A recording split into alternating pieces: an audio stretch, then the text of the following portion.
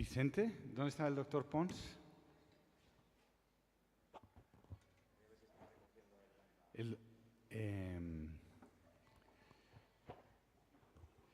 Creo que han tenido...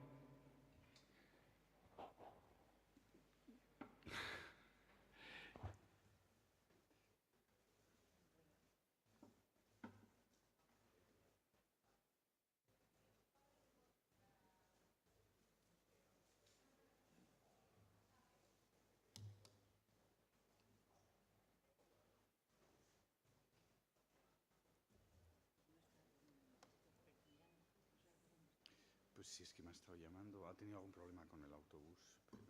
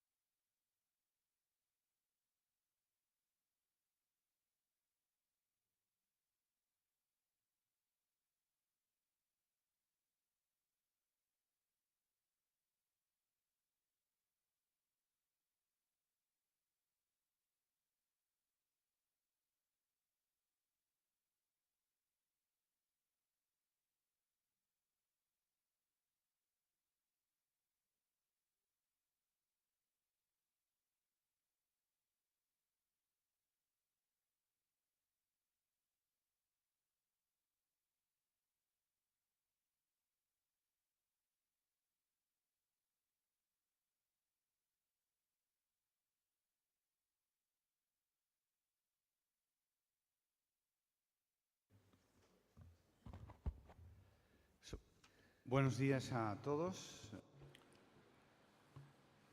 Good morning. Thank you for being here. We've had some logistic difficulties. Cut up by the rain, transport. Pero espero que a partir de ahora ya no... I hope that from now on we will not have any further problems.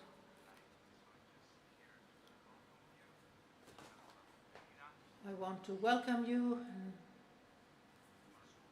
and I now will give the floor to Dr. Belén Cantón, who is the manager of the Rio Ortega Hospital. That is the organizer of this event, and thanks to her we can do this here. Thank you, Dr. Pérez Miranda. Well, organizer and rather enablers. First of all, good morning and welcome you to the Rio Ortega University Hospital. For us, it's an honor to be able to make possible or facilitate everything so that we can achieve these sort of initiatives. We thank you for your attendance, all of those of you who have come from very far away as well. And we had to try to facilitate this type of initiatives that generate motivation for people. At that respect, I would like to acknowledge especially the digestive tract department for being the drivers of this initiative. I think that we have motivation and in order to keep on training with high rates of quality, and this is something that we should be grateful for. I would like you to take advantage of this meeting as much as possible. It's going to meet your expectations, and I hope you feel well received here in this hospital. Thank you, Belén. Now, Dr. Vicente Pons, who is the current president of the Spanish Society of Digestive Endoscopy. Without the help of this society, this course would have been impossible to perform. Thank you, Manolo. Apologize for this delay. As Dr. Perez Miranda said, it's a course that LACET have three fundamental pillars. That is our Congress that probably soon we will hold in Seville. We have the CEPLA, something that started a few years ago. We have the Vallado Live as well as a course. I don't like to call it Manolo's course, but it's a course that Manolo has been leading. And for me, it's very joyful to see this first row, but so many international speakers, to convince them to come to Spain and make a course of this characteristics. It's an international course, and we should call it like that. It has enough weight and leadership from Dr. Perez Miranda, enough as well in order to become an international course.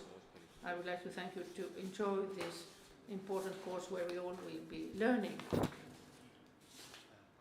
And in order to finish, Dr. Garcia Cruces, Vice Chancellor of Health, is opening officially this course.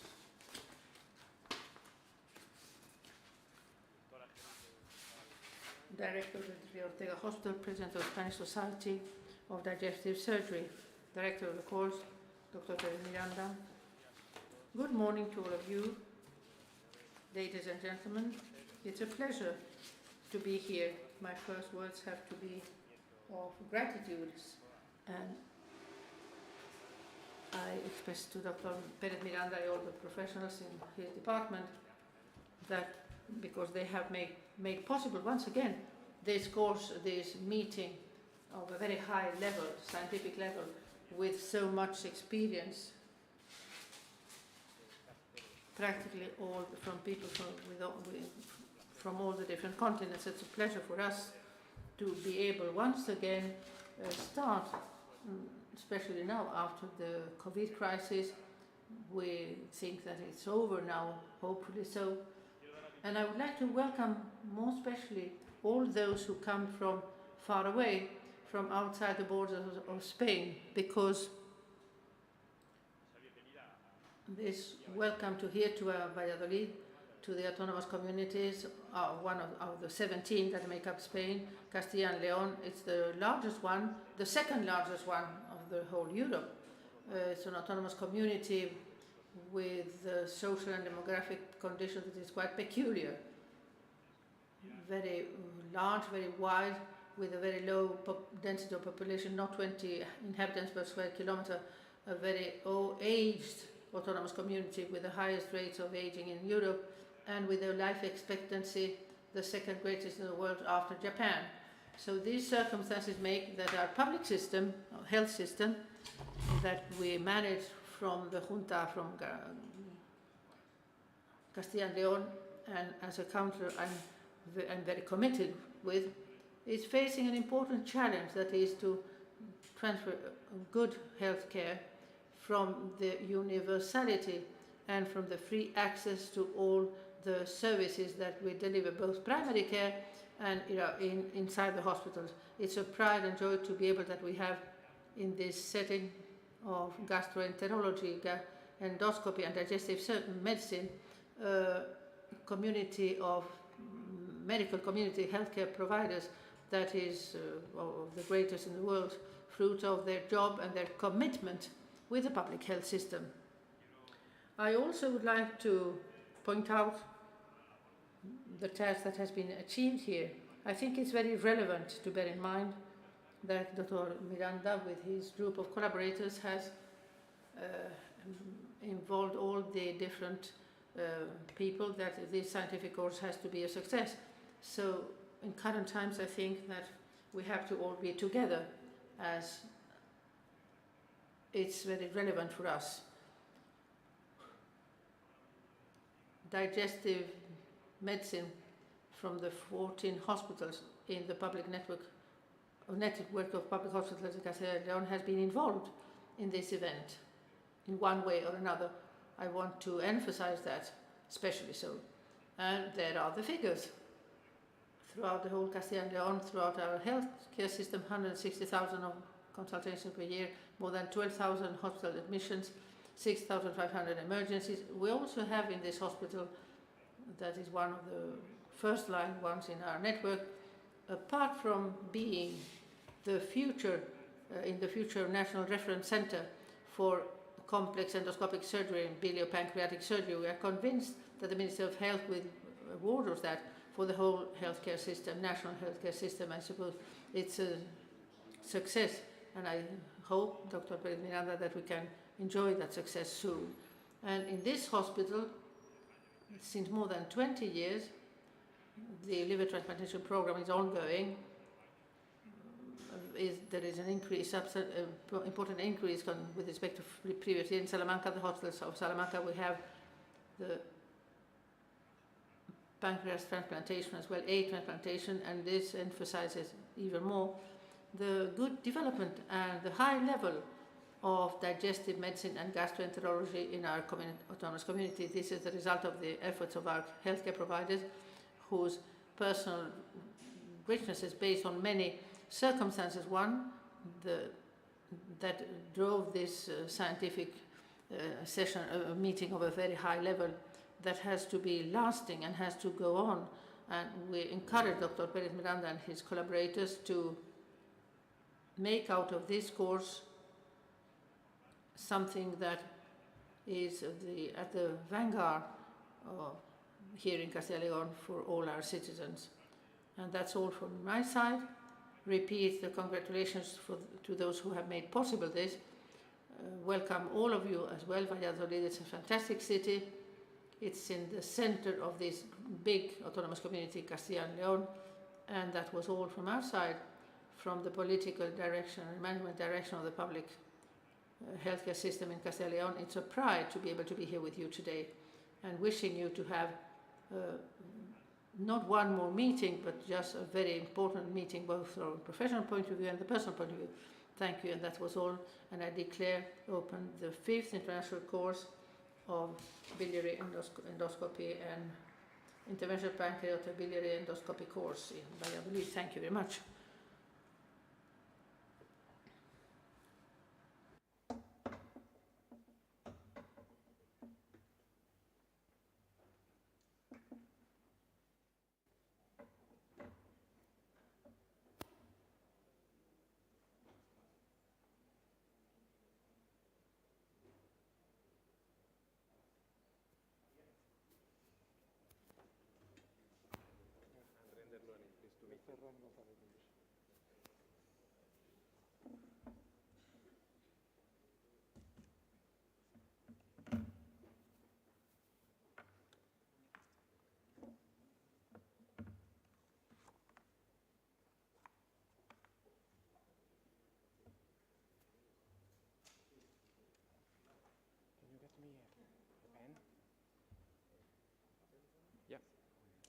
So just give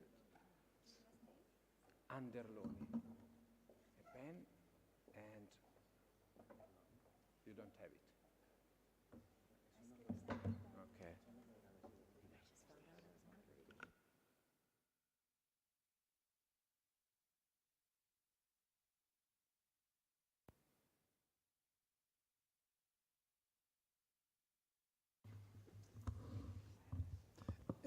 Buenos días. Good morning. We are going to start this first session or panel of lectures. We have half an hour delay already, so we will start reminding you that you have simultaneous interpretation into English and into Spanish. You have to take your headsets outside if you need them. And without further ado, we are going to start with Dr. Frida Jamidar, who is going to speak about the therapeutic ERCP DAFO analysis at the 50 years. With he has to use the microphone. No.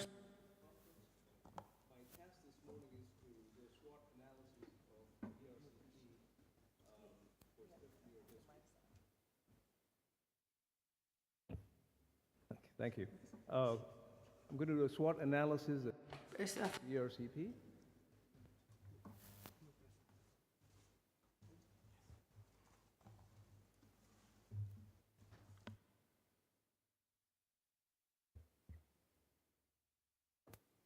So the first ERCP was done in 1968 by William McCune, who was actually an obstetrician.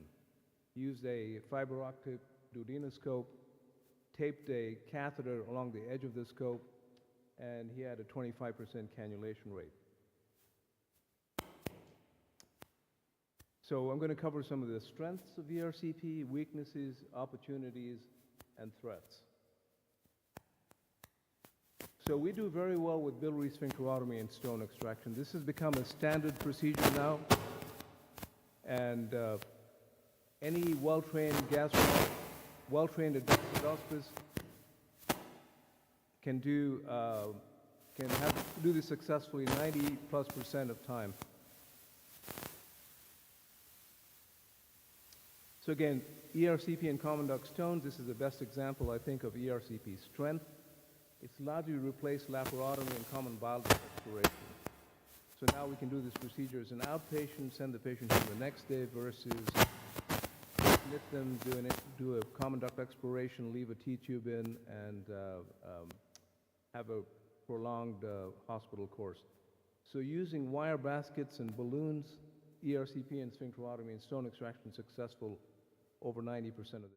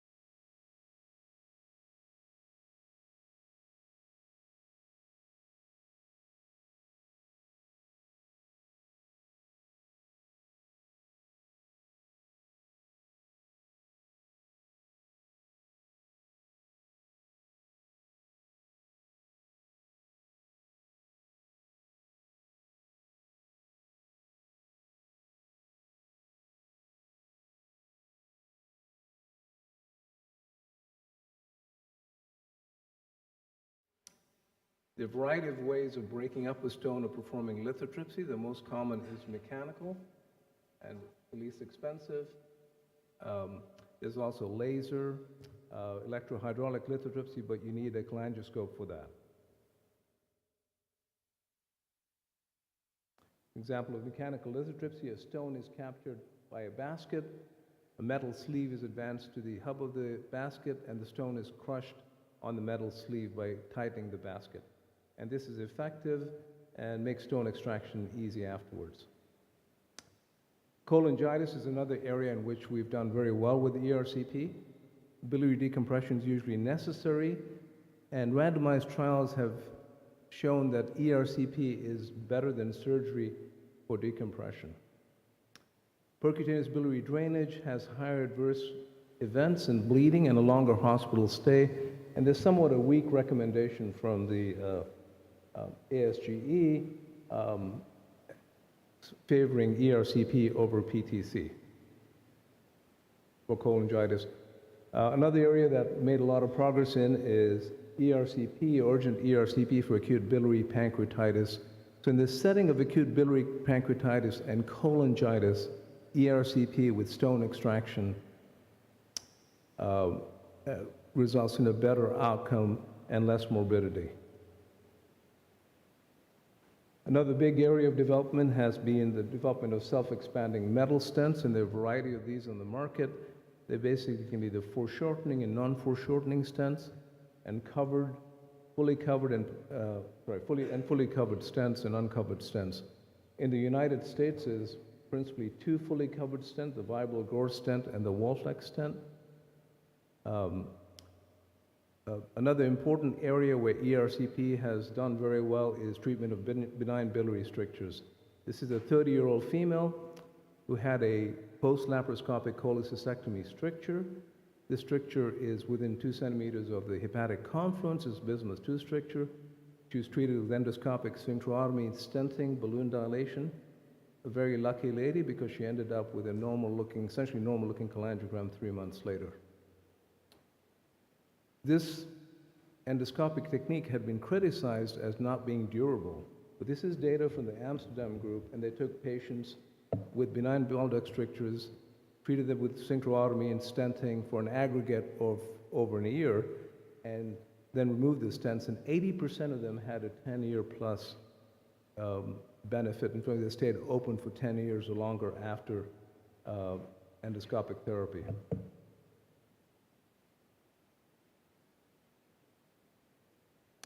In terms of malignant bile duct obstruction, we palliate pancreatic cancer very well. Here is a cholangiogram. There's a stricture in the intrapancreatic portion of the bile duct from pancreas head cancer. Here a plastic stent was placed. We now almost exclusively place metal stents in this situation.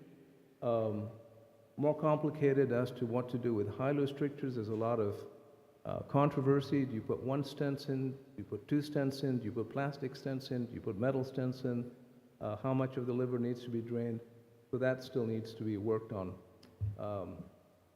This is one of our commonly used stents, and this stent is, like other metal expandable stents, it's mounted on a 7 French catheter. It's inserted over a guide wire into the bile duct. This stent does not foreshorten, so it pretty much ends up where you place it. So once we're happy with the position, we then deploy it by pulling on this long string. This stent has anchoring struts, so it does not migrate, as opposed to some of the other covered metal stents. It's a little bit more difficult to remove afterwards, but we've had very good experiences with this.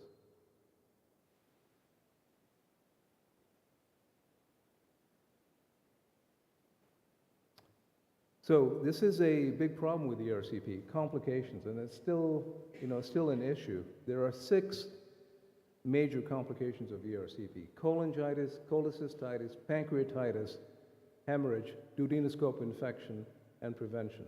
And the mortality is 0.4 to 1.4%. So this is a significant problem with ERCP. The duodenoscope-related infections came into kind of peak in 2010 to 2015.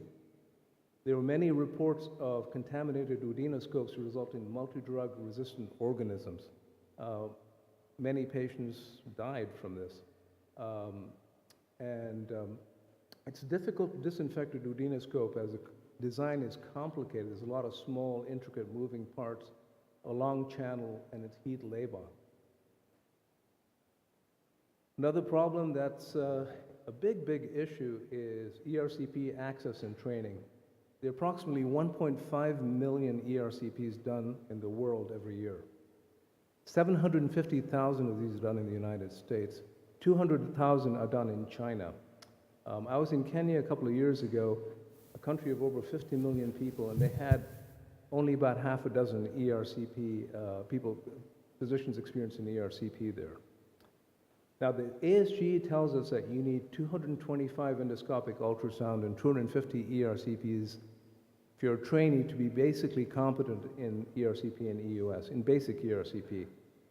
To be competent in a little bit more complicated ERCP, you need 300.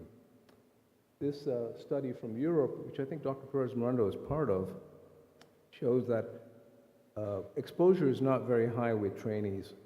Almost half trainees only did 100 to 150 ERCPs, and 2/3 did 150 EUSs.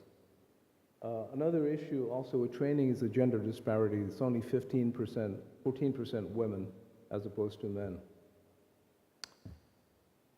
So the other area that's very challenging for us is cholangiocarcinoma. There's a low ERCP sensitivity. It's difficult to make this diagnosis. Especially worrisome in a condition like PSC, primary sclerosing cholangitis, is a 400-fold increase of cholangiocarcinoma. Breast cytology and biopsies has poor sensitivity of around 50%. FISH is expensive, labor-intensive, and only modestly boosts accuracy. I hope Dr. Reichman will agree that cholangioscopy has low intra-observer agreement, so it's not a perfect solution to this.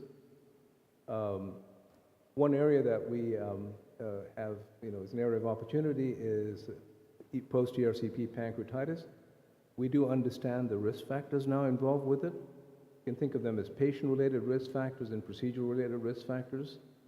So typically, a younger female with normal ducts, sphincter voti dysfunction, and who's not jaundiced is at high risk for pancreatitis. In terms of procedure-related risk factors, difficult cannulations, pancreatic injections, aspiration and sphincterotomy are risk factors for pancreatitis.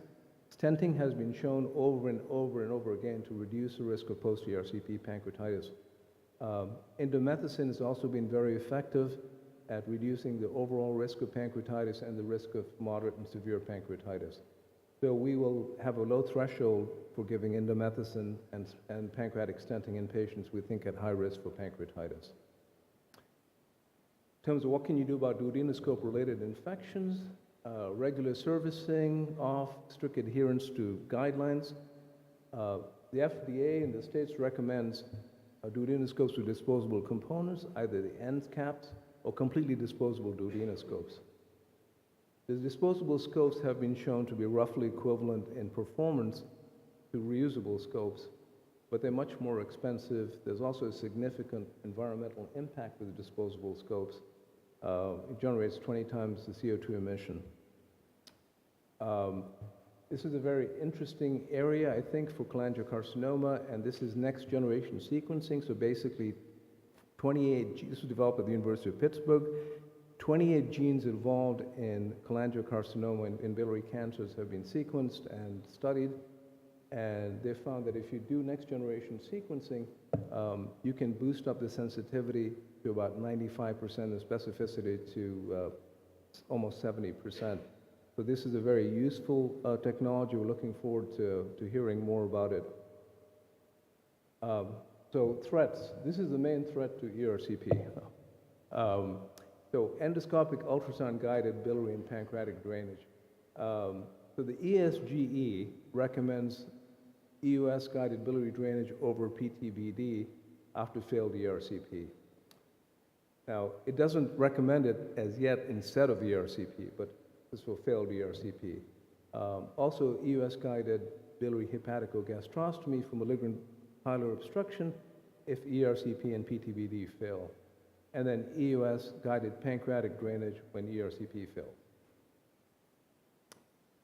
The other threat to ERCP is laparoscopic common bile duct exploration. And currently no consensus agrees to how you treat common bile duct stones with an intact gallbladder. There's some UK guidelines recommend doing a lap chole and intraoperative cholangiogram, and common bile duct exploration if expertise is available. Bile leaks are much greater with laparoscopic bile duct exploration, pancreatitis, and bleeding worse with ERCP.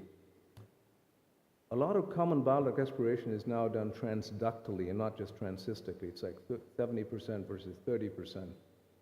A lot of these are also done with primary closure and no T-tube. That was one of the downsides in the past of common duct exploration. And the hospital stay seems to be shorter with a single-stage procedure. The last threat is primary percutaneous cholangiography for biliary drainage and malignant hilar strictures. So there's a 3.5 times higher therapeutic success rate with percutaneous drainage than with ERCP. ERCP also has almost a 2 times increased risk of cholangitis as opposed to PTC.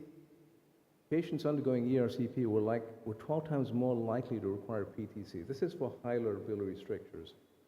Bleeding, tube dislocation, mortality is worse with PTC, but pancreatitis is worse with ERCP. And in this meta-analysis, it favored PTC for biliary strictures. So in summary then, what are our strengths? Common bile duct stones, cholangitis and pancreatitis, benign malignant strictures, ampulectomy and cholangioscopy, pancreatic endotherapy. Weaknesses, ERCP complications, duodenoscope infections, access and training, cholangiocarcinoma diagnosis, highly stricture management, and opportunities center around understanding risks and what we can do about post-ERCP pancreatitis, pancreas divisum, duodenoscope infections, and then next generation sequencing, and threats of EUS-guided biliary and pancreatic drainage, laparoscopic common duct exploration, and primary percutaneous drainage in malignant hyalo strictures.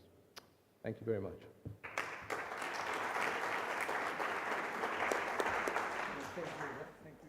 Thank you, Jamil. I think the questions better at the end of the session. Yeah, due to the short of time, we are not going to do question and answer for this session of great lecture. It's a great honor for me to introduce the next speaker, who is a great friend and a great man, performing cholangioscopy, pancreatoscopy every day. So we are looking forward knowing by you some new tricks, new idea to overcome problems of cholangioscopy in biliary stricture. Perfect. It's a pleasure being here.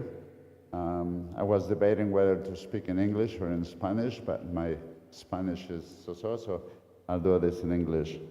So cholangioscopy has been around for quite some time. It's already an old book. But however, over the pass of time, we've been able to start opening this large book and getting more and more data. And finally, I think that we've gotten to the point where we are in that book where we will walk through the light. It's sort of like seeing the light at the end of the tunnel. So you might wonder why I'm showing this. So this is something that is called the CAVE 2022, which is a digital video work that combines visualization and storytelling, which allows the observer to experience otherwise unknown territory. So you can relate as to why that compares with cholangioscopy, because when we are dealing with biliary strictures, which is a very large block of what we do in cholangioscopy, we usually approach these with a very non-endoscopic way. When we do biliary strictures and we are doing a cholangiogram, as in this case, which always follows an MRCP, and oftentimes we do the MRCP for mapping as well as for guidance on therapy. But when we do an ERCP, we're not really doing endoscopy. We're doing an interpretation of an X-ray holding a scope, injecting dye. This is not true biliary endoscopy. We're not visualizing. And the difference when we attempt to do an ERCP after an ERCP is that we're going to go for a 50% chance of making the diagnosis with brushings and biopsy, but we do risk a patient to have a 2 to 5% post-ERCP pancreatitis. So when we define an indeterminate stricture, which is the reason why we do the cholangioscopy, that is when there is no explanation for the stricture. That includes also cross-imaging studies as well as EUS. And significantly is because we want to avoid unnecessary surgery either in the hilum, 20%, or in the distal bile duct, which is about up to 10%. So over the last couple of decades, almost 2 decades, the advent of the single-use cholangioscope, one performer, disposable, is bolted the use of cholangioscopy in the entire world. And this is a very easy system to use. And what that has done is that it has allowed us to, one, is direct visualization of the lumen of the intra and the extrahepatic biliary tree. You can characterize benign versus malignant disease, assess the extension of the disease within the epithelium, assess for synchronous lesions, additional lesions to where you only saw one, targeted tissue acquisition, and targeted therapy. So this is what I personally call the cholangioscopy pyramid. And this is the approach that we have moved forward in the last 20 years. And more importantly now is the future, is what's coming to enhance what we already have. So when we are dealing with this type of scenarios, you can see very common different strictures that we are seeing. And one that is particularly difficult is the one in the middle when the lesion is in the intrahepatics, where the possibility of you doing brushings or biopsy in that area, they are quite limited. So what happens is we do an ERCP, we do a cholangiogram, brushings and biopsies, and what that is going to do is give us a 50% chance of making a diagnosis. And then there are expectations, your expectations, the referring physician expectations, family, patients, the treating physicians. If that fails, you're going to do a second ERCP because you say, oh no, this time I will get the diagnosis, brush and biopsy, but you have the same 50% expectations. And then what happens is it's almost like a waterfall event, right? It's like snowfall event where you do ERCP 3, ERCP 4, and then over time the efficacy of your procedures have declined as well as the time has been prolonged in making the diagnosis, and everybody's hope declines, right? And so what can we do to affect that? Because we are doing too many procedures. It's possible that your patient may go somewhere else, unnecessary surgeries, unnecessary delays in treatment and diagnosis. So what can we do to prevent this from happening? And is the early incorporation of DSOC, which is cholangioscopy. So when we are doing characterization of the epithelium as well as direct visualization, we have a very distinct way of characterizing malignant disease. With malignant disease, the main thing is the blood vessels, the tumor vessels, which are defined as tortuous, superficial, sort of bulging vessels. Or we can have lakes like here, where you see those are vascular lakes. We can have nodules and a stricture that is not concentric, but those are not very diagnostic. The most important is the vascularity. And this is very different than benign. In benign disease, you can see, you can have a nodule, but there is no vascularity, okay? Blood vessels are the one thing that you will not see in benign pathology, perhaps with the exception of PSC, but that's a different story. But these are examples of a classic malignant stricture as seen by cholangioscopy. And one of the factors that is very important to consider is friability. And it's been a while since we started classifying malignant strictures. We got to the point where we would incorporate friability as the diagnosis. So back a few years ago, we published our data on 108 patients. The majority of them we did cholangioscopy. And what you can see, the important thing is that the sensitivity by visual impression and the specificity were very, very high. And they were much better than when we did targeted biopsies.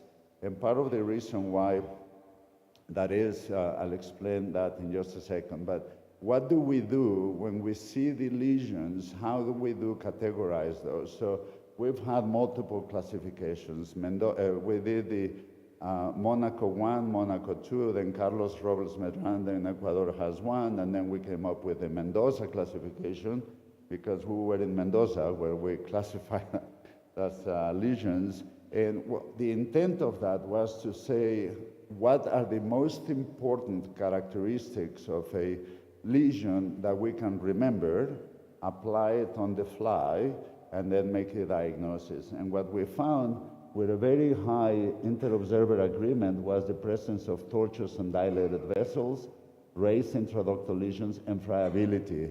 This is the very first classification that incorporates friability within the characterization of malignant disease. So this is very important, and you can see the agreement for neoplastic and for benign is almost perfect.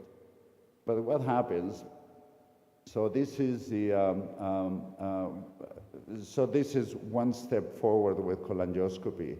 The other thing where we modify the management of patients is when we are assessing the extension of the disease.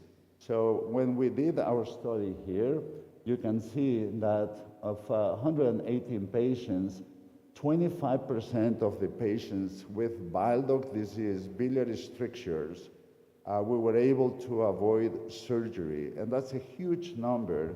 And this is an example of one of those patients we are doing the cholangioscopy, and now we are in the intrahepatics.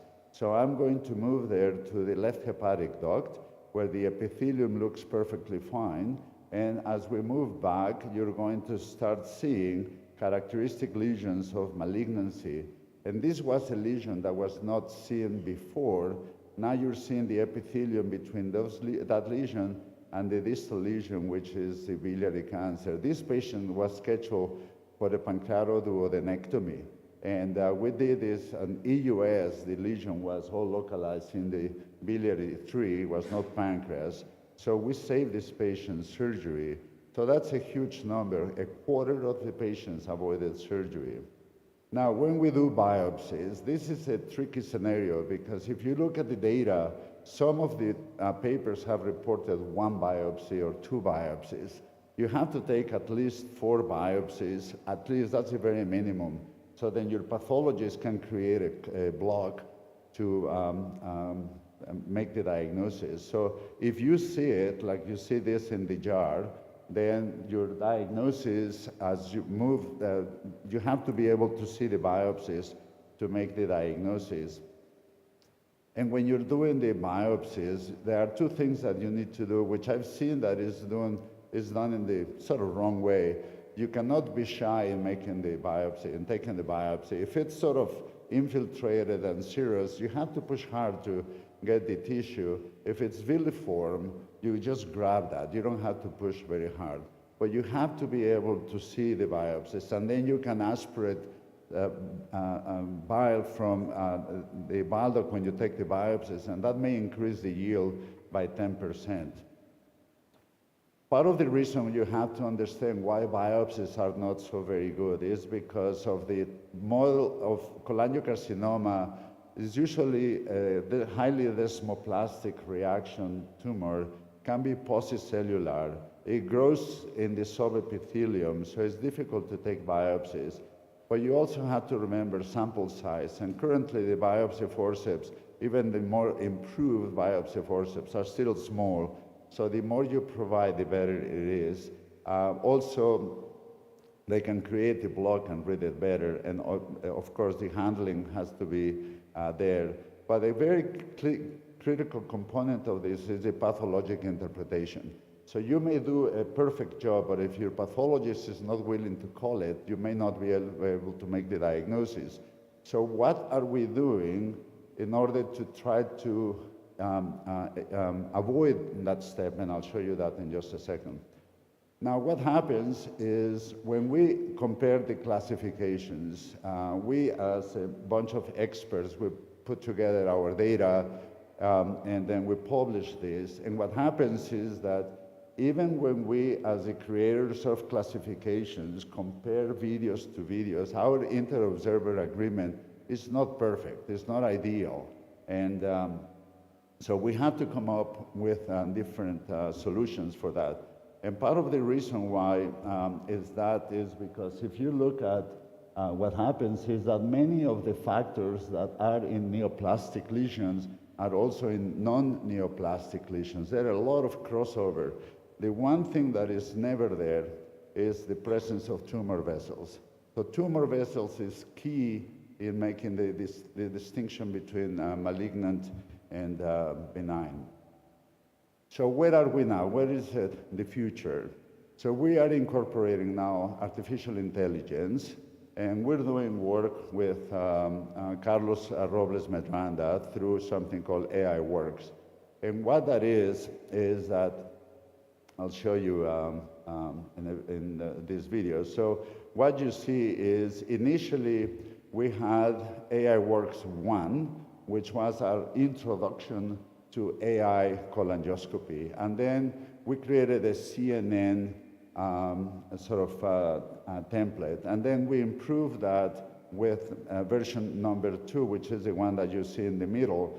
At that time, we were getting squares and percentages, but when we submitted this to the FDA, we needed to drop those percentages out from the squares. And now you can see the most recent model, the one in the far right, where what that does is that it will give you squares as to where the lesion is, and that allows you two things. One is to identify something that you might not have seen, as well as guide you some biopsies. And we showed this recently during endoscopy on air, where we're doing a cholangioscopy on a patient, and you can see there is a cholangioscopy, the AI, that is targeting the lesion, and then you go after that, you take your samples, and while you're taking your samples, you continue to do the assessment of the lesion.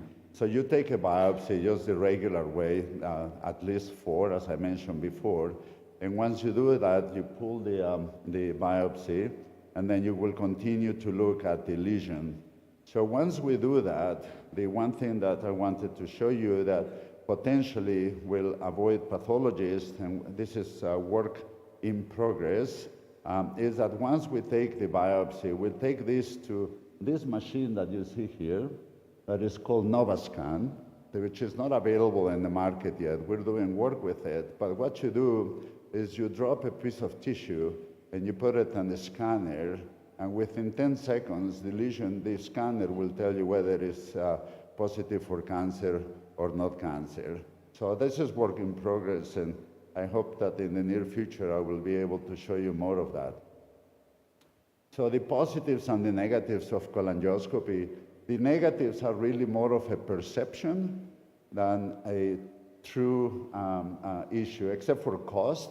Cost is an issue everywhere in the world, but endoscopy time, it actually isn't, because when you compare additional 10, 15 minutes on a procedure doing cholangioscopy, is far superior than doing 2, 3, or 4 ERCPs in one patient. But the quality of management, the willingness to use the technology, accessibility is already there, has to be used. Mechanics and optics have improved compared to what was in the past. So a lot of the things that we used to complain, now we don't complain because we have great cholangioscopes to use. And it also impacts the patient care and the management, as I showed you earlier.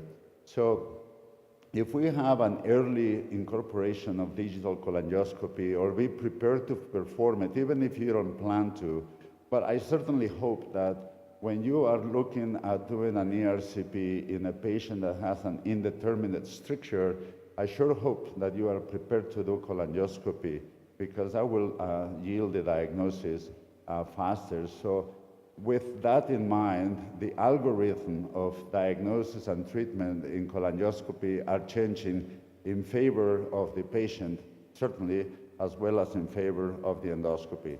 With that, thank you for your attention.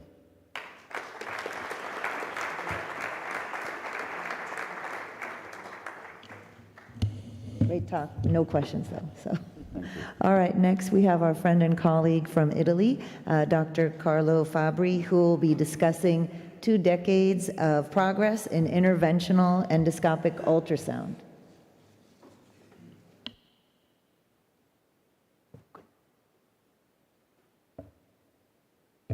Good morning. I'm very happy to be here involved in such important congress entirely dedicated on biliopancreatic disease. And obviously, it's not so easy to talk about 20 years of literature, but first of all, we have to keep in mind the hierarchy of evidence in our clinical practice. And we have to keep in mind 3 important questions, because we have to understand if the literature is false or true. And probably a traffic light can help us in the decision, because we can have convincing data and so is green. We can have ambiguous data or data that need to build more evidence, and that is yellow. Or we have to discourage some procedures, or we are need to wait more evidence and more data. This was a paper that we made with Fusaroli Group 10 years ago, and as we can see, for the most part of this procedure, the level of evidence was close to 0. That is the list about interventional EUS, and a lot of things are happened.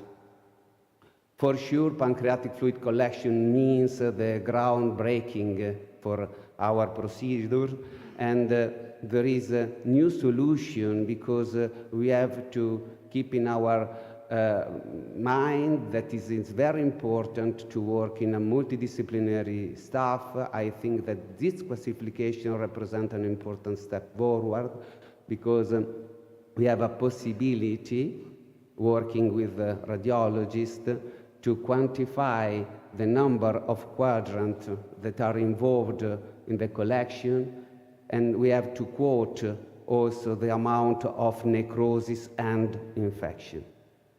For sure, we are able to work using 3 different stents: plastic stent, metal stent, and lamps. Different shape, different size, different diameter, but in general, only 3 stents. Now we have a lot of literature about the comparison between one stent in respect to another, but we don't have any difference. But for sure, I want to stress that the introduction of lamps give us the possibility to enter inside the collection and also to use and to innovate other devices entirely dedicated for the position, for this type of procedure, for example, Necrolite or Endorotor. And when we speak about pancreatic fluid collection and we see the guideline, the traffic light is absolutely green. We cannot to say the same about EUS guided pancreatography because we have only case series, and over here we can see only sparse data with few patients enrolled. For sure, we have to keep in mind that that is not an everyday procedure, and we have to work together to build literature and to build evidence. And so the traffic light is yellow. EUS guided biliary drainage represents the key point in interventional procedure because it is a new paradigm, a new possibility, and a great innovation. Over 20 years now, we are able to have more than one route for our patient, different route, and obviously there is competition and there is comparison with other technique, with radiologists. That is not, it is not the best way to work, but it is important to consider the final result because EUS biliary drainage means a good technical success, a good clinical success, less adverse events, less cost, and less hospital stay. When we compare the stent, there is no difference, and so we have to maintain in our armamentarium in endoscopic suite any type of stent. And obviously, we have to remember that we can encounter complications, sometimes manageable complications, sometimes not, because the problem is the patency of this stent in a era where the patient can live a lot of time and can receive more than one treatment and more than one medical treatment. And so it is important also to classify the type of complication because we can have more than one possibility to solve the problem. We can see 31 lumps dysfunction, and in particular, the impaction of food or impaction of stone over the time. About the EUS biliary drainage for primary palliation for an unresectable biliary disease in malignant biliary obstruction. Now we have literature published in very leading journal, and for sure we can have a very nice and very good result. Also, hepaticogastrostomy, it is not a new technique, and it is very difficult to build consolidated data, because only in that few years we have dedicated, entirely dedicated device. But it's a difficult disease, is a multiple step procedure, and so we have to be very precise and to work together, because we can encounter more than one type of difficulties during this procedure, and also when we have to manage the complication is not every time easy.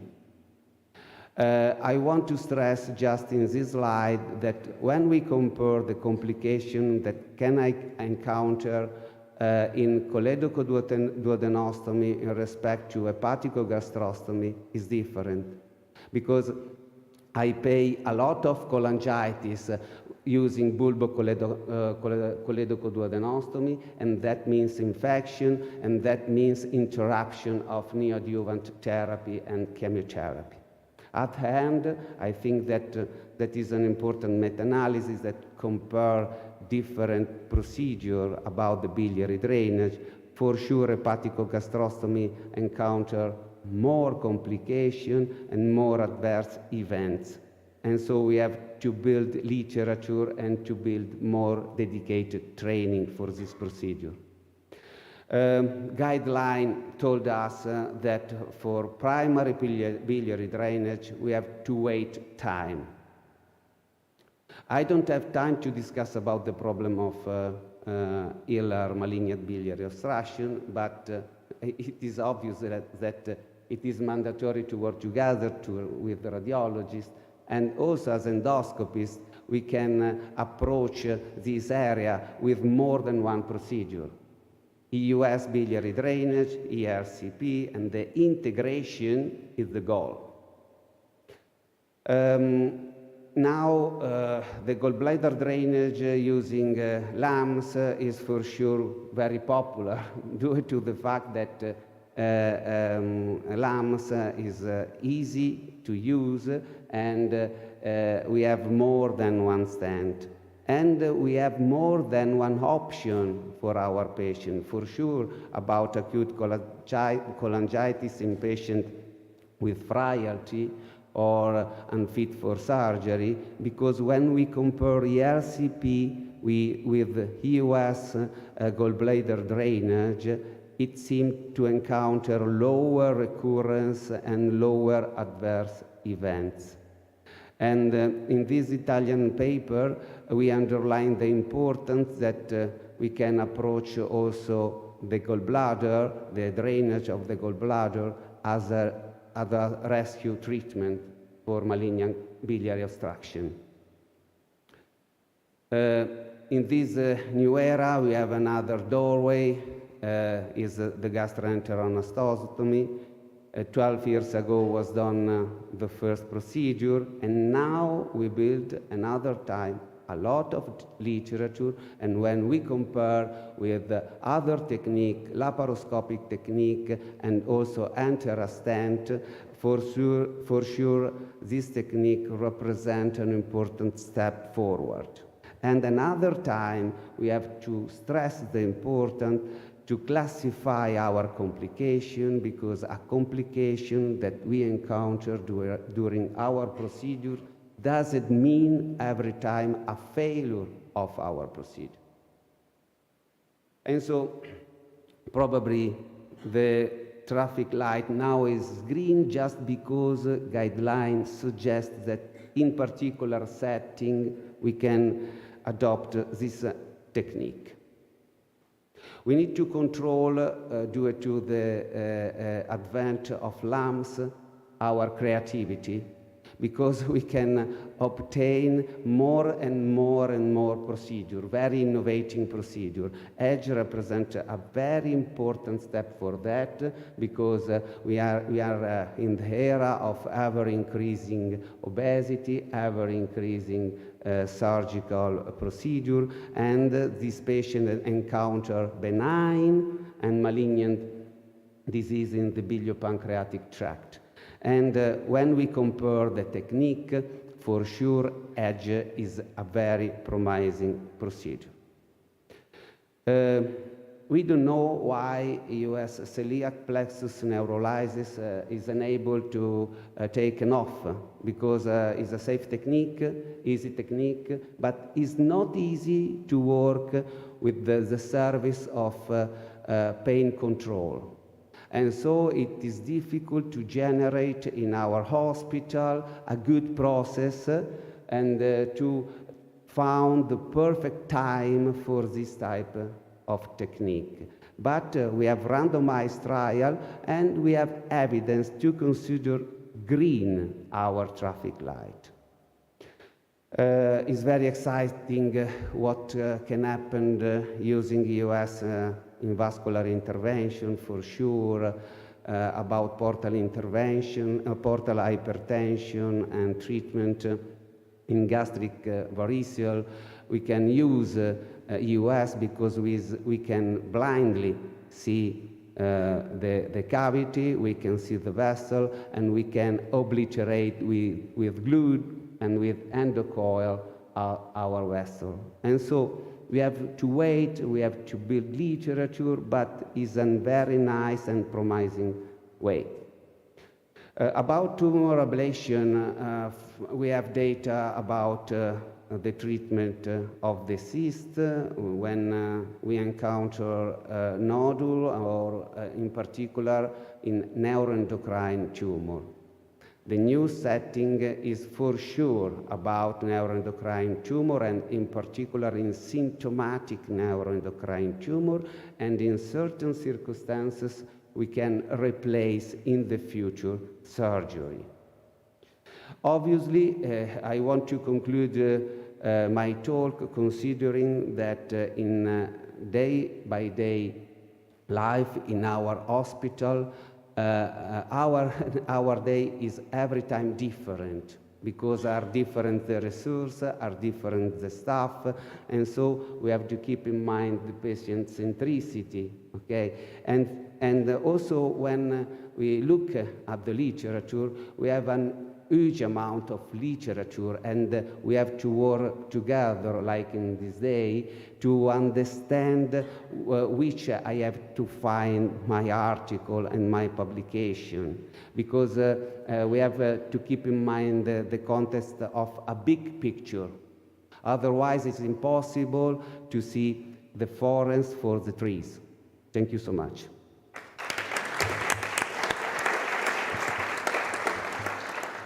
Thank you very much, Dr. Fabri. The next speaker is Dr. Isayama from Tokyo, Japan, and he will talk about improvements in equipment and devices for EUS guided drainage. Okay, thank you very much. Very kind introduction. I'm Isayama from Juntendo University.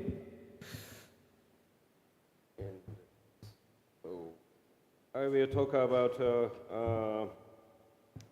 okay. Yeah, talk about the improvement of the devices. So, and I want special thanks to the Manolo. So I first met with him 2007. At that time, we are very young. I invited to the University of Virginia, and at that time, also Michel Kehela are there. So I'm very happy to keep our friendship this 16 years. So I want to introduce our recent activity from the JGS subcommittee meeting, that making the terminology of the interventional EUS. I'm chair of this subcommittee. So in this our discussion, we classified interventional ES in 5 categories. You guys sampling through the needle examinations and the USDA, drainage / anastomosis. And the next one is trans-eschar endosonographically created route, so including many puncture route, mature anastomosis, and also ashes. And the other one is a US guided delivery. So sampling, so mainly performing the US TA, tissue acquisition, and US guided fluid sampling.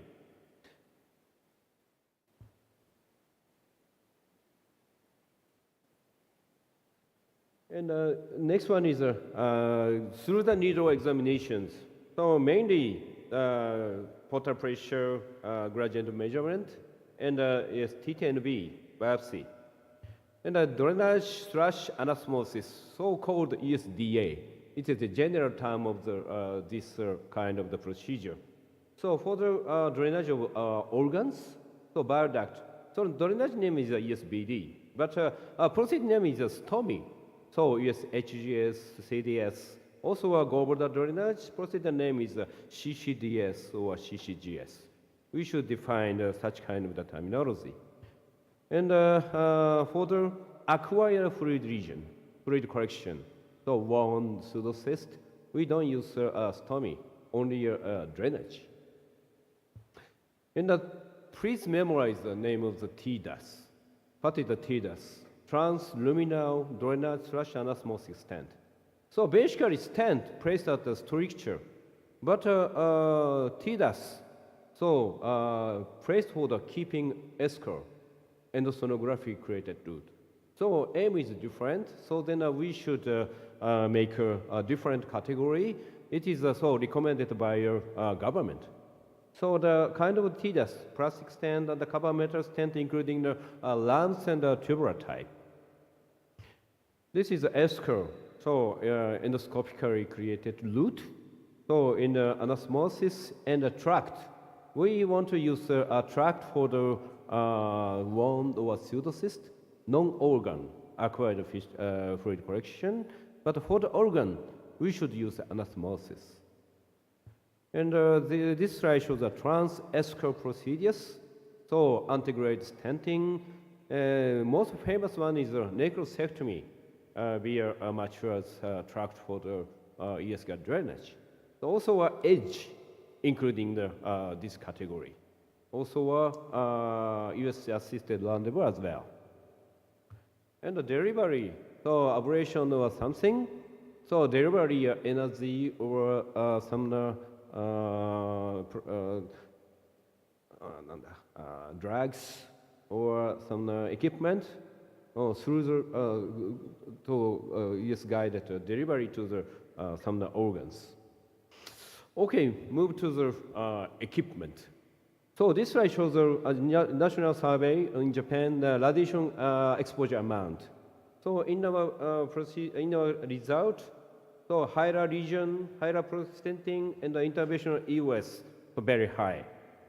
So I and Fujifilm Healthcare, developing the fluoroscopic machine. This over 10 years. So in this our activity, so basically the fluoroscopy, so including many photos, but increasing the photos, very smooth fluoroscopic image, but the radiation amount increased. So recently we can make intervening photo according to the former and the back photo. Then same quality of the fluoroscopy image, but radiation amount half. So it is beneficial for the endoscopist, staffs, and recently the female doctor increased. It is very beneficial, I think. And the next one is a subtractor supine. The name is WOW. So and this procedure to overlap the supine, but we can see the guide wire and the stent are very good.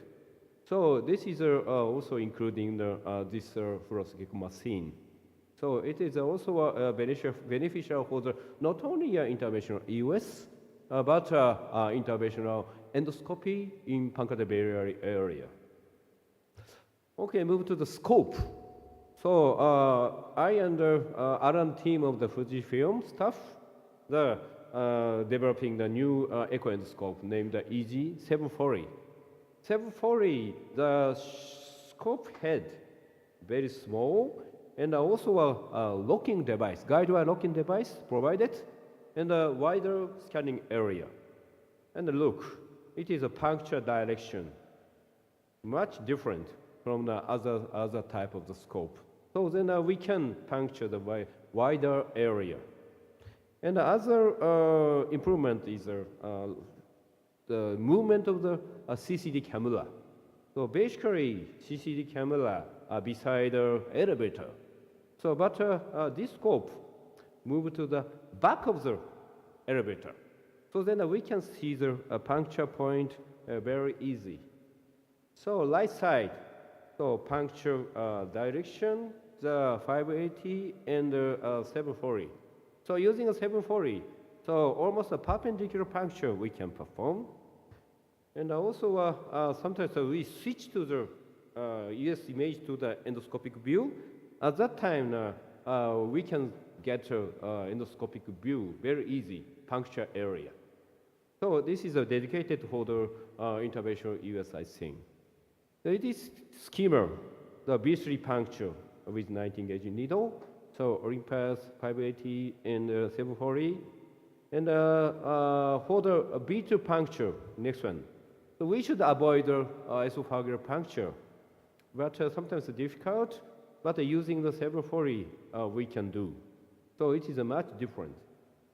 And we already analyze our data about ESBD.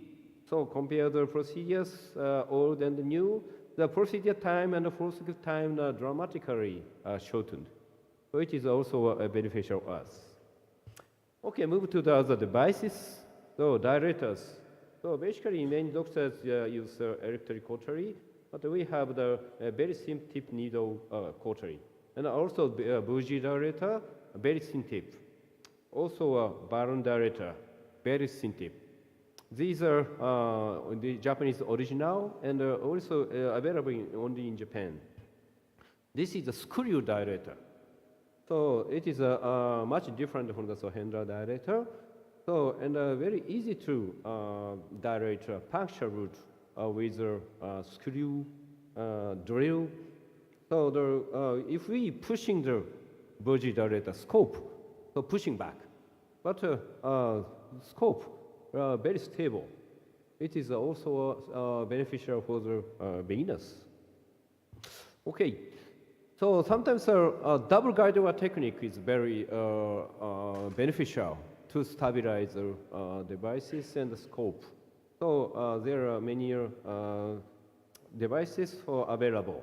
So and basically we use cytology brush, but now we have a dedicated double guide lumen catheter, and even in Japan. Okay, move to TDS.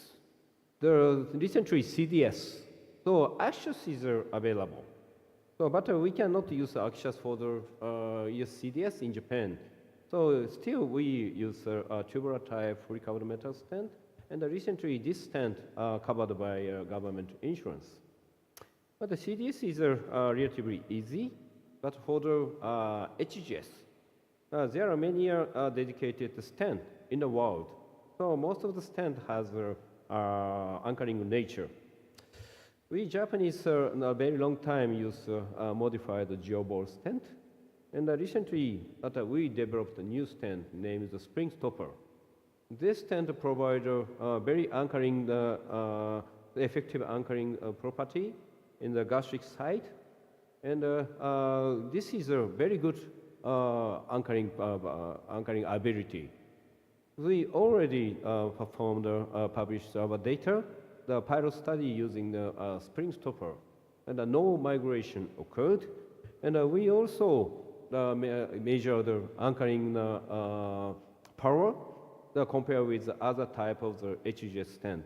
And the spring stopper is so strongest. So I think that this is a very safe stent for the HGS.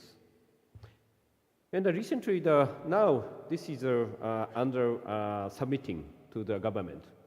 So it is also providing the hook at the tip of the stent. And this stent, so very thin tip, and without dilation, the insertion ability is very good. So then, so reduction of the peritonitis may be obtained. So maybe next year or 2 years later, we can use in commercial. And for the HGS, some doctors try to use fully covered laser cut stent. So covered laser cut stent, so relatively difficult to remove. Dr. Ogura he published this data. And also a very thin tip delivery system. It is also a beneficial, I think. Plastic stent, a very fine stent we can use, named the Piglet. So very good design, and also a very short distance difference between a stent and inner catheter. It is dedicated for US HGS. And the next one is also a dedicated stent. These stents are also Japanese original, so then only available in Japan. But we try to spread these stents into the world. So this last one is an add flap stent. Add flap means additional flap. So it has a very good flap at here and also at here. And this is a locking pulling back system, and using the inner catheter, but the inner catheter stopped at here. So then we can push this stent, both inner catheter and outer catheter. So and with a very sharp tip, the inserting ability is very good. So now we are evaluating in clinical. So maybe so I want to spread this one to the world. Thank you very much for your kind attention.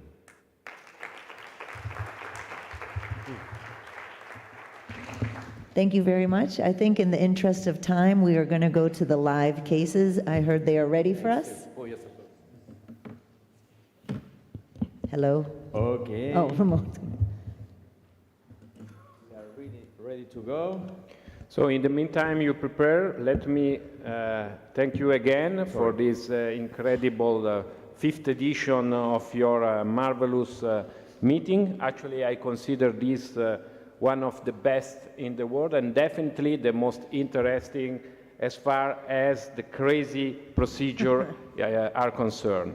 Let me remember also that the 2 days are fully transmitted globally by Endoscopy On Air platform, which you can easily connect. So, thank you. Thank you so much. And we are starting with the first case. It's about a female, 87 years old, past history of epidermoid cancer of tongue, ischemic heart disease. Is admitted by abdominal pain and low-grade fever. Lab test is total bilirubin 3, almost 3 direct. AST and LAT elevated and GGT are about 300. The ultrasound shows CVD 10 millimeters and choledocholithiasis minus 10 millimeters. In the US, we can see CVD dilation with 10 millimeters and a small choledocholithiasis. And in the ERCP, we found intradiverticular papilla. The standard cannulation was failed and the precut failed. So what should be the next step? Repeat ERCP by a more experienced operator, lab call and lab CVD exploration, use guided rendezvous or PTC guided rendezvous. Ok, estamos con vosotros cuando podáis conectar la señal. We are here with you now. You can connect the signal. Hello. Are you there?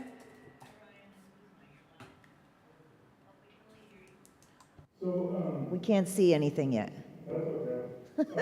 So here you can see that with the oblique No, we echoendoscope- can't see anything. I think we're working on it. Okay. And Ryan, you have on the moderation panel myself, Dr. Ferran and Gonzalez from Spain, and Dr. Anderloni from Italy. Perfect. Okay, all right, we can see Hello, now. everyone. Perfect. So you can see the endo image with the EUS scope. Here's the diverticulum. The papilla is at about 2 o'clock. And yesterday, as you heard, they had trouble cannulating with conventional ERCP. So we're going to come back to the duodenal bulb. Switch to EUS here.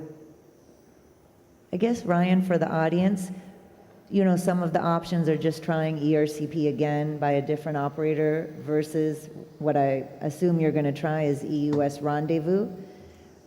True. But in your, you know, obviously everyone has different practice algorithms. In your practice, where does EUS rendezvous kind of fall into the algorithm for a failed ERCP? Good question. I think it a little bit depends on the patient and the situation. I think, you know, patients that are coming from kind of farther away, who you need to kind of get in and get drainage, versus somebody who's local who can come back in a week or so if they're not septic or cholangitic or have severe cholestasis. I think it's a reasonable argument to be made on both sides, to be honest with you. In this case, part of the reason why I think we're also pursuing EUS now is there was some concern about creation of a false track yesterday. So in that setting, I think it makes a little more sense to go straight to EUS versus a repeat ERCP and potentially worsening that situation. And I think it's nice in this case, you know, you have a dilated bile duct, right? So puncturing it and gaining access via EUS hopefully should not be that hard. Correct. So just what you're talking about here. So sometimes it's nice also to know that the patient has still the gallbladder in situ, because I think this is another option actually when you have such a benign condition. I think. Oh, gallbladder drainage then? Or No. You're saying? That if something happens, if you're not able, the gallbladder As it- needs to be taken out. Oh, true, and then an So- intraop cholangiogram. True. Maybe, 'Cause maybe. This is another option. In our center too, if they're very small stones, often they can manipulate the bile duct, not operatively, but they say they milk. I don't know how you translate that to Spanish, but they can squeeze out small stones. That's true, and nowadays with the cholangioscope Yeah. dedicated to the surgeon, you can even have a go intraoperatively. So this is much more interesting to me as a new pathway. All right, so we're going to go ahead with the needle here. Now, it's ideal if you can give yourself a better angle to be able to advance the guide wire towards the papilla. That's not always feasible. But in this case, I'm optimistic. I'm going to have to come a little bit out of this position to get the needle on. So this actually, the needle has the stylet in. We'll puncture, remove the stylet, and then go with contrast and saline before we pass wire here. So very nice case and very nice showing the procedure. We realized that while you are pushing the needle in, you had to change the position, I think, in order to straighten the tip of the scope to allow the needle to go out. This is just for technical stuff to learn. Correct. And I was going to say, for all these rendezvous procedures, your chance of success all depends on that initial angle of puncture from the tip of the scope into the bile duct. So obviously he's trying to angle downwards, but it does look like it might be a little up right now. Yeah, this I think we're going to be perpendicular at best, Yeah. which is okay. I'm going to see if I can change position just a little bit more. This is where it'd be nice to have better tools where we can rotate our wires more easily, similar to IR, but All right. And so- the needle as well, because with the needle, it's always difficult to go up and down with your guide wire. and Ryan, you're using a 19 gauge? Yeah, this is a 19 gauge FNA needle. So looks like we're in here. We're going to clear the needle. I'm going to we're going to pull the stylet. Perfect. Ha canalizado ha So now we're visto going la to pinza con el aspirate a ojo. little. So the aspiration suction container here. We have vial. So we're going to take this off and exchange it for some contrast. Comprueba que es bilis, va a introducir salino, contraste para She's going to introduce saline and contrast, colangiografía. the cholangiography.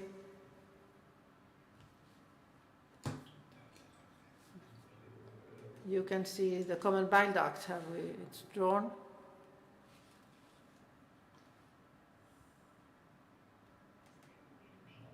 Endoscopy image a little bigger for the audience? Okay, thank you.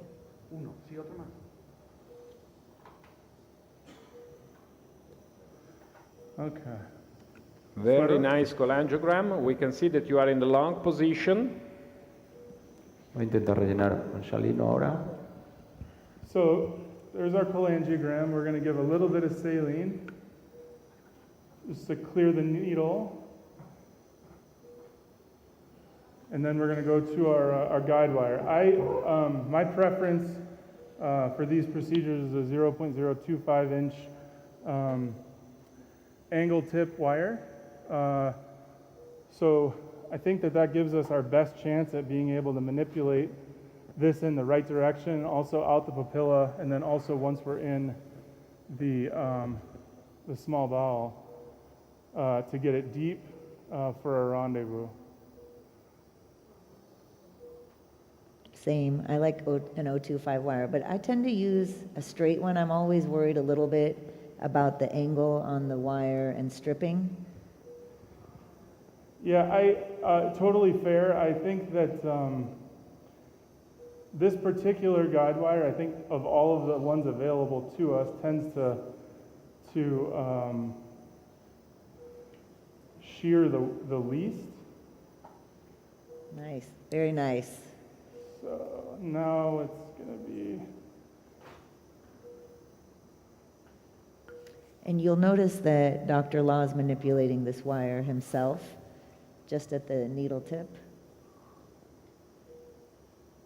And if he feels any resistance, again, to not strip it, you will just pull the needle back and puncture again. Do you always address the common bile duct, or do you start sometimes from the intrahepatic to do the rendezvous? For this one, because you had a dilated duct and all the way down to the ampulla, I would just start more distally if possible. I don't think you need to go intrahepatics. So I think we're out of the duodenum. Are you inside the tick? Yeah, that's what I'm trying to navigate here.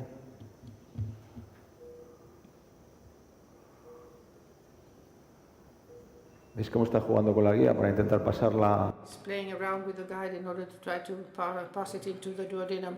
Over there, so probably Esté dentro del divertículo. can give you some problem, but the position seems very nice, very elegant procedure so far. I need to have you in my room when I scope. You're very supportive. Yes, I am always supporting. Hoping that the other will support me sometimes as well. Okay. So trying to work, I think I'm out of the papilla and going down the duodenum, but anybody, it's just a little bit of a difficult push. Can you take this off? Here, the problem is always to have enough guide wire out from the papilla in order to allow you to do the exchange. So again, This is the field where we strongly need Better tools. for better sure. tools, clever tools. I'm not convinced you're out of the tick, though, because again, the goal is to loop it a couple times in the small bowel, and I don't know if he could have gone just along the edge of the wall of the tick. So Manolo is suggesting maybe pulling the needle back, and that may help with our.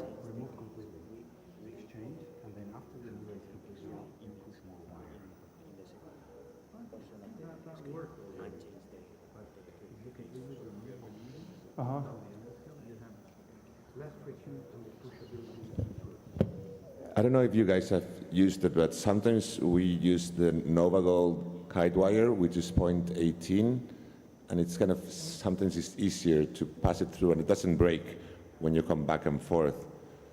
With the gold tip. Yeah. So it's very nice at the end of the procedure. I cut the gold tip and put it and just So we may leave you work is nice and easy as you are doing, and we move to the other room to come back to you whenever you call us back. So Perfect. let's go with the second case, and congratulations so far. Thank you. Ok, podemos cambiar a la presentación, por favor. We can change to the other presentation now.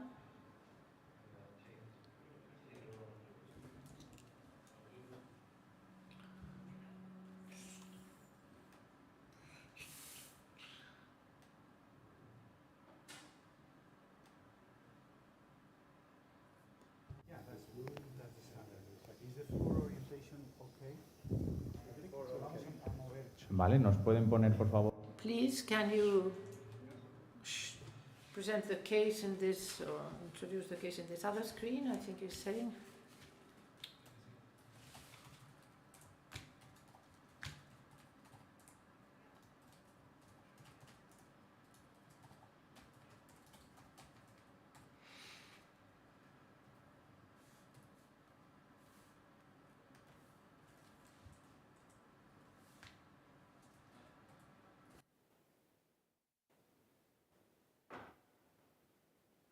La presentación, por favor, del... Can we see the other case? We can't see it on the screen.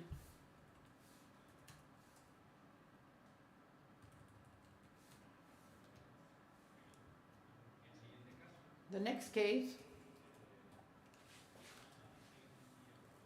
Male with hypertension, diabetes, and obesity. He has a Roux-en-Y gastric bypass in 2017 in other hospital and needed the cholecystectomy and surgical choledochotomy in 2020 for acute cholecystitis and choledocholithiasis. Actually, at the end of August, the patient was admitted to hospital, in other hospital, for acute biliary pancreatitis secondary to choledocholithiasis, diagnosed through the abdominal CT scan, managed conservatively due to the anatomic alteration. In follow-up outpatient visit in September, the patient experienced abdominal discomfort, recurring analgesia. You can see the blood test is not too bad, but in the MRI, we can see the remnant stomach and the excluded stomach, and the cholangio MRI, we can see the choledocholithiasis by 10 millimeters. What should be the next step? Use guided antegrated stone extraction, percutaneous CVD exploration, enteroanastomosis for biliary access and translams ERCP, or enteroscopy-assisted ERCP with sphincterotomy and stone removal. Okay, we want to try enteroanastomosis for biliary. Okay, podemos pasar a la sala, por favor, sala 2. Can we go over to room number 2 now, please? Can you repeat, please? You didn't include laparoscopic assisted ERCP. Was it? It was, yes, it was. It was the second option. Yeah, this patient is post-cholecystectomy. Hello, everyone. Good morning. We need to switch. Morning, yes, we can hear, but we cannot see yet. We can see.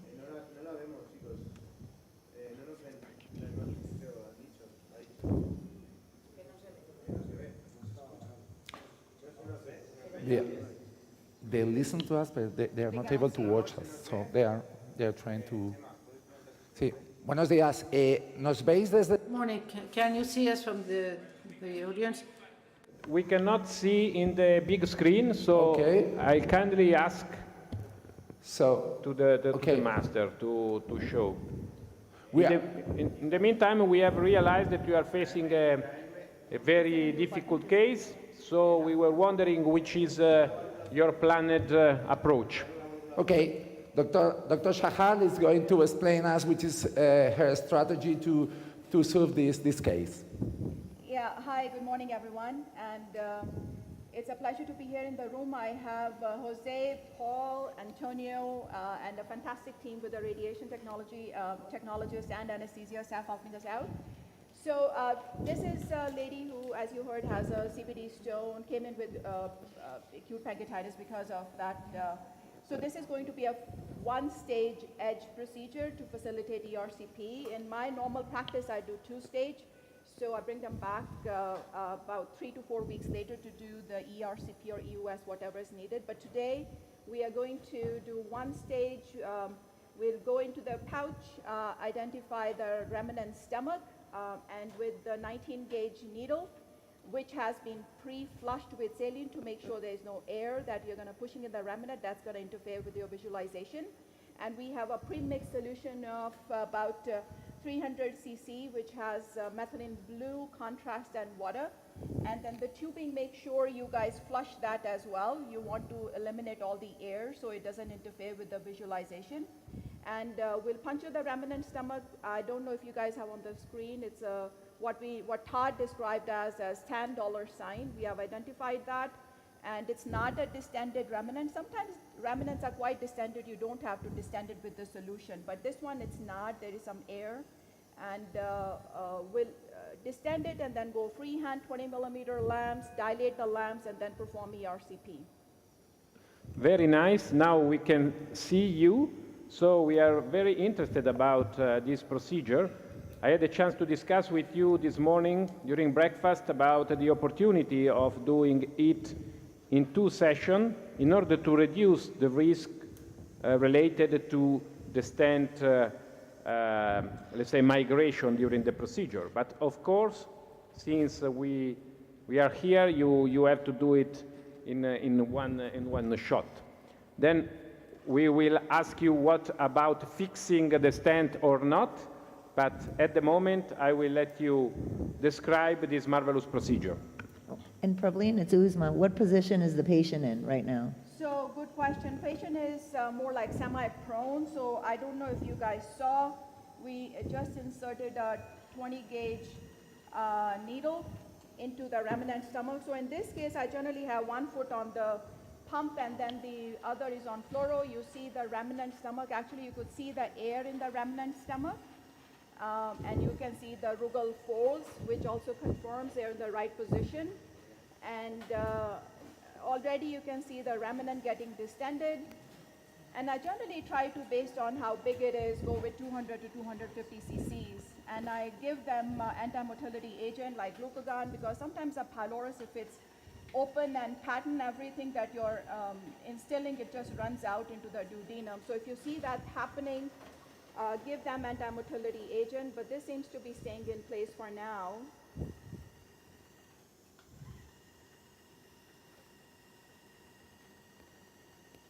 And for you, what's your goal size before you go with the lambs? So this is, I have a talk later on. If you're doing single session, 20 millimeter is better.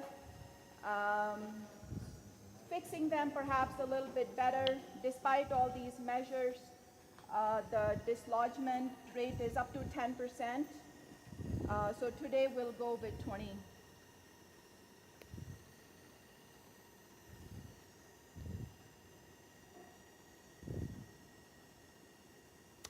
Comentar que la doctora Shahal ha elegido. Dr. Shahal has chosen a needle of 19G of Olympus Z.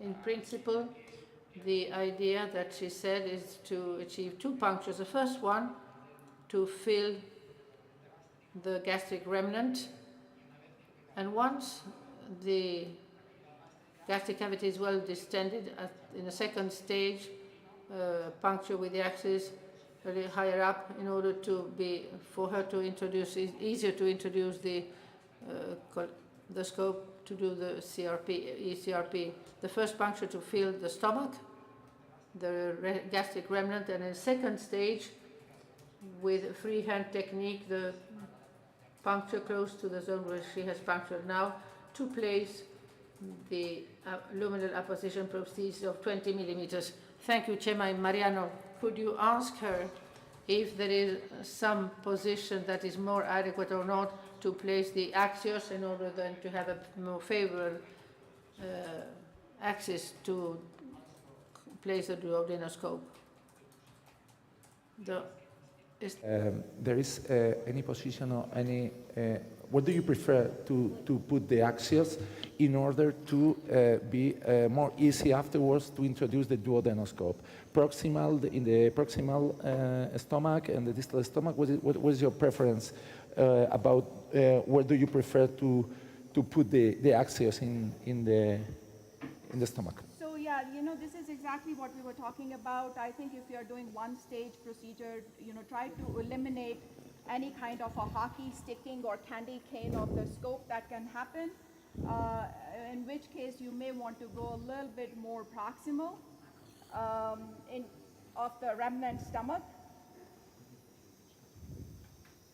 What do you think, Paul? I was going to say, Prableen, because you can see you're filling small bowel there, so Yeah. in this current position, you might end up a little bit angulated. Well, let's hope for the best. Okay, all right. What are your thoughts? My thoughts is I will try a more proximal puncture Yeah. with a needle. Try to look for the most proximal stomach. So near the fundus, like higher and below the cardia, if possible. Yeah, that's better. That's better. Still. I think that's quite proximal. What do you think? Yeah, looks. Let's stick a needle, put some more function. Of course, if there's any question from the audience, you can tell us, and we will tell the speakers in the room. Endoscopically, I'm. Can you say anything about the position of the patient? People were asking. Ahora mismo están buscando. Right now, they are looking for the most proximal area to the cardiac in order to achieve the puncture. Dr. Shahal has introduced the axios and is with the placed with a linear endoscope. Yeah, generally I keep these patients semi-prone, as this patient is. You know, again, it all depends upon how quickly the water is running out. As you see, I'm into the pouch here, which is what the goal is. I'm a little bit more proximal into the remnant stomach, so I think we are good to go. I think happy with the position. Can we do Doppler? Prableen, are you planning to do this freehand Doppler, or use a guide wire? So freehand, Uzma, as you mentioned yesterday, you know, most of us, we go freehand now. And of course, you know, you want to torque around, look for any big blood vessels, and if, as you're coming more proximally, sometimes the liver may be in the way, so you want to really torque around, we can stop that. So we're gonna go with we can stop the Doppler, yeah. ¿Está conectado? ¿Sí? ¿Está todo bien? Sí. So, yeah, so we just confirm on the fluoro, we are proximal, sort of, and you can see the delivery system coming out, and this is a newer Irby machine. We are gonna do freehand, where with the cautery, just with the single tap, you go in, and then the deployment is actually what we call as under EUS guidance. So you will see the first phalange opening up,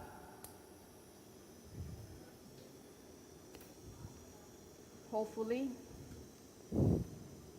There it is, taking a sweet little time, so bringing it back a little, where you are bowing it up like a Hershey's Kiss chocolate, and then the second phalange is deployed Una guía larga, por in the EUS scope, and we can change it to endoscopy. And then you see there with the methylene blue coming out, which confirms the position. So this was the easy part of the procedure. Nice and easy. Very nice. So the, Congratulations.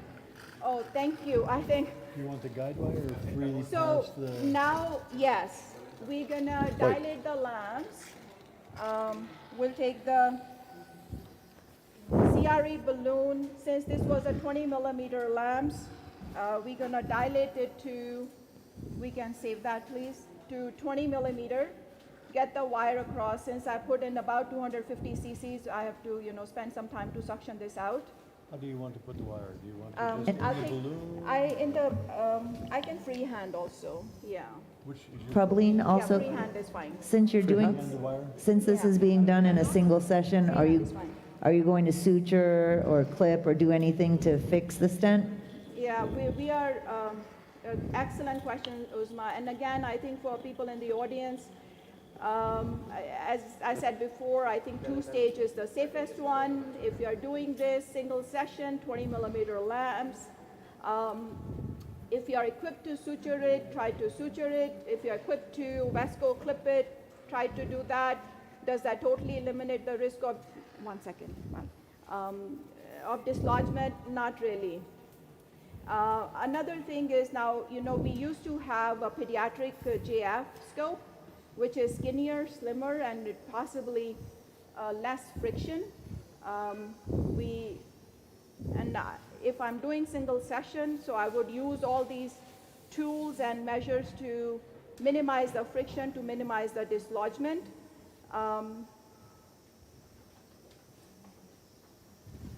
And again, for the audience, I think it's important to note, I'll take the balloon. the pouch and the remnant stomach are both stapled off. So there is a little, space in between. So if your stent gets dislodged, you can end up in the peritoneum.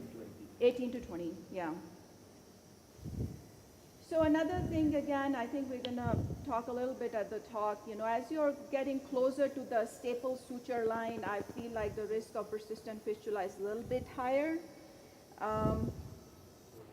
But in this case, I don't think we are close to the staple suture line. So, but since this is a single step, the lamps will remain in place for about, ideally, 4 weeks. This patient has diabetes. The healing is a little bit longer in these patients, so try to leave that in about 4 weeks to minimize the risk of perforation at the time of removal. So we're gonna do a graded dilation.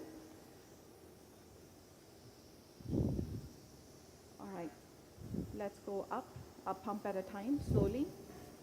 So again, whenever you're doing any kind of a dilation, I think it's important to communicate with the team to go slowly, pump at a time, to gradually, is it water or contrast in the balloon? Water. It's water, okay. So again, a choice of water or contrast. I personally like contrast. You can see actually what's happening with the waste. But this is a water in the balloon, so where are we? 18? 18. 18? 18. Go to next, please. 19, and then Okay.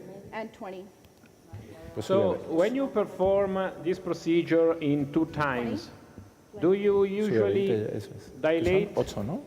No, so atmósferas, most of ¿no? the times, as you know, it's often, it's dilated. I hardly ever have to dilate unless, I'm doing concomitant EUS at the same time in that patient, and then sometimes I may have to dilate. Sometimes I have to remove the lamps, especially if you know that you have waited, the fistula is mature. If it's an angulation, you can remove the lamps, and then, especially when it comes to EUS, you may have to do that. We can let it down. It was full 20. All right, Yeah. we can let it down. Está utilizando una guía larga de Using a long guide wire 35. and a CD balloon of 1820 of Boston Scientific. And she had dilated around for 1 minute, 15 seconds to 18 millimeters, 15 seconds more at 19, and then 30 seconds approximately up to 20. In with the other room, and we'll come back to you. Sounds great. Thank you. Very nice so far. Hola. Hi there. Hello. We can see something interesting here. So we have the guide wire. It's looped in the diverticulum, I think. What we're going to do is try and straighten the wire. We have a decent amount of guide wire deep into the duodenum. And then, so you obviously just came out with the EUS scope and then went did. alongside the wire. So let's go ahead and I agree. I think put that's the a little bit forceps better out. because the wire loops in the stomach, it falls out if you try to backload it up front. What are you using to grab the kite wire, Ryan? What's that? This is a tripod forceps. Close. Sometimes I use the hot biopsy forceps. Está intentando coger la guía, never use this traccionarla one. para que pueda ver mejor. It's trying to catch the guide wire to see the papilla because it's too intravesicular and you can't see the outlet of the guide wire through the hole.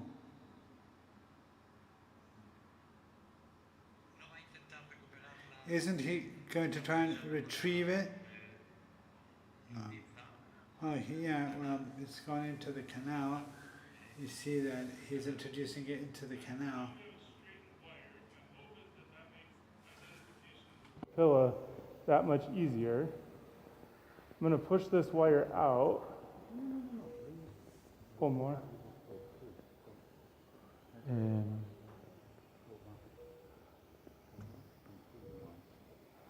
All right.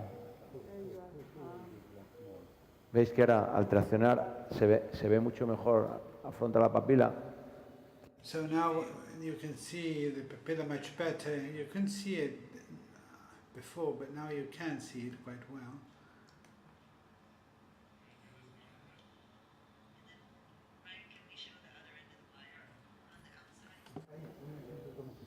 Voy a intentar hacer con un esfinderotomo, un monorail para... I'm using a monorail to introduce the guide wire with a small cut and then channel the bile duct.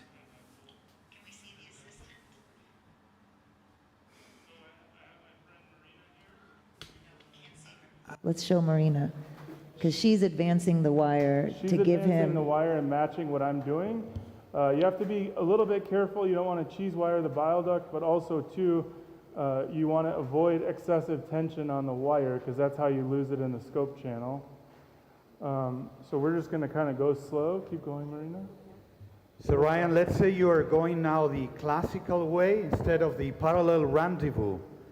You're trying, so the problem with that is the friction is increasing as you bring your forces back deeper into the endoscope working channel. So are you feeling that? I mean, like the... So that's what I'm trying to avoid.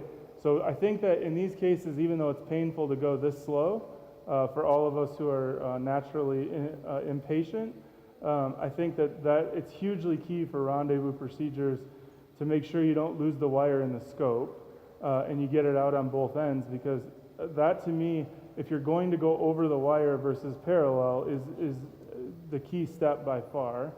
So we're just going to keep going slow. Elevator wide open in these situations, that's the other thing. Some people want to kind of clamp on the wire. You got to keep it wide open, and just great communication with your team is going to be the key to making this kind of happen here.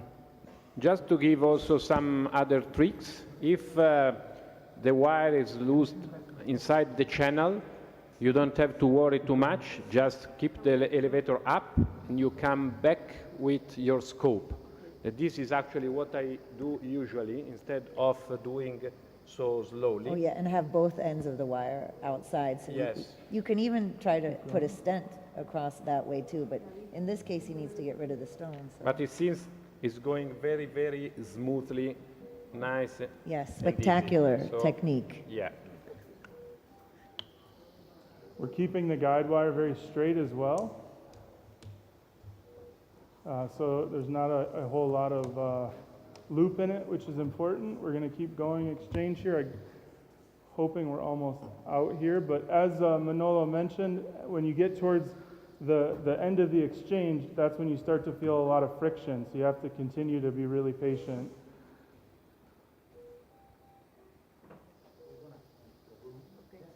No problem. Keep going, Marina.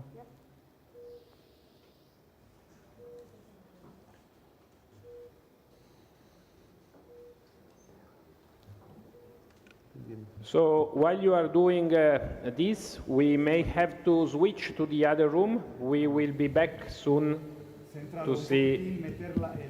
Hopefully the exchange is done by then. Yeah. Thank you, Ryan.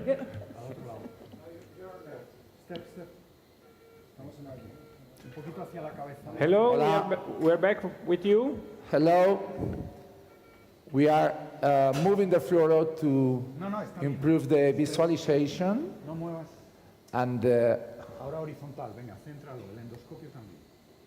Dr. Shahal has introduced a duodenoscope with lateral vision, and it's at the point to pass through the axials.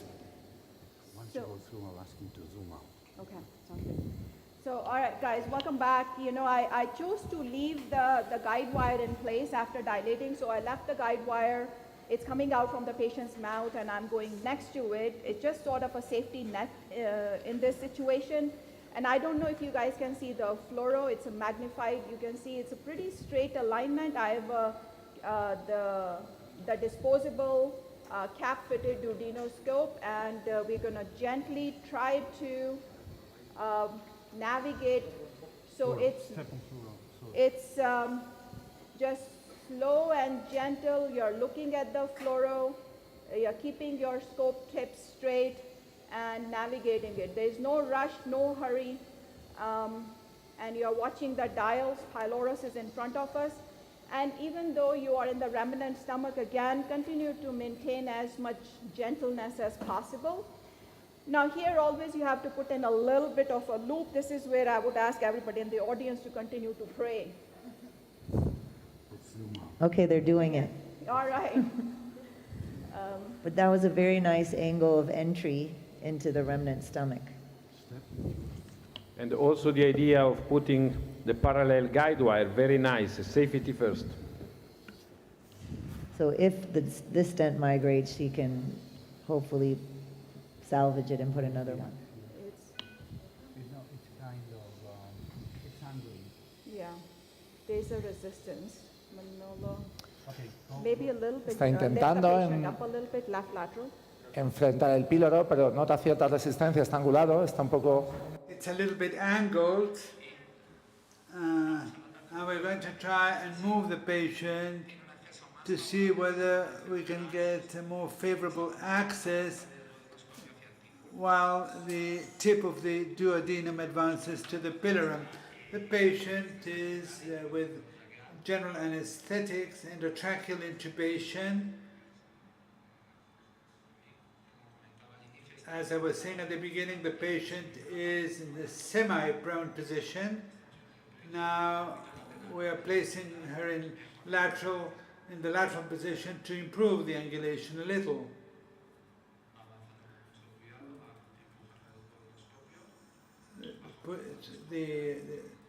She's pushing the duodenoscope little by little under direct view.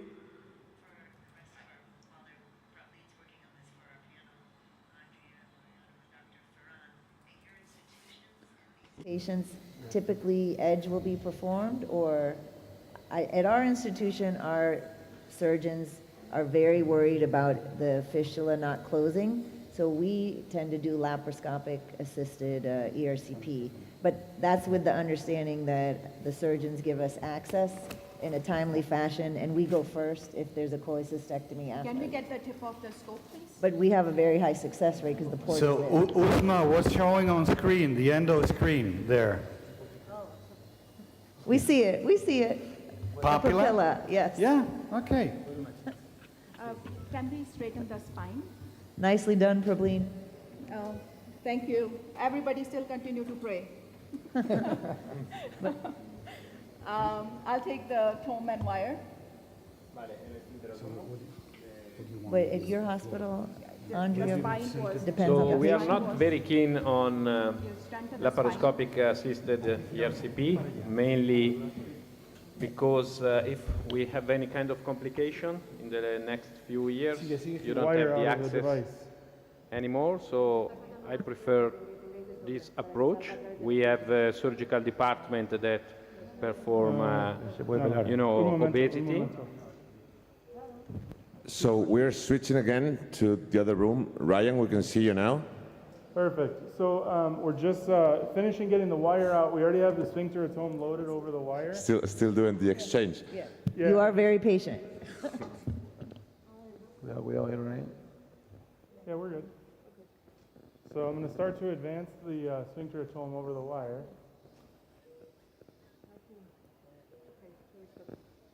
Yeah, stop pushing. Wire? Bueno. Bueno. So Okay. we have wire. He hecho intercambio con la guía. Ha metido un esfinterotomo. So we're going to go in the duct here. All right. Ha introducido Flora? Oh, yeah, that's me.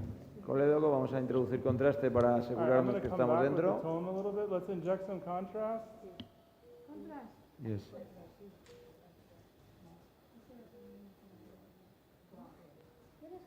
Contrast. Sí. Se está viendo. Very nice. Congratulations, very nice. Okay, Colédoco. so now what we need, we're going to cut, and then we're going to get rid of this wire and get a second wire to go up the duct, sweep the duct, and then place the stent, and we should be good. So let's go ahead and bow. Va a empezar a hacer una esfinterotomía. Veis que dentro del colédoco hay material. In the bowel duct, as you can see, there's some material.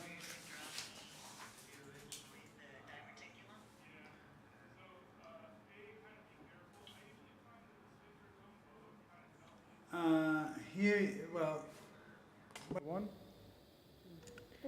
And what do you think about small sphincterotomy and large balloon dilation in this case?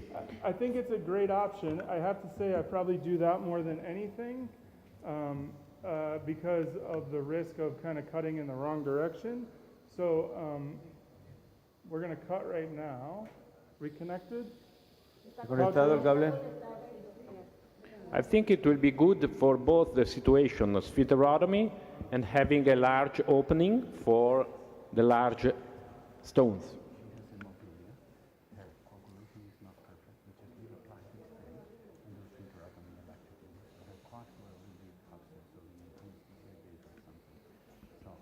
Even when you dilate in a papilla intradiverticula, you don't have a raised risk of complication in comparison with a normal papilla. So this is worth it to know.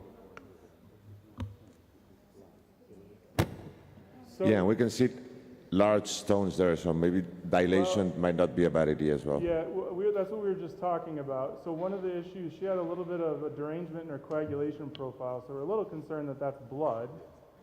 So I think we're going to actually forego cutting, exchange out for a wire up the duct, and then put in a fully covered metal stent. Just plastic stent? Okay. So we'll put in, but I need to get rid of this wire and go up separately, right? Okay. All right, so that's our plan here. Is a concern for hemophilia is significant in this patient. So we're going to get rid of this wire, place a new one, and then place a stent in the duct, and then electively do a sphincterotomy and clear the duct. All right. So why don't You got a feed wire? And then the stent would also help open up the bottom of the duct, so maybe make your stone removal easier next time. Okay, keep going.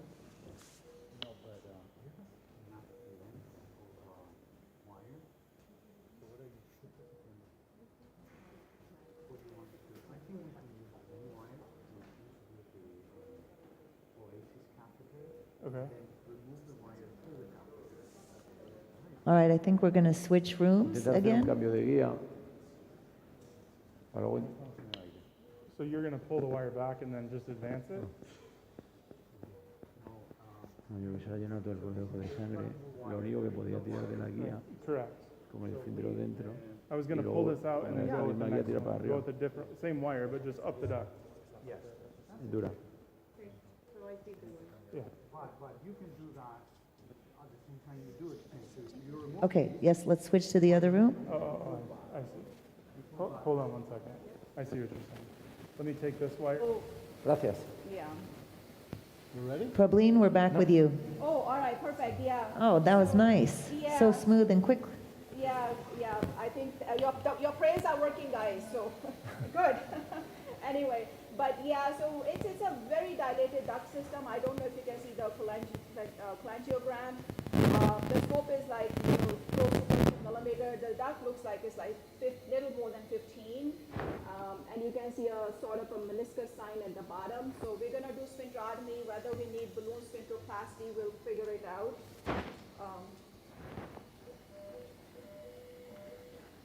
So generally, when you're doing sphincterotomy, I don't have a luxury of maneuvering my scope too much, like pushing and pulling in this situation. But this is a clever cut. You're going at 12 o'clock position. Important to recognize where is the transverse fold and how much is the intraduodenal portion of the bile duct. In this case, looks like I could have chosen to do submaximal sphincterotomy and balloon sphincteroplasty if needed on both. But I'm doing sort of a maximal on both. No, flat, yeah, I'm taking it out, so I'll take the balloon. What dilation balloon do you want? So if we need it, then we'll, based on the size of the duct and the sphincterotomy I've created, we'll see, if we can go 10. You just want to try it right now? Hold the wire here, it's coming out. Yep. Did you say you wanted to? Oh, no, yeah, no, occlusion balloon, okay. Yeah, no, I'll take the 15 to 18. Ok. Balón de 15-18, por favor, para sacar la piedra. 15 to 18 balloon, please.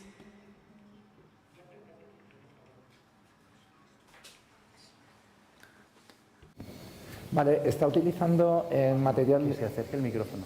Sí, lo están colocando a la doctora Sahal el micrófono que se le había movido. Right. So she's 10 to 15. Settings que está utilizando en el Bio 3, que es la fuente de diatesmia que estamos utilizando, está utilizando Endocat y 2-3-3. She's using Endocat 3, and she has requested a 12 to 15 millimeter balloon to address the stone, and if it is not enough, she may perform a papilloplasty and extend it even afterwards.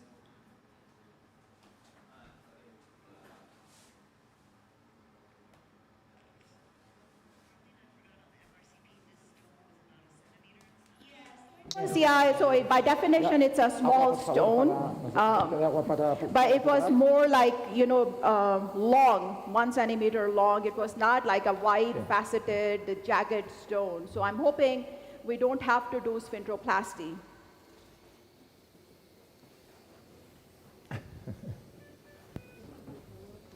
So how long are you going to leave the lamps in place after the procedure? Yeah, so in this case, the patient has diabetes. Fistula healing may take a little bit longer, what studies have shown. Ideally, minimum 4 weeks.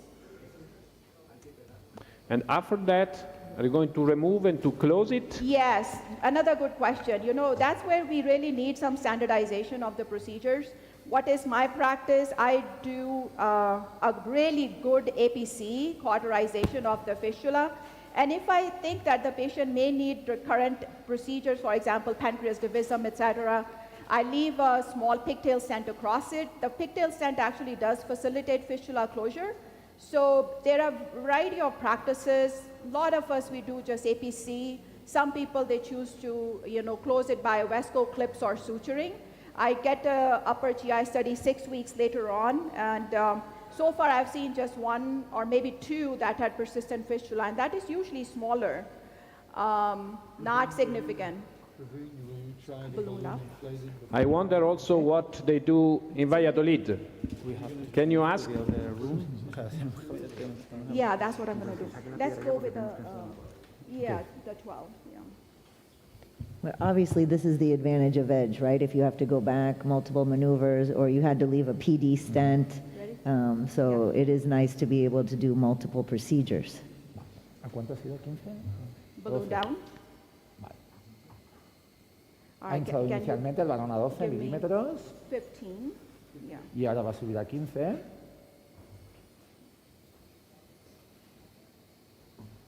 Como ves, aproximadamente sube So what is your practice in the panel? I'm sorry, Jose, I didn't. So we have to switch again 1 second. Ryan, we're back with you. Ryan? Yeah, I hear you. So we're just removing the guide wire. We have the Oasis in place. We're just removing the guide wire, and then we're going to advance the Oasis up the duct, and then place a stent, and then do the rest of this electively.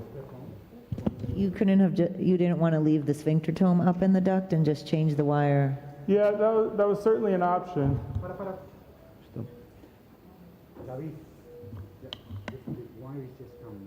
Yeah. Okay, so we're going to pull back and then advance, right? Yes. So we're going to pull the wire back. Keep going. All right, now advance the wire.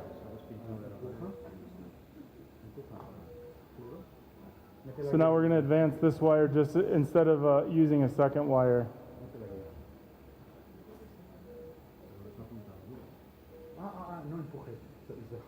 Yeah, we're going to switch wires actually because this is the hard end. That's why I was. Yes.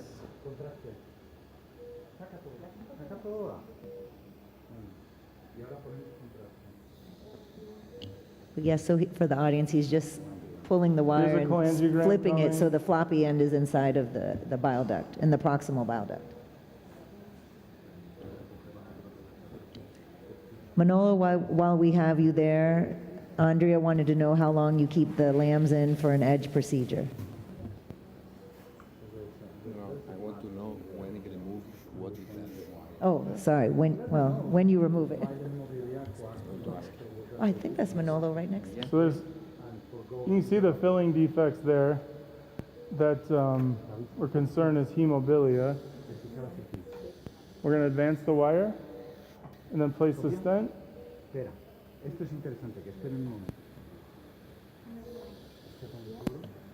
If you're worried about any hemophilia, will you put a pigtail through it, just so the clots don't clog up your fully covered metal stent? Certainly an option. I think we're going to use a straight plastic, a 10, we have a 10-7 out. What is it? 10-9. Oh, I thought we make sure it's a 9 then. I thought they grabbed a 7. I think this is a 7. It's okay. Oh, sorry. I thought you were putting a fully covered metal. No, we were going to put plastic. Oh, okay. Forget the last question. Sobre el oasis para tener seguridad al pasar el oasis hacia arriba. You place the Oasis upwards. And then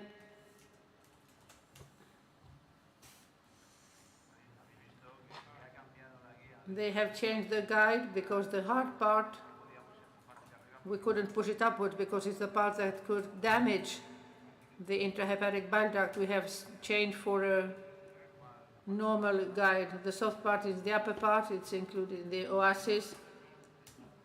It's in the area of the intrahepatic or common hepatic bile duct. It's pushing the Oasis upwards, and the prosthesis, introducing the prosthesis through the papilla.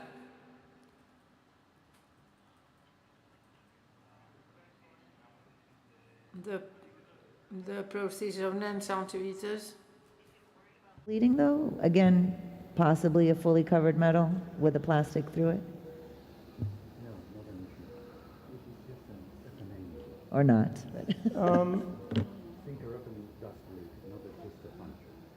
All right, so let's deploy. Go ahead, deploy.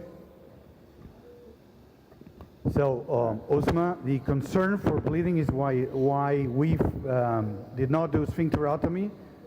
That is reason for severe bleeding in patients with not perfect coagulation. The blood you see is minor, even if it fills the bile duct, and it's only coming from a puncture and some trauma with a wire. So there was no cautery, no major vessel. So this should be self-limiting. But that's the reason precisely bleeding, why we'd avoided sphincterotomy. And again, this 10 French stent will do the trick of providing drainage while the blood goes away without, a self-expandable metal stent will cause some pressure on the papilla. So I think you need to clap for Dr. Ryan Law, excellent demonstration. Very nicely done. Thank you.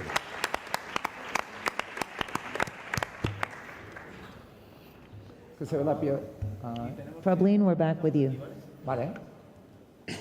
Yeah, ¿Estamos ya? we're still sweeping. The duct was quite big. We now have a 18 millimeter balloon, and thought we saw a stone at the bottom. This may or may not come out through the papilla, but I don't see there it is. The stone slowly coming out. What are you using right now to remove There it? it is, balloon down. Balloon. Yeah, it's an 18 millimeter occlusion balloon.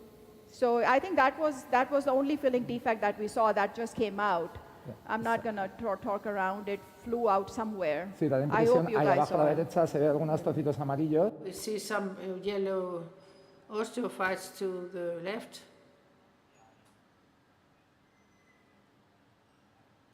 We have seen some small pieces there. All right, balloon down. La doctora Sajar ha hecho varios colangiogramas con el balón de equipo. She's done with several cholangiograms with the 15 balloon, but the balloon was too loose. And Ahí está.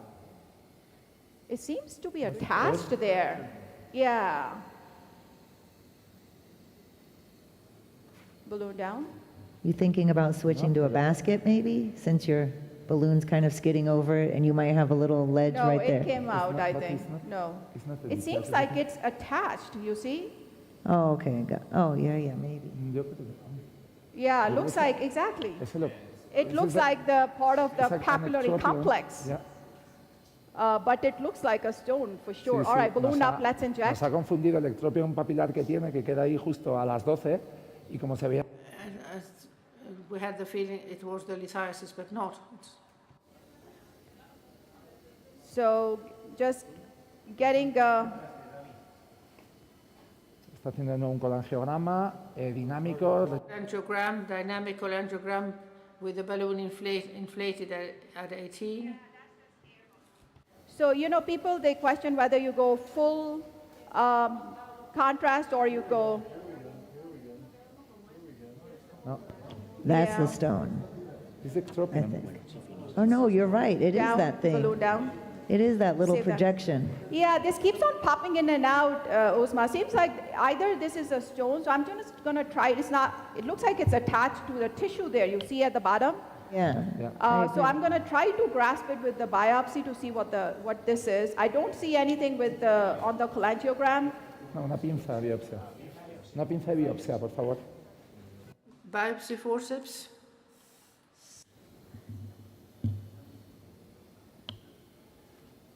But did you ever get the stone that they saw in MRCP, or? So no, we have swept with an 18 multiple times. There was no, unless it just flew down and we didn't quite capture it. You see the cholangiogram now here looks pretty clean. There's nothing at the bottom, or even starting from the bifurcation onwards. Your thoughts on cholangioscopy to clear the duct since Yeah. it's so humongous? Yeah, good question, good point. So you are raising the point, what is the false negative rate of a cholangiography? Yeah, it could be as high as 15%. So should we insert a cholangioscope and just to make sure that the ducts are clear? Not a bad thought. I would ask what the people in the room and the panel think about that. It just increases the duration of the procedure, but we are leaving the axios in closed. Lo que están diciendo en la sala es You say in the audience is that they think about maybe do a cholangioscopy in order to guarantee that it is free. And they are asking in the audience who would be in favor of doing so.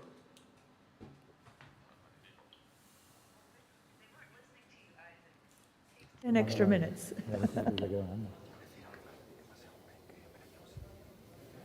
Close slowly. I think definitely in a case where there's such a dilated duct and you don't want to come back, it's a good argument to just put up the cholangioscope and clear that duct. So whatever that was, we took that out. I'm happy to do cholangioscopy. I don't know how we are doing in terms of time. Yeah, good. It seems like I'm happy to wrap it up. I'm happy to do cholangioscopy. Wrap it up? Done? Or cholangioscopy? There's no spontaneous drainage of the bile in this I don't know patient what's who has time, ruined. right? Why? We have more Wouldn't you cases lined consider up. I'm sphincteroplasty happy to so wrap at it least up, yeah. there's less chance of restenosis of the sphincter too? Prableen, there's the question from the audience that the contrast is not draining that well spontaneously. Oh, no, it's drained. There you go. That was a more thorough image. Also, she put a lot in, so it takes a second.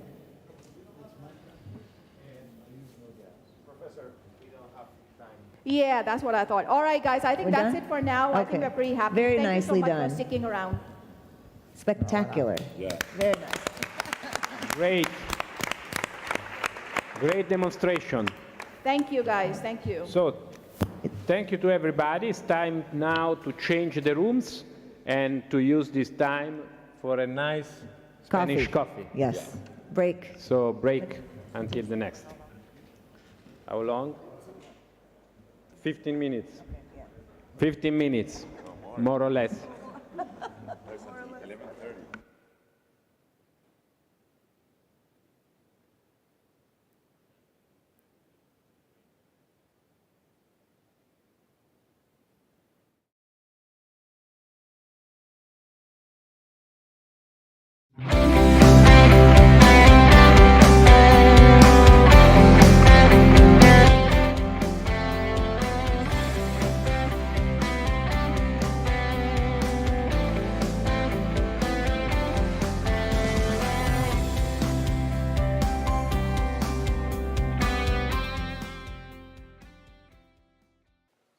So welcome back. I like so much the motto of Fujifilm, never stops.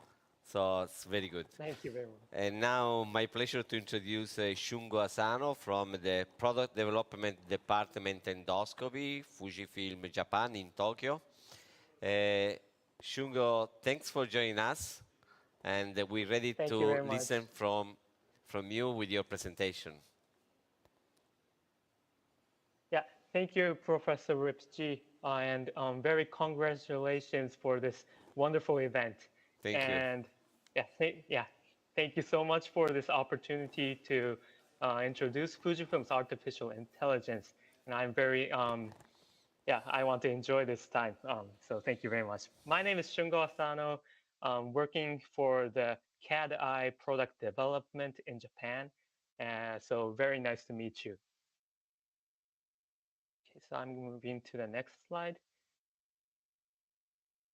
Yeah, so let me start from the technological background of Fujifilm. So Fujifilm is a company working on image processing for the past 70 years. So for example, the world's first disposal camera, the digital camera, and also the first computed radiography, these are all the world's first products brought to you by Fujifilm. And combining this artificial intelligence with image processing, Fujifilm has invented new services. For a photo album service, we developed an AI technology to automatically select the best smile photo. For an infrastructure diagnosis service, we developed an AI technology to detect the crack of the tunnels and bridges.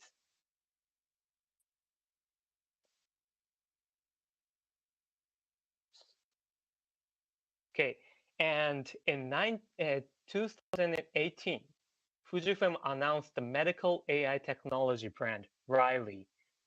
We are utilizing AI technology to our wide medical device lineup. For example, in chest X-ray, Riley detects suspicious chest cancers.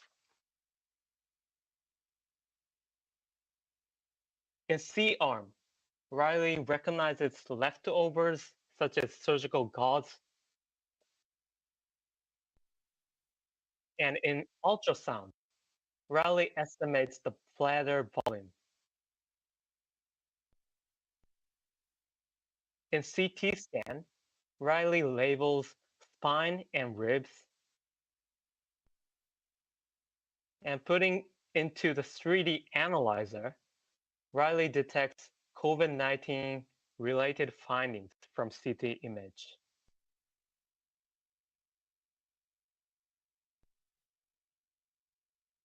Also, in the 3D analyzer, Riley extracts the pancreas and surrounding organs and vessels from CT image, brain segmentation, and even in documentation, Riley supports populating radiology reports on lung nodules. So using this very powerful AI technology, Riley, in 2022, we made an innovation to colonoscopy with this technology. And this is CAT-eye. CAT-eye supports endoscopists with colonic polyp detection and characterization. It detects polyps with a sky blue box in white light and also an LCI image. And when you turn on the BLI mode, the characterization mode will automatically turn on.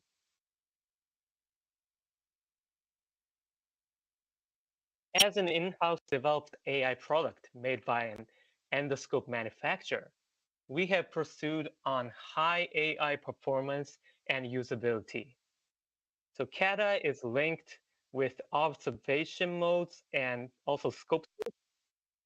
And all CAT-eye information is displayed on a single monitor without interfering clinical image. And we never stopped this evolution, with version 2 increasing the amount of training data by 160%. So the left side is version 1 and the right side is version 2. So the more flat lesions to be detected. CAT-eye is compatible with our wide colonoscopy solution. So for example, a virtual scale function, Scale-eye, supports estimating the size of the polyp right after detecting and characterizing the polyp with CAT-eye. And it is also compatible with Colo Assist Pro or GI as well.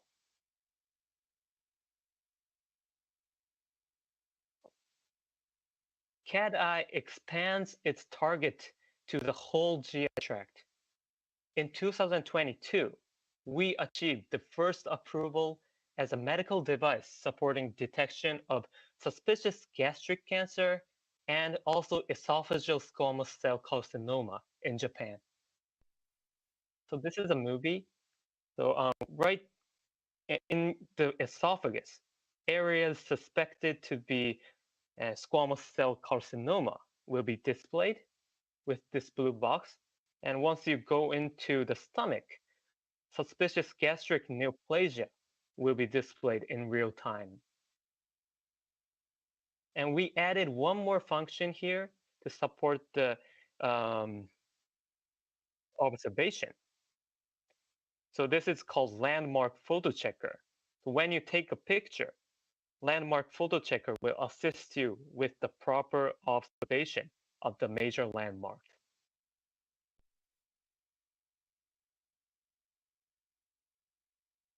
And all these multiple software can be installed in a single expansion unit. And we never stop adding this applications to this platform. CAT-AI is a future-ready platform.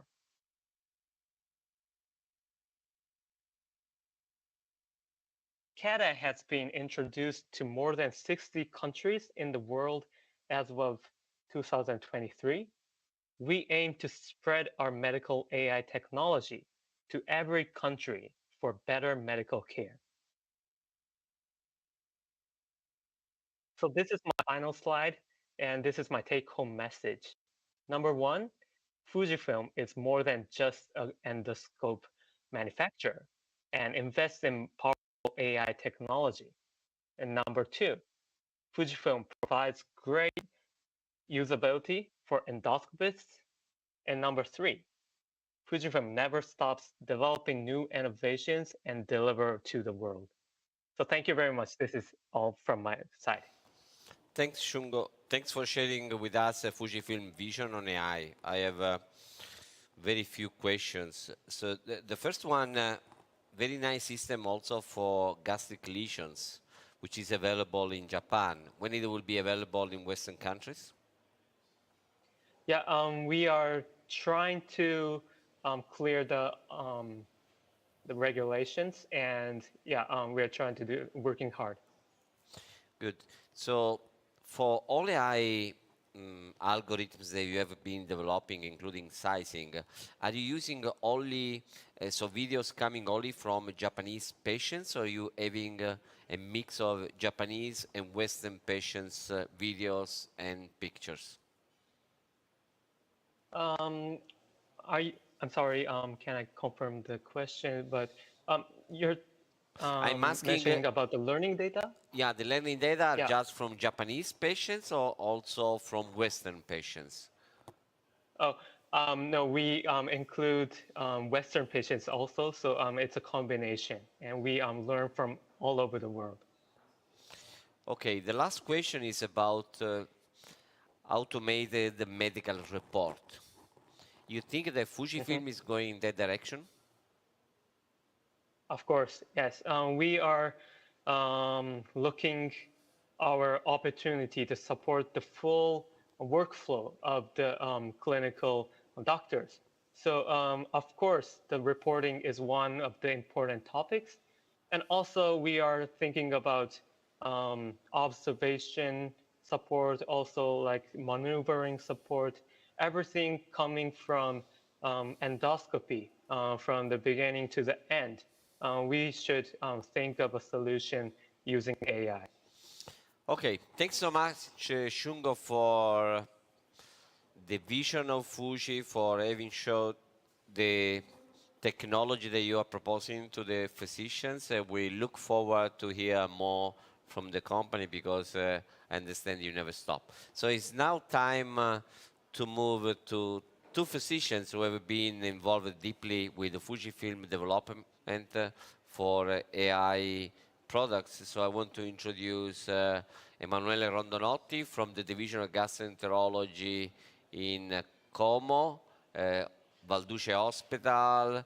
So always Emanuele is one of the luckiest because he's looking from his window and looking to the Como Lake. So this is probably more inspirational than other location for developing AI projects. Also, I want to welcome Markus Hollenbach from the Division of Gastroenterology, University Hospital of Leipzig. Markus, thanks for joining us.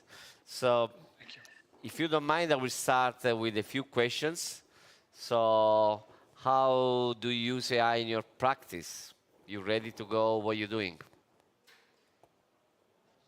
So I can take the opportunity to answer this question first. Thank you, Alessandro, for asking this question. Thank you, everybody, for having me here today. We are looking here on the left side of our screen to a very short video showing how we are using the system in clinical practice. So just by pushing a button, we can highlight the presence of a polyp by the CADAI for detection. And we can shift to sizing, as I've shown before, by using a ruler for comparison, then to BLI, to have superficial features of the polyp, and then we can confirm our evaluation by using CADAI for characterization. And then finally, we can decide which is the best way for removing this polyp, taking into account the size, taking into account prediction of the histology of this polyp. So we can have all the information together.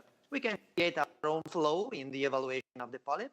We generally start with detection, going through characterization, sizing, and then we decide how to remove it. That's what we regularly do in our practice.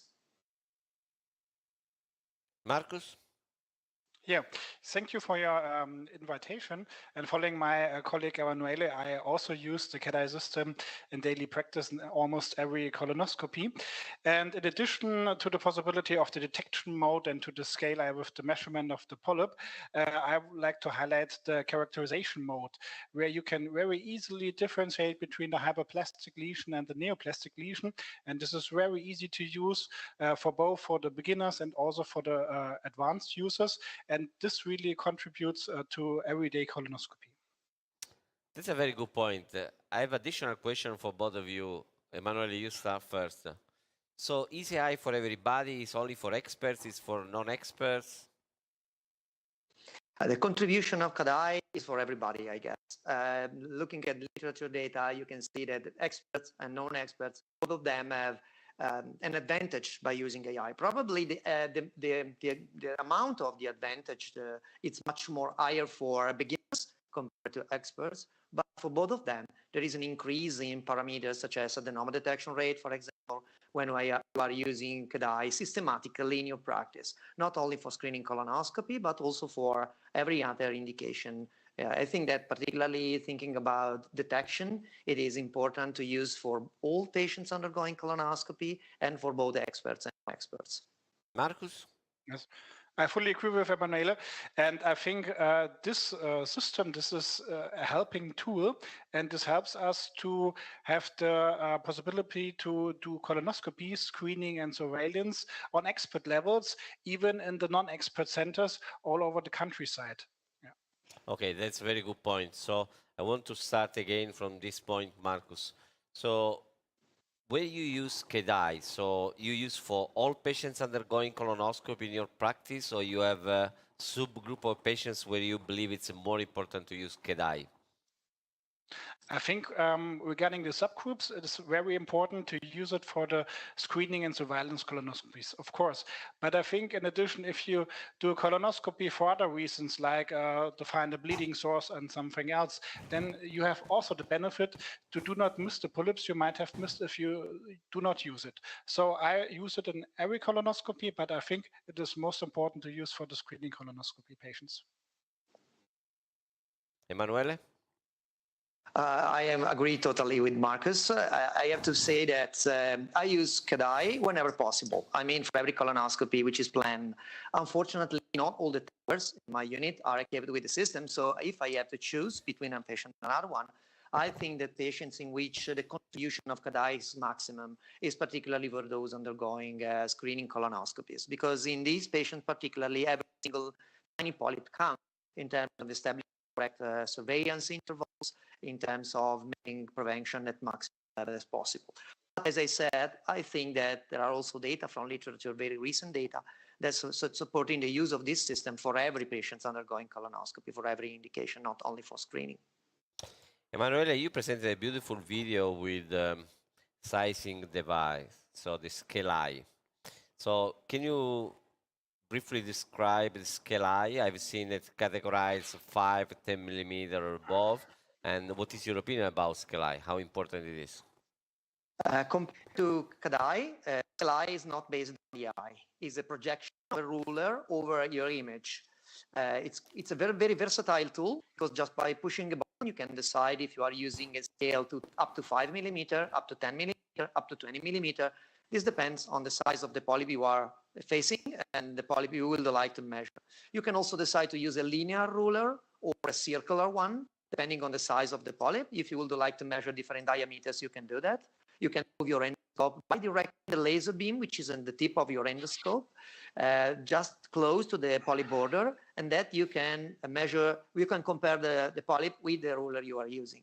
Of course, this is a support tool. You have to combine your own evaluation together with a comparison you have with the ruler, but by doing so, I think that you came out with a much more, let's say, objective evaluation of the polyp. I have to be honest, the beginning of your experience, it takes a little bit of time because you have to move your endoscope, you have to take a correct position, you have to put the laser beam exactly at the polyp edge. Sometimes it's not so easy, at least at the beginning, because there is water, the patient is breathing. We have to compensate all those movements. But as soon as you start using the system, you became really familiar with it after a couple of examinations. So the learning curve is very, very short. And finally, it makes you much more confident when you are providing a measurement in those polyps compared with your own evaluation itself. Yeah, I have the same feeling. In the beginning, I was scared a little bit that was not good enough for me for doing the sizing. But after a few days, now I feel full confident on adopting that. So Marcus, we are already in a hurry, but by using the system at the beginning, we can spend a few seconds, but then it's very, very quick. Which one you like most? You like the ruler or you like the circular way to sizing? I like to have the possibility of choosing because there is one which is a little bit longer. I prefer the ruler, which is linear one. There is one flat and round. I prefer the circular one. If there is a polyp which is quite big and so you have to measure different diameters, I prefer the linear one. But having the possibility of choosing, it's the best opportunity we have. Good. Marcus, so KEDAI allows you first to detect the polyp, and afterwards you're sizing the polyp, you know how big it is. And the next will be characterization. How are you doing this in your practice? Of course, very good point. And I have also prepared a short video. Maybe you can see it. So this is a very diminutive polyp. It's in the detection mode and the LCI mode. And then you have the possibility to very easily switch to the characterization mode. And then you see a heat map on the right side indicating the analyzed location. And then there is a green color indicating that this is a hyperplastic lesion. And this is another case here. You also see a small polyp detected, and then you switch to characterization mode, and you see in the heat map the yellow color, and this is clearly a neoplastic lesion. So you see in this example, this is very easy to use, very fast, and you can use with every Eluxeo colonoscope. So this is very nice because you showed two challenging lesions. ADI was very precise. So in the perspective of resect and discard strategy, I know that everybody, all physicians, especially in the Western world, we are scared of making mistakes. Saying, oh, this is not an adenoma, but indeed it's an adenoma. So do you believe that adopting KEDAI fully in your practice can improve the implementation of resect and discard in Western countries, in Germany, in Italy, everywhere in Europe, in US? Of course, this is a very interesting tool for the implementation of the resect and discard strategy. On the other hand, you have in mind that this is only a tool that helps you to decide, okay, this is a polyp I can resect or discard, or this is a polyp I resect and I will send to the pathologist. This is not a tool that has the responsibility, because you as an endoscopist still has the responsibility to judge about the polyp, and that means you also need to be trained in advanced endoscopic imaging to decide, okay, this information I got from the AI system, this is correct, or in my opinion, this is not correct. This is a very important point. Emanuele, can you please add your thoughts? Yeah, sure. I totally agree with Marcus. We have to consider this as a support tool. Finally, the final decision about how to manage the polyp, the clinical choice, always lies on the endoscopist. So we have to be trained, we have to be skilled. But by adding AI to our process of diagnosing a polyp or characterizing a polyp, the process itself is much quicker, easier, and also the confidence we can have by characterizing the polyp can increase significantly if we have an output from a different machine which is saying exactly what we are thinking about. We have also to be sure that we have also the possibility when we are not sure, when we are not confident, when there is a discrepancy between the output of machine and our initial evaluation, to take the polyp out, to send the polyp to the pathologist. So we always have this possibility. And I think that when we are going to check the report of the pathology, we learn better how to characterize the next polyp we are encountering. So important point. That's important. Yeah, I think increasing that someone confidence, is about improving confidence. Someone is skilled about is frightened about the skilling phenomenon, but I think that by using AI we can increase our performances because there is a continuous comparison. It's sort of a virtuous circle. Is highlighting the relevance of the characterizing process. So having another system which is helping us, it's beneficial, I think, for characterization process generally speaking, and for the management of the patient finally. Manuele, thanks for making this point. It's very relevant. I love it, and I think this is guiding us also for the future. So, Marcus and Emanuele, I understand you are fully engaged with the KDI. You use every day on all colonoscopy. You detect size, characterize. So, which one of the KDI features you like most? This is very personal for your practice. Marcus, you go first. I start? Okay, Yeah. so I think there are some important points you have to consider. And the first thing is, at the actual stage of the AI, you only can distinguish between a hyperplastic lesion and a neoplastic lesion. That means for the very important lesions calling the sessile serrated adenoma, the system is at the moment not capable to differentiate between hyperplastic and SSA. And this is really a function I wish that this system has in the future, and this will be implemented soon. And I really like this because this is a very important point. Manuele? From my side, what I like the most is the fact that everything is packed inside my endoscope. I think I can control every single step. I can go from one to another one, from detection to characterization, back to detection if I would like to have more information, to sizing, just by pushing a button. You can control every single step. Really, you can create your own flow in the evaluation of polyp. Probably we are doing endoscopy a little bit different way. Someone would like to stay much more on detection. Someone would like to focus on characterization. But with this system, everything is really, let's say, integrated, and everything is displayed in your main screen, so you don't need anything else except for pushing a button. So you can control every single step, and there are also some possibility to decide how to proceed to the next one. So everything is fully in your hands, and you can control every single step, which is a specific feature of KDI compared with even with the other possible system doing those kind of detection and characterization. And also there is a stupid little thing I like also, which is the circular visual assistance circle around the lesion. When you are framing a polyp in the center of the screen, the detection box helps you. Immediately you can pick up the polyp. But sometimes when the polyp is in the peripheral part of the screen, it's very, very difficult for you to pick up. So there is this little color appearing just around the main image that it's driving your attention to that point or to another point. That's a very little thing, but I think is extremely helpful for detection. So can I summarize? Easy to use? Absolutely. Absolutely. So what do you expect next from Fuji? So I understand you're working so much with them. So what do you would like to have as a next step? So, I will go first. Yeah. Okay. I think that it's from the company point of view, this is an open system. I mean, it's ready for acquiring many other images and to learn and to become faster, for example, in doing exactly the same task we are doing right now. As I said before, it requires a little bit of time. Probably acquire much more images. It will become a little bit faster in every single step we described before. Marcus had mentioned before, differentiation between sessile serrated lesion and hyperplastic lesion could be another point which is important for our practice. And then also the integration with the other systems for improving quality of colonoscopy. For example, mapping the area we are not looking at because you know, artificial intelligence is Emanuele, working you're on what asking we are too much. screening. You're asking too much. You're asking But too much. that's for the future. That's for the future. We Okay, have to work. okay. Marcus, what about you?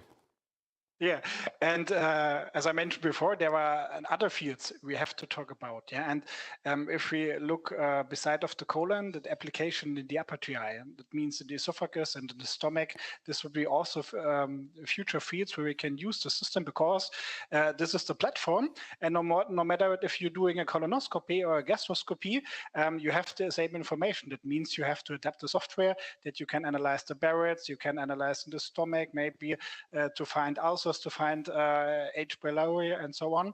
And so you have no borders for future developments. And this is, I think, this makes the system very attractive for the future. Okay, so you expressed your wish list. I want to make you happy. So now I want to introduce Saskia Papa.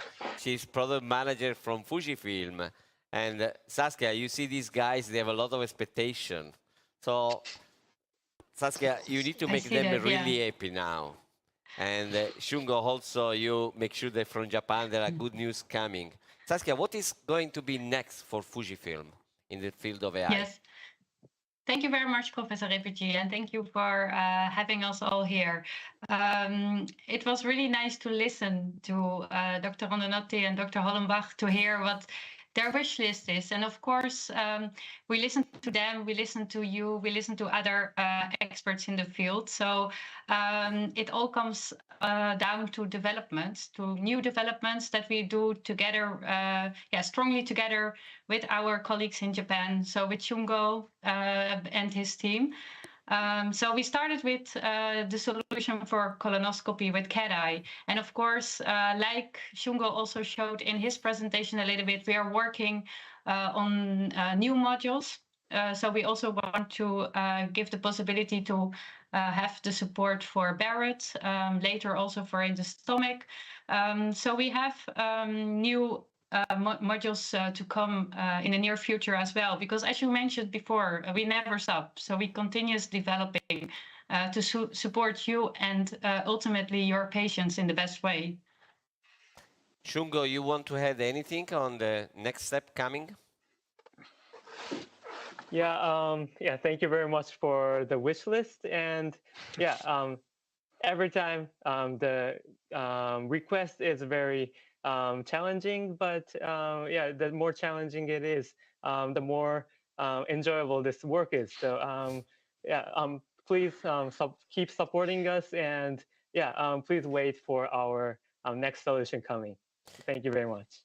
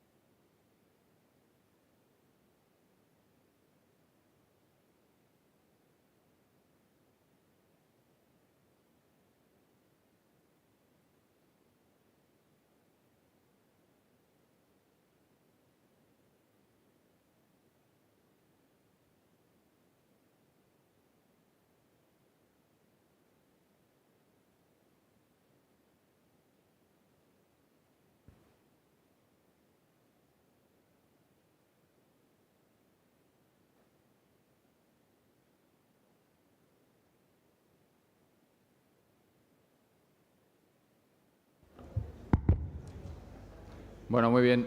Vamos a continuar con el curso. Ahora tenemos... We will go on with our seminar. We have 2 live cases that the organizers will present to us.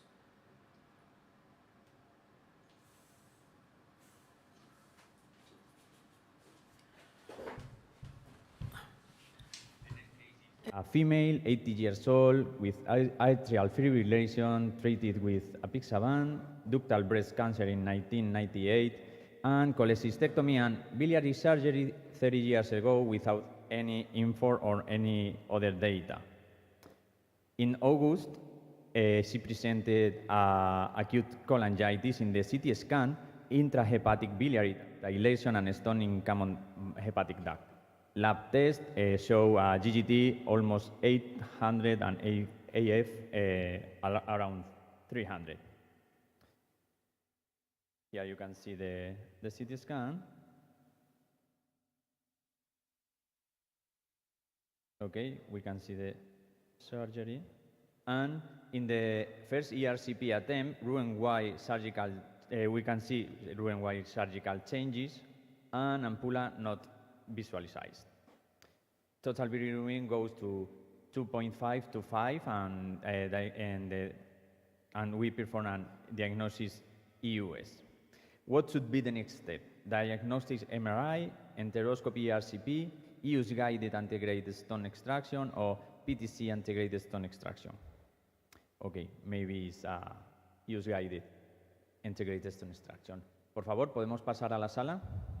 We go now over to the room and we dim the lights, please.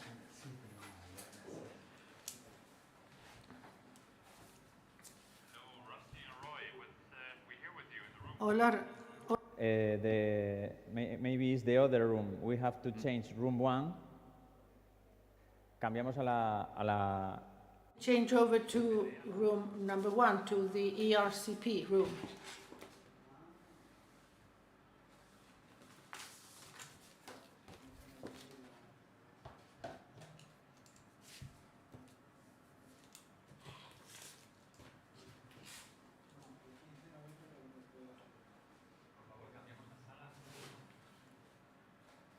We should change over to room number 1.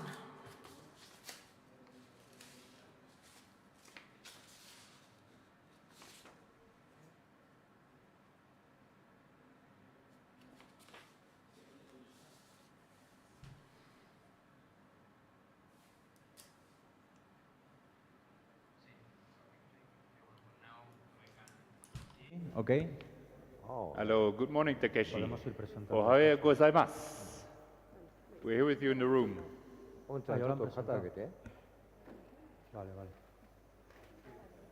Hello, Takeshi, can you hear us?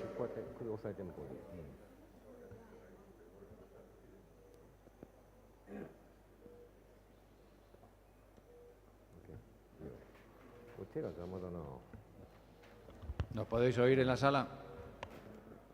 Can you hear us in room 1?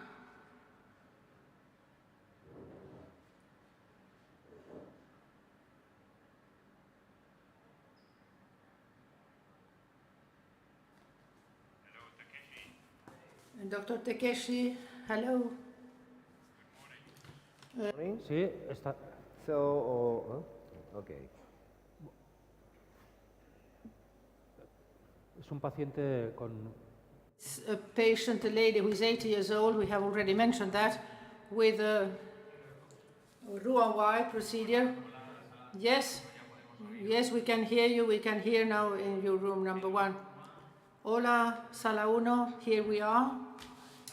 The idea is she has a stone in the hepatocommon bile duct and hepatocoagulinostomy as well. So the idea is to do an antegrade approach. US scope into the stomach. So because this patient underwent distal gastrectomy, so we try to perform the US HGS with antiviral treatment. So based on antiviral treatment, we B2 puncture may be easy to insert the various devices, but as you know, B2 puncture has a risk of transesophageal puncture. As a result, mediastinum will be complicated. So in this patient, I'd like to puncture around here. So B3, like this here. Are there any pros and cons of choosing a segment 2 or 3? I know it's a typical question, but okay. Yes. Sí, una largadera, pero ya está. Han ido a por ella. Okay, we try to puncture the B3, B2 because fluoro.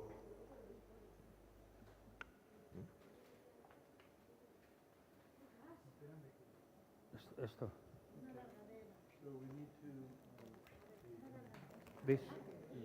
This, okay. It's here, eh?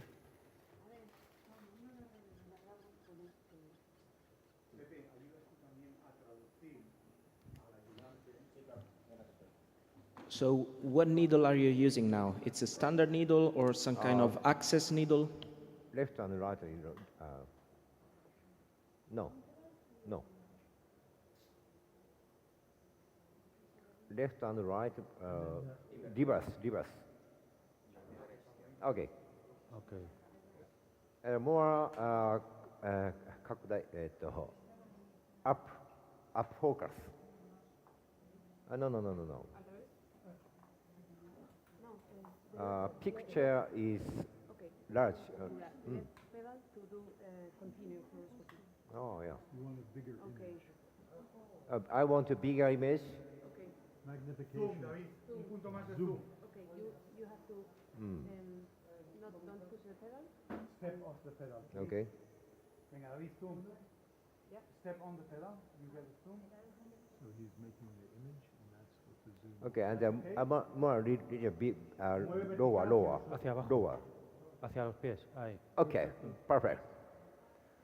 So according to shape of the US scope, this shape will be puncture the stomach side. So, Caradoplast. So you may say something about you have the stylet in. Okay. So we started removal 5 mm.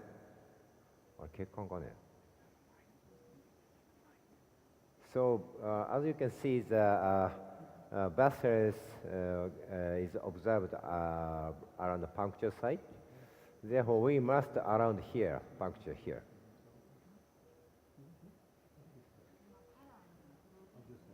Also, high flow, no. Okay.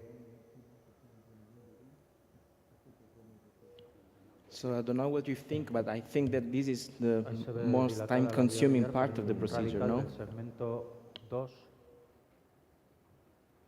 Quite. So, that's it.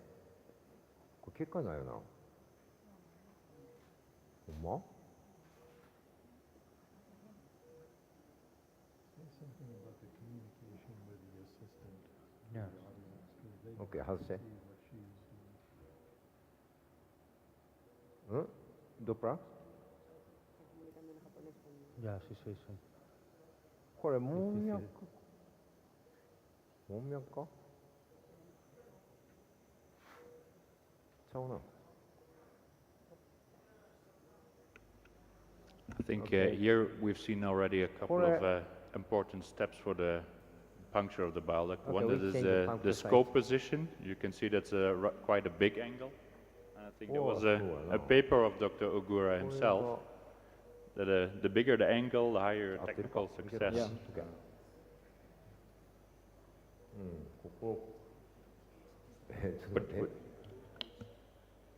Okay. I think while Dr. Ogura is looking for a nice position, we're going to switch to the other room. You can see here the debris. Takeshi, we're switching to the other room for a second. Okay, we puncture this site using a 90 gauge needle slowly. Tiene dentro de la vía biliar algunos detritus que se ven ahí. Some detritus there on the left side. Debris on the left side.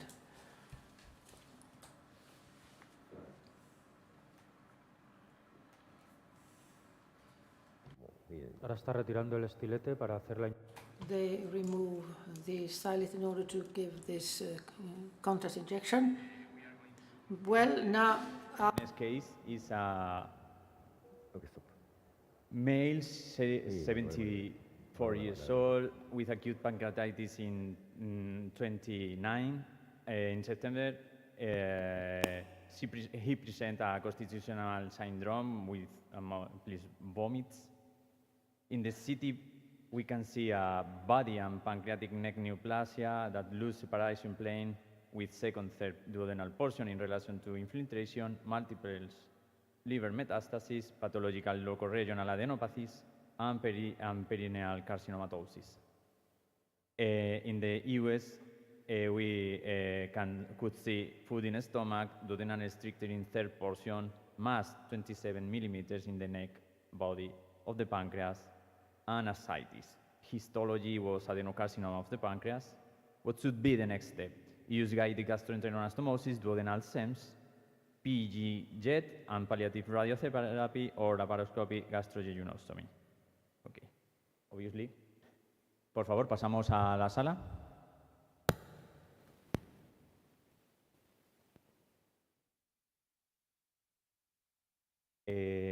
Vamos a... We are now go to room 2 now.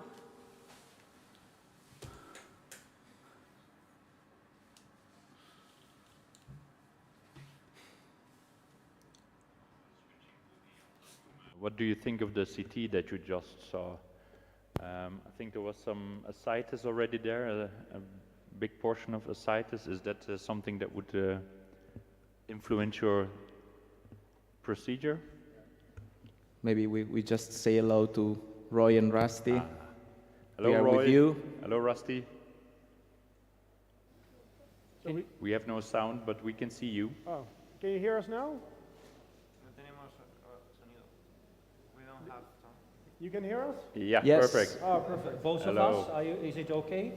Yeah, perfect. Perfect. Okay, so we'll do a gastroenterostomy using the EPAS method.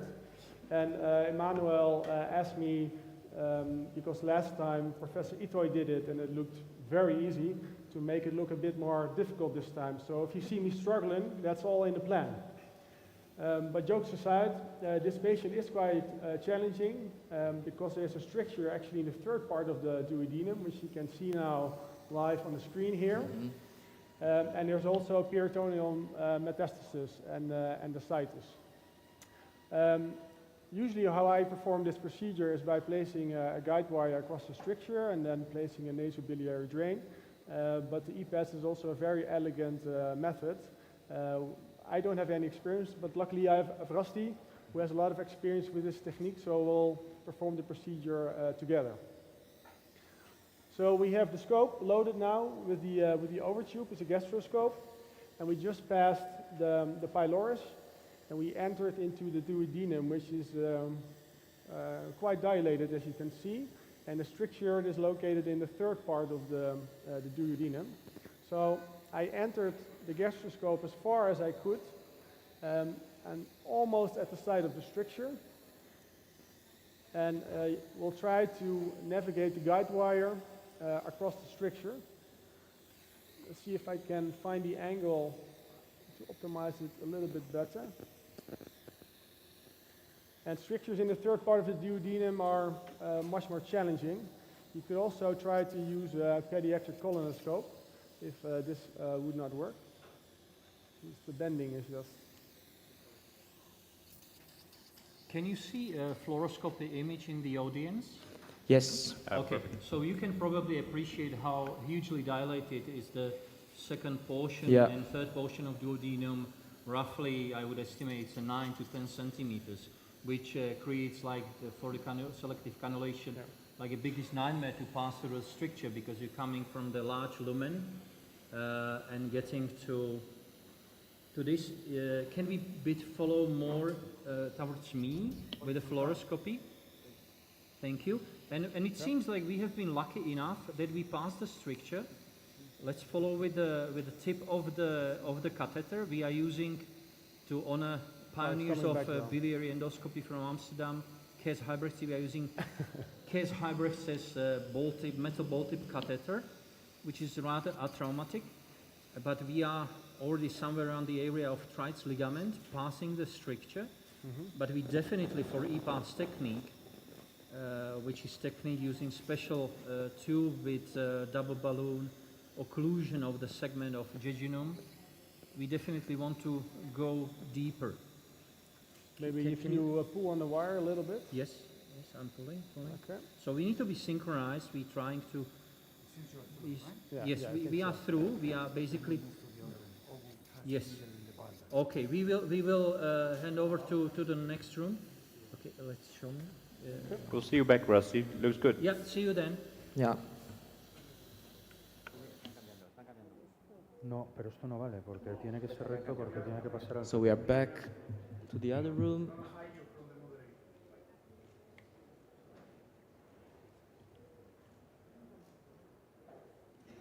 We're back with you, Takeshi. Okay, so as you can see, US image, we already punctured the intrahepatic bile duct. So you can see the aspiration bile juice. And then next we inject the contrast medium. Rush.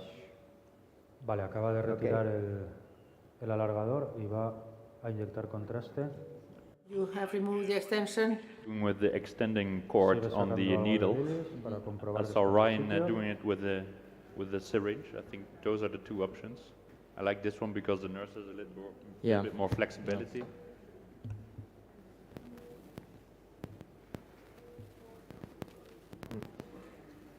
Okay. So now we inject the contrast medium. Ahora está inyectando contraste. Ahí se ve cómo se va dilatando la vía. You see how the path is dilated. There is some air inside. We will see in the scope. B3 and the B2, also left HBD. As a huge stone is observed in lower bile duct here. So next we try to insert the 2.5-inch guide wire. So we usually use guide wire manipulation using physician-controlled guide wire techniques because the resistance of the needle and the guide wire can be easily felt my operator hand. So straight. Oh. Podéis ver en la escopia el hepatocolédoco. You can see the common bile duct, that the liver common bile duct that is dilated, and the stone that is there as well. Olympus, angle tip guide wire, do you have? Vale, ahora va a pasar la guía, una guía con punta angulada. So this guide wire is unfortunately a straight guide wire. But we try to insert the guide wire into the biliary tract. Oh, yes, angle tip, yes. But we successfully... Vale, ahí está entrando en la vía biliar. It's entering the bile duct.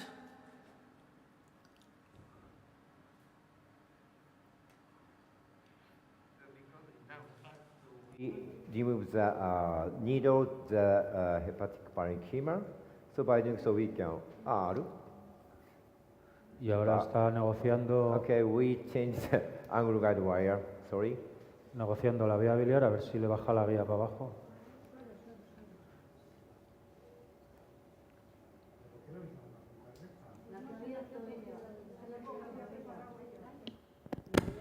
I think this is often one of the downsides of choosing segment 3.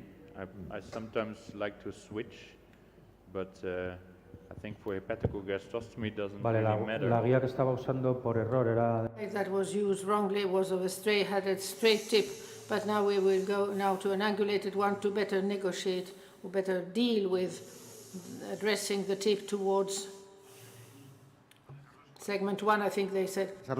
Can you tell us in the audience the type of needle, the size, the guide, It's an Olympus 19G's needle, and the VisiGlide, it's 0.25 with a curved tip.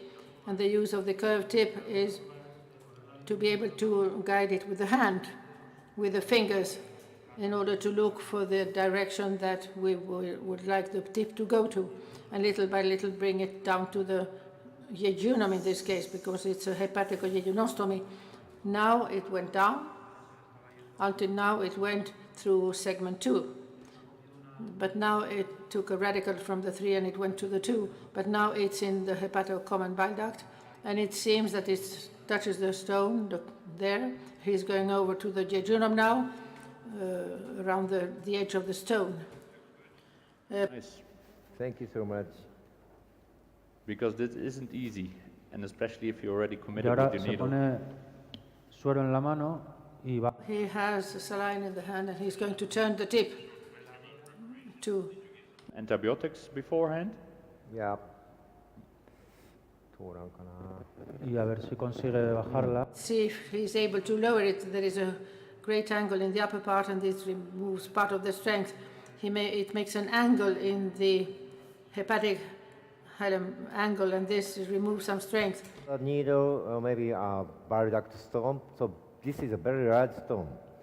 So firstly, we try to insert the guide wire through the stricture, but we cannot insert, so we deploy the guide wire enoughly. Sí, ahora una opción es. And then we exchange the other device, so remove the needle. Okay, what you did? Okay. Sí, ahora una opción es. An option now is to remove the needle and pass a catheter in order to better deal with this problem. CP catheters? Meter bien de guía para que haga y bucle y esté anclada.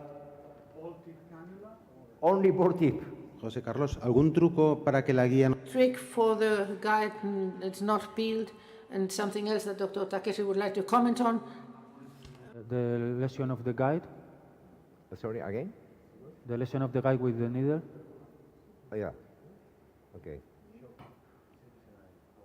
Nosotros el truco que solemos hacer es retirar un poco. We use is to remove the needle and leave it intraparenchyma or within the sleeve and work with the peeled needle, because if the guide is within the sleeve, it causes lesions or damage to the guide. We insert the ERCP catheters. Y luego las guías de 0.25. And the 0.25 guides, pero ERCP catheters, so penetration may be difficult. It is difficult to insert these catheters into the tract. So if this insertion was failed, we change the balloon catheters. Las guías de 0.25 se enganchan menos en la punta de la aguja, en teoría. Y ahora está pasando un catéter. passing a CPRE catheter in order to see if he's able to bring it down. The next steps that you're planning, because for the viewer might be unclear what you're trying to do. Are you going to place an antegrade stent, or are we going to place a fully covered hepatogastrostomy? What are the next steps you're planning? Yes, so if guide wire can be successfully passed the intestine, we try to antegrade stone removal. But as you can see, the angle between B3 and CVD, left IHBD, is relatively acute. So antegrade treatment may be difficult. So I would like to recommend stone removal using a two-step after fistula creation. So today I'd like to perform the metal stent deployment using flap Hanaro stent after tract dilation. Okay, perfect. This is Hurricane. Hurricane, the short wire coming out the side, or you prefer the Olympus? It's okay. Okay. Well, this is rapid type or coaxial. Como el catéter no pasaba, va a intentar pasar. The catheter didn't go through, he's going to take to place a hurricane catheter. Coaxial valve. So we also shortly discussed this in our ESG guideline, and I think there are still too little data to really say what we have to choose. So I think that there are a lot of centers where percutaneous drainage is still performed. I know Roy in the other room has a lot of experience with short-type double balloon enteroscopy. So I think if we get some trials, it will be difficult to say what we have to choose. Electrocautery direction may be used.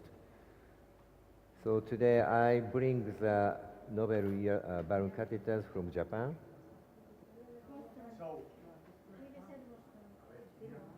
Cistotomo, ¿no? Porque le va a dejar un agujero y... He's going to leave a hole and he doesn't want to. He wants to work without leaving any hole.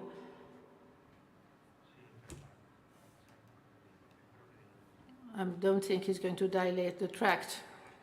Jose Carlos, can you comment on the catheter that has been used? If he wants to burn or not burn?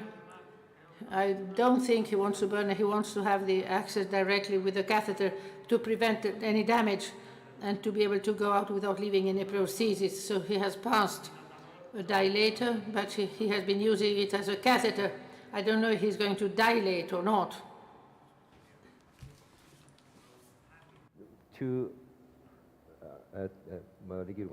Time is, we can do some procedures for how long we can do. Keep going. Yes. Okay. So we track direction perhaps. Okay. Sí, parece que va a dilatar. Yes, it seems he's going to dilate.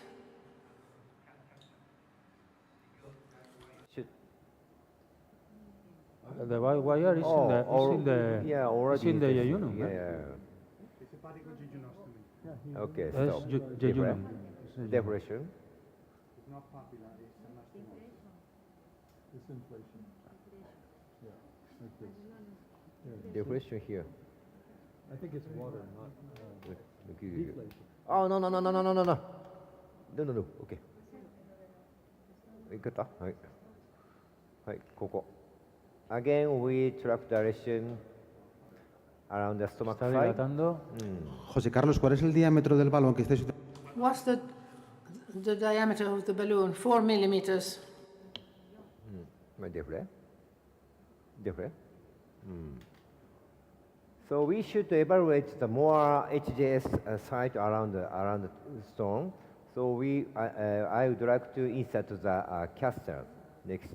Vale, ha hecho una dilatación suave para no hacer mucho daño. It's made a soft dilation in order not to damage. I think you must take something like a double lumen. Oh, do you have a double lumen caster? Please show me. That's not a needle knife you can inject. Do you have any standard USB catheters? So we have the needle knife that has a lumen for the wire and for injection. But the manipulate the guide wire maybe not so favorable. I think that's a nice tip. Yes, you can okay. use a diagnostic. Okay, literally by balloon, above balloon. You can use some diagnostic catheter to guide your wire through. Stone at literally by balloon, above.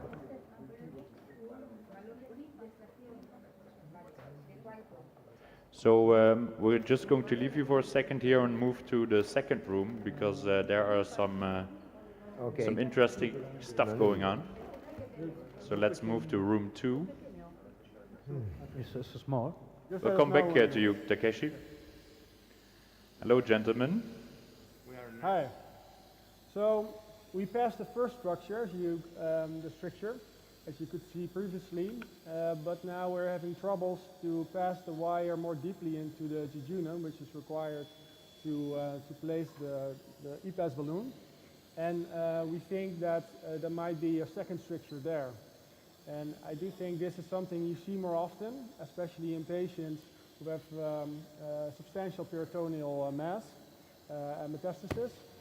And these patients, because all the food is in their stomach, because it's obstructed by the first stricture, you actually don't recognize well the second stricture that is more distally. So what we did now is we changed the guide wire to a thinner wire, actually that Rusty brought from home. And Roy, can you inject contrast with this balloon or not? We can inject contrast and show you, but basically we are getting full stop of contrast at the level around trites ligament, and it doesn't pass it. The proximal part or duodenum is entirely dilated. We pass the first stricture in these three without any major problems. If you can now appreciate contrast, so it's not really passing farther on. Around 2% of patients can develop like a secondary stricture. We can see there's kind of like a pseudo-divertical or divertical structure there around trites, which also can be like an indirect sign of that pathology which patient has in the body of pancreas. Cell line, please. If I remember correctly, Roy, this was one of the most frequent causes of technical failure in our first study that we published in GIE. It was not so much mal-deployment, but the inability to cross the stricture.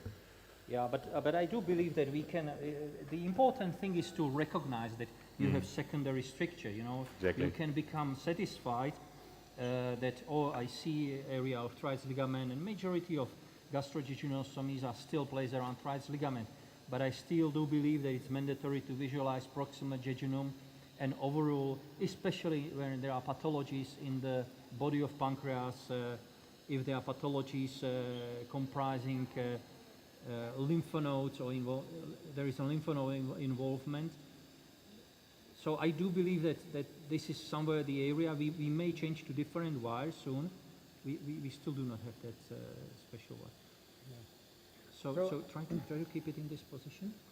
So ideally, I think in these patients who have substantial peritoneal metastasis, they are being fed with tube feeding, just to make sure. Can you push catheter a little more? Around here.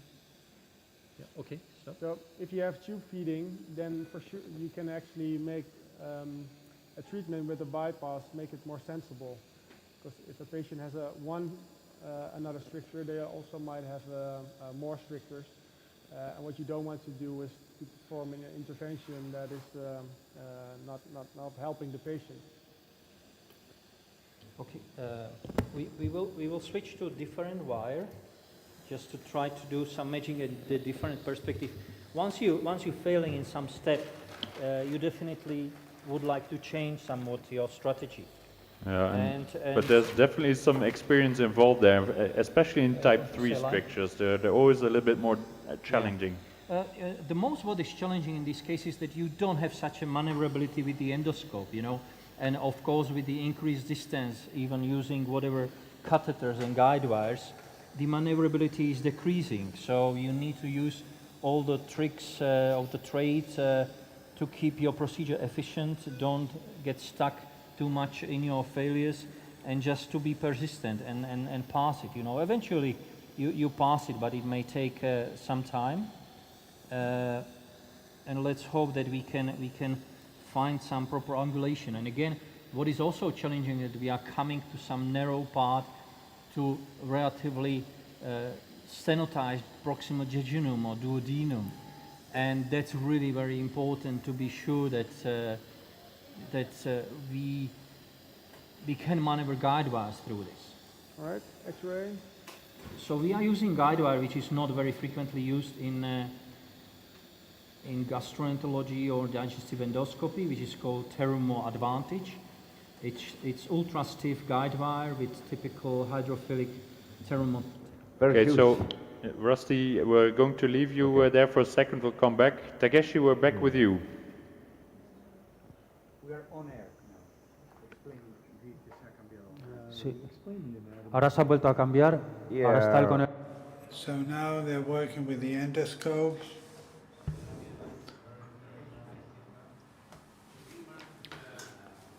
Antigradary. So we cannot remove the stone in one session, right? Yes. So diverticulum or no, injection. Injection. But this patient underwent genotomy. Está la piedra. José Carlos, ¿podéis explicarnos qué habéis hecho en este tiempo en la sala vuestra para Sí, avanzar el... bajar. Jose Carlos, what have you done in your OR? Well, we have advanced the guide wire and used a dilator and negotiate with the Fogarty and then anchor it in the bile duct, common bile duct. Next, we deploy the Merosent. So after 1 week, we can insert any devices, including cholangioscopy, so we can treat the antegrader treatment safety. So today we deploy the Merosent. So which diameter? 8 mm enough. Which line?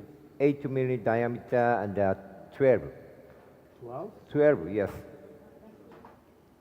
How much will you 12. use in the stomach? Oh, longer is very better. So because refractive cholangitis is difficulty occur. So after 1 week, we remove the stent, and then we try to insert the cholangioscope through the fistula. And do you, I presume, fully covered stent, and do you use a coaxial pigtail as well to fixate it a little bit or not? Yes, so this patient will be removed the metal stent. So today I deploy the fully covered metal stent with anti-migration flaps. Hanaro stent? Yes. Okay. Ahora va a hacer una hepático-gastrostomía. So now I'd like to show the con una intrascope prótesis channel Hanaro release techniques. totalmente cubierta. Okay, go. Totalmente cubierta, con flaps antimigración. Esta la comercializa ahora Boston. So we insert the stent delivery system into the blood tract, and So then why is it 12 centimeter length? because if stomach length is short, refractive cholangitis can be complicated, according to previous study. So we deploy the longer stent in first session. So, okay. So the idea is to prevent reflux or Right. alimentary content Right. and cholangitis. That's why you leave it so long. Yeah. So yes. So I usually place 12 or 10 cm to prevent refractive cholangitis. So by doing so, we can obtain the longer stent patency. En este caso es obligatorio, después de haber manipulado la vía biliar y no haber After having manipulated the bile duct, but it's important to place some kind of drainage. Otherwise, the patient is going to develop cholangitis. Techniques. So you insert the stent delivery system. As you can see, the echo endoscope is escape away from the stomach wall. So after stent delivery system insertion, you should pulling the guide wire like this. By doing so, adhesion between hepatic parenchyma and the stomach wall can be obtained again. Then we deploy the metal stent. Okay, slowly. Okay, go. Stop. So today, this patient will be underwent antegrade stent EHL using a cholangioscope. So stent position is relatively deeper, but this is okay because the next session is very easy. So go. And then stent release was performed from the intrahepatic bile duct to the echo endoscope, up to 4 or 5 cm. As you can see here, okay. Intrachannel, sí, This is intrascope channel release techniques. Change. Vale, está haciendo intrachannel Okay. release So next, technique. angle is all free, and then down angle. Okay. And then Y ahora va a liberar pushing the la parte stent delivery system gástrica like this. que la empuja. So stent release is performed under visualization. Okay. So this La ha is puesto muy larga precisamente para evitar pues, el que entre comida y haga colangitis. ¿Vale? So finally, we successfully deployed the stent like this. So this- Takeshi, it looks good, great. Yeah, Congratulations. Thank you so much. May I Are ask you a yeah, question? Giuseppe, go ahead. Can you hear me?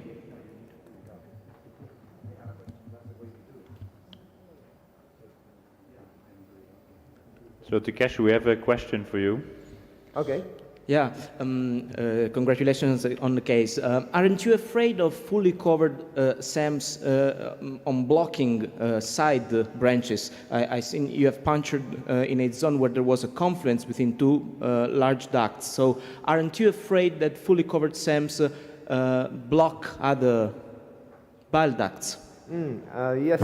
So this stent is a fully covered metal stent. So as you pointed out, B2 may be occluded due to, as a result, focal cholangitis may be complicated. So, but this patient is a benign biliary stricture. So if focal cholangitis is complicated, you can remove the stent. So this is not so matter. So fistula creation is most important in this procedure. So we deploy the fully covered metal stent. Porque si la dejas muy corta, al bombear el estómago es más fácil que meta comida. Entonces, si la dejas larga, cuando el Thank you, estómago Takeshi. propulsa, Is it correct that I heard that it was colangitis y... Congratulations. Sí, pero es... No. So you will be bringing, Thank thank you.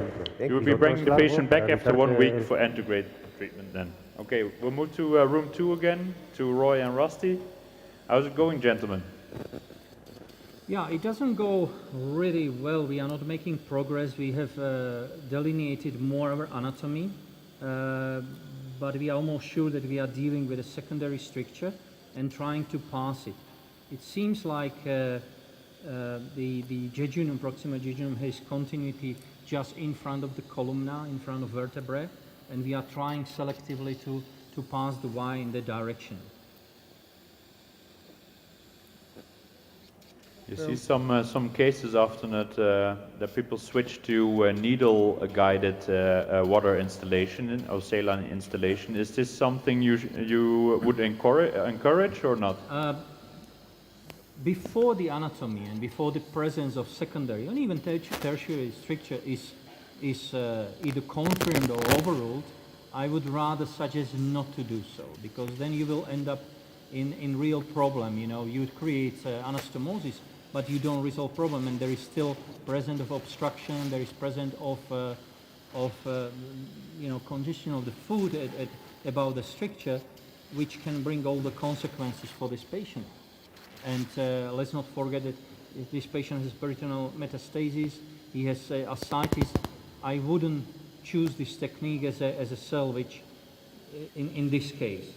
And what about, Rusty, to exchange now for a sphincterotome over this wire, just to have a little bending? Yes, we are almost ready to do that. What we will actually do now, we will try to exchange to the pediatric scope and trying to get deep passage with the scope and get with the pediatric colonoscope deeper in this area. Or even an enteroscope. Yeah. Rusty, Roy, there's a question from the audience, from Dr. Romero from Sevilla.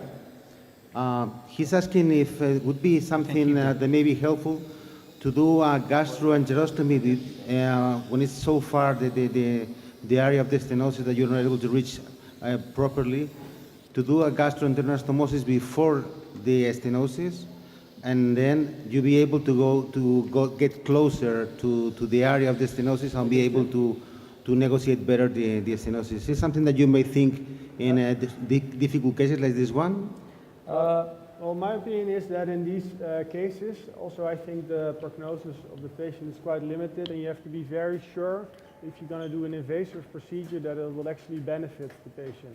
Because especially in these type of patients with ascites, there is a risk of having mal-deployment of the stent. There's a risk of infection of the ascites. So I would like to be sure, have a drain that they tolerate the food before attempting such a strategy. I understand the logical question myself, but I would rather discourage from it because, again, you have patient who is sick in advanced stage of his disease. There are peritoneal metastases, there is ascites, and you just creating this access anastomosis to get another deeper anastomosis. You should really be sure about the success of your treatment and not just double the risks. I have done it actually in a couple of patients, but on very, very special circumstances where I created gastrojejunostomy and then deeper underneath the secondary stricture creating jejunostomy. But those are like very exceptional cases. Less than 2% of cases have these secondary or tertiary strictures, and you need to be sure that you are ending with success. Like every HPV procedure, when you do some intervention, you don't want to end up halfway. You need to be sure that you are successful. Do we have other scope ready? Yes. Right. Yeah. And does it make any sense just to switch the position of the patient when you do in cases complicated like this? I wouldn't change position of this patient because you have seen that he has like a 10 centimeter large duodenum, and we wouldn't gain much from changing the position. But that's my personal opinion, and of course in these difficult cases you would like everything what you want, but I said I do not personally believe that we will gain. I'm not discouraging, I just saying my personal belief is that we wouldn't gain much. I think changing body position can help if you do not find the right position as soon as you have inflated or installated the water, but I'm not so sure about this position. So we have now switched to colonoscope, so trying to pass deeper and definitely had a better understanding of anatomy and passing the wire, passing the catheter deep below the stricture, because what we really need to do come from that largely dilated duodenum and proximal jejunum to that narrow part and be selective with our wire. But we are definitely not giving up.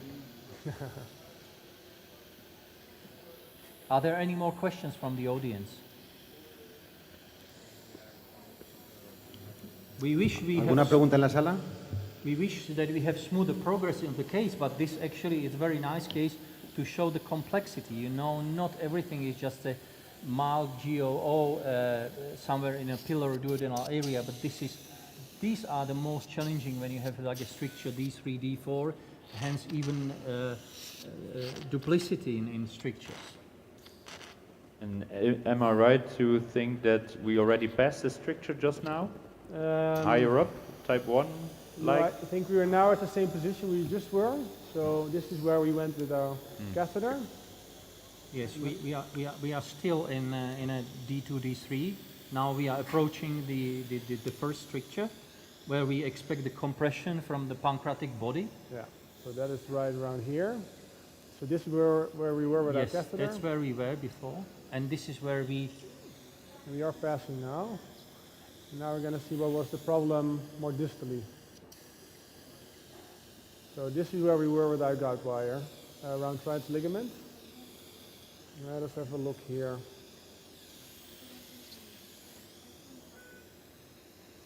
It seems to be orifice down here. It's like around 7 o'clock, perhaps. So you could also use a distal hood if you're doing this procedure, so you have a little bit more overview. But it's also more difficult to pass the stricture actually, because it's a little bit increase your diameter of your scope. But this is more of your playing ground, Roy, enteroscopy, right? Yeah, you know that I like to do that. It takes hours, but yeah, I like it. Okay, so let's see if something... That seemed like... Let me just check the scope position here. I have to pull back on the scope. I'm pulling out the loop, which can be helpful, but also can mean that we're going to fall back, as we are now. So yeah, there's definitely a stricture there, because I haven't seen any lumen.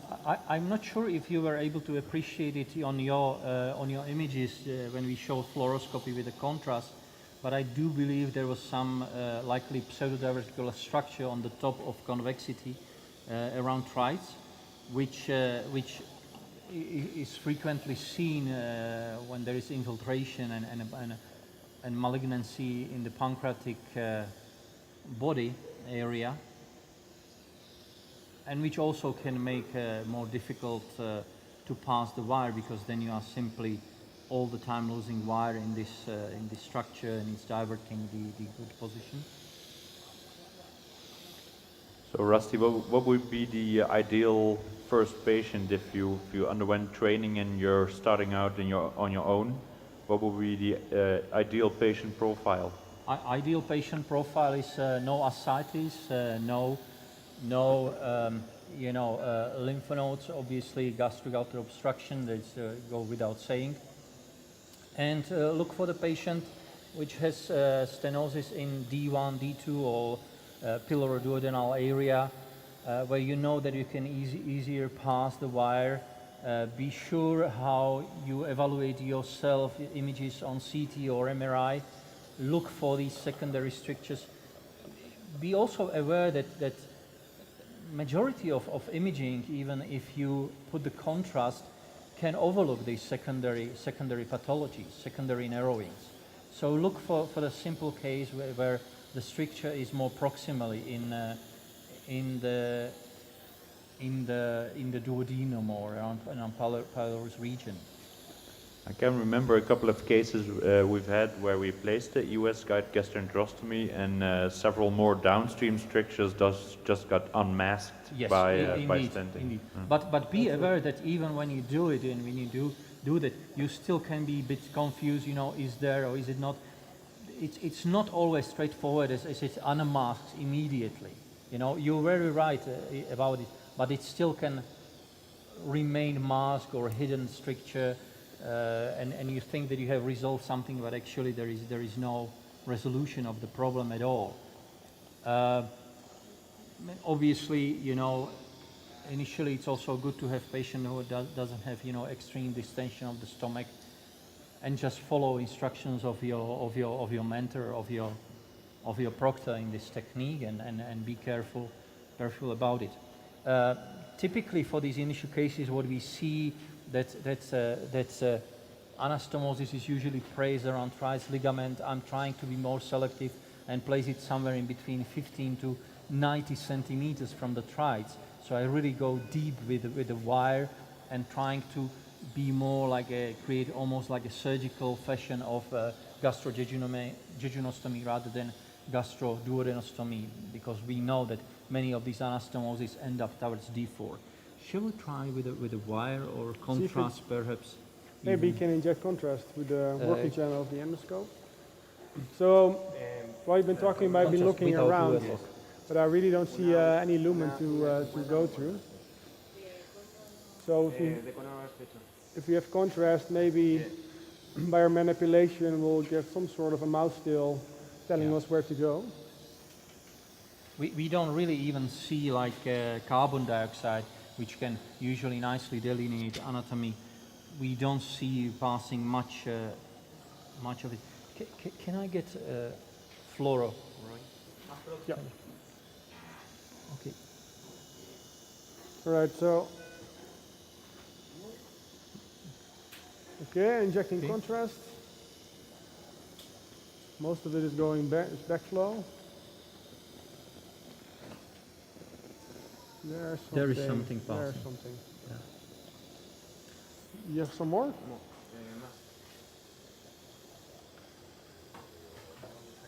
We're trying to. Maybe we're getting somewhere. So now we'll direct the scope towards the little cloud of contrast. See if we can. Sometimes you can even open it with injecting contrast, making the passage of the wire easier.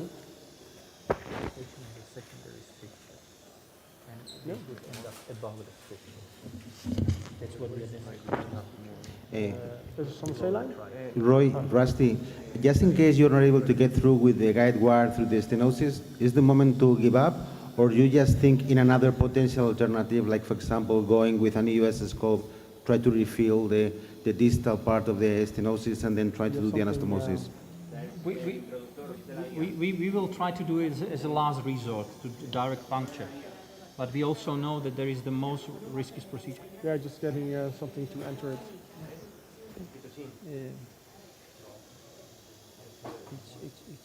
But generally that would be your last option. Yeah, do a direct puncture, fill the lumen with contrast, and then see if you have a normal bowel. And then you could consider do a direct placement, but in my experience, I do think it's more challenging. It's easier to have, for instance, nasobiliary catheter, because you have constant rinsing of fluid, and you'll have a nice dilatation of the bowel. I do have to say something that is we didn't publish about it, but in a patient with peritoneal metastasis, often the bowel dilatation is relatively easy.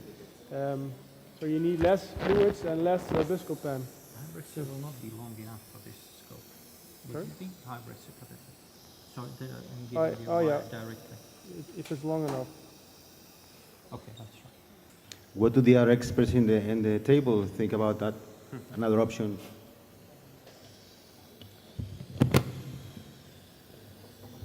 Yeah, I agree. I would use the direct puncture as a last chance. Yeah, I would take it as a last resort. You don't really. If you look at the 5-4 in between our 5:30, there is opening some space. The question is if it's.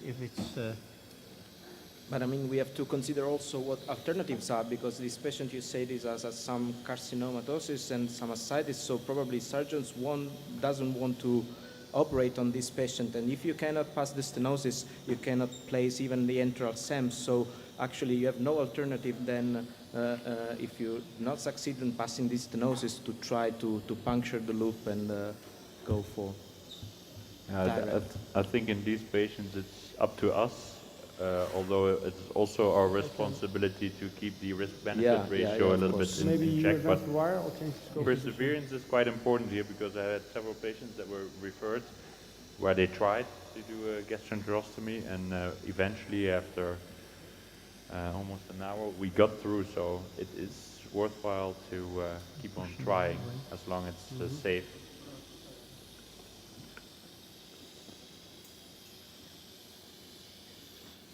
So the contrast is going a little bit more down, so I should move this way.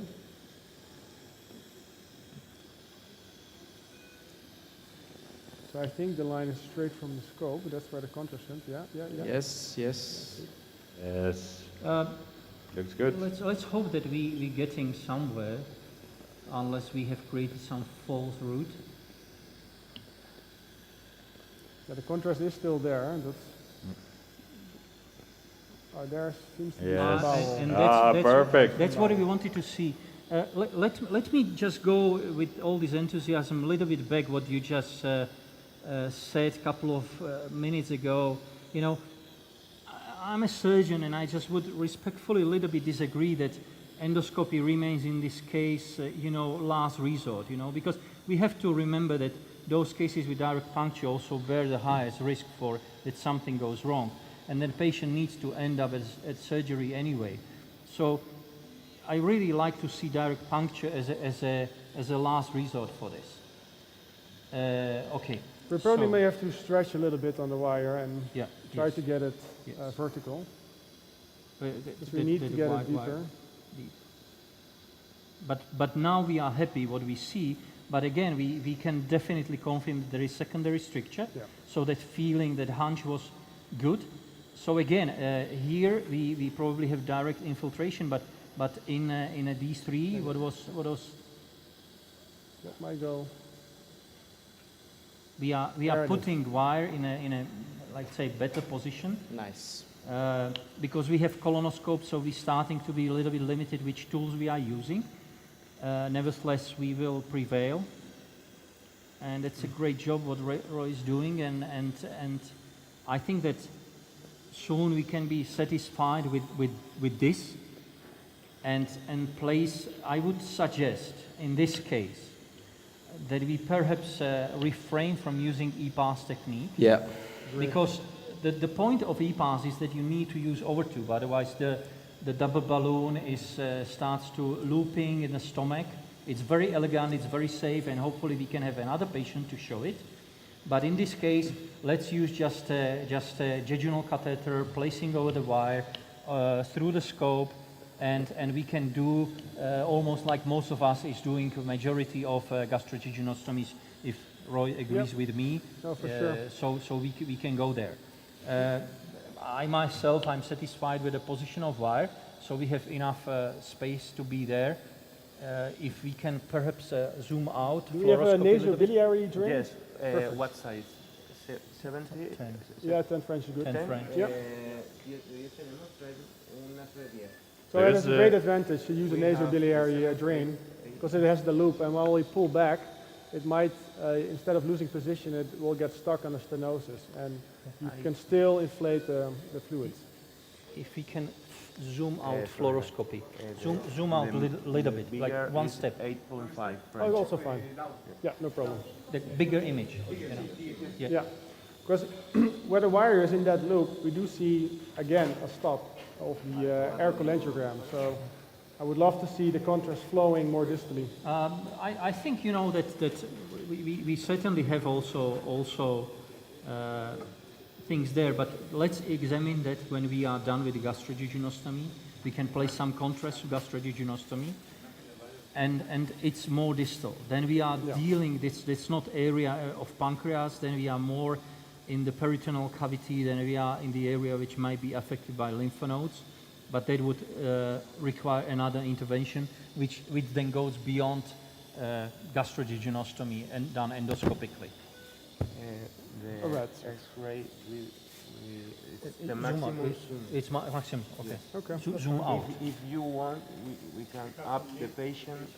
I need just bigger image to see. Bigger image. Okay.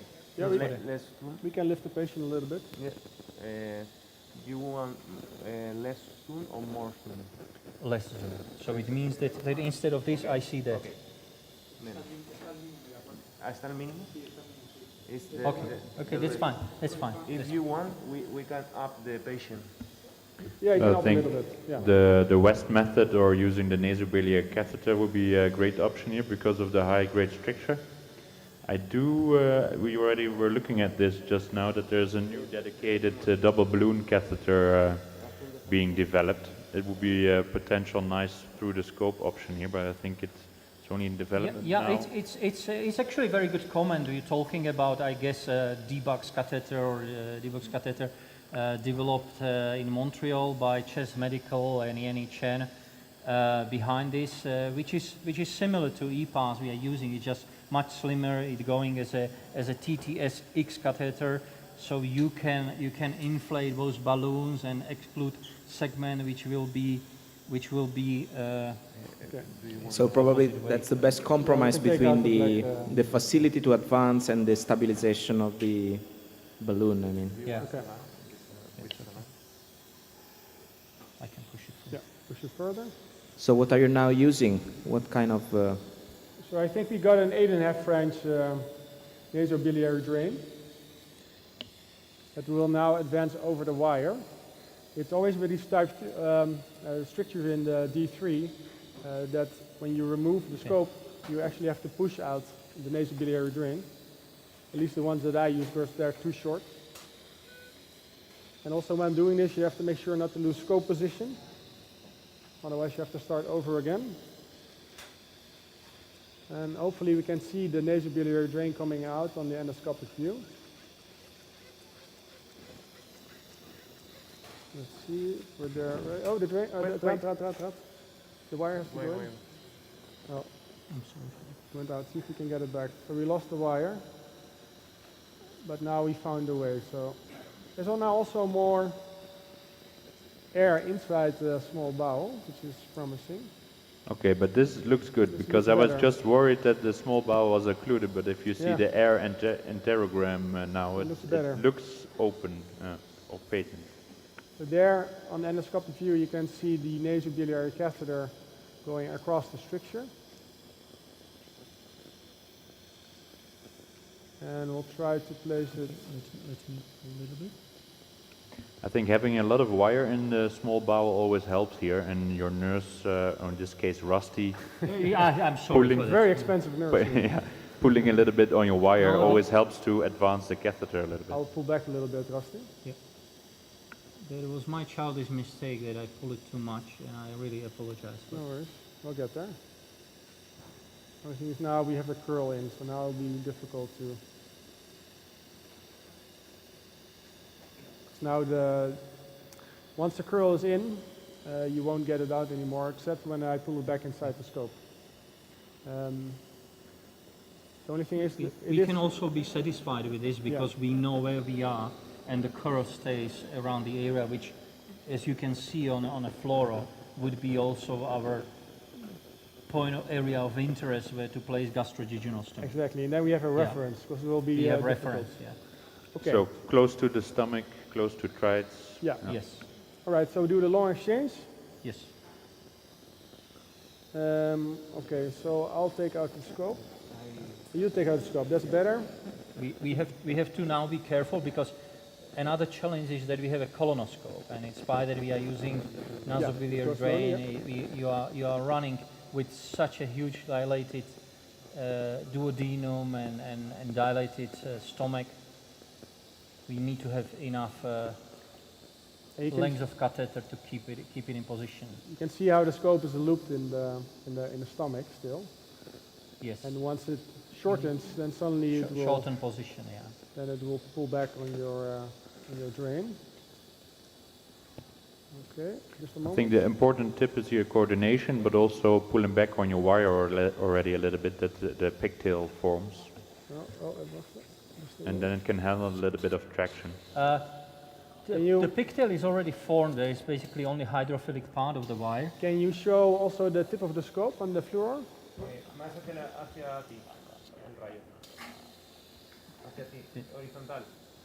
Yes, that one. Okay. Horizontal. Yeah. Okay. A little bit more. All right, and then I know enough. Please go back to the pigtail.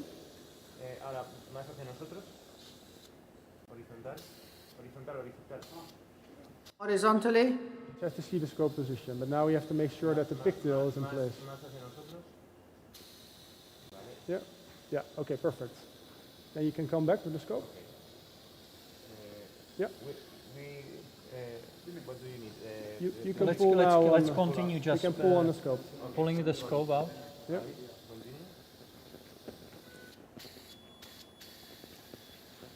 Okay. So we were discussing that special catheter coming from Canada, which really is similar to what we are using for direct thoracocholangioscopy, where you have detachable connectors and you can do everything through the scope. And it definitely might be advantage. I do believe the catheter has already approval, needs to be just commercialized. Okay, now we have to find something to push the catheter in. No, algo para empujar el catéter. Dejarles un...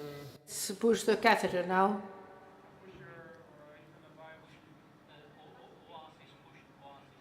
Artist, pusher. I think I heard Amplatz as well. Oasis, sorry. The colonoscope. The instruments are not made for this. You actually have to find a way to push out the catheter. What are you using? Are you using a forceps, something like that? We will use now for pushing it through. So we will use actually almost on-label device, which is stent introducer Oasis. Okay. You can pull back the scope. So it actually fits very well as a pusher, and at the same time the tip will provide you stiffness pull back a bit more. Yeah. Yeah. So, we got a question here from the stream, from Mohammed, and he asked, are there criteria to confirm the jejunum distal to trites? Well, I think there the nasobiliary catheter comes in. You can, we will see that just now after they switch to the EOS scope, is that you can use the catheter to confirm your trites position. Yes, we are actually tip of the or the curl of. Can we change the EOS? Nasobiliary catheter or this jejunal catheter is actually around 5 centimeters below the trites ligament. Maybe in the meantime we can inject some contrast to the catheter to depict the small bowel. We're waiting for the scope exchange.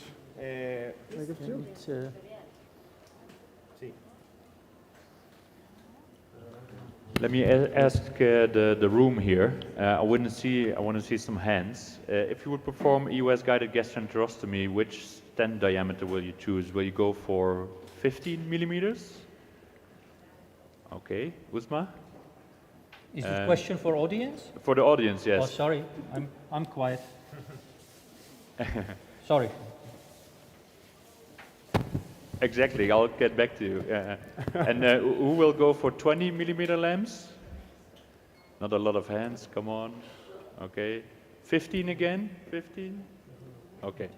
So I have to agree with Uzma that there's not a study that conclusively says that 20 is better than 15. The only thing that we notice is that in our own studies is that the full diet tolerability might be higher, but clinical success is more or less the same. Yeah, maybe she can move over. You have some glue? Or some glue, some on the side. It's a good comment that if you have trouble or you think that you're going to have trouble with the 20, it's sometimes safer to go with a 15. But still, there is no conclusive data, but we tend to go for 20 because of the full diet tolerability. Yeah, probably you have a very tight angle, a very short area. 15 is much easier to deploy than 20. Yeah, 15 is much easier. You know, we did like some interim analysis of over 300 cases about this, but I would suggest, you know, that we just, you know, group up and work on even randomization for this group of patients. You know, that would be extremely useful to have this data. I personally do believe that 20 is better than 15. I did since 2016 only 2 15s, but I'm biased, so I don't. Can you follow the contrast with fluoro? Saline? Fluoro? Yeah. Okay, Roy. Roy and Rusty, we're going to switch shortly to the other room, and we'll come back to you. Okay. Ponemos presentación, por favor. Can you show the presentation, please?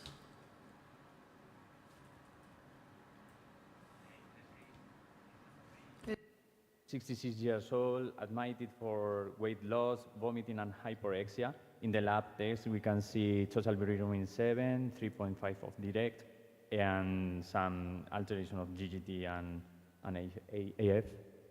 In the gastroscopy, we can see a malignant obstructive anal ulcer and diffuse ring gastric adenocarcinoma in the histology.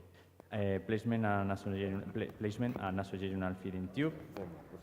In the CT scan, malignant gastric outlet obstruction with perivascular, mesenteric, and retroperitoneal regional lymphadenopathy.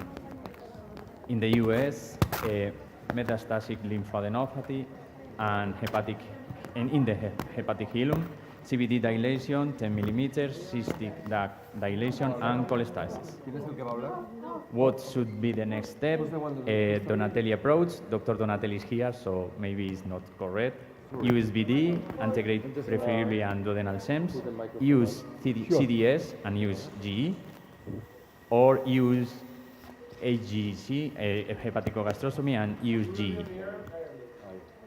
Maybe the next is use hepaticogastrostomy and use GE, double DDE. Okay, podemos cambiar a la sala 1, por favor. And change over to room 1 again. Well, to room 1 now, not again, I'm sorry.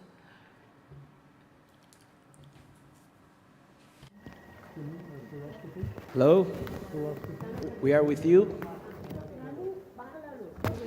So probably there is room for comment here, because in double obstruction we don't have solid evidence of what's the best approach. But we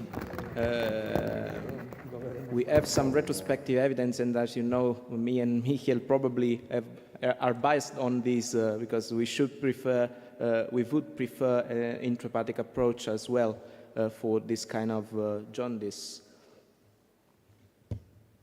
But yeah, feel free to say what's your best approach in this case. I think there's very little data. I think the first paper was published by a group of, the first author was Andrew Kanakis, I think, and they published a series of US hepaticogastrostomy and gastroenterostomy, and they see very little dysfunctions. That made us compile the study that we published in GIE together. And what we see there is that the double EOS bypass is definitely feasible and also safer than surgery. Yes, we're with you in the room. Hello. ¿Cómo que con doble derivación? Sí, es una doble derivación. Primero gastroduodeno y luego hepático gastro. Ah, vale. Paul, can you hear us? I hear you. Okay. Es un aneo de páncreas. Your Honor. Okay. No tiene paso I think we can remove this. y tiene adenopatías mesentéricas que le comprimen la vía biliar. Vale. Yes, pull it out. Un hepático gastro y gastroyeno. It keeps taking gas. So Paul, can you shortly say what you're about to do, because we'll have to move back to the other room for a second and So come the back first to you. step here, of course, is to place a catheter into the duodenum or jejunum so that we can perfuse the small bowel and make a target for the GJ. And so here you can see the anatomy is quite distorted here from the cancer, which is involving the entire antrum, as you saw. Here, one of the things I can do, I'm going to try and do this without any gas so that I leave Takashi with something that's reasonable. I'm waiting for them to have some water for me, and we're going to try and get through the cancer. This could in of itself be a problem, just to go through the cancer. Okay, yeah, so you're starting with the USGE. So it's just an EGD first, just to place the... okay, perfect. The, we'll come back to you after we've seen the placement in room 2. So Sounds fine. We'll move to room 2 again. The water is good?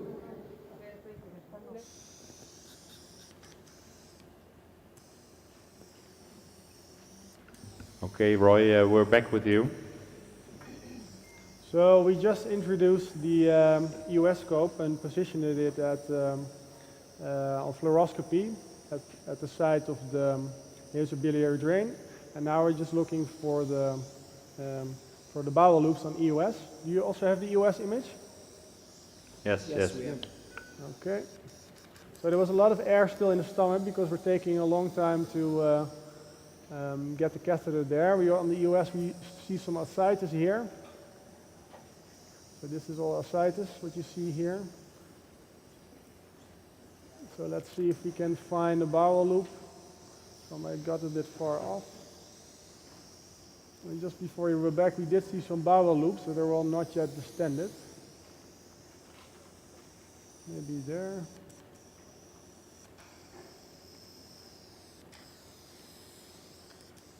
I think this is also a good tip when you're starting out these procedures, is to use your fluoroscopy to guide you directly to your nasobiliary catheter. It can save you a lot of time.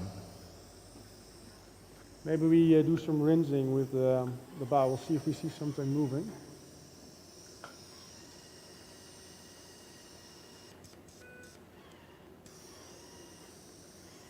Okay, I don't want to look for the small bowel loops and the ascites because it will be impossible to place it.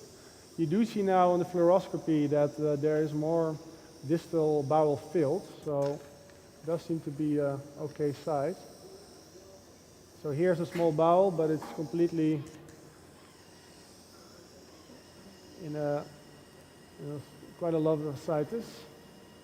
Now you want to be looking at identifying the nasobiliary drain inside the small bowel loop, as well as the active rinsing of the fluid that you inject, because then you know you are at the right position. So do you see some activity more distally here? Yeah, we injected 20 milligram Buscopan before this. You would like to use Buscopan or glucagon to suppress peristalsis, so the emptying is not so dramatic from that. But we are getting to that area. You see nice distension of the small. Is there a certain shape of the small bowel that you preferentially look for, Rusty, or you don't care? I wouldn't. I always care, but certainly it's good if you have if you do it in the trajectory as your catheter comes out, that lumen is following the trajectory. It makes it easier. You know that you will not hit contralateral wall. But as I said before, I'm prone to do it a little bit more distally than you see, around triceps ligament, I really try to do it somewhere in between 20 to 90 centimeters.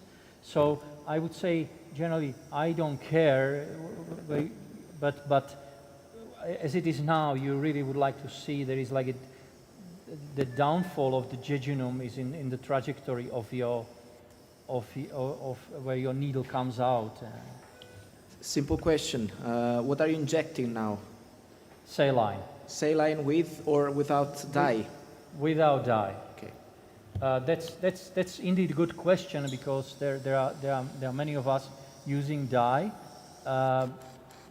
but once you have enough confirmation by ultrasound and fluoroscopy, once you see that swirl injecting, so you can be quite sure where you are heading and seeing, you know, it's a matter of discussion, you know. For the safety, if you prefer, you know, continue with dye, we have decided for the sake of this case, we don't need a dye. I think that once you puncture it and you do anastomosis and see a dye, for me, it's already too late to see that, you know, and then you can see it also endoscopically if you place it wrongly. Yeah.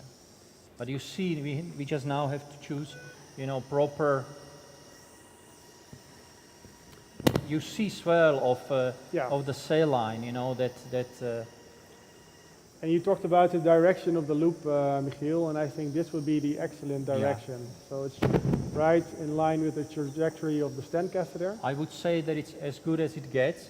You know, if you are struggling with the size or the diameter of the small bubble, I usually recommend, you know, continue with the irrigation. We have it like on a water jet or endo wash. We're trying to continuously a little bit increase the size. So can we measure the bowel? The size of the bowel? It's over there. No. Rusty, we heard from you before that ascites is not a contraindication to do the gastroenterostomosis. Yes, that's an excellent question, which we discussed here before. And please be aware that this patient, as we are finished, he will get, you know, bedside drain his ascites. But there's a problem with the amount of ascites. I mean, ascites is not a contraindication, some more difficulties, but the amount of ascites is something that may preclude you to do that? Yes. Amount of ascites may preclude you, but you mainly would like to avoid complications in terms of get it infected. And also, ascites is not promoting your healing of your anastomosis or patient's anastomosis. So you would like to have reduced it so there is not a tension ascites.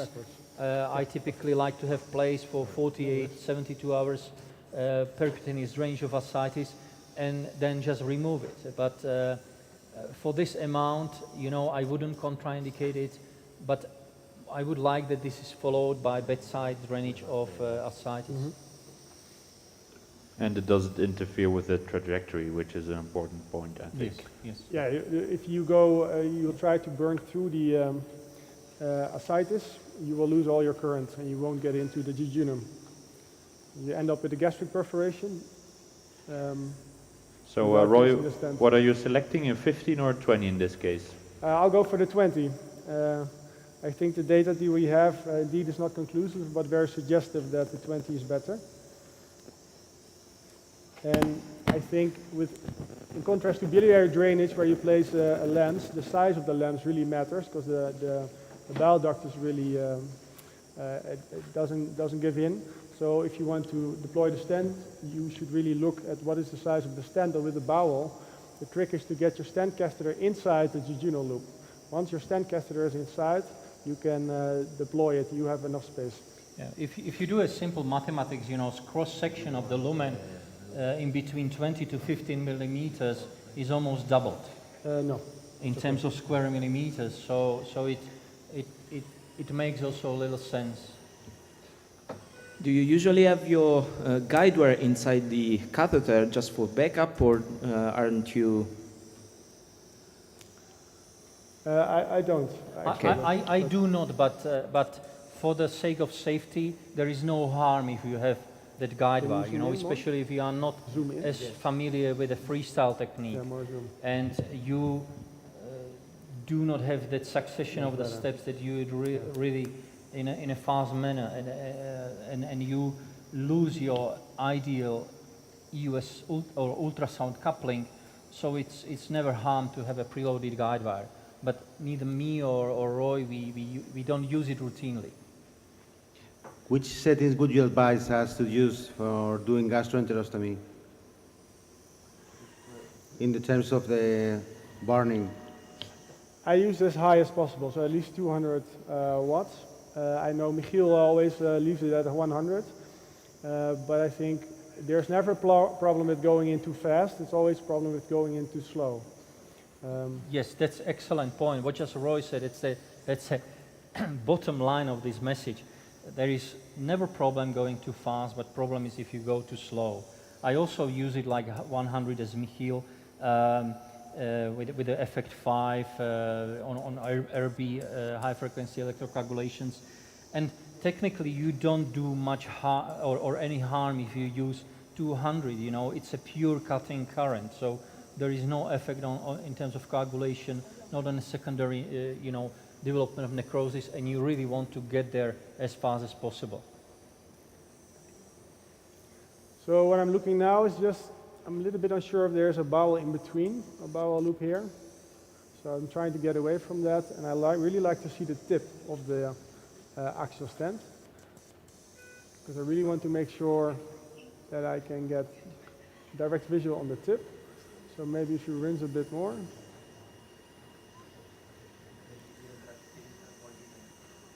Because Aren't you using a balloon actually on your scope, isn't it? We're not using a balloon, indeed. You use a balloon? Yes, I do. In this case, it might be very handy, I agree with you. So I'm getting in a little bit unorthodox position.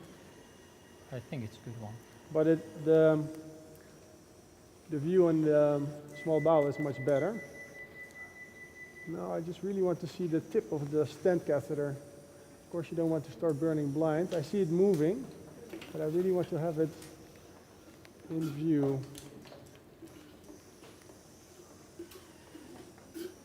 So where are you?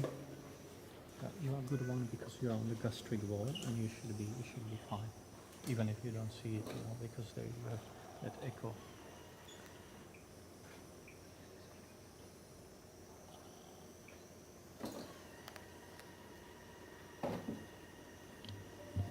Do you use glucagon or something like that to help you do the anastomosis? So we just gave Buscopan. We gave Buscopan.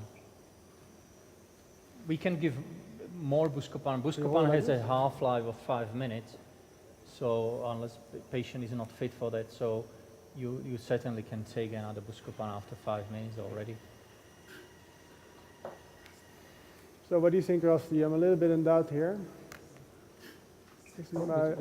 Seems a nice target now, huh?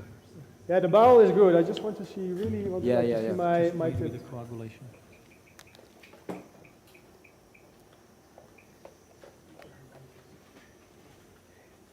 Yeah.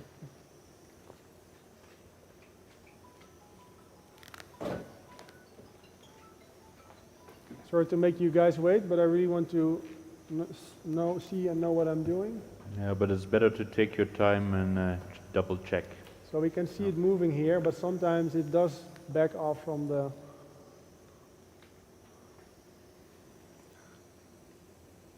You can really easily miss it, of course, because the small bowel is so mobile.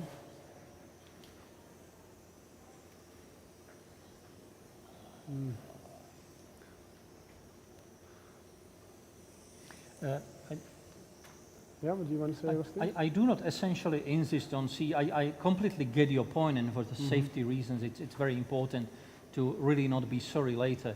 But I do not always insist to see the tip of the catheter, because immediately as you start to push the wall ahead of you, so using the ultrasound coupling, and especially not having the balloon and having stomach, you know, partially filled with the air, and we see that the scale of our ultrasound is you know, you can see on the right side of the screen in terms of centimeters. Now you see tip of the catheter. So I will try to fill a bit more, so we have a nice distension. All right. Now you just have to make sure there's no bowel loop in between. There's a little bit of ascites there.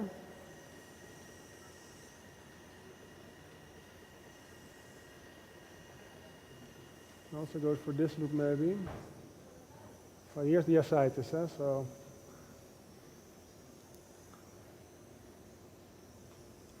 Yeah, that would be more position where I would go.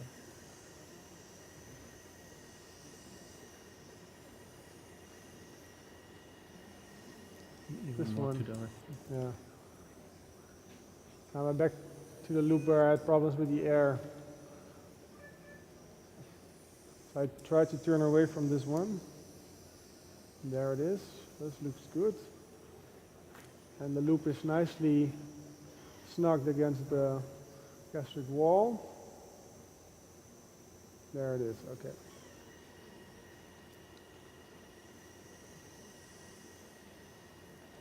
I just need some diet. Can we give some more glucagon?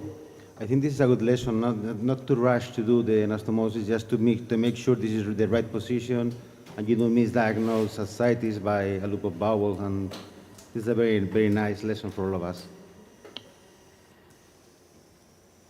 Yeah, it takes time, but this case is complex. But on the other hand, you have seen multiple, pitfalls in this case and how to solve it and a little bit brainstorm. And there are still different techniques how we all of us doing these procedures. So it's very good demonstration, despite that it's quite challenging. So I'm happy now to see the tip of the catheter in my view, so I know exactly where it's going. And I'll try to see if I can locate this loop directly under it. But I don't have the full view.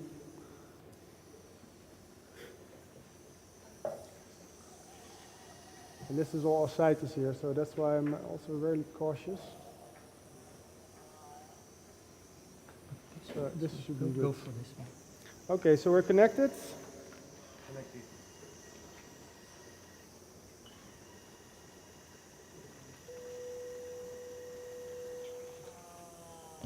Nice. Very The nice. Smoke sign, perfect. Smoke sign. Yeah, you need that fizzy sign, bubbling sign.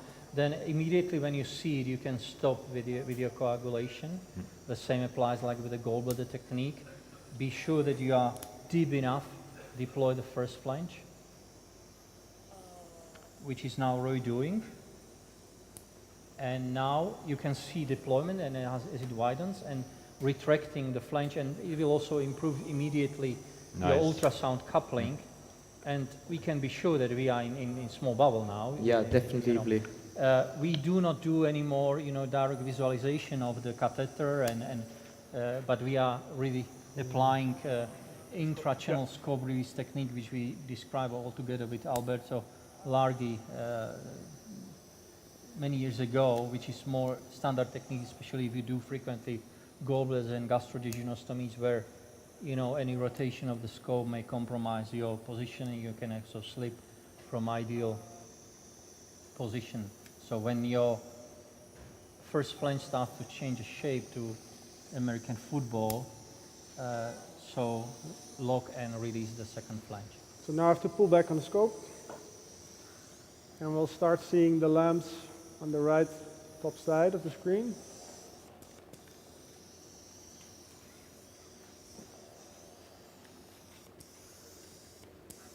Have to turn clockwise. Yeah, it's I don't see it yet. It is there. At 10, 11.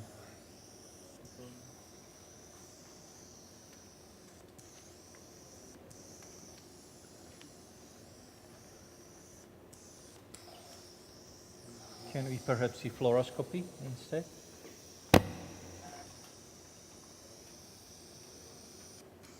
So it is out already. I don't see if it's out of the scope. It is out of the scope. Okay, let's remove the stent catheter. Maybe you can see a little bit better. So I think it's already out. There's just some debris on the screen.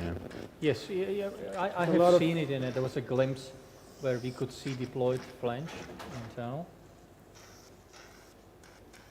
So I think what we've learned from this case is that we have to persevere. with the placement of the nasobiliary catheter. And as soon as we see the lamps, I'm afraid we have to move to the other room because they're waiting for us. Yes, No indeed. problem. But congratulations for this very challenging case, guys.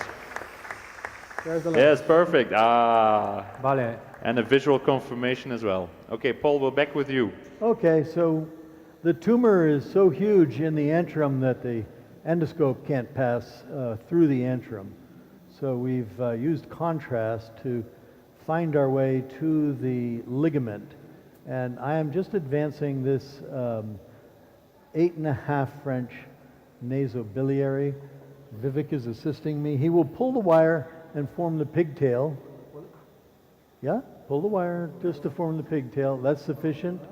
So there you can see the, no, just Vale, leave voy a it there. contar un poco lo que llevamos hecho hasta ahora. Es un tumor. To tell what we've done until now, antropyloric bulbar. Pero voy a llevar a I think we talked yesterday in the hands-on that when the exchange is performed, if you watch the operators, essentially the catheter stays still, so I'll pull the scope to my hand. I'm not really pushing the catheter, I'm pulling the scope. So in this way, the catheter remains in the same place. May I ask you whether you choose, you mind where to put your pigtail just before or after the trites? So is that important for you, or you don't mind? So here, I think the essential part is you can't be distal to the point where you want to make the GJ, because you need to perfuse it. And in this case here, the region of the ligament is kind of far from the stomach, so I'm close. Now, it's okay. I don't want to have it too far to start, but I can adjust it as I proceed with the procedure. So now I have this, and we will switch scope. We'll switch to EUS, and then we'll directly place the GJ. Vale, ha hecho la técnica prácticamente underwater. Vale, ha pasado. the underwater technique. He passed this saline with a pump and contrast in order to see where the lumen was going to. After instead of using a conventional catheter, he has used a Fogarty balloon of Olympus in order to negotiate the stenosis, and VisiGlide 0.25 guide of Olympus, and with the balloon he has been able to go down to the trace angle, and then he has removed the catheter, the balloon, and he passed the irrigation catheter of 8.5 French. Y esto es a seal on the inside. Never unscrew all the way.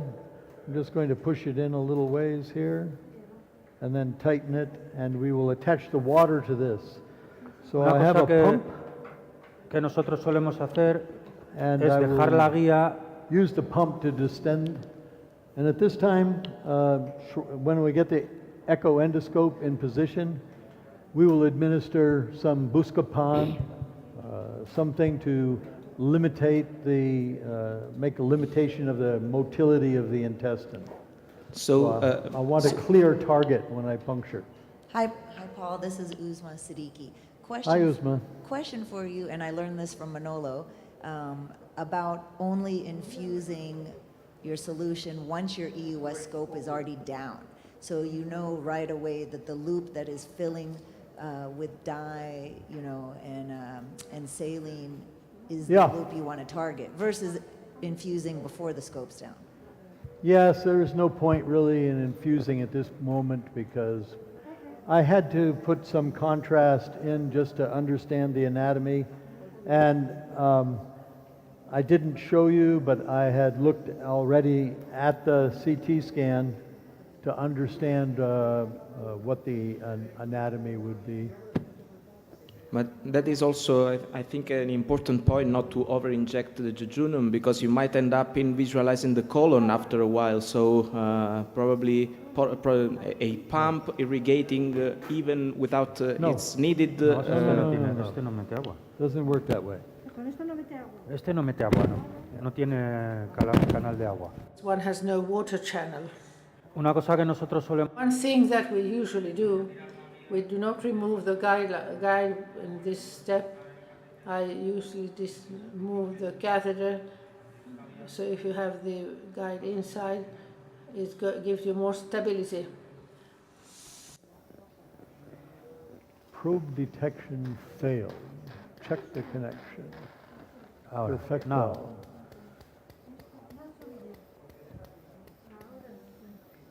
So now I want to protect the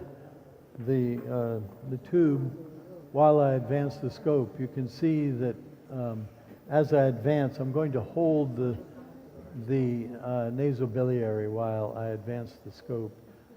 Just by fluoroscopy, I'll look in this region here. So I think somewhere here is where I want to go. You can nicely see that Paul is also using the fluoroscopy to immediately direct yourself towards the targeted small bowel loop. So from here, we all agree that fluoroless use-guided gastroenterostomy is not probably the here, way. You know, this, I believe, I have pancreas. You can see in between you can see the distance looks very attractive, but the distance is long. No. This is small bowel. No, it's a small bowel. But it's quite distant. Eso es el And then I can look with fluoroscopy. Eso. Yeah. So yeah, it's not a good target because I have to go through too much tissue to reach it. So I want to follow it. Maybe I can find a spot that's closer and doesn't have the omentum, the mesocolon, in between the stomach. So I'm just pulling the scope back here to see, keeping this loop in view, to see if I can find a better position. But it's not a great option here. Vale, este tipo de anastomosis son transmesocólicas. Type of anastomosis are transmesocolic. So what we can see in the upper part is the transverse mesocolon between the stomach and the loop. And this is exactly the zone of the triangle. At 90 degrees, we have a change in direction. Here I looked and I thought, maybe if I come more proximally in the stomach, I can see it. But you can see, this is why I added the contrast in the beginning, because you can see by fluoroscopy, the distance here to the bowel is quite distant. And by US, so what's your concern about the interposed mesocolon? Is the lamp will not go through? Well, to help you localize the loop of bowel to be able to do anastomosis, many times what I'm afraid is just where's the pancreas, because many times it's very, very close the area you want to drain. So what I try to do in my mind, I don't know if it's what you do or you can explain what's your experience about, is you look for the pancreas and you try to go slightly distally to the pancreas, and in that area is very often that you find a loop of bowel that is good and is going to be able to expand and to be able to drain. Do you agree with that, or is something you use occasionally? Yes. So you can see, obviously, bleeding is of a big concern. And you can see just underneath the transducer, I have this structure.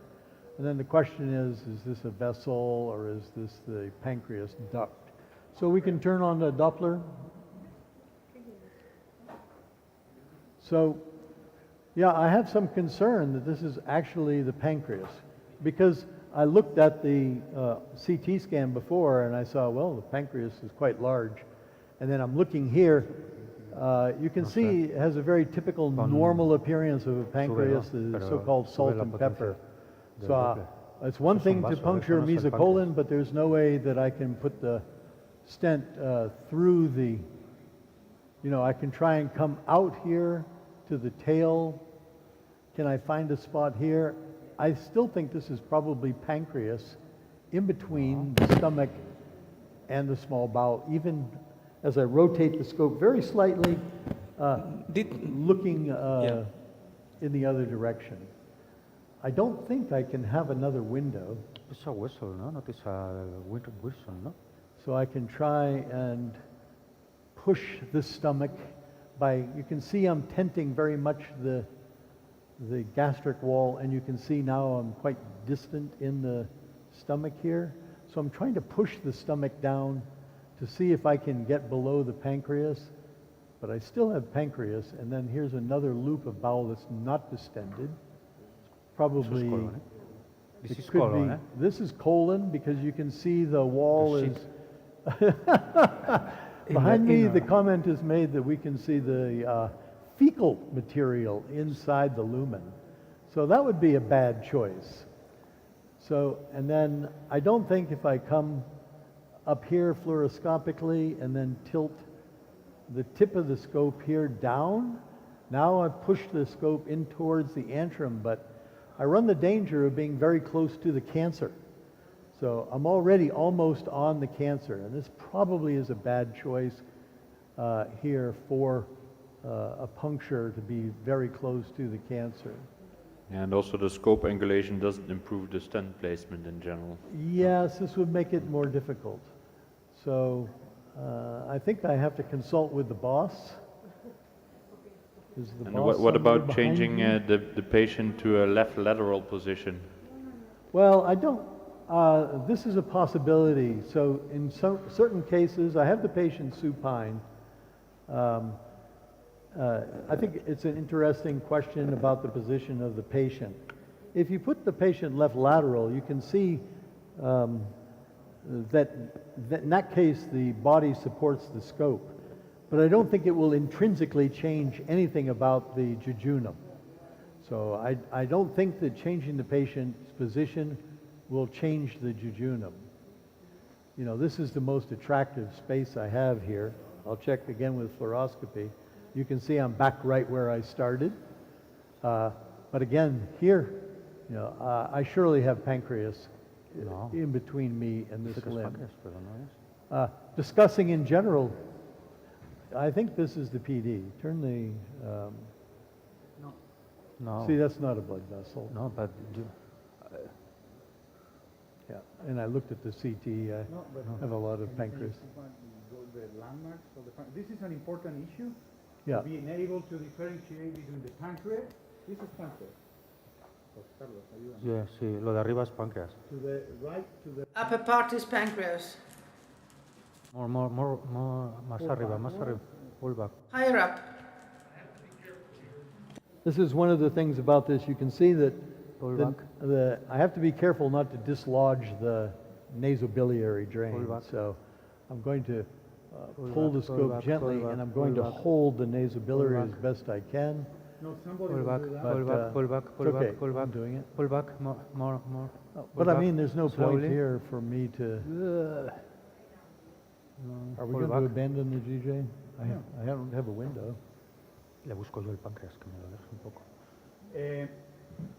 So, Okay, who's moderating? Enrique, I guess we're going to fix that Yeah. somehow. We need to keep going with the lecture.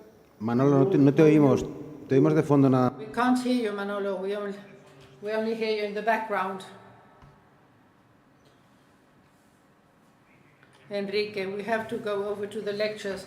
We are running out of time. We are coming to the end, and we will tell you how you end. But please moderate the sessions of benign biliary obstruction, and we will tell you how this ends. All right? Okay? Okay, Manolo, thank you very much.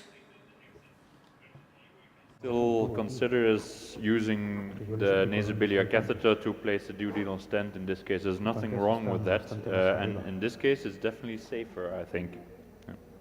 Bueno, imagino que lo habéis oído todos. Manolo, mientras van haciendo el caso, como vamos un poquito retrasados, vamos a... We have a delay. We're going to go on with the lectures. I think that Ramon will explain where they are located. Gracias, hasta luego, adiós. Please, Dr. Moon. Well,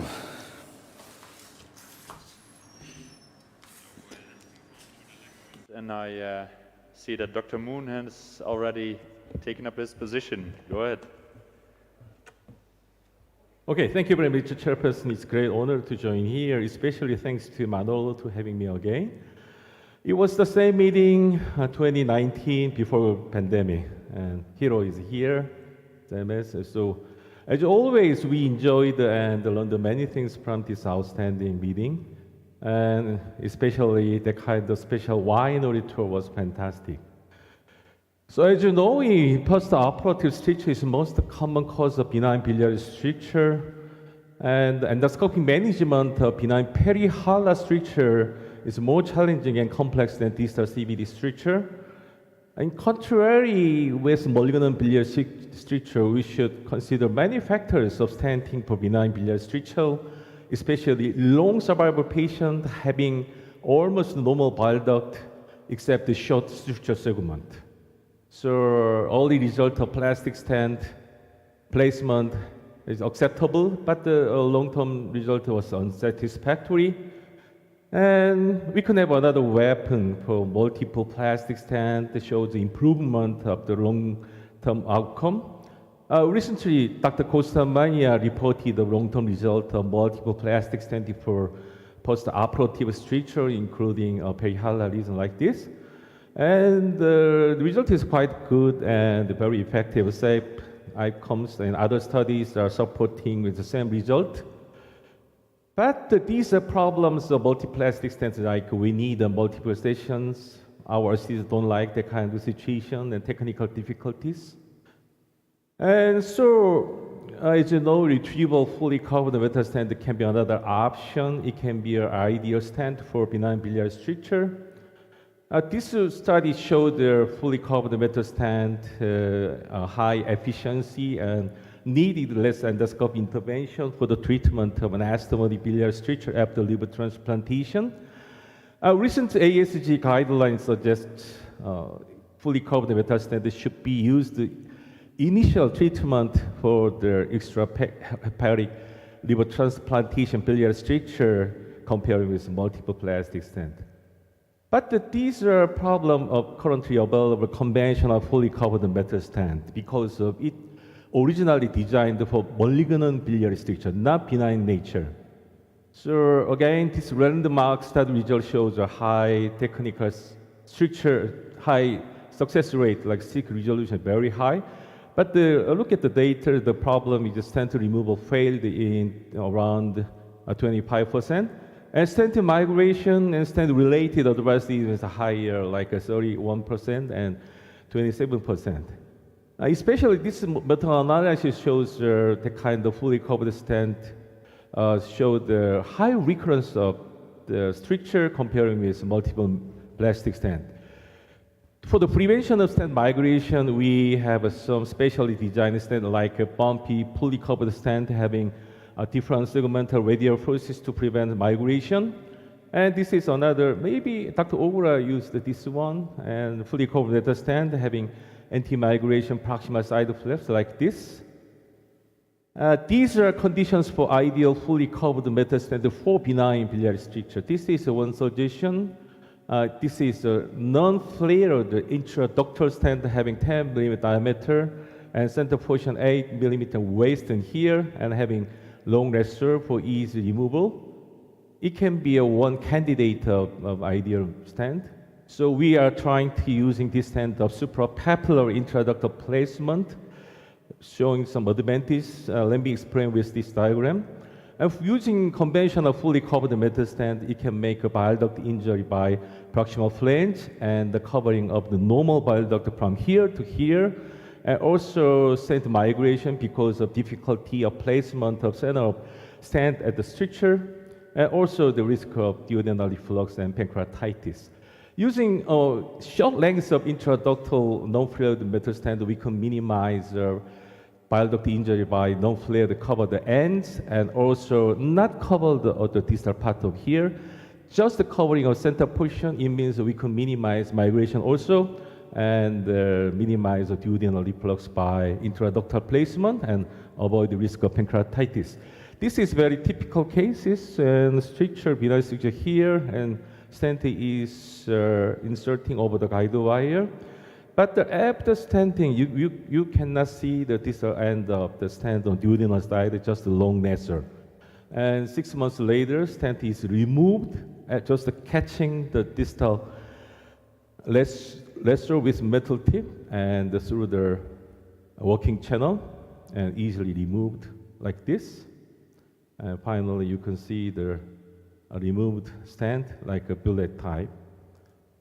And let me show this typical case, very severe stricture and multiple stones, HALA stricture. And we put the kind of non-flared intraductal metal stent on here and 10 millimeter diameter.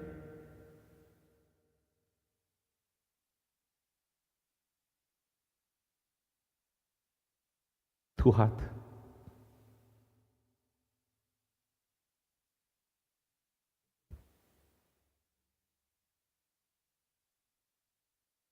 I didn't do anything.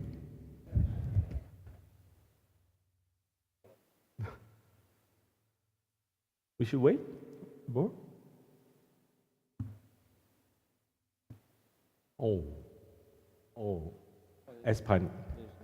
Spanish, clothes. Okay.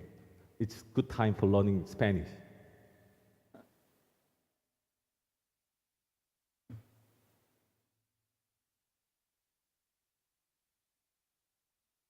Okay? Okay. Please. We met each other a very long time ago, right? Oh, no. We can find. Yeah? Slide. You fine? Yeah. Could you go back? Yeah. It's a lunchtime, so let me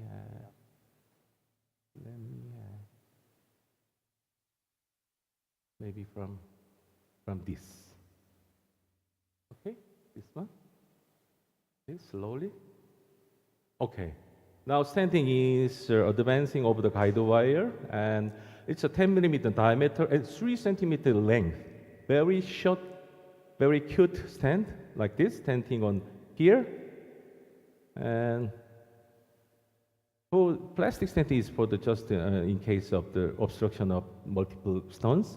And after 6 months later, stent was removed, and finally all stones was gone through the stricture. And you can see the stricture is much improved.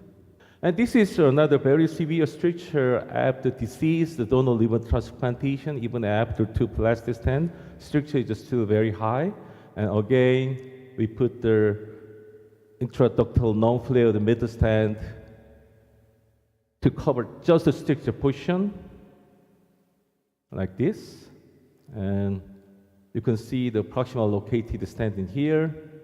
And usually 3 months or 4 months for liver transplant patient, and stent is removed, just pulling out the lesser, and you can see the much improved stricture. Now, living donor liver transplantation is a very big problem, especially in Asian countries, which is very difficult to make a diseased donor liver transplantation. So you can see that the kind of high-grade obstruction on HALA region. So again, short version of fully covered metal inserting over guide wire, just the covering of stricture portion, and same, just a lesser on duodenal side. You can see the proximally located short length of fully covered metal stent. And 3 months later, stent is removed slowly. And then finally, you can see the stricture is gone.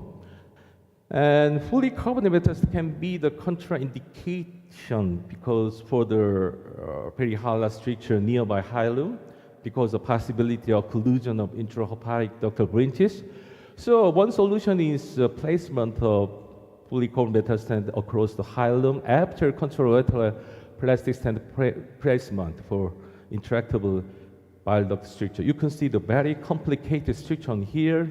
So one solution is put the plastic stent on contralateral side, and then 10 millimeter and 3 centimeter length of the intraductal stent located on here, and finally stricture is gone. And our group reported a multi-center trial result of intraductal placement, a kind of non-flared short length of fully covered metal stent for refractory anastomosing biliary strictures, having a very high technical and clinical success rate. This is another very high-grade periHALA stricture after cholecystectomy here. So after 2 plastic stents, the stricture is still remained here. So for these cases, we put the 2 short length of fully covered metal stent on both sides as a side-by-side deployment like this, and one stent in right side hepatic duct and another stent is for the left hepatic duct here. And again, you cannot see the distal end of duodenal side here. And you can see the two short lengths of the fully covered metal stent on bilateral hepatic duct. And 6 months later, stent is removed one by one through the walking channel. And like this. And finally, stricture is much, much improved. We also reported the usefulness of the kind non-flare, the short length of stent in perihilar benign biliary strictures with, again, high clinical and technical success rate. Interestingly, recently, the publication for intraductal placement of full recovered metal stent for benign biliary stricture is increasing. This is another novel intraductal fully covered metal stent by Dr. Capes. It is short length and it has the waist and middle portion and the long extraction string for easy removal, but the indication only for benign stricture after liver transplantation. Recently, this report showed the high stricture resolution rate and the same stricture recurrence rate comparing with multiple plastic stent, but you can see the number of years per session is much, much decreased comparing with multiple plastic stent. In conclusions, for the endoscopic management of benign biliary stricture, we need a stepwise approach from plastic to metal stent, and definitely fully covered metal stent can be one of the most important solutions for post-operative benign biliary stricture. With the intraductal placement of short length of fully covered metal stent can be another option for complicated benign proximal biliary strictures. Thank you for your very kind attention. Gracias.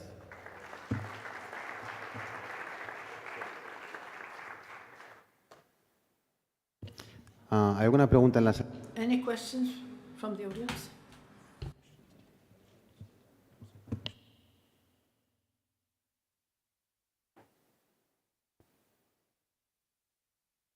So the next lecture is going to be Good morning, everybody. And Thanks, if you want Manolo, at the end of the lecture, we for can give inviting some me questions. to be here. So, one moment.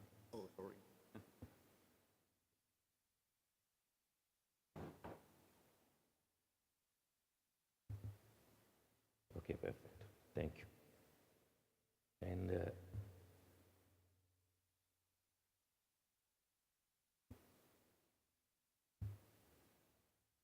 okay.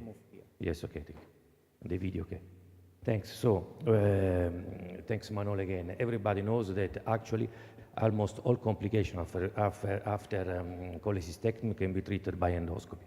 We can treat leak, we can treat stricture, so Dr. Moon presented the stent, but even we can treat complete transection with the loss of tissue. This is very interesting.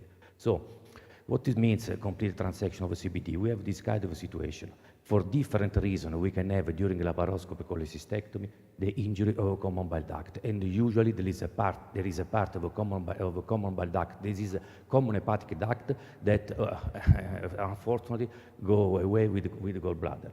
And the real problem, if you know the anatomy, is that you have this kind of a situation when you misunderstanding the cystic duct and you are cut here on the hepatic duct, on the common hepatic duct, you have also during the dissection injury of the vascular system. So in 25% of these patients, you have an injury of a right hepatic artery. There is no problem for the blood supply of the liver because you know it is supported by the other artery and vein. But the real problem is for the outcome of the technical used for repair, surgical or endoscopy repair.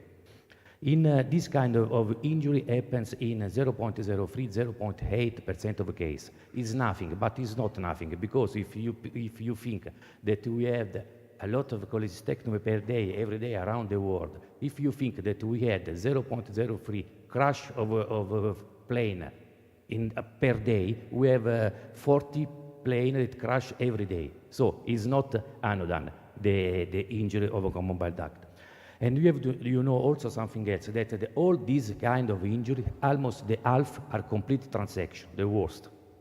What we can do? What is the presentation of these patients? First of all depends if there is the clip on the proximal stump. If there is a clip on the proximal stump, the patients will be jaundice. If there is no clip, the patient will present coloperitoneum and biliary leak. This is the classic picture. This is the MRI in a patient. You can see here slowly.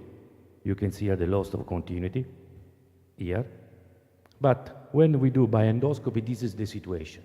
You can have a stenosis complex of a common bile duct, but we don't know how long is the loss of tissue because we don't know what happens by the other side. We need the transhepatic percutaneous cholangiography to see what happens. This is another kind of situation with the clip. This is another one with the clip. This is another one with the most clip. And if in these patients we do EUS, we have this situation. You find the CBD that is not dilated. This is not the gallbladder, is a collection in the bed of the gallbladder. And here you can see some clip, and there is no continuity. And in these patients, this was the cholangiography. The clip was on the CBD. Or we can have also this kind of situation when you can well understand that in these patients there was most over 2 centimeters of loss of tissue.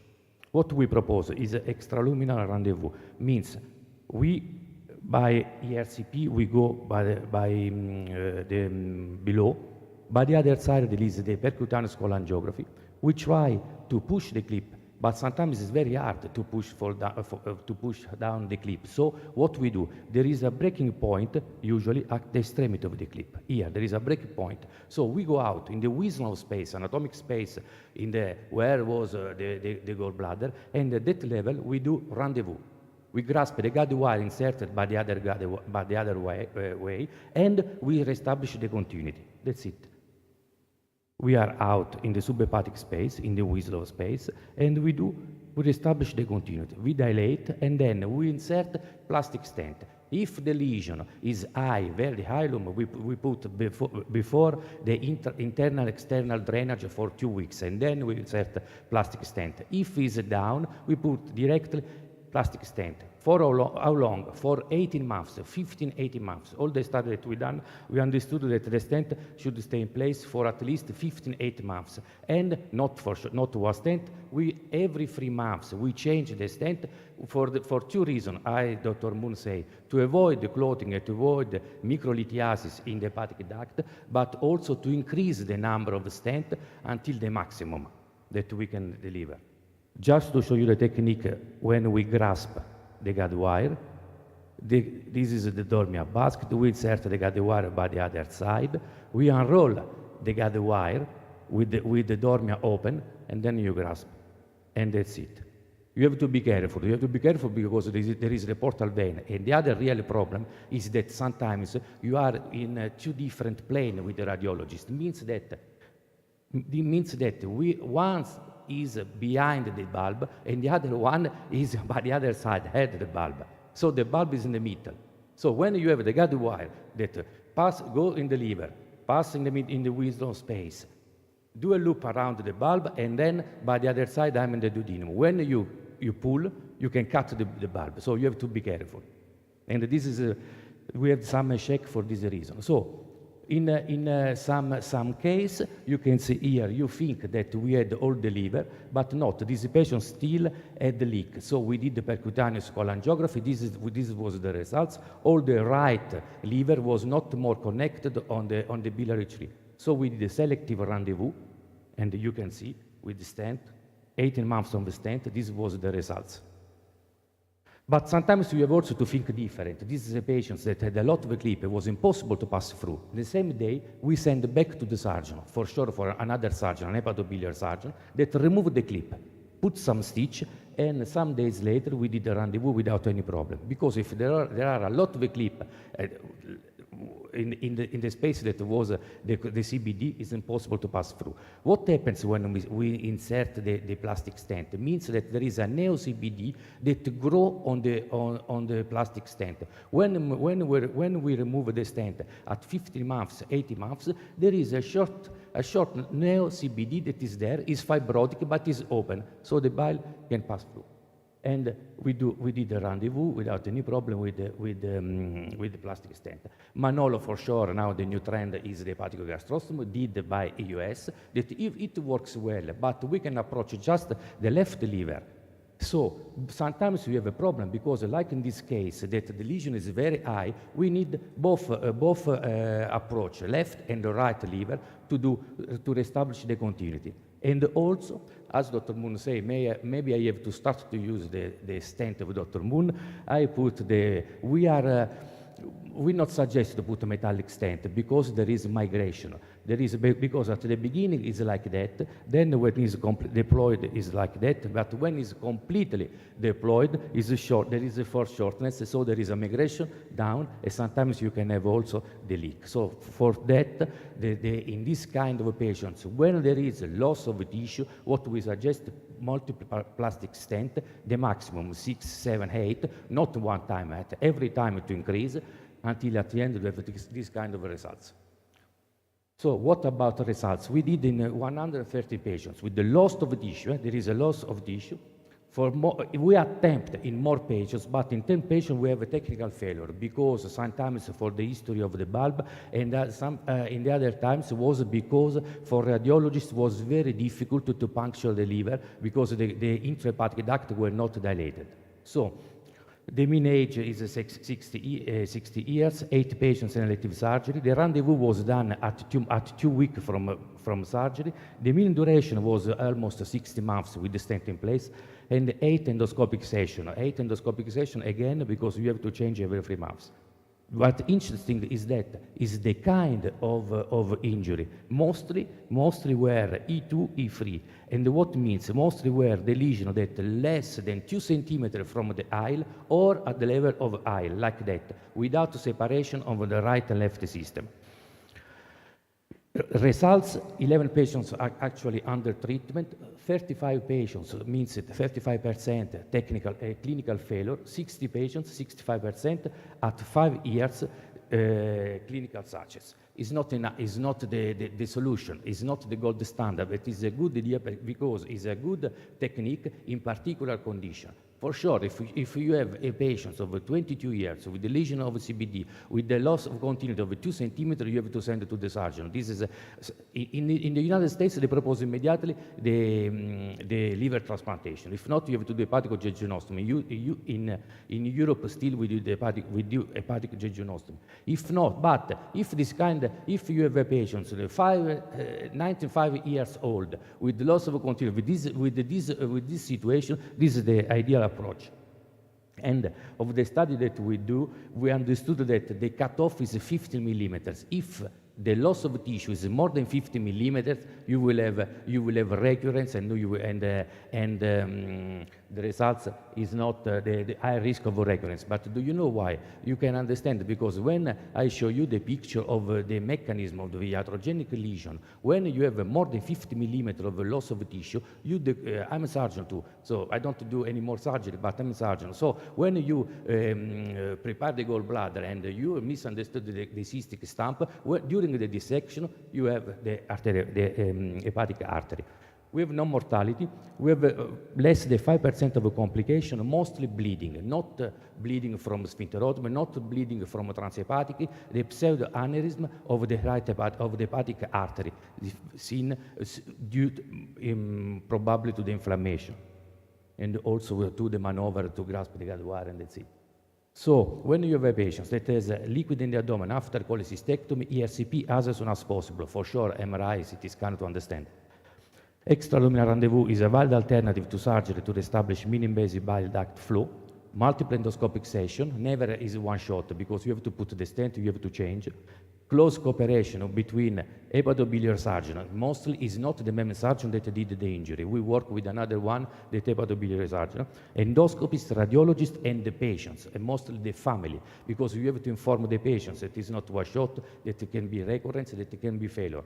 Now the new trend now in Paris where I work, we do that as bridge to surgery, to give the possibility to surgeon to work well, to do some hepatic jejunostomy, sometimes with the hepatectomy, right or left, depends of the vascular injury. And for sure tertiary center, but not because tertiary center there is no complication. There are complications, maybe more, but are able to manage. Thank you so much.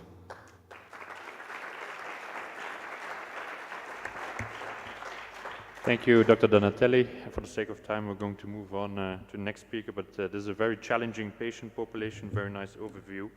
I will switch to Dr. Lee, who will talk about an also very interesting approach, magnetic compression therapy.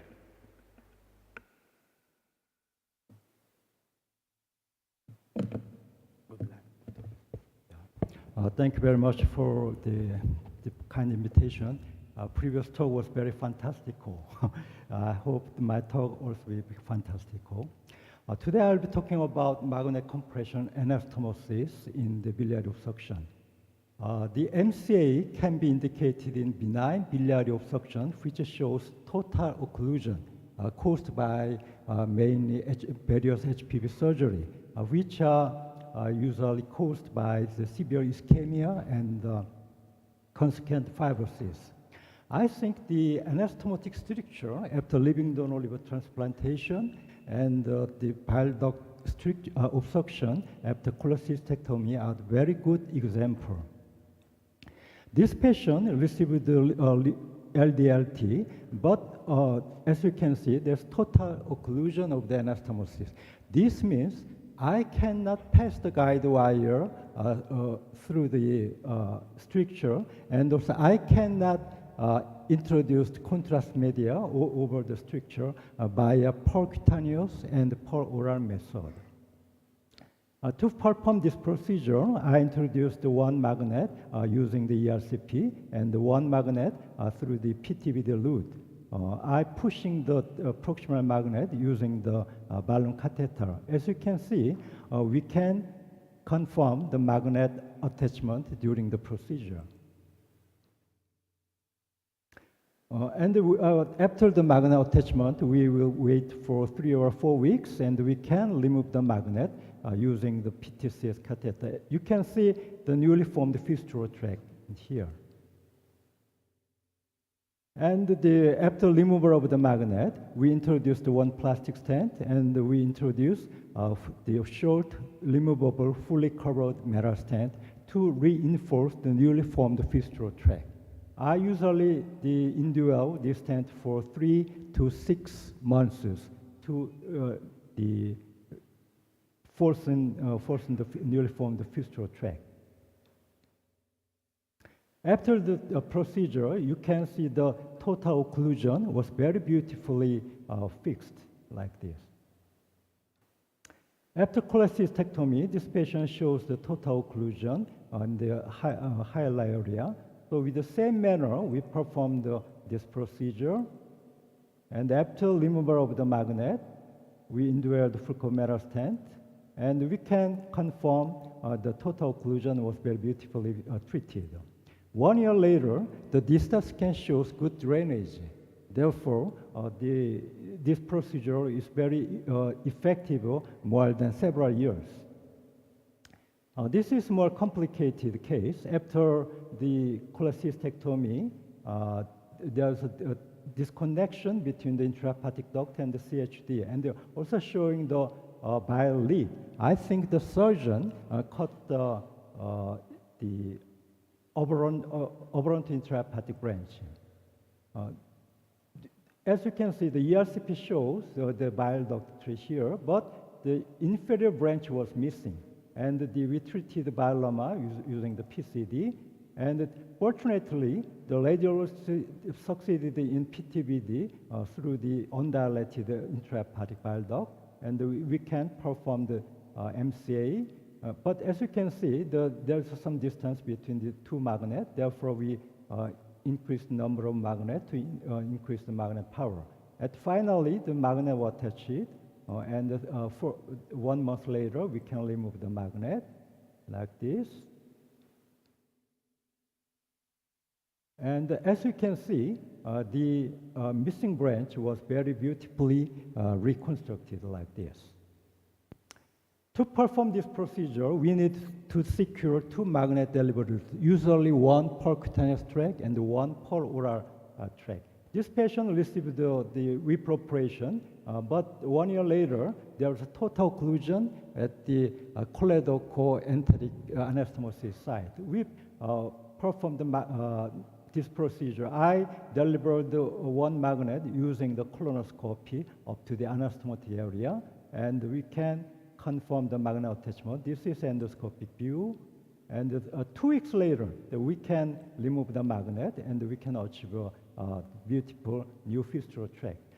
But when we cannot deliver magnet orally due to the various lesions, such as a long afferent loop after the surgery or the severe adhesion, we can perform this procedure in the operation room. The surgeon kindly opened the small bowel, jejunum, near the anastomotic area, and we can introduce the magnet using the ordinary endoscopy. So in the operation room, using the C-arm, we can confirm the magnet attachment at the anastomotic area. Then this is the cholangiogram. This is the endoscopic view. Therefore, as previous speaker said, for the treatment of a complicated biliary problem, we needed to cooperate with the IR guys or sometimes the surgeon. To perform the PTBD route, we needed to dilate the PTBD track up to at least 16 French. And for peroral delivery of the magnet, usually we perform the balloon dilation of the papilla after a small incision of the ampulla. When this method is not succeeded, I prefer to insert full curve metal stent transientally for the ease of magnet delivery. The upper one is the prototype of magnet, but we modified the magnet for the ease of magnet delivery. The magnet, the diameter is 4 millimeter and the length is 8 millimeter. After drilling the top of the middle of the surface, we attach the tight silk thread using the very strong bond. And because the diameter is 4 millimeter, we cannot pass the magnet through the biopsy channel. However, after grasping the magnet thread with the polypectomy snare, we can push back the magnet at the biopsy channel exit. Then the magnet do not interfere endoscopic field.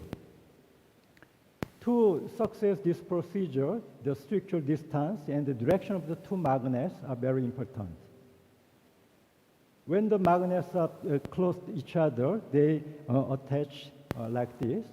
But this patient received the Livingstone liver transplantation.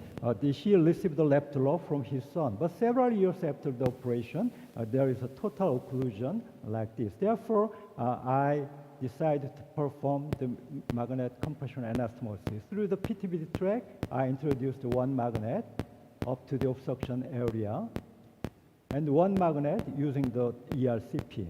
However, as you can see, there's some distance between the two magnets. Therefore, I decided to introduce one more magnet to increase the magnet power. But after the procedure, I cannot confirm the magnet attachment. Therefore, I waited for 1 day and 2 days. The magnet finally attached to each other, and I leave it for more than 1 month to achieve the new fistula track like this. Then finally, we can achieve the new fistula track and the indual full curve metal stent. And at last, finally, we can achieve a new fistula track very successfully. Not only the magnet distance, but also the direction of the magnet is very important. Therefore, proper magnet delivering PTBD route is very essential for the magnet alignment. I will show you a very educational case. After Livingstone liver transplantation, there's a bile-leak and a total occlusion. I performed this procedure as usual manner. However, the distance between two magnets was very far. As our expectation, the magnet shows a distal migration. Increasing the magnet number did not work. Therefore, because the direction of two magnets was not satisfactory. Therefore, I decided to perform another PTBD track using the B7. And finally, although it was very tortuous, I can deliver one magnet through up to the obstruction area like this. Therefore, finally, we got magnet attachment like this. And after this procedure, we can introduce the Fulcrum-Mehra stent. And finally, we can fix the biloma and the total occlusion together. The attached magnet causes compression necrosis of the intervening tissue. Therefore, magnet indwelling duration depends on the structural characteristics. This is the removed magnet. This is the intervening tissue. As our expectation, the intervening tissue was composed with dense fibrotic tissue. As you can see, after this procedure, you can see very clear and wide opening at the anastomosis. But in real practice, more cases need the removal of the magnet one by one. I can remove the proximal magnet using PTCS. This is endoscopic view. This is the attached magnet. After the removal of the proximal magnet, we can see white tissue. It is compressed the fibrotic tissue. And you can see also the belly, the magnet limb below this white tissue. Then we can push the structure using the biopsy forceps, and then we can achieve the small space. Through this space, we can introduce contrast media and guide wire. Then we can remove the distal magnet using the ERCP and indwell the Fulcrum-Mehra stent like this. During the procedure, we experienced 10% of restricture. However, although the structure can be treated with a second attempt of ERCP. Dr. Moon's stent was, he said, cute, but this stent is a little bit sexy. As you can see, the subtle central waist can effectively prevent stent migration. This is the whole procedure of the MCA in anastomosis structure after leaving the liver transplantation. You can see the very beautiful newly formed fistula back. After this procedure, the patient can live without the biliary drainage bag. Without this procedure, the patient have to keep this drainage bag for a life, or they think about reobstruction. Both are very big burden, not only to the patient, but also to the doctors. Until now, we performed more than 120 cases of this procedure. Two-thirds of the patients were referred from the transplantation department. And we failed this procedure in the early era of this procedure. Currently, we succeeded in nearly all cases. And during the follow-up, we experienced 2 cases of lead total occlusion. This patient was treated with the second attempt of MCA. This is the last case. This patient received the cholecystectomy and showed the total occlusion. But we thought the clip was not the cause of this issue, because the symptom occurred 8 months after the operation. Therefore, we performed the MCA. As our expectation, the magnet attached beside of the clip.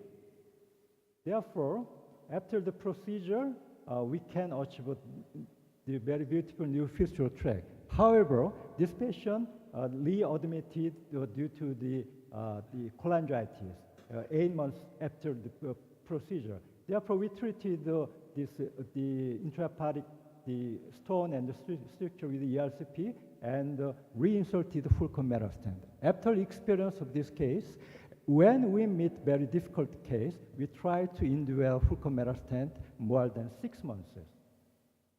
Okay, thank you very much. As you have seen, I think this method is the best treatment option for the patient who are suffering from the total occlusion of bile duct or bile duct anastomosis. Thank you very much for your kind attention.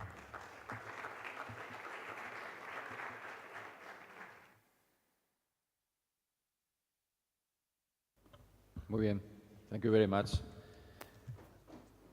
We move to the last lecture by Dr. Ogura, that is going to talk about Antegray USA guided approach to hepaticoaginostomy structures.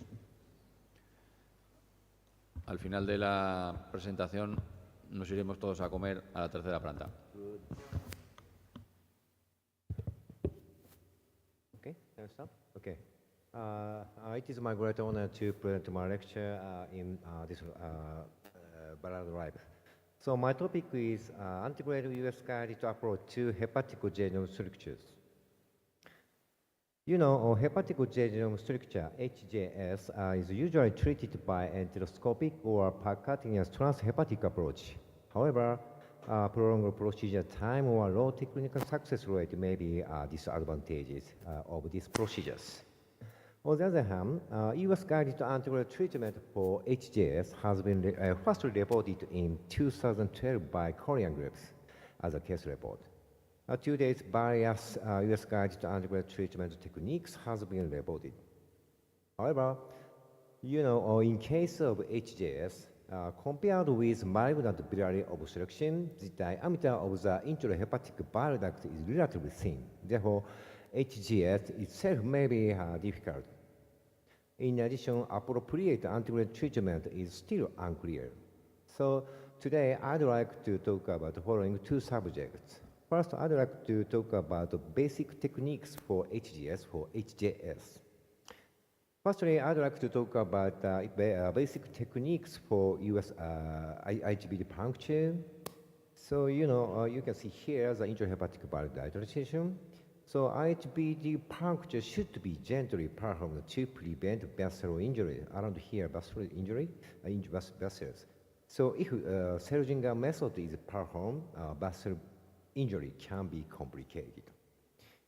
However, in this case, insufficient dilatation cases, this video shows 0.7 mm in intrahepatic bile here.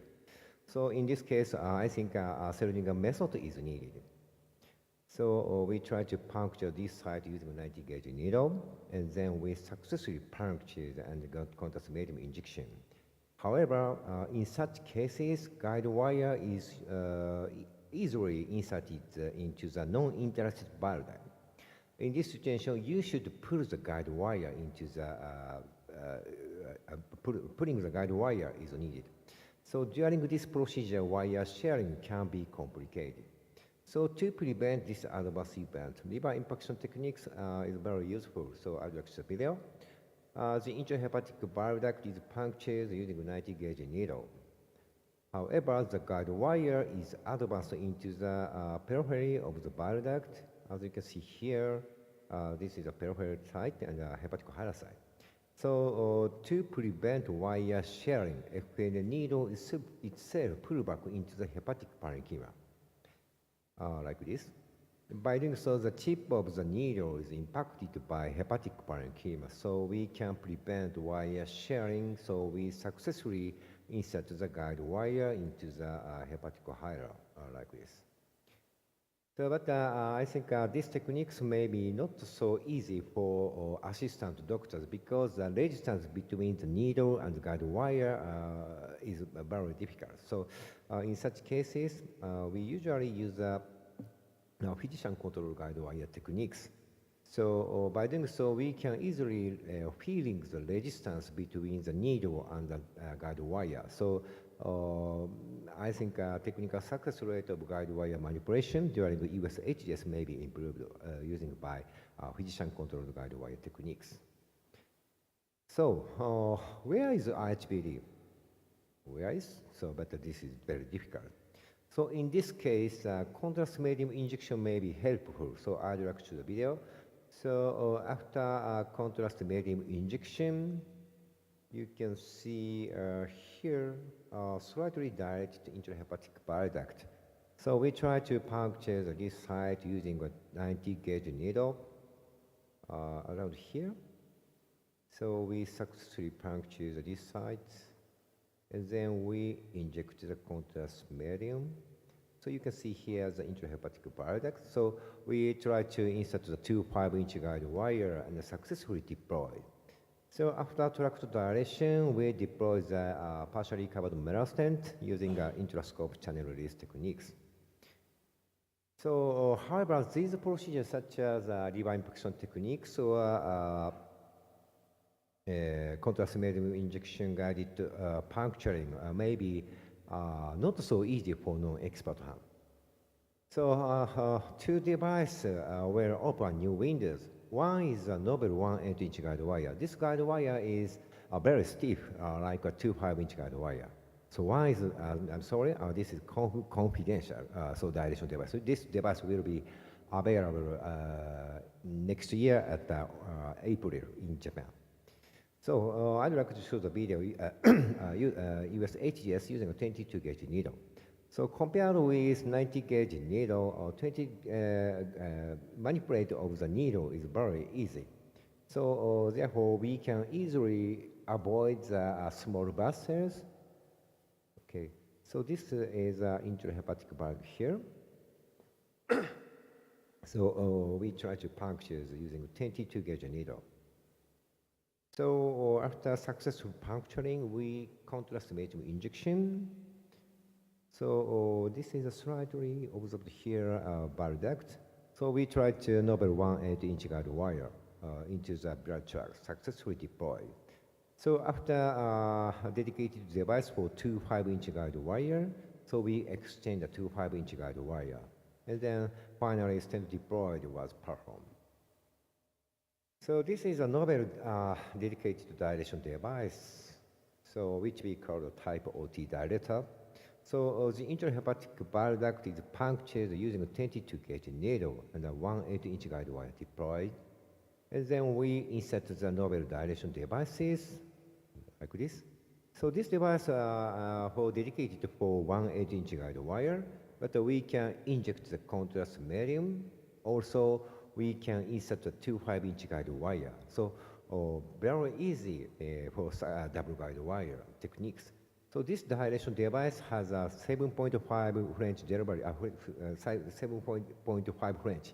Therefore, we can easily insert the 8.5 French delivery system. So we successfully deploy the partially covered metal stent using an interscope channel release techniques. So we previously comparison study between 90 gauge needle with 2 5-inch guide wire and a 22 gauge needle and 1-inch guide wire during the US guide transhepatic biliary drainage. So outcomes of 22 gauge needle is comparable with 90 gauge needle, even if in the case of insufficient dilation.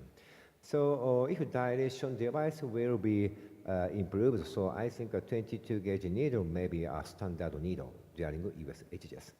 So next I'd like to talk about the antiviral treatment strategy for HGS in our hospital.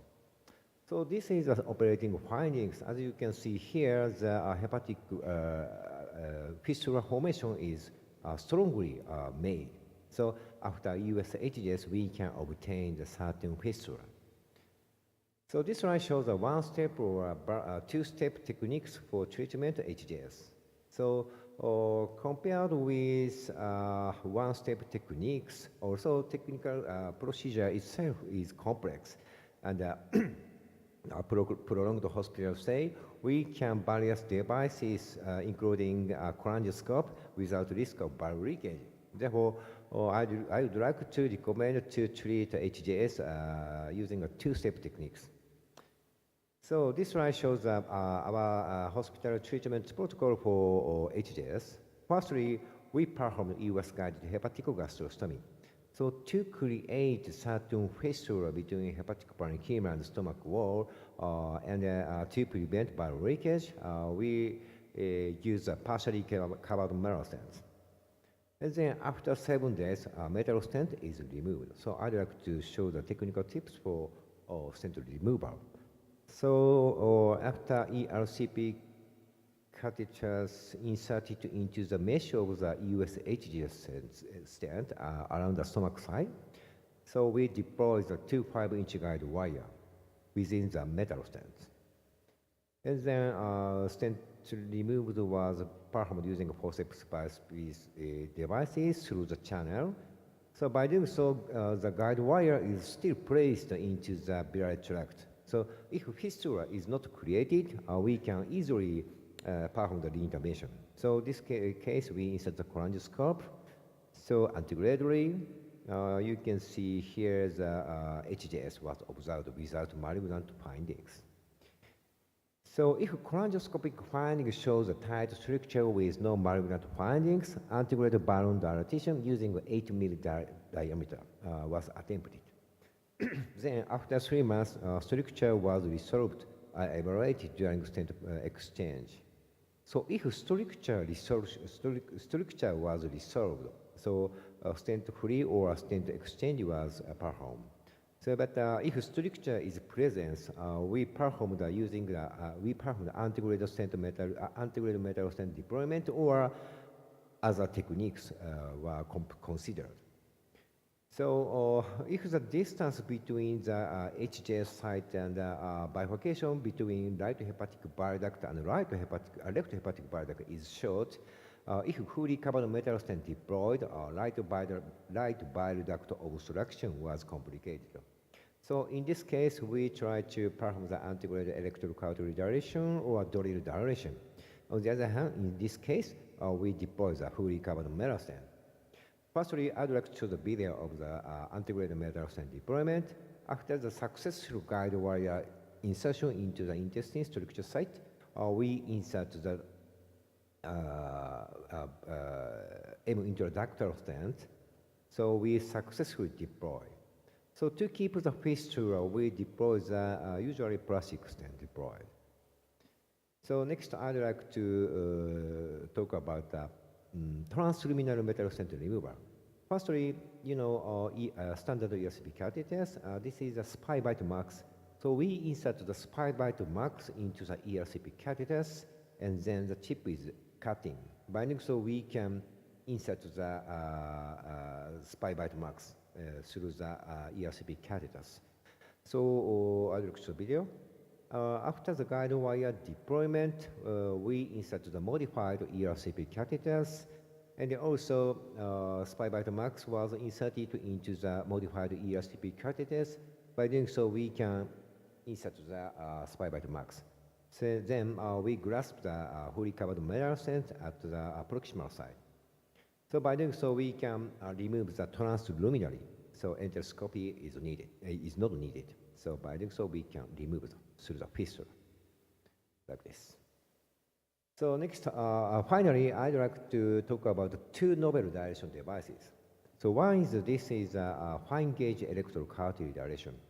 So we made this device because burning effect has a risk of bleeding. So compared with conventional electrocautery dilator, so burning effect is smaller. So therefore, I think this device may be safe using drug dilation. So I'll look at the video.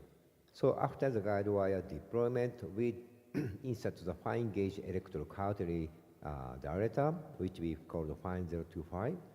And then we track the antegrade dilatation using this device, PAHO. And then we insert the cholangioscope. You can see here the structure is resolved. Also, bleeding was not observed. So I think this device may be useful for antegrade treatment. Also, this is a Professor Isayama already mentioned. So this is a clockwise rotation. Dollard dilation is advanced like this. And then counterclockwise rotation, that device is removed. So I'll show the video. So after the HJS patient, so we insert the cholangioscope, and then we evaluate the HJS size of it. You can see here the very structure, pinhole-like appearance was observed. So we fortunately successfully insert the guide wire. So we insert the Dollard dilation. And then antegrade, we successfully track the dilation. So also additional cases are needed. Maybe piecemeal effective affection may be obtained in these techniques. So this is maybe standard techniques compared with instead of electrocautery dilation. So finally, stent deployed was performed. Okay, in my conclusion, I hope the present techniques are helpful for your safe procedure. Thank you again for inviting me this excellent live demonstration. Thank you very much.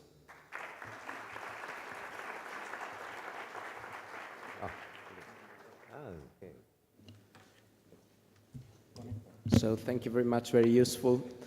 I think we have time just for a quick connection for room 1. Sí.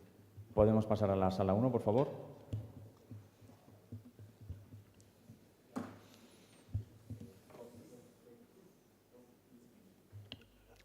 Hello, Manolo. If we go to lunch, Michael, but just to give you the summary, this is our gastric outlet obstruction due to gastric adenocarcinoma. We did GJ, the one that did Dr. Yaton. We had some difficulties with the transverse mesocolon, but eventually a 20 millimeter axios was placed. I don't know if you can see the fluoro images. And then we tried EUSBD, but the intrahepatic bile duct was not dilated. We could not image because of the tumor blocking from the antrum duodenum, the CBD. So in order to do ERCP, we passed a wire antegrade through the pyloric and duodenal stricture, and the wire came back through the axios. You see the endo image, it is the afferent end. Okay, microphone. Joder. Microphone. So basically, EUSBD was not possible in this case after gastrojejunostomy. So we placed a wire antegrade through the pylorus and duodenal stricture. The wire came back through the axios. It's been pulled back into the into a standard upper gastroscope, and we are trying now retrograde ERCP through the gastrojejunostomy with a standard upper endoscope, because we cannot obtain EOS-guided access into the bile duct. And the reason why we left our duodenal stent is in case we failed, because we're using a gastroscope, not a duodenoscope, to prevent dislodgement of the lumps. We will use what I call the Donatelli approach, which is let this duodenal stent expand, and tomorrow we'll go antegrade with a duodenoscope. And you have plan B always. Yeah, plan A, plan B. So we're going to finish with plan A while we let you go to lunch. You have to eat quickly and drink some water, not get impacted, and we'll be waiting for you here at 3 p.m. Very nice, Manolo. Good luck, and I guess we can conclude this session. Very nice topics, very nice top tips, and have a nice dinner. Thank you.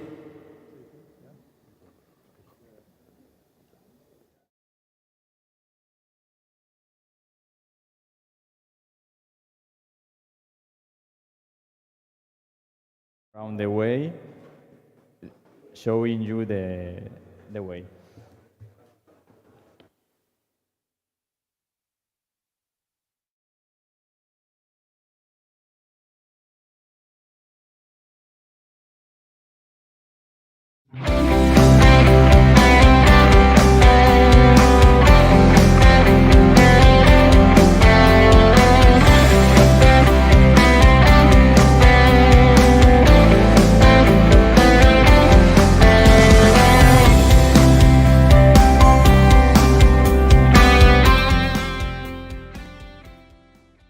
So welcome back. We keep discovering in AI.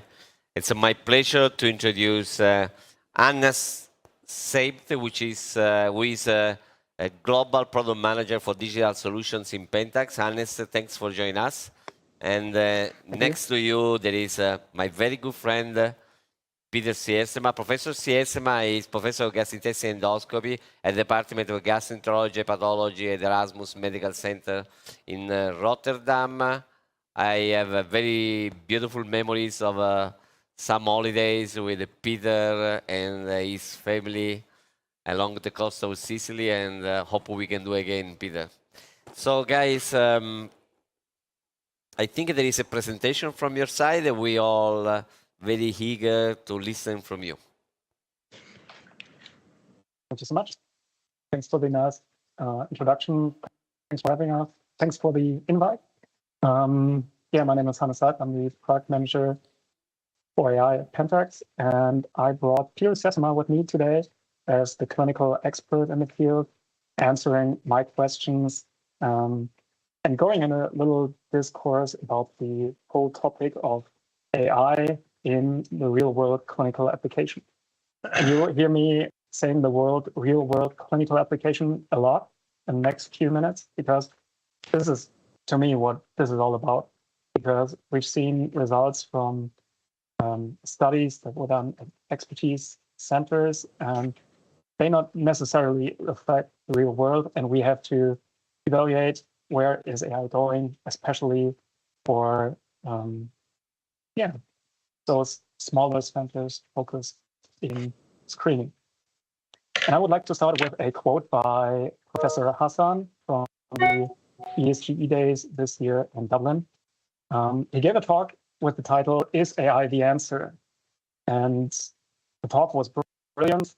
It was super interesting. And in the end, someone from the audience asked, so you didn't really answer the question, is AI the answer now? To which he replied, I guess yes, more yes than no. And I think this is showing where we are in AI today, and linked to this, the adoption curve of new technology. This is specifically the Gartner Hype Cycle by the Gartner agency. It shows, it's a graphical representation of the expectations regarding a novel technology and how it evolves over time. And I think obviously this applies to many technologies, to the car, the plane, television, the internet, but also to the adoption of AI in GI. Before I move further, I would like to ask you, Peter, where do you think, where are we currently in our adoption cycle when it comes to AI in GI? Yes, thank you very much, Hannes. This is a very interesting question, of course, but I think what you're showing here is basically what we also see in daily clinical practice. So we saw in the initial phase, we see an enormous increase in adenoma detection rate when we used all these systems that we now have available. But we have also seen in the last year, and also, well, quite recently, studies showing that there was actually no or hardly any effect of AI on detection, and that actually shows that we need to find the right population that we're going to use it for, but also the right procedure that we're going to use it for, and also what will it help for to detect? Is it the small lesions that we are looking for? Are we looking for the largest lesions? So that's basically what I think the questions that need to be answered, and we have already some answers now, but we need more answers in the future. I completely agree. And I did a little exercise mapping some publications over the last years that fit this narrative. So in 2018, this hype started with early adopters in the field. The future is almost here, referring to artificial intelligence and GI endoscopy, more evolving role later, 2 years later, 2020, until 2021, when the statement was made, improvement in adenoma detection rate using AI for polyp detection. And afterwards, we saw an incline in publications asking what's next. Okay, we've seen AI can be applied for detection for colorectal lesions. And until last year, with this publication, I keep switching the wrong slides, I'm sorry. This is what I just tried to show. These are the titles from the publications. And until last year, where a publication was published with the title, AI does not increase adenoma detection rate. Now, this is a bold statement and a very generalized one, I think. It doesn't look at, as you said, specific patient population or specific user types. And do you agree if I say we are currently in the trough of disillusionment? Say it again, sorry. We are in the trough of disillusionment after the peak of inflated expectations, that we now have to face reality and find a way how to climb this slope of enlightenment to come to the plateau of productivity where AI, sorry, that is driving me crazy. So do you agree that we are currently in this valley, so to say? Yeah, that's what I fully agree with. I think it's important to define what type of procedures are we going to use it for. Is it for diagnostic colonoscopy procedures, or is it for screening or surveillance colonoscopy procedures? Is it for the well-trained endoscopists that we're going to use it with, or are we going to use it for maybe our fellow endoscopists that are still need to learn how to endoscope? Is that maybe the group that we need to focus on?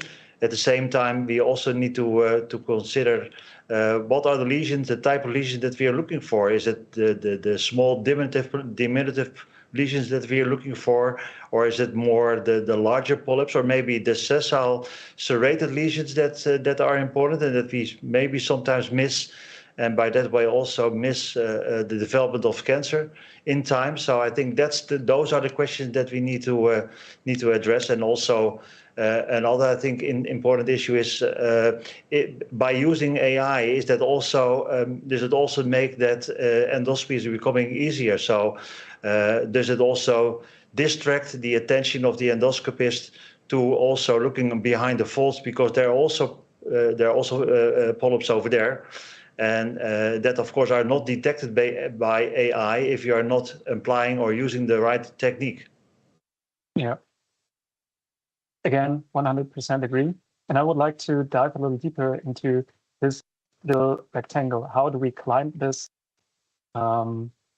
incline to come to the sweet spot of AI where it actually makes a difference? And I just, for everyone who doesn't know our discovery system, want to give you a quick introduction. This is our AI system, our discovery. It's a 32-panel PC, 32-inch panel PC with a 4K display, where you simply connect the incoming video stream from the processor, and the AI helps you assisting in detecting more lesions and, yeah, targeting this human factor. And I warned you, I will say the word real-world clinical application a lot, and I would like to play this little bit game. Can you spot this polyp? This goes in the direction of what you just said. What is AI good for? And I guess we all can agree, even though AI finds it, this is not where AI makes a difference. This is so obvious even I, as a non-expert, can see it. And the samples I'm going to show you are getting progressively difficult in terms of lesions, but also in terms of bowel prep, which is important for real-world application, and lightning, etc. I guess, again, I don't have to ask you, Peter. You see that the lesion is over there. But one good example for real-world application is this. Spot this flat lesion, even with the nucleus and the stool residuals around it. And I don't think even this is the important question. The important question for us is AI distracted by it? And maybe, Peter, how often, or can you give us a ratio in how many cases in screening colonoscopy see actually insufficient bowel prep? Well, that's becoming better and better, of course, because our nurses do advise our patients how to do this. But still, we see in, let's say, between 5 and 10% of our patients that bowel prep is insufficient. And we know from clinical practice that patients that do have sessile lesions, that in those patients, these sessile, very superficial lesions can be hidden behind stool and can be missed, therefore, by colonoscopy. So that's definitely an issue that is of importance when preparing a patient for a colonoscopy. Okay, thank you a lot. I will show two more examples. This was the one from the video you saw before. I think this gets a little hotter, and even with the picture only, this is pretty much hard to detect. The polyp was here. Our system finds it also with the residuals around it. Now, final example, can you spot this polyp? Peter, I guess you can. But yes, it's of course it is at the bottom, and I think that's also of interest that also with the use of different colors, that it is also detecting the lesion in the colon. Yeah. And hand to heart, have you seen the one in the back? I was actually focusing on the one at the bottom, and I didn't see that the other one immediately. You're right. This is why I like this game, because in the end, at least sometimes AI can beat even experts. And as you mentioned, this is a good example of our iScan modes. These are our advanced imaging modes we offer for not only optical diagnosis, but also for screening. Do you have any comment on using AI and iScan modes during screening colonoscopy? Yeah, absolutely. I mean, we have seen that it is also helpful when we're using iScan. So it means that when you're using iScan, and I think quite a few of that are scoping with Pentax are using iScan, can be sure that they also will detect lesions while using it at the same time when you're using iScan. And maybe the combination may be even favorable as compared to not using iScan. Yeah. Again, 100% agree. We've seen in recent publications that AI is able to detect more lesions, more diminutive polyps, flat adenoma, even detection of adenomas and advanced lesions. And what I find most interesting is that it actually elevates the performance of non-experts to expert level, at least in this publication. And this is, as you said, a good example of combining tools. iScan has to work seamlessly with AI, and so does every other tool. If we are looking at, for instance, distal mucosal exposure devices, those have to work as well with AI. The combination offers an even further increase in adenoma detection rate. And in a recent study from last year in an RCT, researchers have shown that AI alone can make up for a 22% relative ADR increase. This is addressing the human factor. But on top, if we're looking at a distal attachment combined with AI, addressing the blind spots, this can even further increase the adenoma detection rate. And this is what I think it's all about. Combining AI, bringing it to the real world practice, no matter if you use distal attachment or not, or if you use AI or not. Now, as I mentioned, both techniques have the same goal, but are addressing it differently. AI is addressing the human factor, while distal attachment is addressing blind spots. Do you think that using both techniques, they contribute to finding different subsets of lesions? Well, it may well be, or it will well be, and that's also what we have shown, what we have already seen in a study that was recently published. That is that it is actually makes it easier to detect lesions that are behind folds. And sometimes there are even clinically significant lesions hidden behind folds. So I do expect that in the future we will see that it will be more very effective to use the combination of a distal attachment and AI. And at the moment we are running a study comparing this, and so far the results do look very favorable. Okay, that's interesting. I haven't seen such a study looking at what different types of lesions might be found using either AI or AI and distal attachment. All right, coming back to my favorite slide, because I want to really talk about how we can make a difference and find this slope of enlightenment. And sorry, as I said, one aspect for us as Pentax is combining tools, as we saw in the previous slides. combining it with crystal attachment and also with advanced imaging modes like iScan. But I think this is not enough, and I want to talk to you about after this video what other factors might play a role in the adoption of AI in GI endoscopy. In this video, we see that even in difficult cases, AI adapts to the user.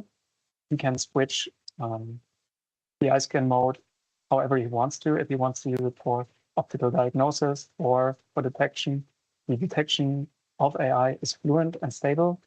And even in the first example, we saw that a polyp was slightly underwater and it still had been detected. So this seamless integration is important. We don't want the user to adapt to AI, but the other way around. And I think this is even more important when it comes to future applications like characterization or applications in GI, that we don't demand from the user to change his workflow, but that it serves as an assistant integrating into your everyday workflow. So again, my favorite graph. Let's look at it. I already said we have those two aspects, combining tools and seamless integration. On top of it, we have the real-world usability. I think I stretched this enough that we want AI to work in back bowel prep situations with maybe imperfect scope handling. We want it to work in real-world clinical application. And now I already asked this question, and you gave your first thoughts. What else can we do to bring AI to this plateau of productivity? Is there something which you have in mind which can contribute to that? Well, I think with all these fantastic techniques that are now available, and I think Pentax is one of the companies that is really producing very nice tools for improving adenoma detection. And you mentioned that already, iScan, but also Discovery, of course. This combination is, of course, of very much help to the endoscopist. At the same time, I think it is also important from a clinical point of view also to stress that a good endoscopic technique by the endoscopist is also very, actually a sine qua non to perform a high quality endoscopy. So all these developments do help. At the same time, I think we also need to realize that a good technique is also important here. And of course, it's now waiting for the final step, or maybe the next step, and that is also characterization of the lesion that we see. And this characterization, I think, will definitely help us also to select the technique that we're going to use. We can also decide to leave the lesion in place. We can decide to remove it and not to send it to pathology. And I think all these issues need to be solved and need to be sorted out. And I do expect very much from the future there. Perfect. I have a couple of questions. Please, go ahead. So first, thanks for introducing so nicely iScan all together with Discovery. So I have questions for Hannes first. So of course, Peter was mentioning that characterization is coming, but I also know there is a strong involvement, a huge program from Pentax side on IBD. So can you please tell us about AI for IBD? What is the plan of Pentax? So to be very frank, I'm not the product manager for the IBD solution. And our IBD solution is targeting to standardize the scoring of IBD. We've seen that the variability between scoring of different level of expertise is different in expert users, non-expert users, and our application that will be coming is addressing this very issue. Okay, for specifically for polyp detection and characterization, what will be next after characterization? What is in your pipeline? To me, so generally speaking, I think looking at the industry, the pipeline looks very similar with what we have in our pipeline and also what is in the pipeline of others. I think the next big application definitely after characterization will be Barrett's, and then we'll have to see where the demand is going. We've seen that the questions have been raised over and over regarding support in the process, meaning support in documentation, so away from clinical applications.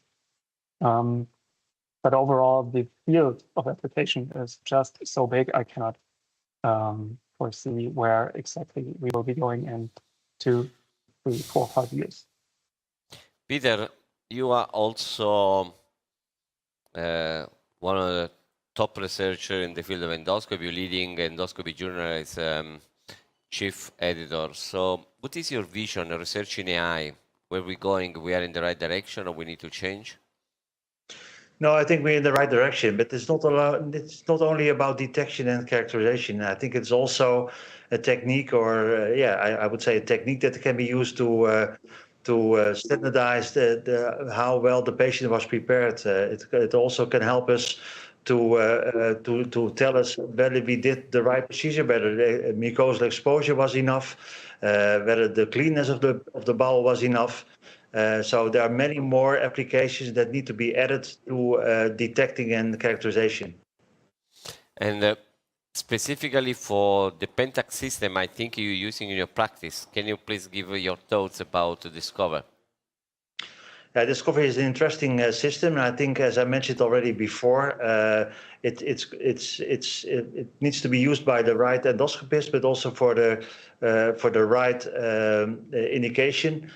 I do think that one of the interesting parts and issues of discovery is also the detection of serrated lesions. We found in a study that we did that the detection rate for serrated lesions was increased with discovery as compared to not using discovery.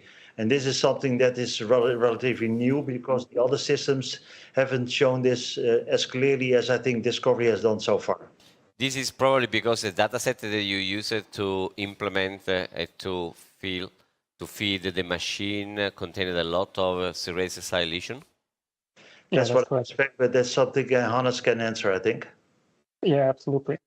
As I said, we focused on replicating in our data set the real world, and that means including such lesions, and also, as I mentioned, bad bowel prep, bad lighting situations, fast pens, all of that. Maybe can you switch back to my presentation? You cut me off a little early because I've summarized actually.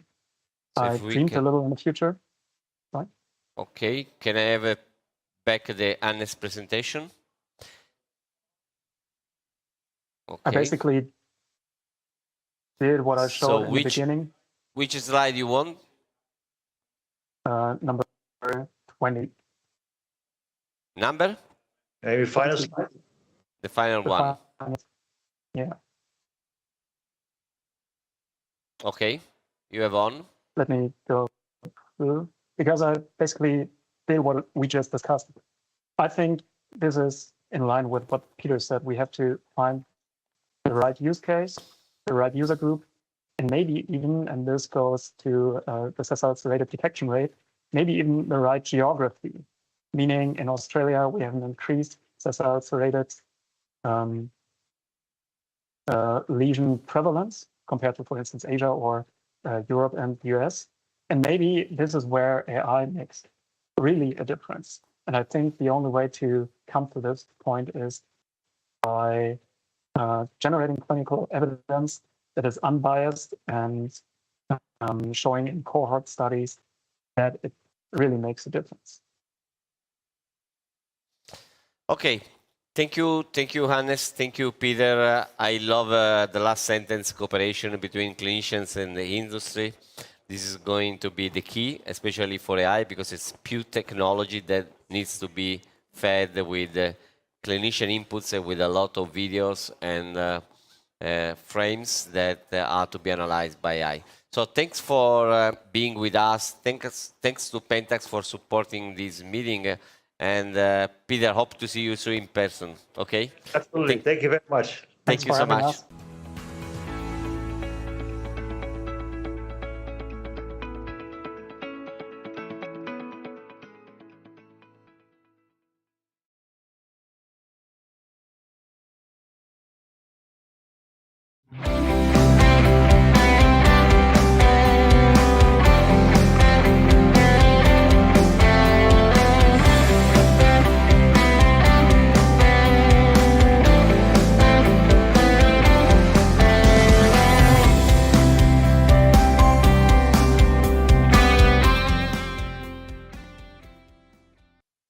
For this session sponsored by Olympus, we have a fantastic team. So I will start from Yuiki Mori.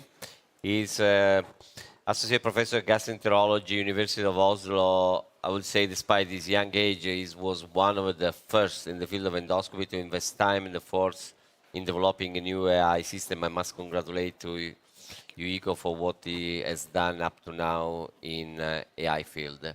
And next to me is Mark Henrikman. He's the Chief of Interdisciplinary Endoscopy, University of Kiel Hospital. So, Mark, it's surprising seeing you. You are such good therapeutic endoscopist. You have been convinced also to come to the side of AI. So this is probably Yuiki. This is probably Yuiki. And again, next to me, there is Cesare Asano, who is Professor of Gastroenterology at Humanities University. So we're ready to go exploring the potential of AI in endoscopy, I understand. There should be a video.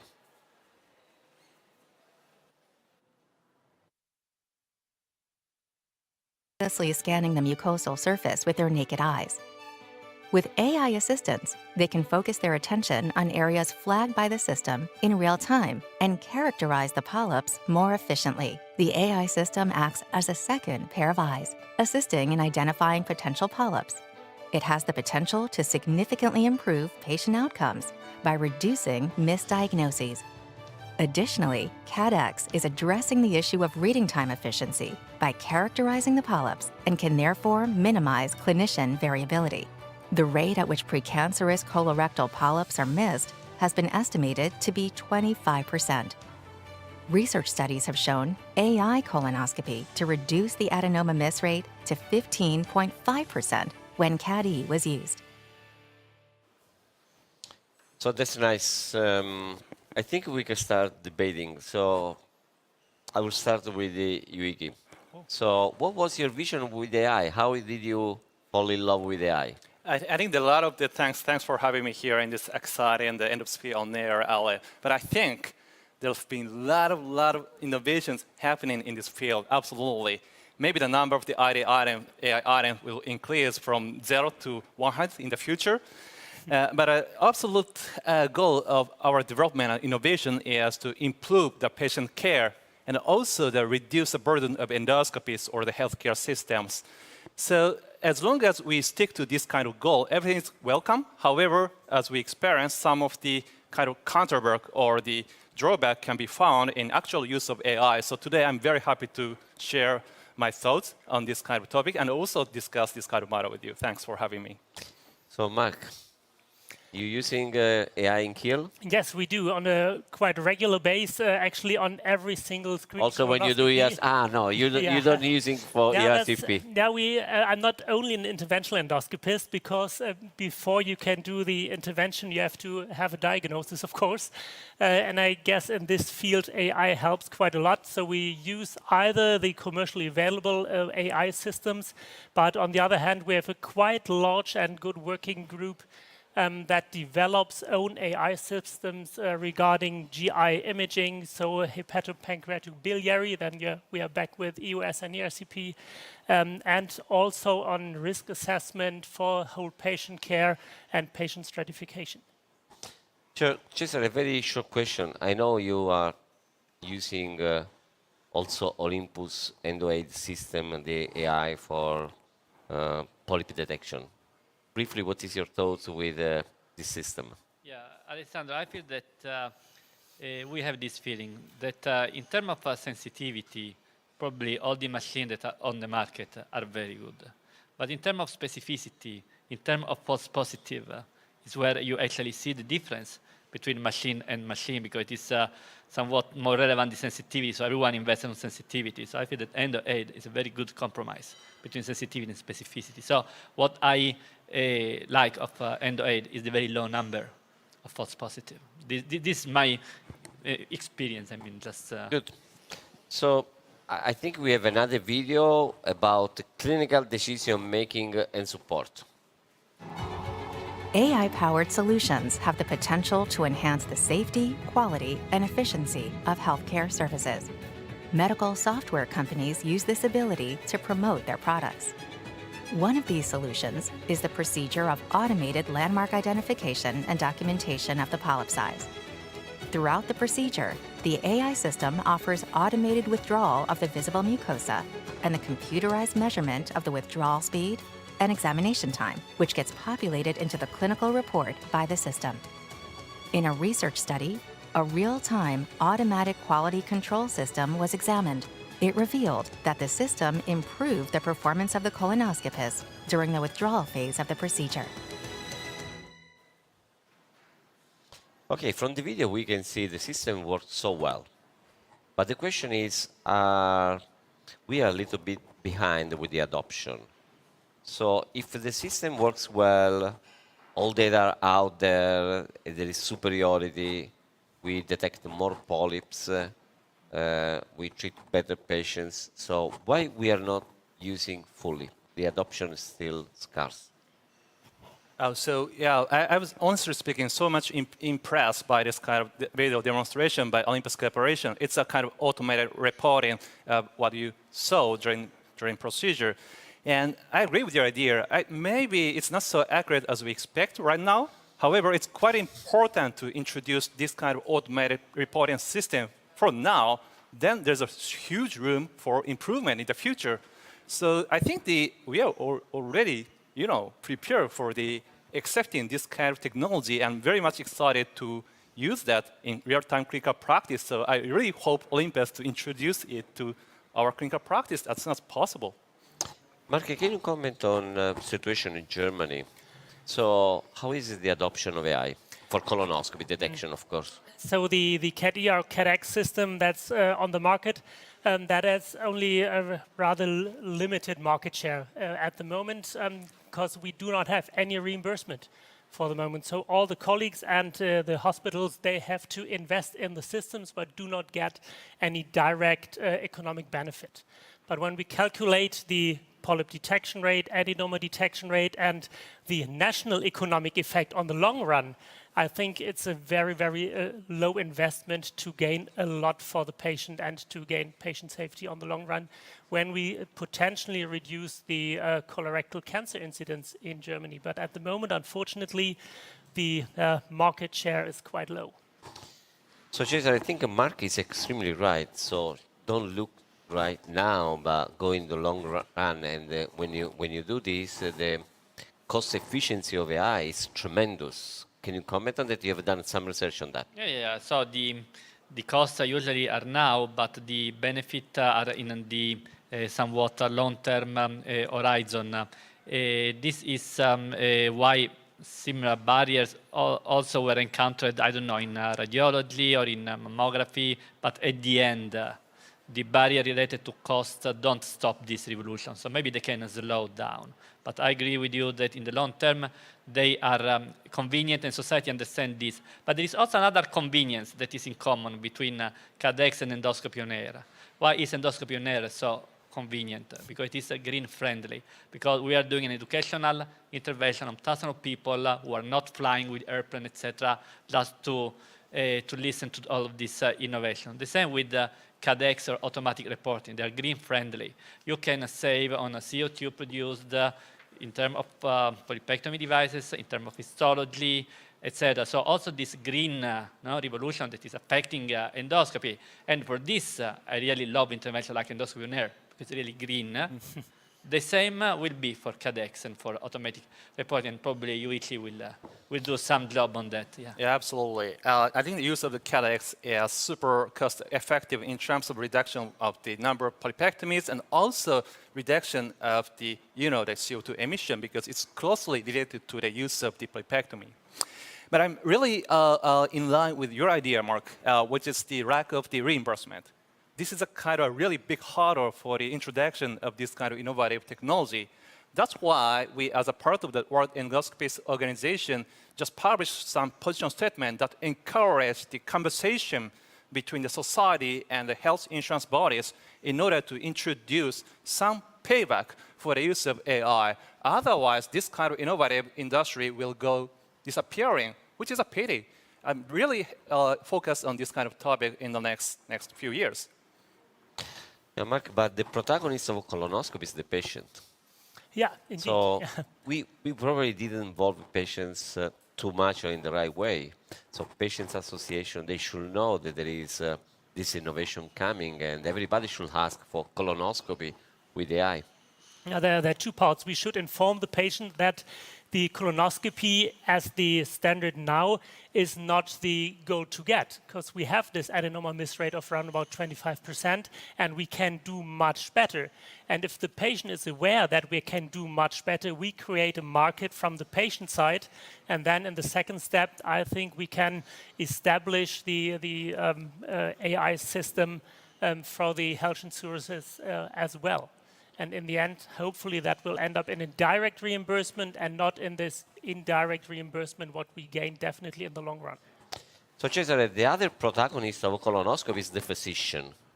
And we know that still the acceptance on the physician side is moderately weak, okay? And you are future president of European Society of Gastrointestinal Endoscopy. What is your plan as a future president?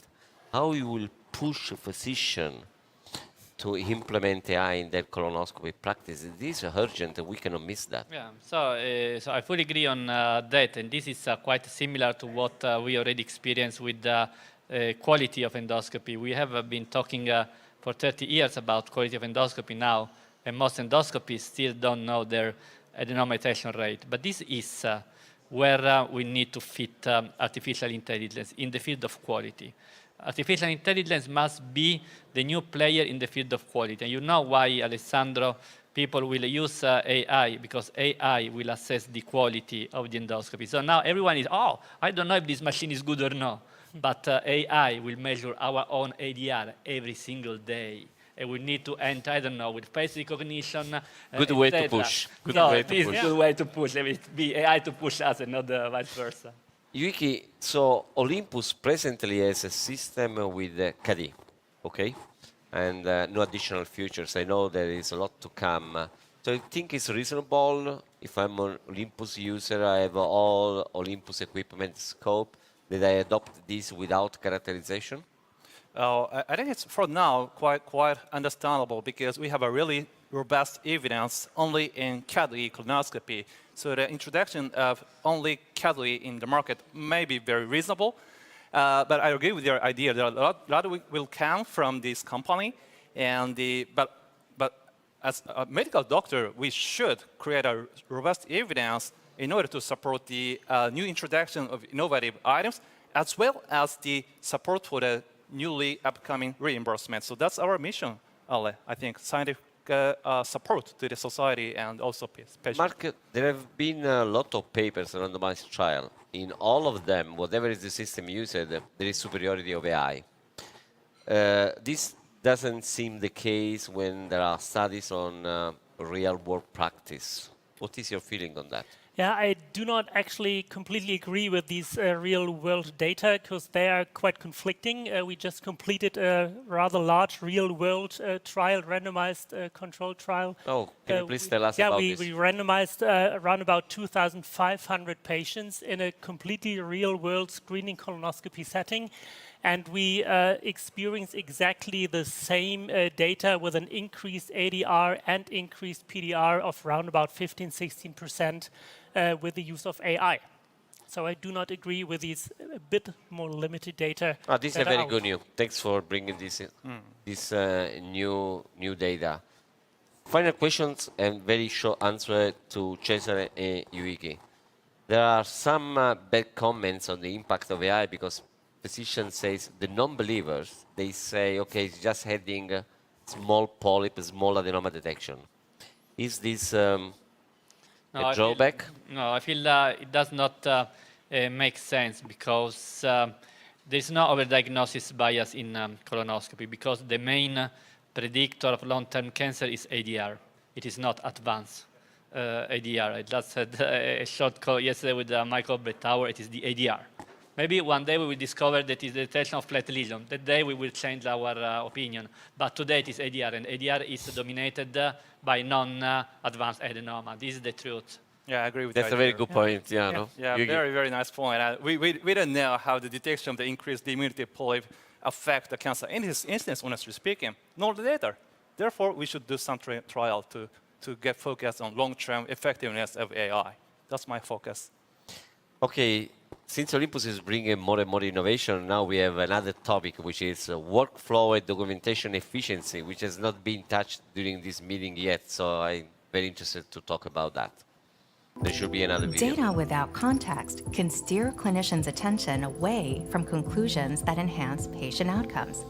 Therefore, medical software companies offer different kinds of AI-powered dashboards to create context-based reporting. These dashboards condense data into 3 main patterns. First, clinical insights built from clinician, procedure, and patient data. Second, operational insights built from device, staff, and business data. And third, context-based service insights built from equipment, lifecycle, and maintenance data. These visualization dashboards hold the key to improve care processes and ultimately enhance patient outcomes by offering a solution to reduce cognitive strain and increase situational awareness.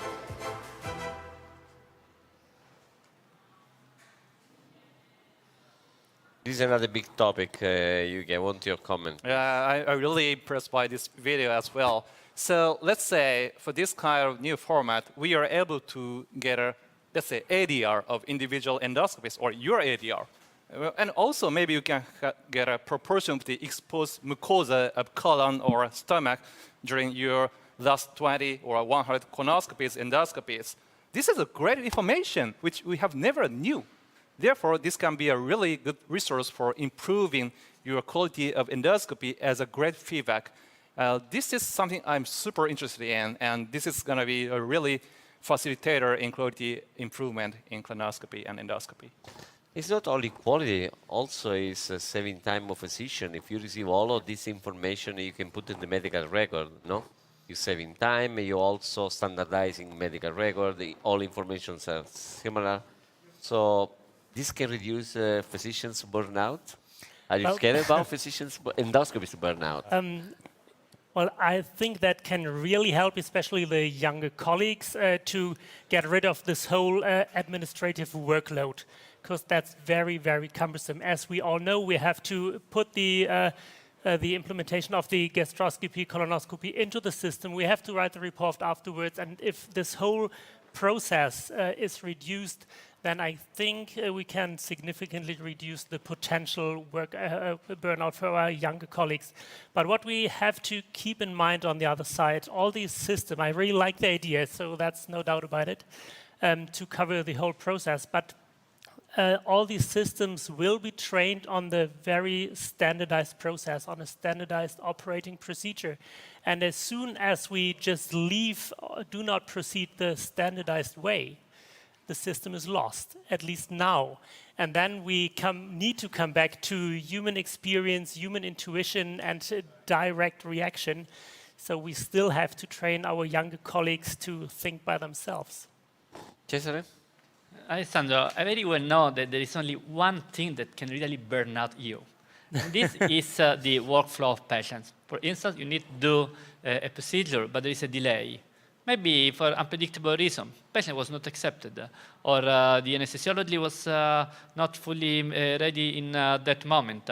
So the workflow of a patient is never ideal in any center where we went. And probably there is 20-25% time of the physician that is wasted only for an issue of workflow. And at this point, of course, we work as a team, physicians, nurses, technicians, all the administrative. But in the future, there will be AI that will contextualize all of this and will optimize patient workflow. This will be a huge benefit for endoscopy in the organization, because even if you do your best, there is always 1,000 reasons why you are not fully correct. Yuki, you think this may be relevant in the future also for pre-colonoscopy operations, including bowel prep, delivering information to patients? Can you comment? So is Olympus any solution ready to be delivered? I'm not quite sure about Olympus strategy, honestly speaking. I'm not the staff of the corporation, but it's quite relevant, honestly speaking, in terms of the patient care. I think it's quite important when it comes to this kind of format to connect the information written in this format with something written in the electronic health record system in the hospital with the use of the natural language processing.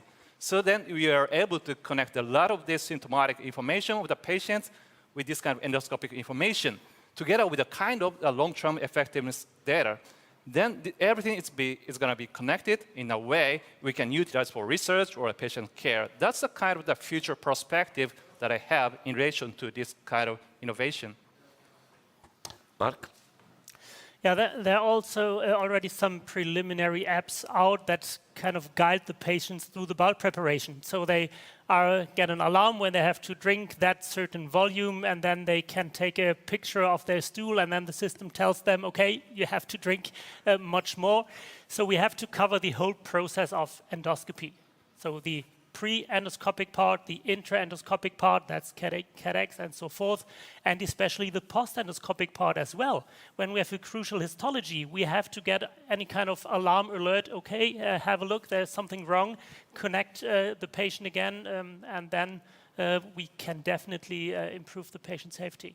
I don't want to align this because DDW, Mike Wallace, just showed to me how he was able to retrieve information, how to explain what a pancreatic cyst is for the patient, just on ChatGPT. So if you know how to fill in the ChatGPT question, ChatGPT can give a lot of information, a lot of useful information to the patient. So it is not you as physician who need to spend 10 minutes to explain to the patient what a pancreatic cyst is. But you cannot use it in Italy right now, right? We are somewhat deactivating. What will be the impact of clinical dashboards on outcome of the procedure? This kind of dashboard is mandatory to objectively assess the patient information connected with the endoscopy procedures. And this kind of information is, as you mentioned, should be shared with the patients in a lay words, which may be emphasized with the use of the natural language processing models such as the ChatGPT. So it can facilitate the understanding of the patients. And also, I'm really interested in the use of this kind of technology for research purpose. It can be preventing, the burnout of the researchers, because we as endoscopists, we are working so much, Research time will be following all the procedures, clinical procedures at 7 o'clock or later. It's something we should avoid in the future. Mark? Yeah, when we cover, as I already said, the whole process of endoscopy, especially the pre-endoscopic part, we have a very good risk assessment where we can think about the proper indication for each endoscopy, and during the endoscopy, the whole AI system will take away a lot of the documentation and will definitely improve all these quality criteria. As Cesare mentioned, all the ADR, PDR, withdrawal time, that's just our kind of quality criterion, because we cannot do better. Yeah. If we have a certain criterion, we have exposed 100% of the surface, and that's our landmark, that's the right flexure, that's the cecum exactly, then that's a much, much better quality. So probably we can use clinical dashboards and operational dashboards. you think this is a new way to produce data and make new papers, new research? Because, you know, Cesar is always looking to publish a new paper. I feel that we are very close to what is named as a simulated clinical trial, so artificial intelligence that gathers so much data that these data are already as good as a randomized trial because they are much more objective, because we are talking about very big data, because they can compare you with me or me with other endoscopies. So I feel, yes, that we have so many data analytics that this will make a difference also in terms of research. Yeah. Okay, Yuki, I understand you're not talking on behalf of the company, but... but you do, so... No, so Olympus has brought X1, EndoAid, so EndoBrain. So for you personally, what are you working with now? So what is your next step of AI development? Good question, but I am a kind of the medical doctor, so my Can you say again? I'm a medical doctor. Am I right? Oh, yeah, I'm a medical doctor. I'm not an engineer definition? or the company person. But anyways, I am a medical doctor who is supposed to save lives of the patients. But it's almost impossible for me to save a lot of people. Therefore, I'm very much interested in assessing the value of AI in saving lives of the patients. That's why we are doing a large-scale study which investigates the value of AI in cancer prevention in colon. That's my focus. Mark, I know that we will not be able to have any other information from you. He is a very confidential person. But what do you expect from Olympus as a next step? So at the moment, Olympus and all the other companies, as we just heard from Pentax, they're focusing on image detection, image differentiation, but that's only one very tiny part of the whole potential of artificial intelligence. And what I would like to have is all these unstructured data with all these lab results, the patient history, all the co-diseases we have. We put these in a big box, and then we have from the unstructured data to structured data, and then we have a perfect risk assessment which patient will get that kind of disease or which will have the most profit from any kind of endoscopy we perform. Cesar, any suggestion for Olympus? Yes. What they need to do next? Yes, Alessandro. I will have only one term, penetration. We need penetration because we said more than once today that AI is impressive, but its penetration in the community is still limited.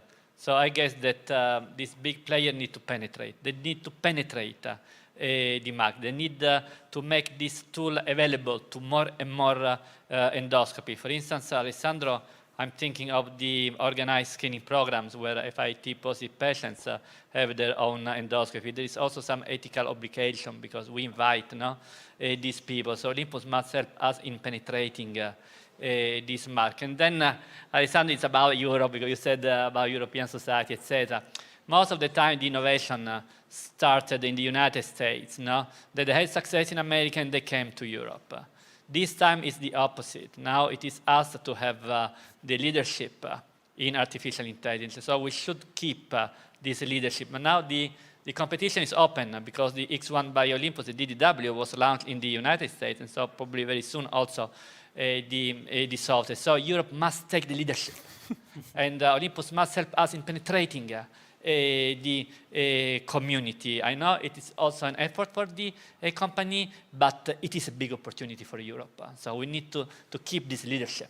I think it is transversal to all companies. They must be next to us in keep informing physicians and patients and make sure everybody's adopting.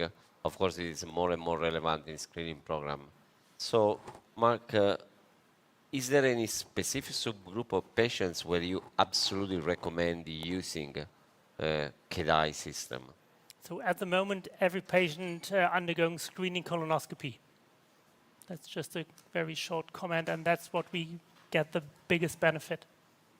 Honestly speaking, I have the same idea as you have, because the AI is more effective when it comes to the baseline LDL is relatively low in terms of your technique and also in terms of the patient population.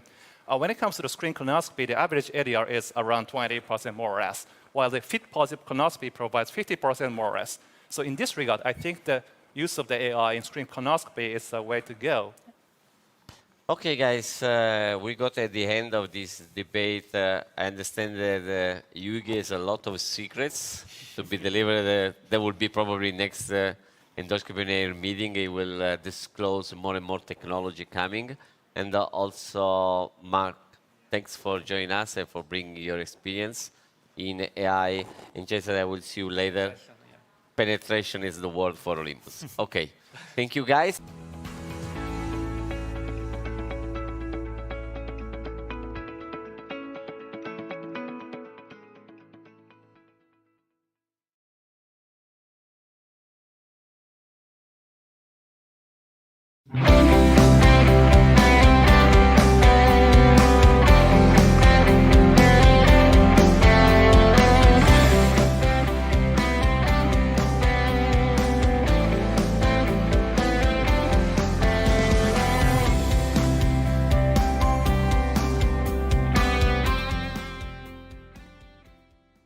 Okay, welcome back.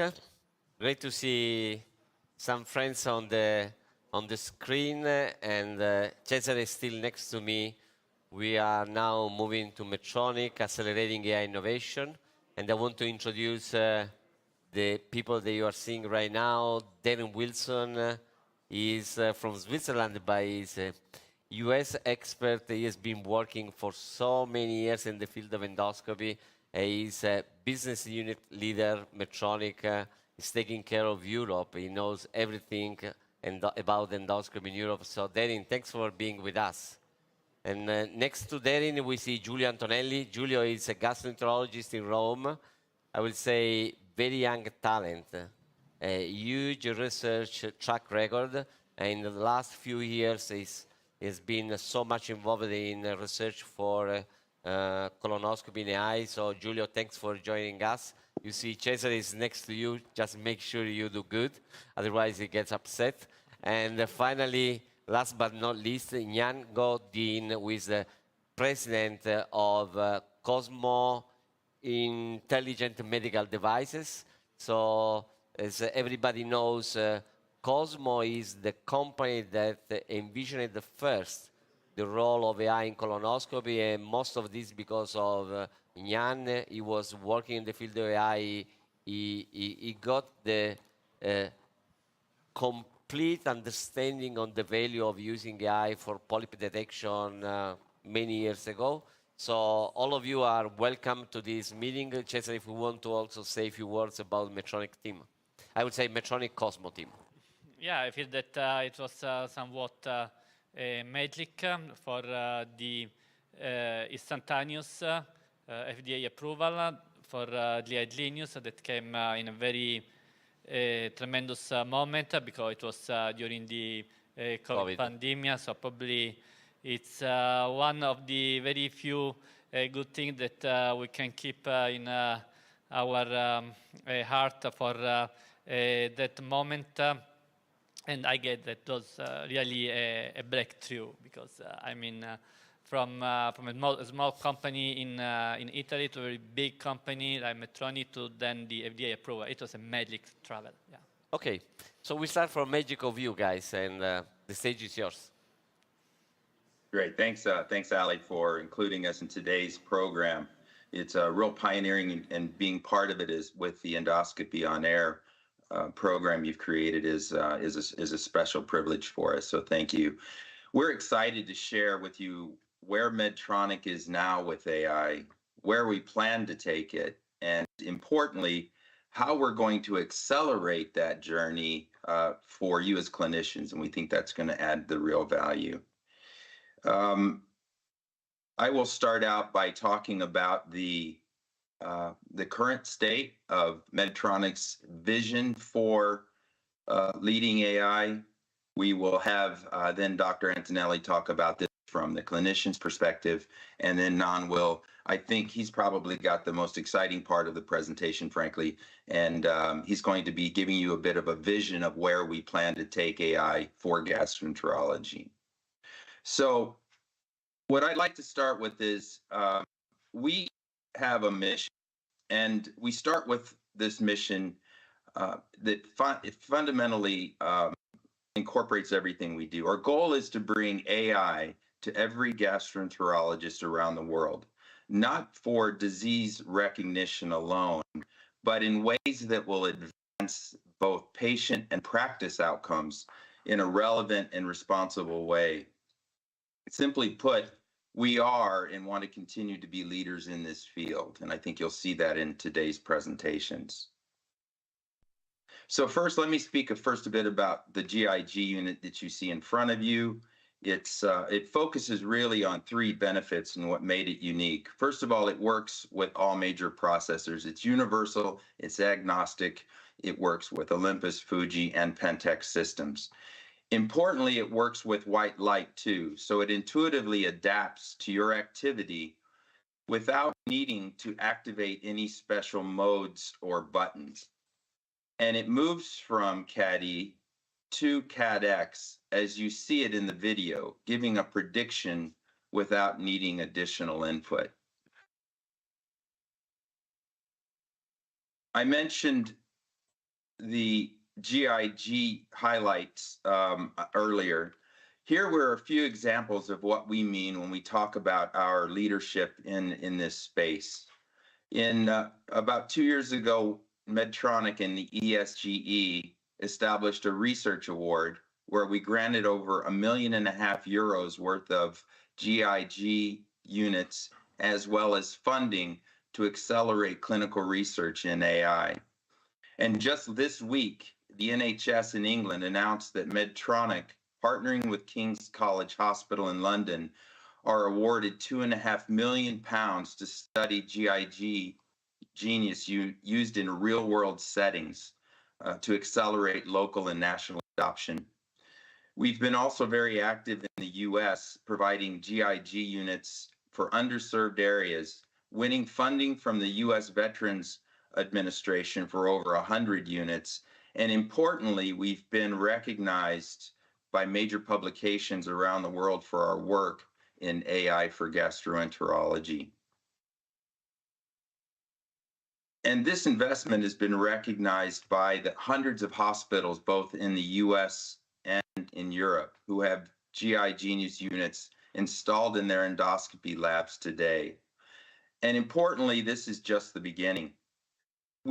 As part of our longer-term strategy, we wanted to focus on the most commonly performed procedure, colonoscopy, to build market adoption. And that strategy is working. But the GI system is capable of much more, and not just for disease management.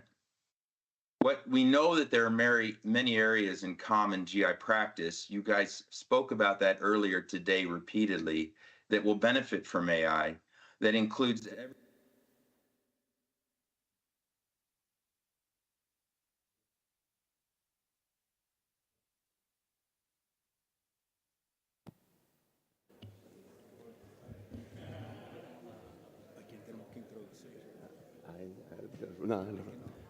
Buenas tardes. Vamos a empezar con los casos. Afternoon, we're going to start with other cases, the third panel today. First, we will look at the two cases with endoscopy, and then we will be moderating the different lectures. Ramon, please.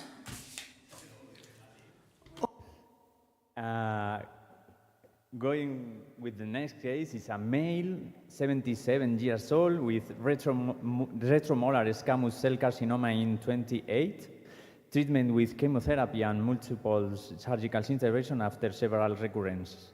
Currently in remission. Cervical esophageal stenosis refractory to endoscopic dilations, and recurrent bronchial aspiration pneumonia in 2021 with percutaneous endoscopic gastrostomy in April 23. The patient had improvement of the pulmonary infection after placement of gastrostomy tube, but continued with experience with discomfort and cyalorrhea. This is the video of the gastroscope.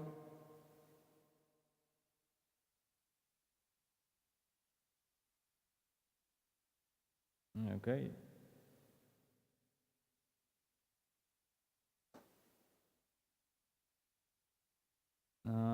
We have, here is the structure, okay. Look nice, not easy. And up here is complete. Okay, proposed intervention, the KISS technique. What steps should be the next? Laser tunelation of occluded lumen, combined anterograde fluoroscope guided, combined antegrade retrograde recanalization use guided, or permanent jejunostomy feeding. This sounds not good. So combined antegrade retrograde canalization. Ok, podemos pasar a la sala, por favor, y damos, bajamos. So we're going to now move to the room and we'll dim the lights.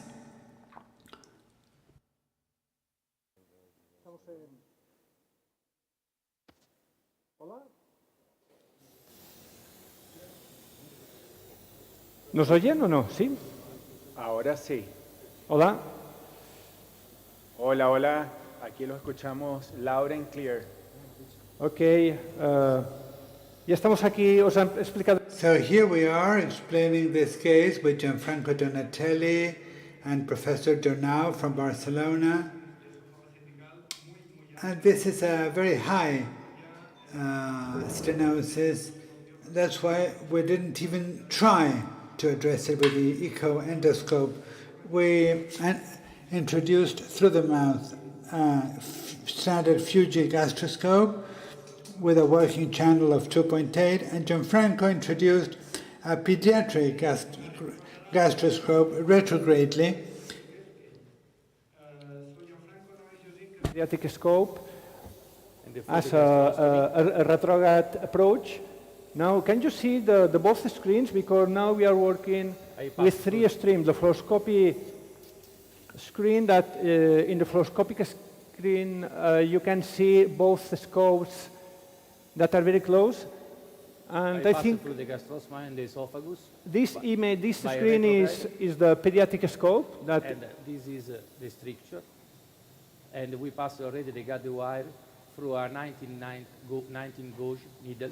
We puncture and we pass the guide wire under vision, under endoscopic control. Now, this is the guide wire. This was the stricture. And now what do you think? Okay. Voila. So, as I just say, no, we used, with the integrated approach, using the gastroscope, a 19 gauge needle, and we insert a guide wire. And because the both scopes were very close, the guide wire goes to the esophageal lumen distal, and the repermeabilization is done. So, as you can see, just now we have to. As you can see, both scopes. You can see both scopes that we pass through, but we did a traumatic dilation with the scope, and now we have just to leave anyway a stent. What do you think? It's very high, but we need to. It's very high, but we need a specific stent, like a cervical one, frontal one. So we have an IDS esophageal covered stent that's cervical, 16 by 60. 16 by 60. Okay. It's the only length cervical. Okay, but the colorette is a 61. Okay, it should be okay. Because we have to. No, I think it's fine. Be careful to not completely trachea and to have some. No, we have to remove. Problem. We have to leave tenemos que dejar la guía y sacar el. We need to leave the guide in and extract the endoscope and the guide wire.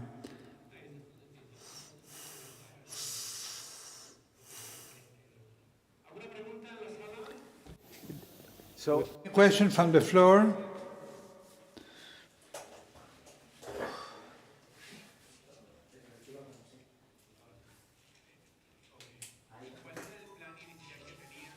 What was your initial plan? Because I can see that you passed the guide wire without any endoscopic ultrasound.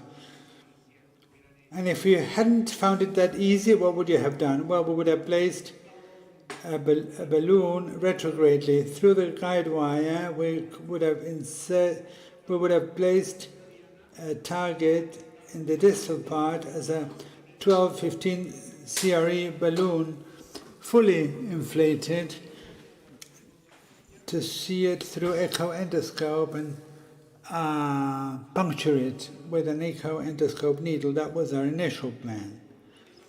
And the other plan was that if you can't use an echo-endoscope, then with a gastroscope, using a gastroscope through the mouth, you can use translumination. You try and turn off the light of one of the endoscopes and use an endoscope needle to carry on. In my experience, you need several punctures because, just because in fluoroscopy you see you're on the right plane, but sometimes one of the tubes is more ventral, the other one is more dorsal, and they're not on the same plane exactly.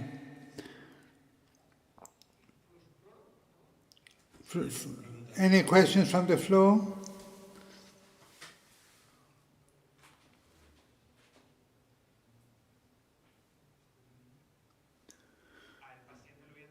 The patient, had the patient been treated previously with some dilation or corticosteroids, or was the patient that closed that you decided to start directly with this technique?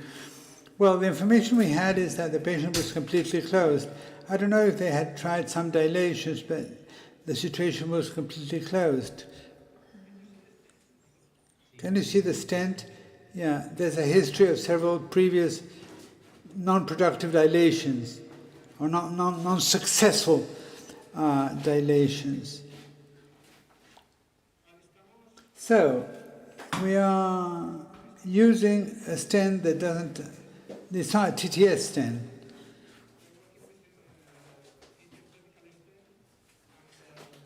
Night-eye cervical stent.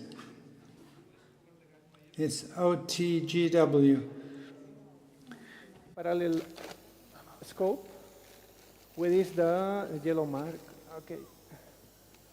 That's here? Yes. Yeah, but we have to push back the stent. Muy bien. Esto es el esófago cervical. This is the cervical esophagus with the RT changes, and this is the structure that has been dilated just because of the passing of the gastroscope in this case. Right.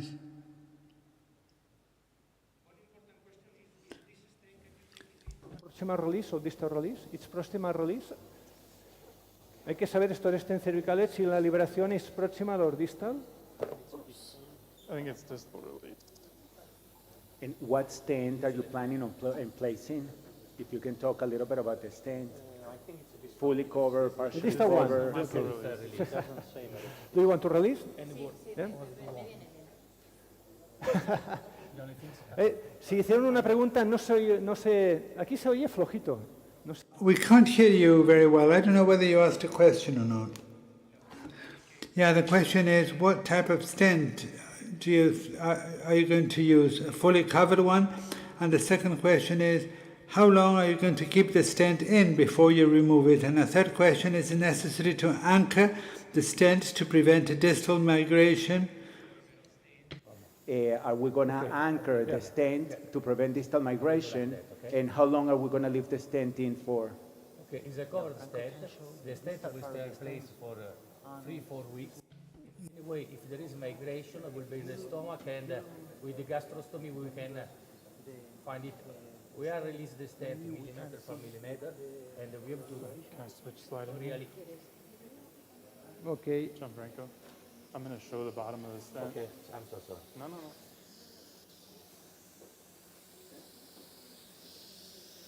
La liberación es distal, por esto. The release is distal.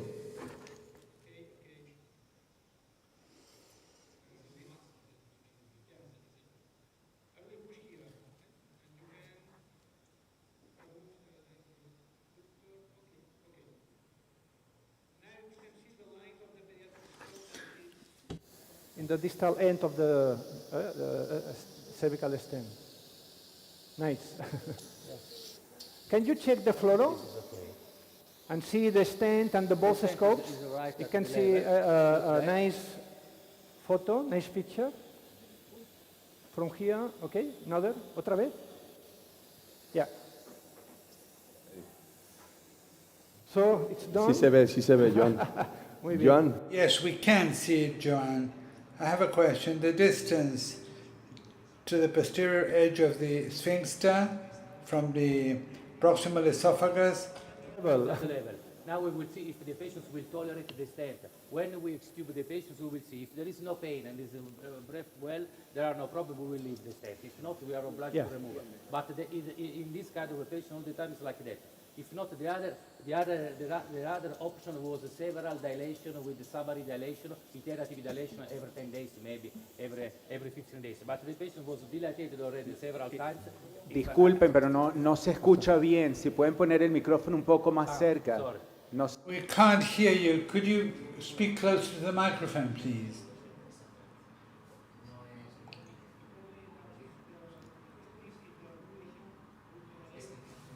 So we don't know. If if the patient has a lot of pain, is not tolerating the stent, we have to remove the stent and do The other important thing to consider for these cases is just because you create an opening doesn't mean the patient's going to be able to swallow either. No. If he's had radiation in that area, his swallowing mechanism may be impaired, so that having an opening there isn't the total story. However, you only know that once you open it up. So it is possible he still has impaired swallowing. I think that's important to consider. Yeah, it's true. We'll see. No? Yes, The next, but all the time is like that, just to try and then we will see. Okay, thank you. Joan, última pregunta, Joan. Sí. My last question. Migration. In this case, we cannot use. In the case, it's impossible because the proximal end is at the level of the Killian mouth. So it's, but in other situations, you can put some clips, or you, in some cases, you can use a partially covered. But it's a problem because if you want to remove the partially covered stent, you have to use the stent. The other benefit to this is that if it does migrate into the stomach, you have the peg track to work through to remove it. ¿Lo pusiste? Vale. ¿Cuánto tenía? Ok, muchas gracias y bien hecho. Thank you. Well done. Thank you. So this is the end of the connection. Thank you very much. A big round of applause to you. Thank you. Okay, for next case. Pasamos. Male, 73 years old with epidermoid cancer of tongue in 2012. In July 23, he has cholecystitis and choledocholithiasis with failed stone removal due to an impacted stone between cystic and CVD, and we placed SEMS and double pigtail in the cystic. In September, stent removal and stone clearance, and at the end of September, lap cholecystectomy reconverted to open for difficulties and with injury on the CVD with biliary leak. In the endoscopic procedure after surgery, we could see a complete ductal transection of CVD. We put a temporal use-guided hepaticogastrostomy with self-expandable metal stent 8x80, and the external drain after hepaticogastrostomy down to lower than 100 cc per day. So what should be the next step? Surgical gastrojejunostomy looks like not. Transhepatic via hepaticogastrostomy, magnetic anastomosis versus rendezvous. Percutaneous extraluminal rendezvous, Donatelli approach, or percutaneous magnetic compression anastomosis. Okay, it looks better. Okay, podemos pasar al caso, por favor. So now we can turn to the case.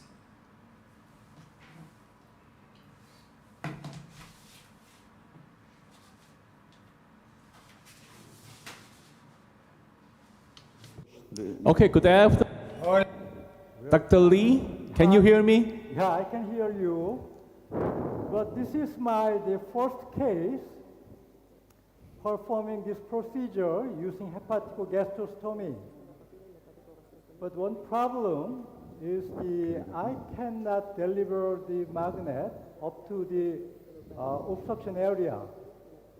This patient received the cholecystectomy before, but the CHU is totally disconnected. Okay.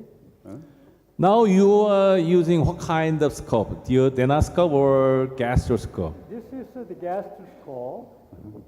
Okay. See if we can show the hepatogastro with contrast, and then show the papilla too. Where's Manuel? He wants to show that. The cholangiogram and then the papilla. So magnet anastomosis, you should try transhepatic at first or transduodenal at first? Yeah, I think the transhepatic should be first. But So we will show the cholangiogram in just a second, just so then we can identify the site of the obstruction, and then we'll also show the papilla. Isaac, you already put the magnet through the transpapillary route? No, we have not yet. Okay. So we just started, and actually interesting, because we were shown earlier today as to the benefit of a very long biliary stent in the stomach. We removed a beam from the biliary stent. And contrast media. Oh, no. So the simple one? Yeah. So magnet is available in Spain? Is allowed This is or duodenoscope, yeah. commercially available magnet? That kind of magnet is. Yeah. We don't have magnets here. I think Manolo is using sometimes. Ramon? So you will see the obstruction is... Yes, we usually, Wow. not a lot of case, but yes. We Manolo making himself? by what? Balloon. Magnet, he's making magnet himself? Who is the... Yeah, who made the magnet? The magnet. So Manolo can answer better than me. Secret. The obstruction is where the wire is, the bend there. That's what the obstruction is. So, Dr. Lee, Yeah. now what would you like to do for guide wire insertion to deep portion of Yeah, because Hilum? this is my first case using the hepatic gastrostomy. Usually I perform this procedure simultaneously with the percutaneous method and the ERCP. But Manuel just said he will introduce the magnet through the hepaticogastrostomy. Show the cholangiogram. Manolo? Yeah. Step in the floor. Okay. Yep. You look like a son of Dr. Lee. Inflate the balloon. Inflate balloon and inject contrast. So, Dr. Moon, Young, what is this procedure we're I'm doing here. right now? Is this EOS guided biliary drainage? We can hear you well. If you could speak louder. Okay, then if you introduce magnet. Yeah. So my question to Dr. Moon, sorry, is what kind of procedure is this? We're getting a cholangiogram through the hepaticogastrostomy. Is that an ERCP? Is this a retrograde cholangiogram? Yes or no? Moon, it's an easy Yes. question. No, I don't think this is retrograde. I was going to say no. Is this EOS guided biliary drainage? No. Young? It's up to you. It was EOS guided, but now it's endoscopy guided. So this is, there's no name for this procedure. We call it endoscopic transluminal cholangiography, or ETC, because it's one more procedure like after ERCP, after USBD. Probably an American doctor will have to come up with a name, an acronym. GAB. Okay, we'll discuss that later. So you see there is a complete cutoff at the hilum. We're going to place the proximal magnet, and there are two ways. One is with a snare with a string attached. Can we show on camera our magnet? ¿Me dais los imanes dentro de la bolsita? Manuel, where do you think the obstruction is? Right Hilum. where Hilum. Yeah, it's But in this case, Manuel, I think there is a very acute angulation. It is. Therefore, we will try to push. Yeah. Can you inyecta un poquito más? It looks like on P3, right? So, but even if there is angulation, I think we might still be able to push the magnet into the common left hepatic. Mhm. With the balloon and a wire. We'll try how we do that. So, can you show my hands? ¿Puedes mostrar mis manos? So we have two magnets, one that is circled, and that magnet is the distal magnet. We identify the attracting pole. We are going to try to use the proximal magnet with the string, which is the classic and Korean magnet, the best one in the world. In case we're not able to push the Korean magnet into the proximal bile duct, we will use second-rate Spanish magnets that are a little bit smaller and have a lumen for a wire. So they're therefore much easier to insert. The problem is they're a little bit smaller and less powerful for creating the de novo anastomosis. Okay, thank you. Yeah. I'll try So to Spanish magnet should be on transhepatic? Sorry, Jan, what did you just say? Spanish magnet should be through the hepatic route? Should be through what? Gastrohepatic route. Yes. Okay. That's a good question. They do not.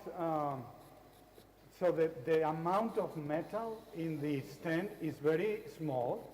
This is nitinol, so there's no problem of magnetic attraction. Dame el imán, abre el asa. So enseña mis manos, por favor. I will. So we're gonna, no, muestra en la cámara. So I'm going to show you how we... Middle portion. Abre? Yeah. Close, close, close. No, it's open it. It's better to take a middle portion. Okay, middle portion. Yeah. Take it. Take Close, it. close. Close. So Okay, yeah. this is... Can you see the magnet in the room? Yes, we can see that. You are using snare, right? Yeah, this is To a catch it. polypectomy snare, and Professor Lee recommended that we thread we get the thread by the suture by the middle point. So Good it point. does not now, because this does not fit the operating channel, we have to go back, remove the duodenoscope, abre el asa. Gonna pass the snare through the working channel. We got carried away by explaining the different kinds of magnets and did not explain that we need to do this with the snare through the channel. Take it. No, it's not through. Abre más, abre un poquito más. Cierra despacio. So basically we have the snare through the duodenoscope. Okay, take it. And you And I'm gonna go back in the patient with the magnet protected by the elevator, right? It's in there, in the side window of the elevator. And the magnet do not interfere with the endoscopic view. That's very interesting. The magnet is away from the duodenoscope. Yeah, we cannot lens. see. We cannot see. So if you look at this hepaticogastrostomy compared to the one we saw this morning by Dr. Ogura, we leave the stent close to the gastric wall.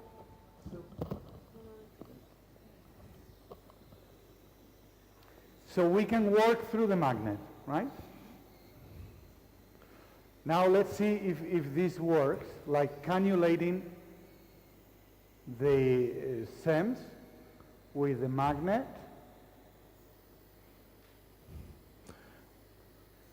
So we are in the stomach. This is not duodenum. It's a little bit more mobile. And then the alignment with the stent is not always straightforward. Could you show the fluoro? Yes, that's a good point. So you see... Yeah, we can see that. The magnet, I'm pushing, my concern when I open the snare is, will the metal from the snare get stuck in the magnet? So I'm feeling some resistance. I'm pushing, I'm confident that the magnet will take the angle, which is not happening easily, so I'm pulling back. If you cannot push the magnet, then you can release the string. And Manolo. You can use the balloon. Manolo, ¿me escuchas? Sí, ¿quién eres? Jesús. Jesús, sí. ¿Podrías... Could one use a pediatric one for this function? Well, I suppose so. We've done that several times and it is quite useful, because a pediatric one that has 5 millimeters in diameter, well, I'm right now opening the loop there, and I'm trying to remove it without the magnet coming. You can see that in the X-ray, yes?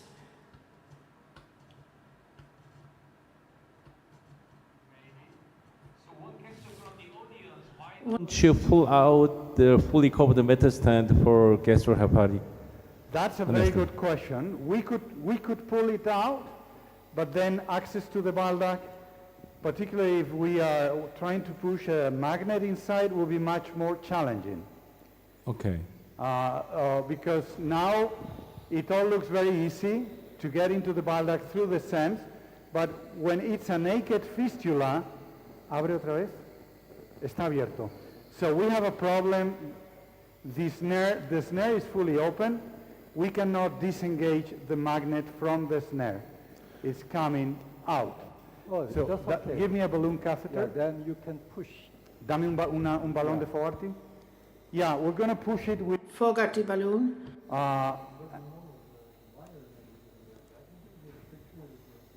Manolo, when did you do HGS for this patient? When do I do what? The anastomosis? Yes, for stand. When? How long ago? Yes. I don't remember very well. A few weeks. Okay. No problem. 3 weeks.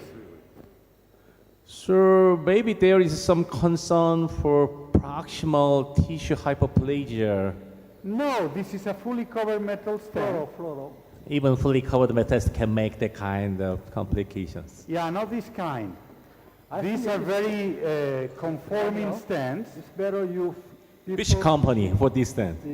I think the guide wire up to the obstruction area. Yeah, we will look. Infla. Wire.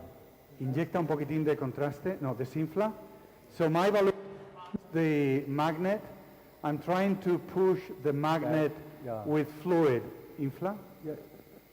Then my balloon, inyecta.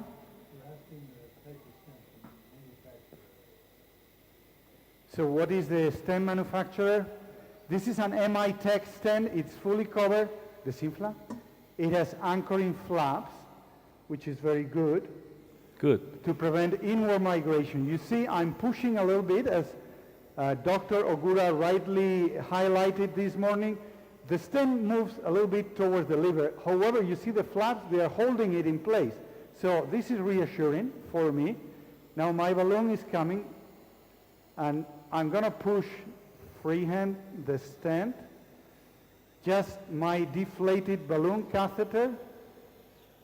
So the advantage with the balloon over the snare is that the balloon has no metal part in it.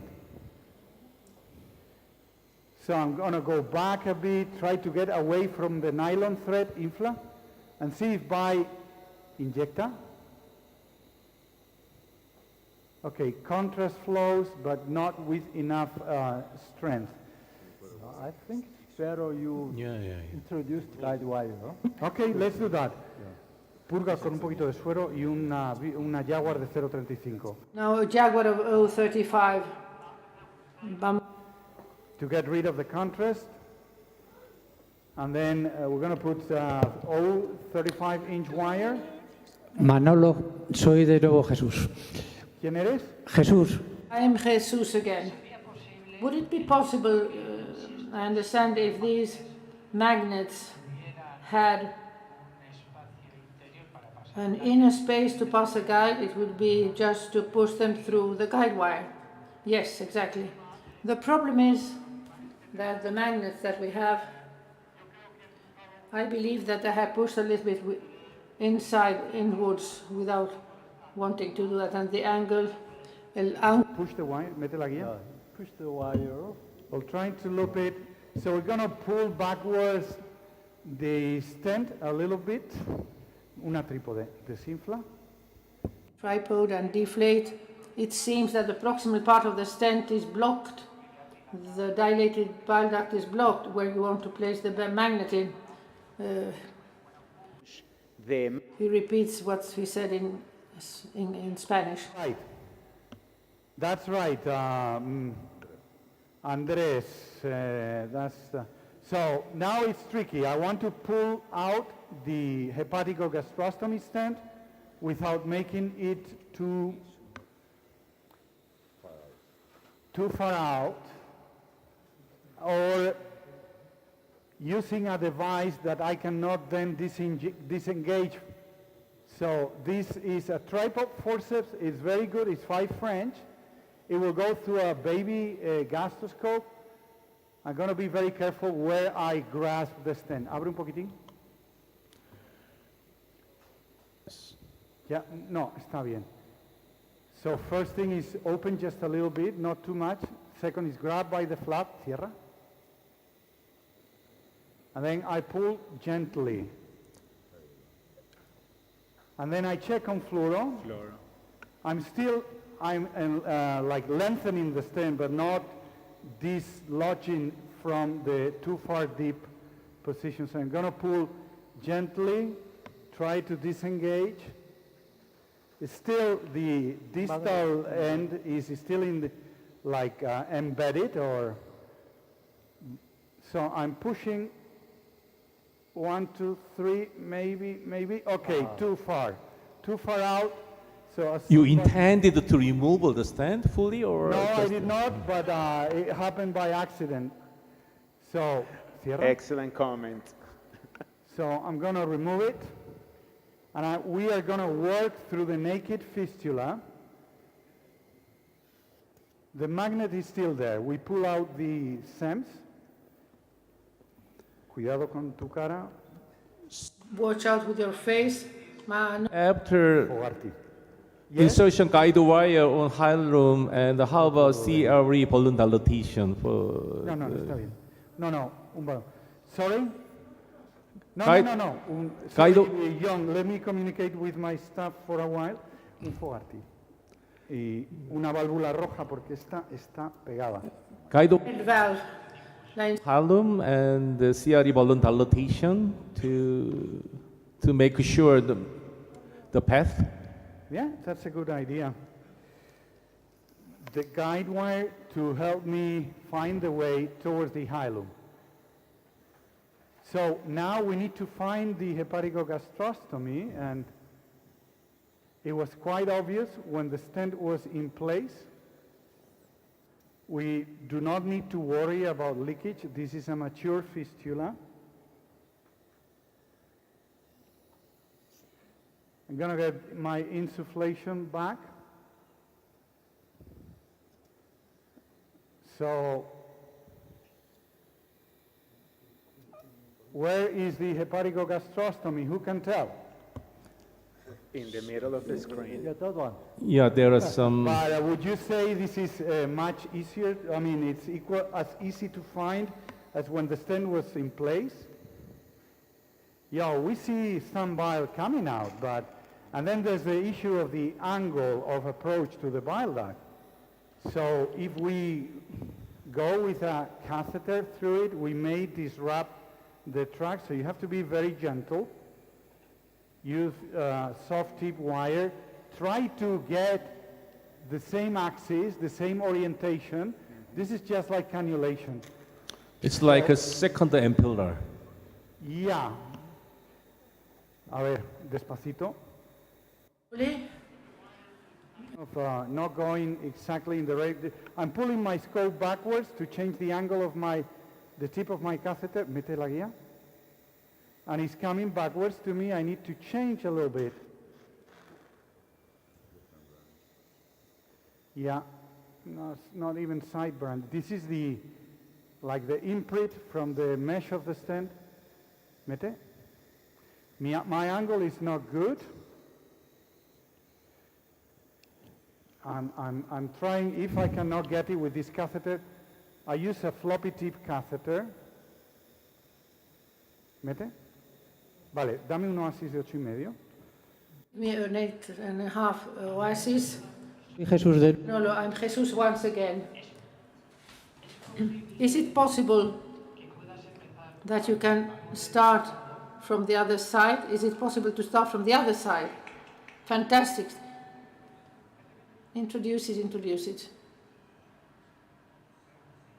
Pull a bit, pull a little bit. Yes, it went down. Pull. Fine.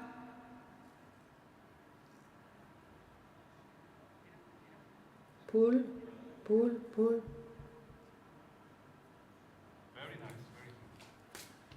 Mete. Stop.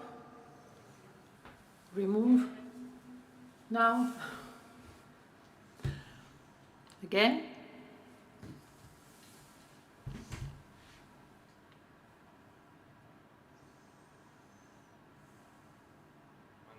Manolo. Now the progression of the magnet right now.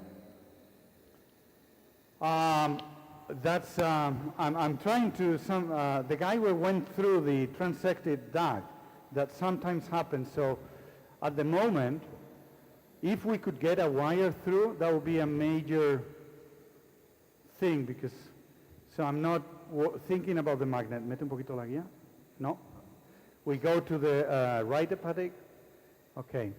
We just got there by chance. And I don't know, maybe we can... Yeah, I will do that. Mete la guía. Infla el balón, inyecta un poquito. Inflate the balloon, focus on the horizontal aspect towards introducing a bit. Inject. We get in the proximal bile duct completely filled up, but no contrast goes distal. So this is a complete cutoff. It is an absolute indication for hepaticojejunostomy according to current guidelines or desinfla. But because this is an elderly and frail patient. Manolo, could you check with the balloon any de novo structure by stent? Sorry, John, what did you say? Yeah, he's worrying about the stricture by the... De novo structure by the proximal margin of the fully covered stent. Could you check with balloon? It's freely moving?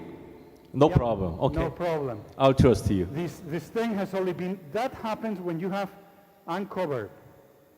Infla un poquitín, a medio. That happens when you have uncovered. But this is fully covered. It's very low axial force. And it's been there for only 3 weeks, so I'm behind my metal stent with a inflated balloon. Maybe I probably need balloon dilation of this branch.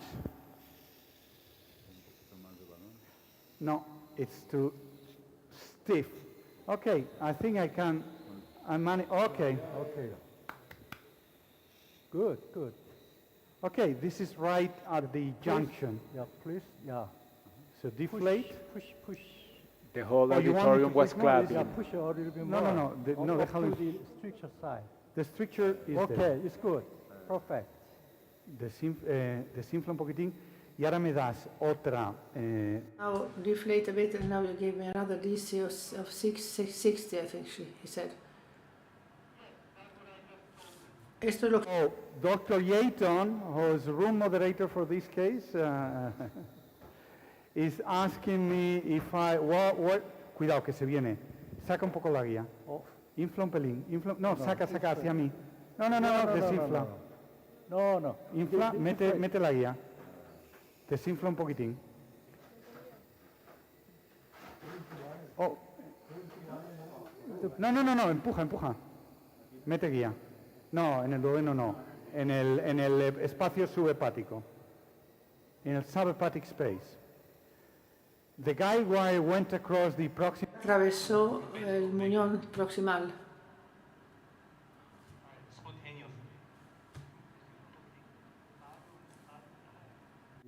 No, vale. No tanto. Not so much. Deflate completely. You are going to push a bit. You are going to give me a double pigtail 7-7. He wants to come out and say hi to the audience. So to keep it there, next to the stump, we're going to push it with a double pigtail stem, right? Then to me, it's a little bit, I'm going to lose that access to the subhepatic space. The guideway went across the proximal stump, but not into the distal bile duct. So we know we can do that. Infla el balón un poco. Yeah, inflate the balloon. Inyecta. Injecta? Inject. Malono, what is the guide you're using? An 035 one, a normal one, a Jaguar. That's good. Desinfla un poquitín. Deflate.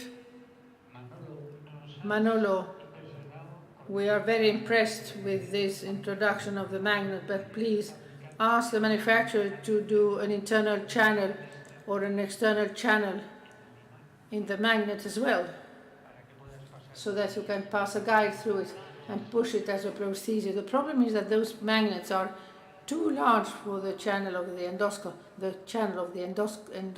device. But endoscopy, once you have taken it through the working channel from the tip, either through an inner conduct or of the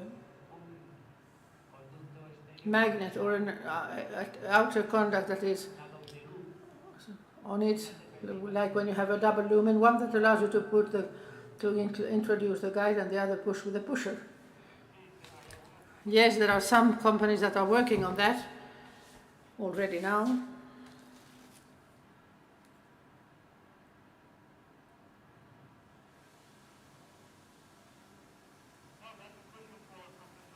How close to the magnet has to be for they to attract each other? Yeah, it should be within 1 inch. It means 2.5 centimeters. 2.5 centimeters. Yeah.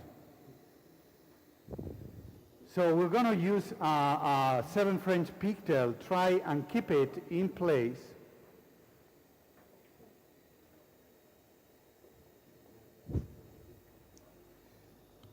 Well, you see, will push the magnet using the pigtail? Hopefully, yes.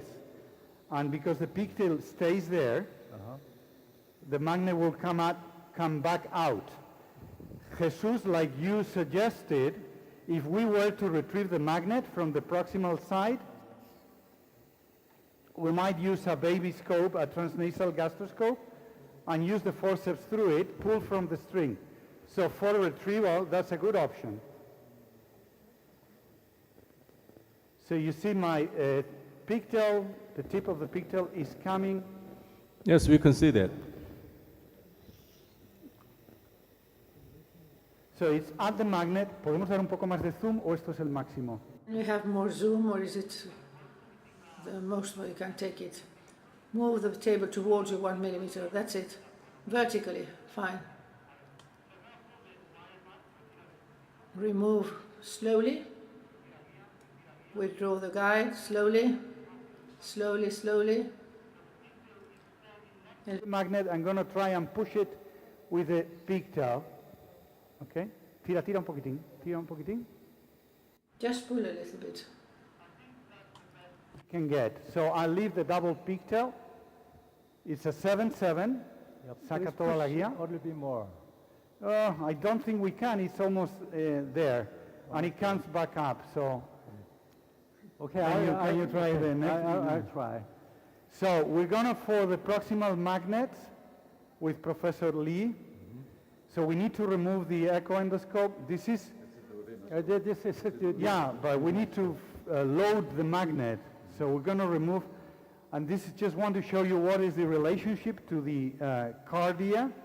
It's very close, the anterior gastric wall in the upper body below the GE junction. Fantastic. So we're gonna load the distal magnet. You prefer a snare, Yeah. Dr. Lee? Yeah, can I have the snare? El asa de polipectomía. Y el otro imán, el... The magnet as well. While we load the magnet, Dr. Lee, I want to ask you, is just plain sphincterotomy good enough? Should we get a cholangiogram before we go in with the magnet, or is it okay from the images that you saw? El otro, el macho hembra de Dr. Moon, as they're putting the equipment together, can you comment on what's your protocol? When do you re-image these patients to make sure the fistula is formed? When do you go in to pull the magnets out? So it's only for the Professor Dong-Lee's procedure in Korea. Only. I never experienced about magnet. Image? What? Myself. When do you X-ray the patient again after you did the magnet? Okay, yeah. I followed the... Let's show them how this is put. Is there any question in the audience? Okay. So just a minute before Professor Lee answers that question, do you see the magnet in the duodenoscope? The tiny little magnet? ¿Les puedes mostrar esto? Show that, please. No pares. No. It's okay. So it's... Turn it off. Turn it off. It's okay. We can see it. We can see it. So you see, it's not... the magnet is fully protected by the dent in the, or whatever, the elevator orifice. If the magnet attaches, I follow the abdomen X-ray, the 1 week interval. And when the magnet is still there until the 4 weeks later, I perform the PTCS to remove the proximal magnet.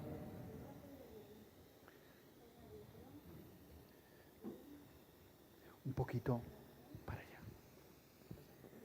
Okay, I'm introducing the endoscope.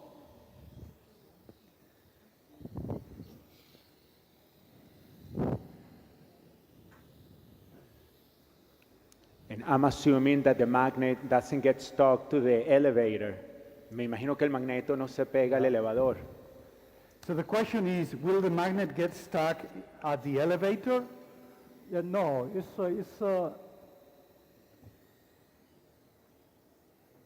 just the elevator, only close the polypectomy snare. And for the magnet delivery, I think usually I perform the balloon dilation. We can do that if you think it's easier and facilitates magnet placement, because the papilla is cut up, but it doesn't look very friendly. Right. Also, we are in the long route so I think with the elevator, so and then it's that's why the skill. Would you agree? Dr. Lee, how about the diameter of magnet are you using? Which is the magnet diameter? It's a 4 millimeter. 4 millimeter. Yeah. And because the distal end of the magnet is not fixed, it's better to... Almost similar with spyglass. Right.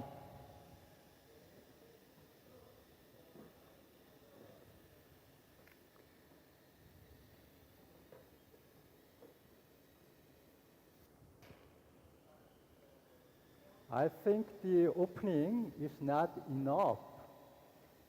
Sometimes when the EST is done several days ago, there is the possible stricture in there. So maybe we need to do balloon dilation? Okay, I'll try.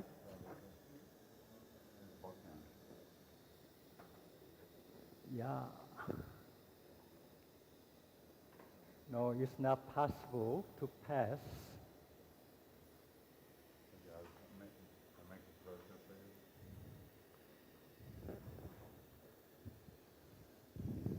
The direction. Please take it. I think it's more difficult to insertion of spyglass, right? Spyglass is steep and the pushability is good, but now magnet some kind of angle.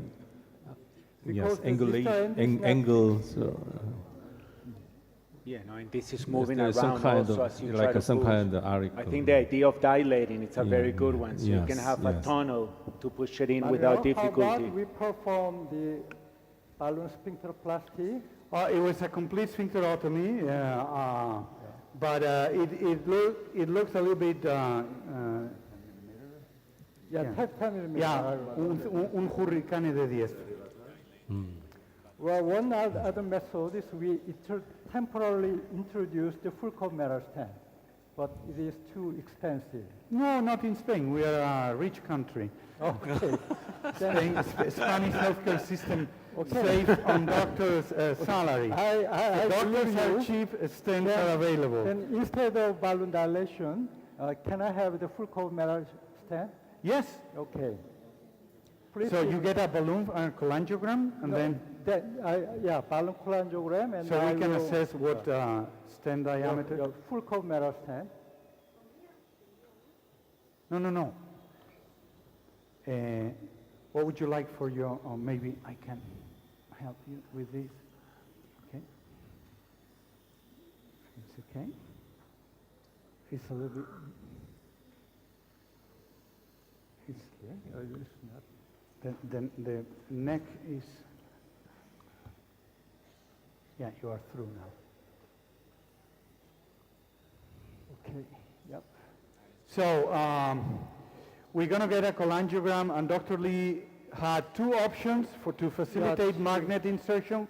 One is balloon dilation, one is temporary fully covered self-expandable metal stent. And one more important thing is that we needed to check the distance between the two magnets. Okay. So would you like us to have a... This is balloon dilator. No. So I need the stone extraction balloon. Stone extraction balloon. Un Fogarty con una. You want a O30 here? Yes. Una de BC de 0.35. Sí. 55 is the same. No. Proximal magnet, so a little bit moved to the upper side. Yeah, it did a little bit, but they always do. Huh? But you know, the pigtail is keeping it in check. Like, you know, the pigtail is pushing it. This is a very strong pigtail from Cook Endoscopy. It's 7 French, but it's really stiff.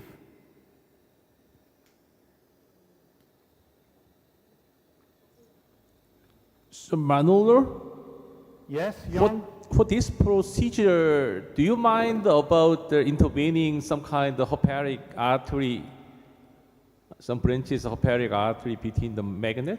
We don't need that kind of worry? Are you worried about the hepatic artery in this case? No, it does not. It will not happen because between the two magnets, only the fiber tissue in there. Therefore, we don't need to worry about the vascular injury. Would you inject some contrast? Infla el balón. We would inflate the balloon to prevent leakage from contrast, and then inject. Yeah, I think the distance is too far. Okay. It's from. So how about we rendezvous? No. Are you sure you're not in the cystic dog? We use the Donatelli approach. Yeah, I think this is more Donatelli than Lee. We need to think about another approach. Yeah, this is a cystic duct. Looks like so contrast is leaking from below. Yeah, please pull back the guide wire. Pull back the guide wire. Yeah, good. So we are into the subhepatic space from the proximal and distal stump. So we can rendezvous Yeah, it is totally transected. Yes, it is. That's why we are fixing it. Yeah, therefore, I think that this is not indicated for the magnet compression anatomy. Okay. Yeah. So Okay. we need to think about another method. Okay. So the distance is too far, and the leak is still in there. Okay. Therefore, yeah. How about the proper distance to magnets for matching? It should be less than the 2.5 centimeter.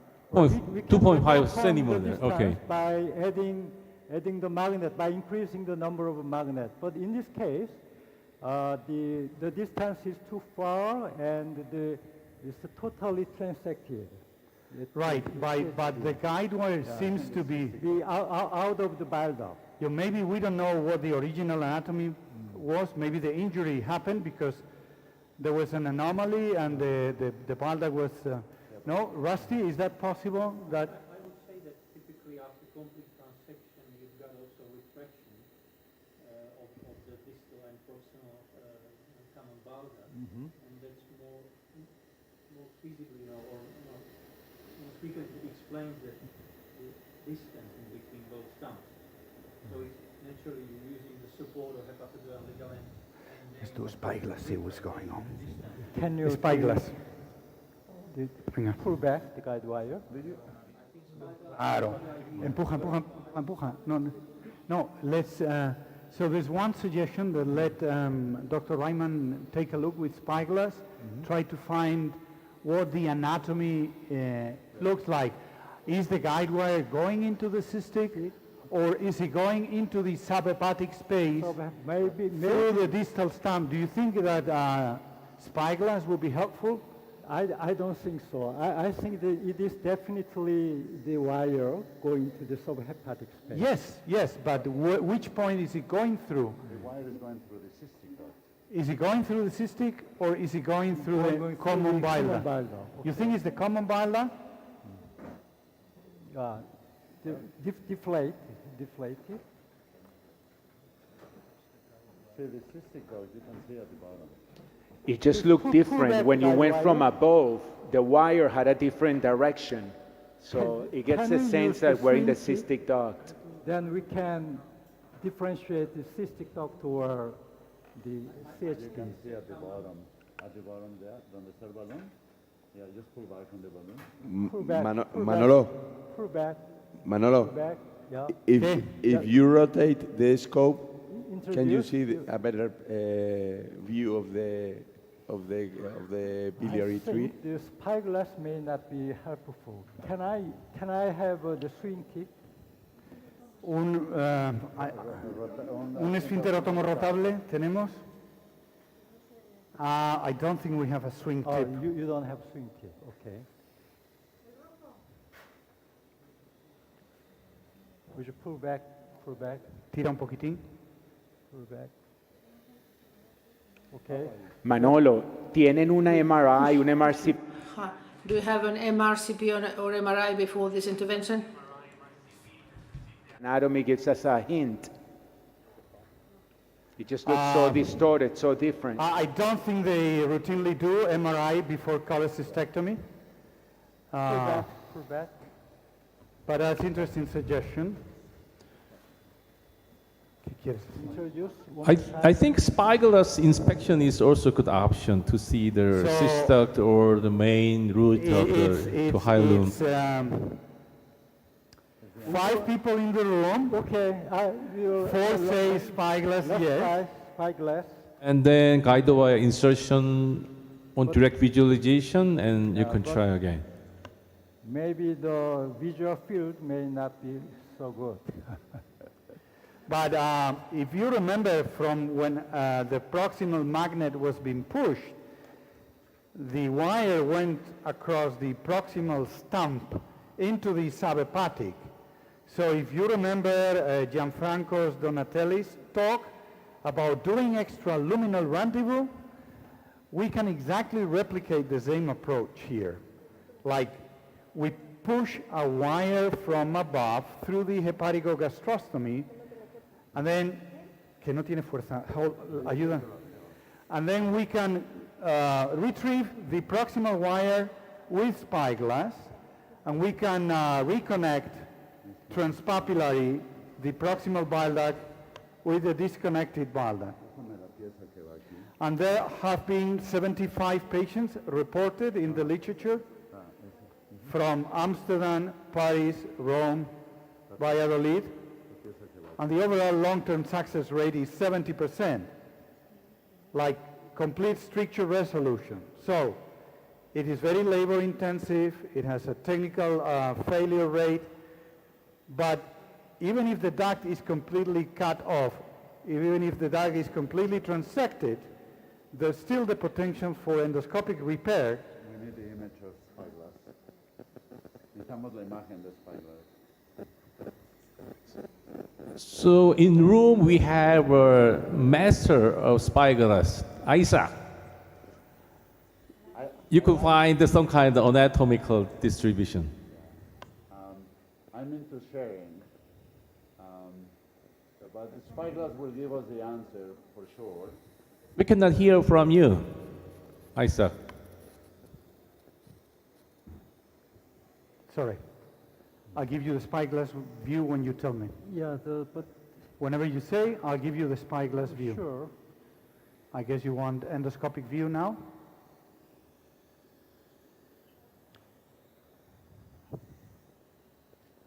No se está viendo la imagen del spy. Can't see the image of the spike. Not yet, not yet. We are cannulating freehand with the patient lying down.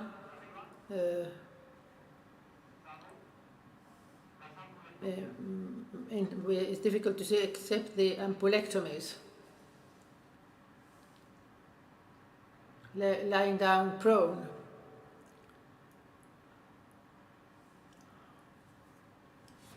If they don't use a microphone, I'm sorry, we can't say anything.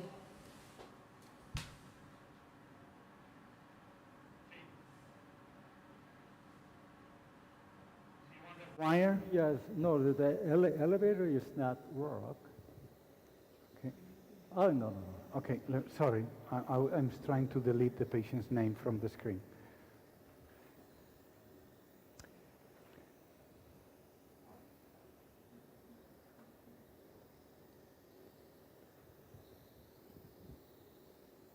Very good. There you are. Maybe.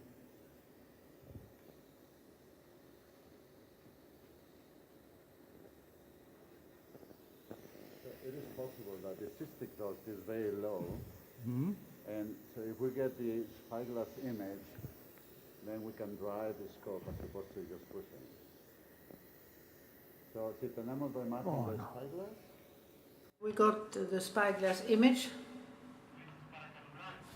to because it's cannulate. Why we use wire? The junction of the cystic and the bile duct may be very low, and so we will see the hanging between the two. Okay. So if we have spyglass image, Okay, we should go to next room and we will come back.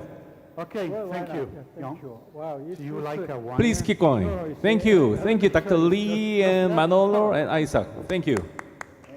Elevator usually doesn't work. It's a little You attempt cannulation. In this case, is a female 94 years old in October 2023, admitted for abdominal pain and nausea. In lab test, we can see leukocytosis and total bilirubin almost 7, a majority of direct, and some alteration of the pancreatic lab. In the current medical history, abdominal ultrasound suggestive of acute cholecystitis and intrahepatic biliary dilation, not valuable CVD due to a gas artifact. Abdominal, okay, is another view of the US.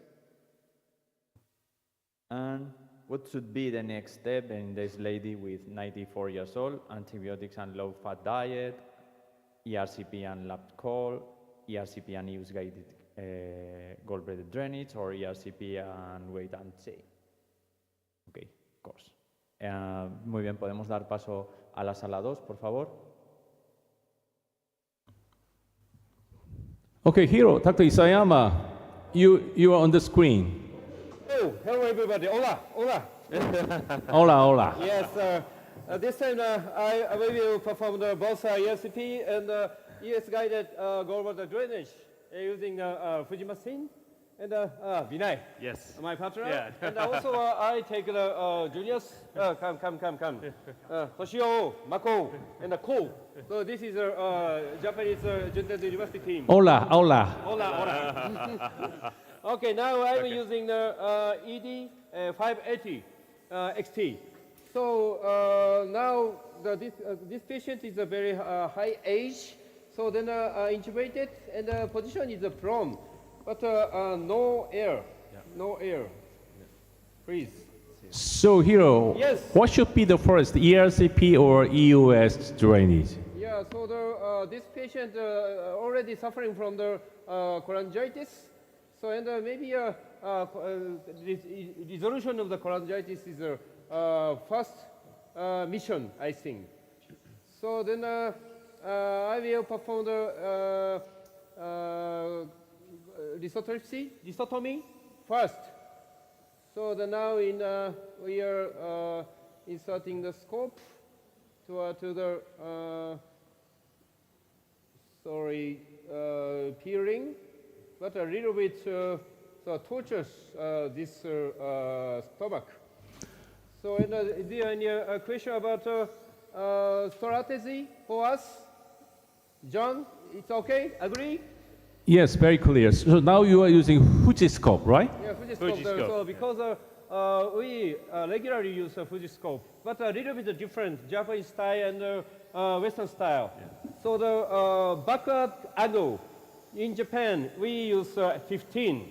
So very clearly seen papilla, but traditionally the Western style is 5 degree.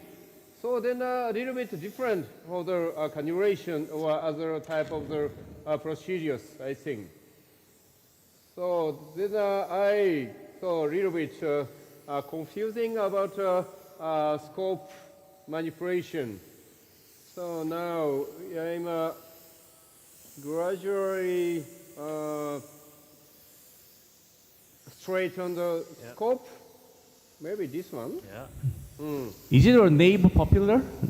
First trial of ERCP? Yes, it's a native okay. papilla, from what we understand. Yeah, but this is a little bit small, but maybe. So please show me the full auto. So well, I want to check the scope configuration. Yeah. Yes, sir. Thank you so much.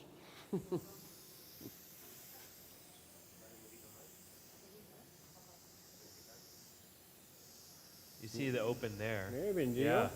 That looks like a beautiful Maybe opening it's for a okay. minor papilla.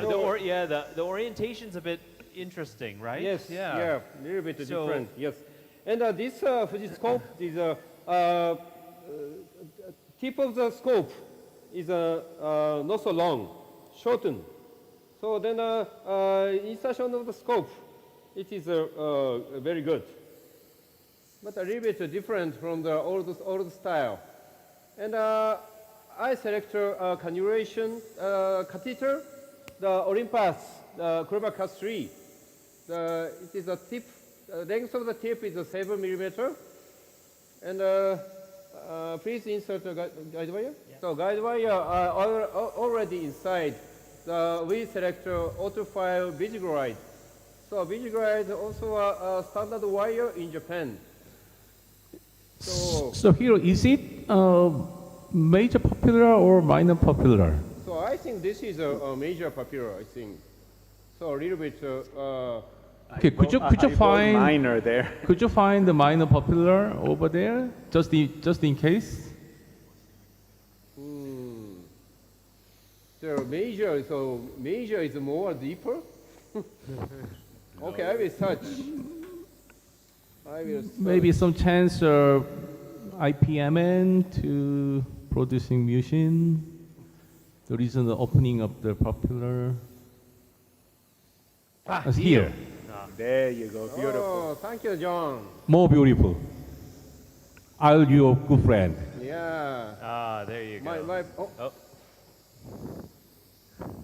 So difficult to Difficult, can you stabilize the scope. Maybe in some chance of the machine producing tumor can make her the opening of the. Oh wow, beautiful. Yeah, maybe. Beautiful. So stone. Maybe Beautiful, any beautiful chance impacted of stone.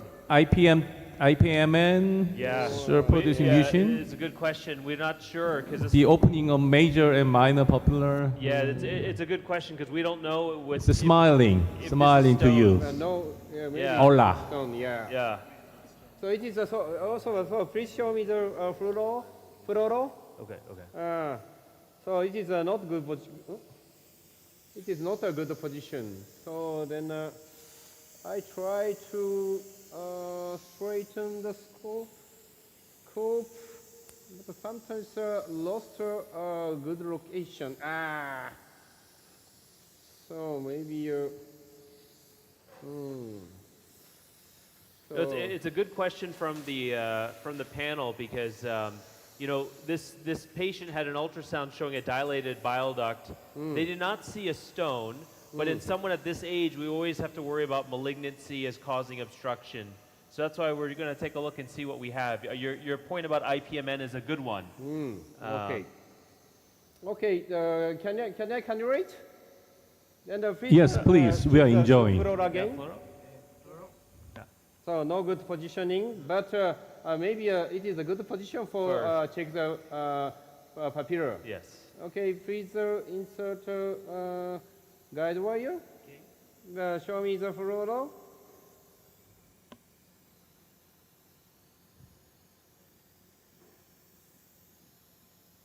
So maybe this is infected with bile, I think. Yeah. So, and please go up. Go up. Can you flip the Fluoro, image? please. Continuously show me. Fluoro. And maybe go up. We can go up. We can There you go go. up. It's taking an interesting trajectory because of that diverticulum that's there as well. Yeah, the whole anatomy Oh, is it very is, distorted. Yeah. Stacked? No? Fluoro, Fluoro? please. Oh. Is it upside down? Yeah, it's or upside down. is it right? No, yeah, upside down. Do we have a different So, patient? Hiro, now, There you go. are you using a long loop position now? Longer position Yes. now, It's yes. a very Okay, long okay. position. So because short position, I cannot keep the good positioning. There may be some many stones. Yeah, you just saw something come out. Yeah.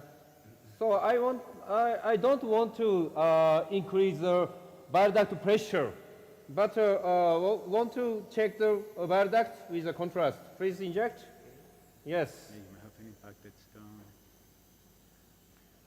So maybe torches or stone impact. Yeah, a couple of impacted stones. Impacted. Wow. Beautiful. So, or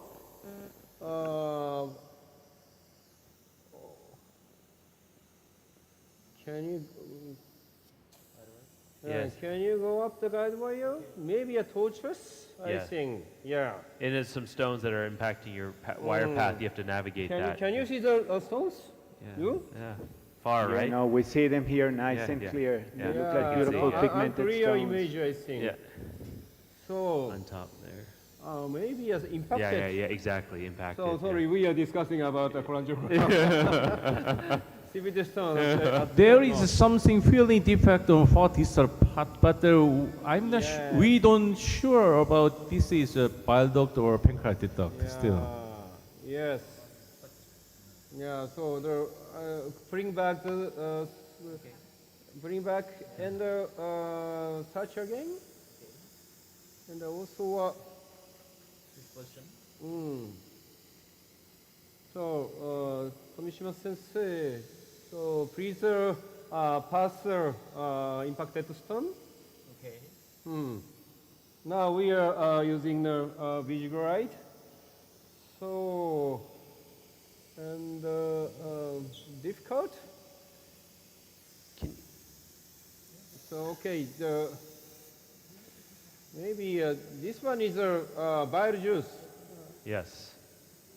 John, do you agree this is bile juice? Yes, totally agree. Some Yeah, bile so- juice and pancreas juice So maybe, also, so but we can cut first, then manipulate. So I don't know if you would like to do like a sphincterotomy there and clear a couple of the distal stones to facilitate the passage of the wire. Yeah, that's what because he's. the angle is so weird. you Yeah. know? So one of the things I've done in this situation is I put the catheter up just a little bit more bow and see if I can reduce my scope to see if I can get in a better position. But So I want know? to straighten the scope. yeah, exactly. Yeah, Push so- the catheter up, use that as a stability, maybe even put a little bit of bow and then reduce your scope to see if you can get in a better position. You can see that. So very carefully. Careful reduction, very nice. I hope. Yeah, maybe almost done. Okay, yeah. It's a very difficult to reduce, right? But, To get not short. So good position. Yeah. Now you can push in a little bit and see if you Okay, get the wire up. Okay. Yeah. So maybe it is a little bit not only strange. A little bit stone. strange. So we can see the very big stone out here. So and we are not sure. So please give me your guide wire. So I will check.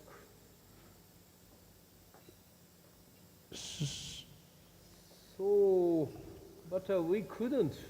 Yeah, here maybe we should think about some extravasation of contrast media. Yeah. Sorry? If it's not, we're having a difficult time seeing the fluoro from across the room. So Yes. Yeah. Oh. Microphone? Yeah. turn the lights So- down a little bit. Yeah. Down lights. Yeah, please. So one value of audience suggested a pre-cut for. Can you bring them closer? Yeah. Cutting is also difficult, I think. So they're But, worried about whether that's extravasation of contrast.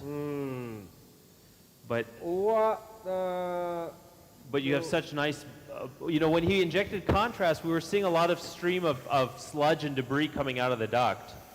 So okay, can you show again? yeah. So one of the things you may be seeing is just a lot of impacted material in the bile duct.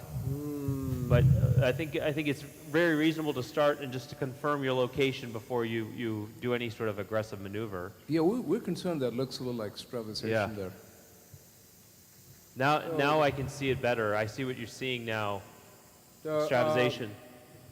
So also cut first is other good option, I think. And but difficult to keep the scope position. Now. I agree. There's some extravasation, but you're keeping the air nicely, so it may be a little bit of an injury to the bile duct. I would Okay. still finish the procedure, and we can get a good cholangiogram and see how much of a leak there is, and Okay, decide if she okay, needs a fully the- covered metal stent or not. But I would continue to go. But very strange. This papilla is open. That's a very good point from Dr. Open Baptista. and, That may be just a reticulum juice, full of coming contrast. out. But why perforation will be occurred? Okay, from here, please contrast inject. Yeah.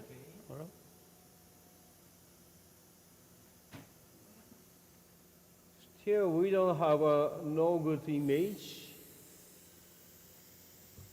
Still very strange. Yeah. It is. Do you have some idea, John?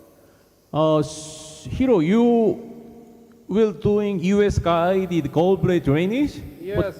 So, there is some reports Yes, only US guided gallbladder drainage can be enough for the drainage of the For the bile duct. bile duct. Yes. So maybe But So that's true if you have a patent cystic duct. So you after have to trying you have to confirm- US guided gallbladder drainage, Yeah, yeah. and we can Yeah. see If you the confirm- patient. if you Maybe confirm- another option. It's up to you, but it's Yeah. up to you. If you confirm that the cystic duct is patent, you can do that. That's correct. It'll decompress the entire biliary tree. what I think that it is very strange.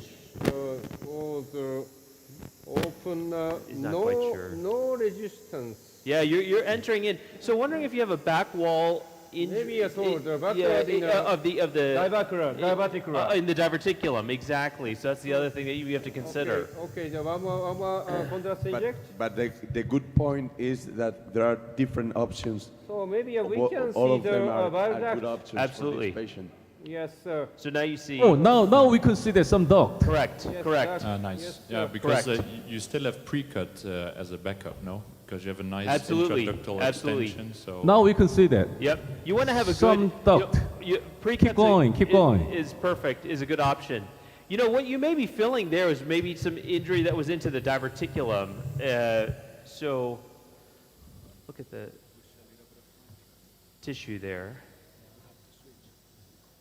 Okay, So Hiro, will come back. Hiro, we will come back.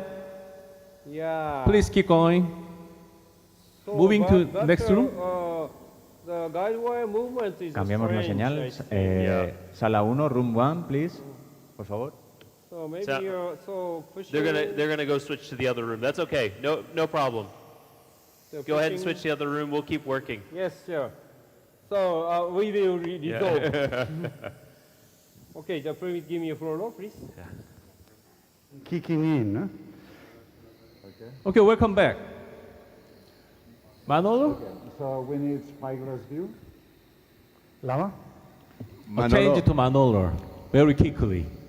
Yes, Manolo succeeded guide wiring through the obstruction area into the peritoneum. So Isaac, could you explain the spyglass image? Hold on. Yeah, so what we're doing is, It was helpful? yeah, I've been helping indirectly. No, spyglass. He's asking if spyglass was helpful. Yeah, spyglass is very helpful because we got with spyglass all the way into the subhepatic space. We actually saw the drain, and we knew from before that the wire had gone through the hilum. So what we're doing now is getting SPY into the subhepatic space, and we're going to grab the wire with this. Lava. We're going to grab the wire with the spy bite and pull everything out and block.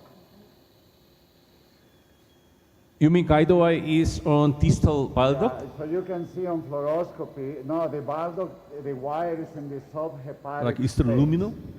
It's in the, we are in the peritoneal cavity. The wire now, it's in the retroperitoneum, right so they're now going to it's try to still in grab the- it and it's bring it still in into the the bile duct. duodenum. So, yeah, To place so a when fully you push covered metal forward, stent. then you see the subhepatic space is coming. You can use So ahora la this guía se encuentra en el retroperitoneo y están tratando. So the guide is in the retroperitoneum and they're trying to bring it to the duodenum and place the fully coated stem and bypass the stricture. So the guide wire, we're losing the guide wire a little, but the idea is to trap it with the spice rope. So you can see, yeah, it is.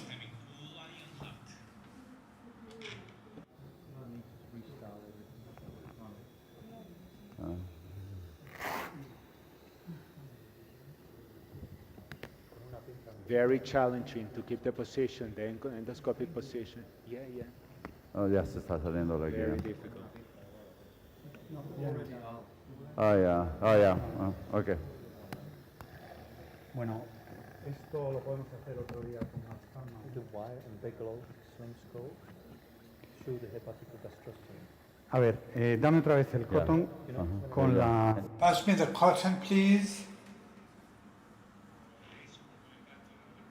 Volvemos a la otra sala. Muy bien. Doctor Giros, ¿está usted vivo todavía? Sí. Ahora hemos insertado con éxito la guía, o sea que ahora quiero llevar a cabo la sinclerotomía. Entonces compruebo cuidadosamente el eje del colédoco en la parte lateral del divertículo.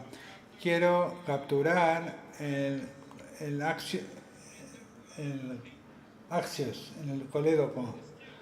Entonces, Using extra luminal rendezvous. Tírame un poquitín, mete un poco que se va la guía. And I think we can, is there any lecture session pending or something? Well, they're still working in the other case, so we can go back there as you guys continue to work here. So what time is it now? It's 4:53. Okay, we still have 7 minutes before, no, cuidado. Plenty of time. Mete un poquito de guía. So we still have 2 more cases that I were expecting to show live. One is pancreatic stones by Dr. Isaac Ryman, but you already saw enough of him, so. We want to see more. We want to see You more want to of see him. more? You want the whole thing? Absolutely. Mete un poquito más. And then the other thing I should have thought of is about dilation. Nice, nice, You got nice. it. Yeah, no. Yeah. Espera. Ya estás adentro. Beautiful. Buenísimo, ya estás Espera, mete un poquito la guía y ahora volvemos a empujar. So now you can see the nasopiliary stent is in the subhepatic space. Más. Sí, 1, 2 y 3, Chris, ¿vale? Buenísimo. 1, 1, 2, 3. Wait a minute. 1, 2, 3. Yeah, the guide wire is in the peritoneum. Yes. Very dangerous. Yeah. So, Buenísimo. because it's very difficult to push a long length of wire, because there is virtually no space, is the drain. I mean, the wire is taking the route of the surgical drain. Mete un poquitín la guía, mete un poquito más. Great. Puedes Think hacer- about the kind of complexity of anatomy and surrounding empujar of the más? kind of reason, right? Puedes intentar empujar más. Try to push more. If you can't, you tell me, please. Okay, because we have Yeah. the drain, we have the wire. It's not a terrible length of wire. We could loop it more if we use more hydrophilic wire. Tírame un poco. 1, 2, 3. Okay, 1, 2, vale. I think it's I start, enough. What do you think, Isaac? Yeah, I think so. Yeah. Yeah. Okay, let's do. So I'm pulling back. No, let's be more careful than we were last time. Puedes quitarnos zoom. Let's use fluoro to monitor looping, because 1 centimeter, sí, quítame la fluoro.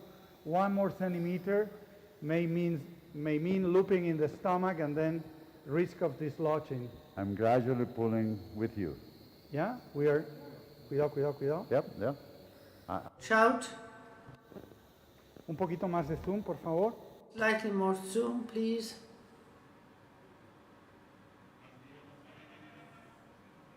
No, it went. It's there. No, it's not. The guide is, but not the drainage. We have dislodgement again. Perdón. We miscoordinated badly, so I'm not used to working with you, Isaac. I'm sorry to say. Oh, Yeah. I know. Yeah. Tírame un poquitín de la guía, despacio. Tira. Pull from the guide slowly. Pull. That's fine. Give me once again the cotton with the Navi Pro. We are going to use the 5 French, that is better because it's easier. The cotton with the Navi Pro as before. There. So it will be much easier. We've learned And probably if we call her back some other day, or him, it's a him. It's a he. It's a him. Well, you never know these days. But, ¿Quieren cambiar al otro cuarto? Should we change for a minute to see what's going on with the stone? Yes, please. We'll give you a minute or two. Thank you, Excellent. Andrew. If we can change rooms, please. Métela.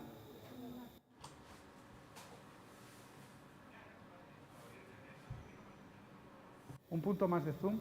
Slightly more zoom.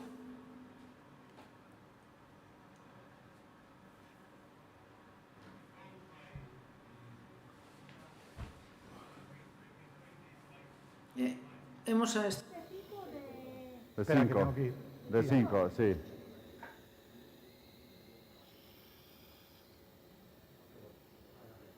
So you know what you need to do? I Yes. probably need to pull out the pigtail. But you can release the pigtail of the 5 French, and once the pigtail is released, Exactly. then advance the wire. Todavía los tenemos en el aire, no hemos podido cambiar el cuarto. You are still on air. We have not changed the room. Into the subhepatic antegrade. Tira. So most likely what happened before is because we tried to keep the wire in the subhepatic space, we never released the pigtail. And so it just came out. So what we're going to do this time, what we're going to try to do is release the pigtail Or maybe we in the subhepatic space, and once the pigtail is released, we push the wire forward again. Vale, saca esta, metemos la Jaguar.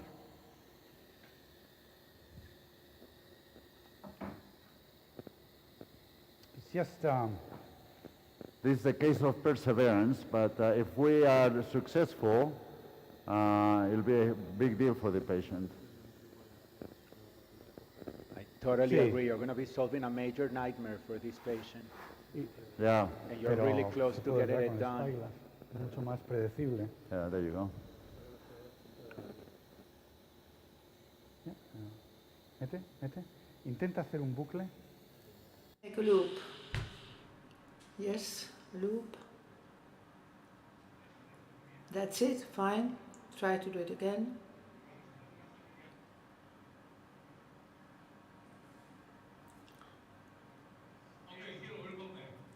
Aquí volvemos ahora. So we are on back screen? live on the air. So Yeah, you are on the air. Okay, we're just dropping the US scope down now, right now. He's advancing through the stomach, getting into the duodenum. Just looking in real time. First looks at the biliary system. Endoscopic view is also good. So because of the many passes came from the duodenum. So then now I'm carefully insert a scope to the pairing. But where? Oh, right side? So maybe. Okay, here US is also Fuji, right? Yes, now we are using the new scope, 740. So I did explain morning time. And also we have the aerator. So 850? Yeah. 850. Yeah, 850. Yeah. Very special version. I'm not sure. So now I'm going to the duodenum. I won't go, but endoscopic. Patient has a image- J-shaped stomach, so it's making passage Yeah. challenging. Maybe Yeah. here. Yeah, yeah. Maybe here. Okay. So is there the? This one Yeah. is.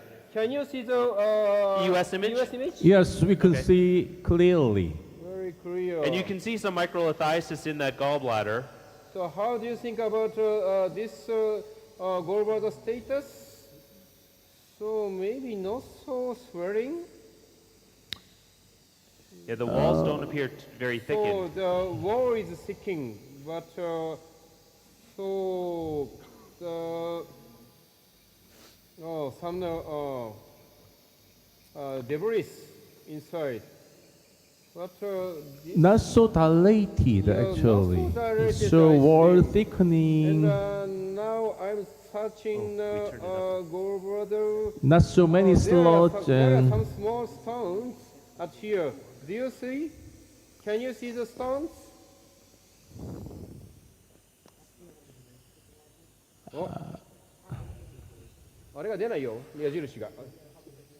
So you can see the stone at here. not sure stone or cholesterol polyp or Maybe here. Well, you know, so the reason we think that is you see the shadowing, right? You see the shadowing right there. Here. Is it impacted in the neck? There is Cystic a- duct junction? But the gallbladder is not dilated. The, nice, agree. so you can see the stone, small stone. And how to perform from now? The gallbladder drainage, then remove the stone through the axios, or conservative treatment. How do you think about John? My personal opinion, there is no typical acute cholecystitis findings. So you did a successful biliary drainage. So I would like recommend just watch and see. And we can make a second chance for it is a need very good, US guide gallbladder. How about our for the opinions, patient. our great And, moderator's so opinion? we should go. Or US so guided gallbladders now or second trial? Consider about future. Microphone. If I perform the gallbladder drainage now, ¿Alguna so opción subsequently we en el can, auditorio retrieve de no the hacer stone, nada? second session. The option in the audience of not doing anything or drain the gallbladder. In this patient, who would prefer stop doing nothing in this case? I think. What of, ¿quién de la audiencia The audience would like to do the drainage of the gallbladder in this patient.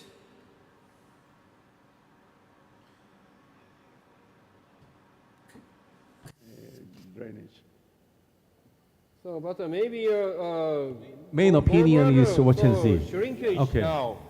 So we asked the audience here. Yeah. Main opinion is wait and see. Okay. It's up to you. Yes. Okay. I want to have a wine from now. Okay. Thank you, Joe. Okay. So we will stop the procedure. And next, if the patient complain next biliary infection, performing the gallbladder drainage. It's okay? I agree. Okay. Thank Very you. Good discussion. Thank you. Thank you for your Very nice demonstrations. Very nice. Excellent team. Thank you very much. Very nice. Could you show bigger image? Oh, changed. Welcome back, Manolo, Isaac, and Dongil. Okay, so we managed to have a 5 French pigtail mesobiliary tube in the subhepatic space and a wire that is in the subhepatic space. And Manolo now is in the subhepatic space with spyglass. So he's trying to find his position. He's a little too close to the wall. And now there, and so the subhepatic space is coming up. And then you will see it in just a second.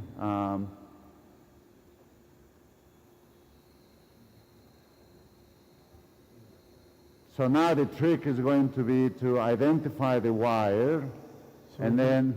Well, you got here, let's change. Manolo, can I ask you a question? Watch out. With, Just, can you hear me, go here. Manolo? See, yes? Okay, with the spyglass in the biliary tree, You always do. you put saline solution to dilate. Watch out, But watch in out. retroperitoneum, how can you manage with this? With CO2 or déjame. with liquid? No os hemos oído. Mete el spyglass dentro y vuelve a entrar. Que sí, para ver con el... If in order to see with the spyglass in the retroperitoneum, you put air, CO2, or liquid, no, fluid. I have to you change the vision in this place.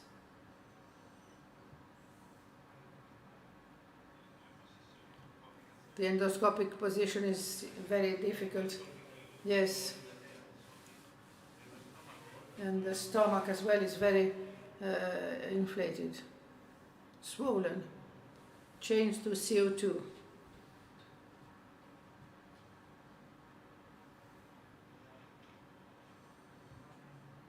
It was in air.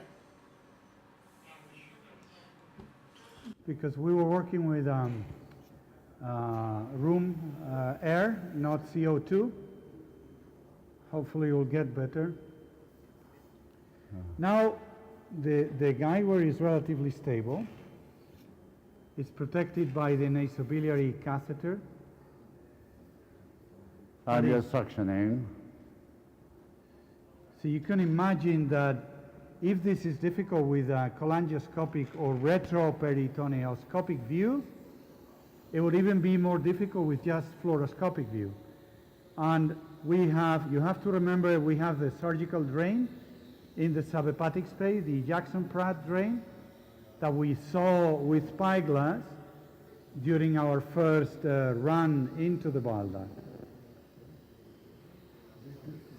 I would keep that Jackson-Pratt bag open so you can drain water, you can drain air, etc.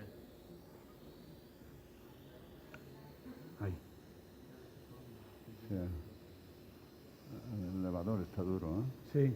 Okay. Great. So if we can get a spy image, please. Okay. So now, so you can see this is a hepatic space. This is a common hepatic duct. Very clear. Wow. Yeah. So now we're driving the spy scope. So we're not using a wire. So we're driving it and not pushing. So the space comes here to the right.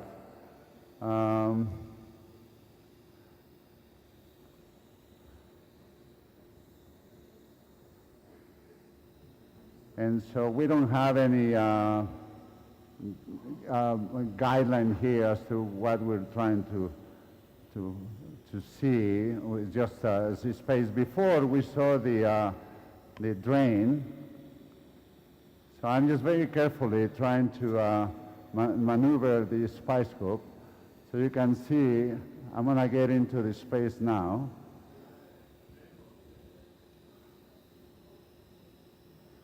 But you can't really move. There's not room. It feels tight, right? It's very tight, yeah. So what I'm going to do is just bring the spy scope closer to the duodenum. So I'm moving. I think that what you're seeing may be the Jackson-Pratt. I mean, I don't see the holes, but you're back. Yeah, so we saw the Jackson-Pratt before, and you can see the space there at the one position.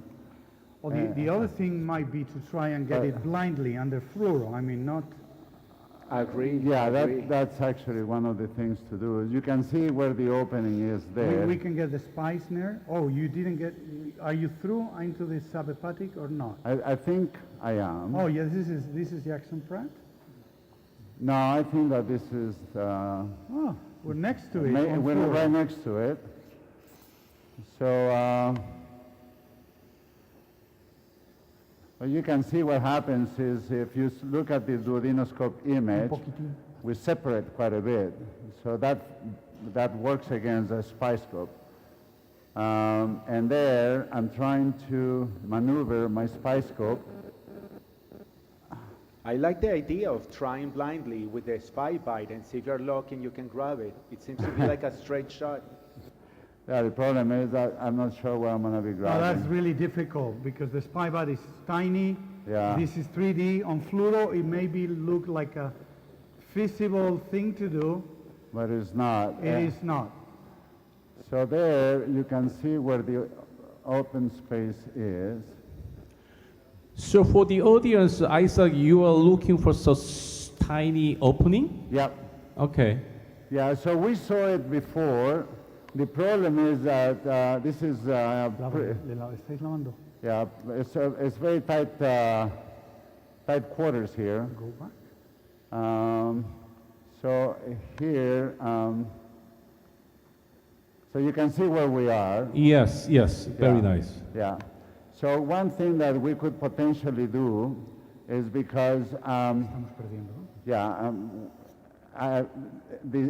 duodenum gets distended. Let me grab it for a second. The duodenum gets distended, so I'm suctioning the duodenum, so I can approximate the spice scope to the wall and then push forward. What happens is that the position of the spice scope, the tip, becomes stiffer. Lávale. Yeah. Estás lavando. Yeah. Okay.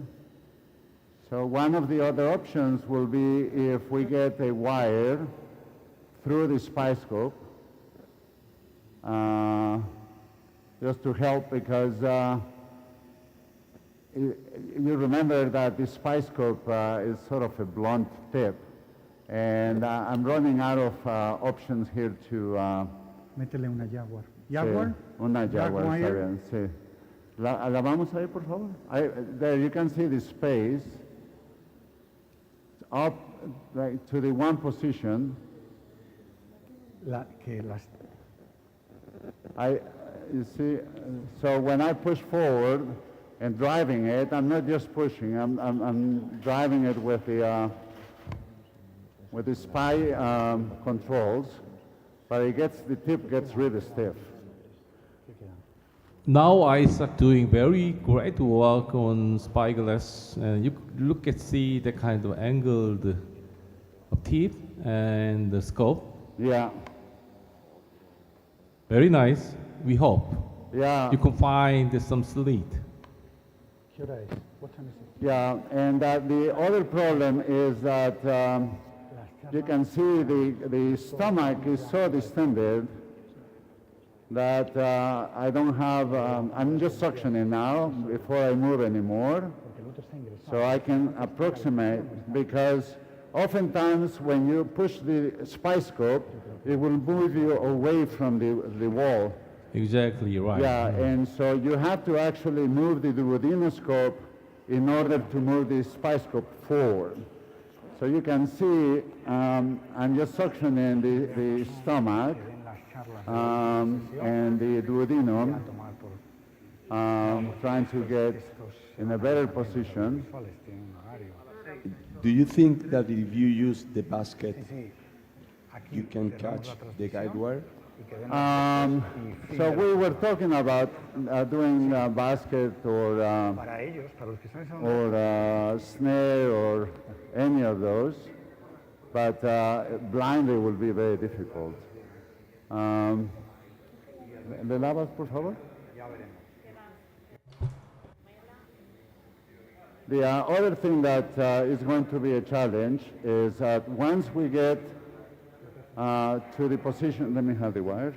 Once we get to the position where we want to be, a part of the challenge is going to get the spy bite through the lumen. You can see the space there. ¿La vamos? Yes, we can see that. Yeah, now I'm in the subapic space. You can see the drain there.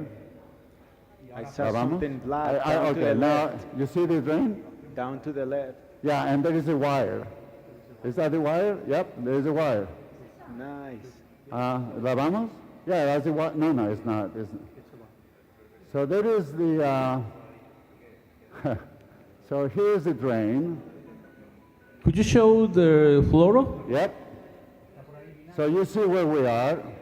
So now I'm trying to look for the actual 5 French. ¿La vamos? For the 5 French, to see if we see it. There it is. You see it at the left? No, it's not. Oh.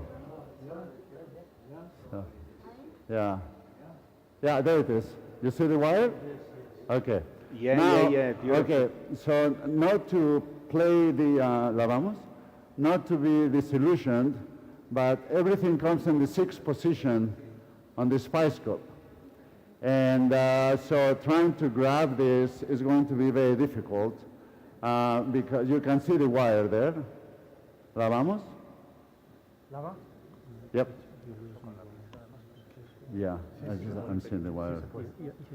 Yeah. So on the floor, yeah. Yeah, so I'm gonna try now to get this spy bite. And it's going to be tricky. Maybe 7 o'clock. Yeah, that's where the wire is. A little bit.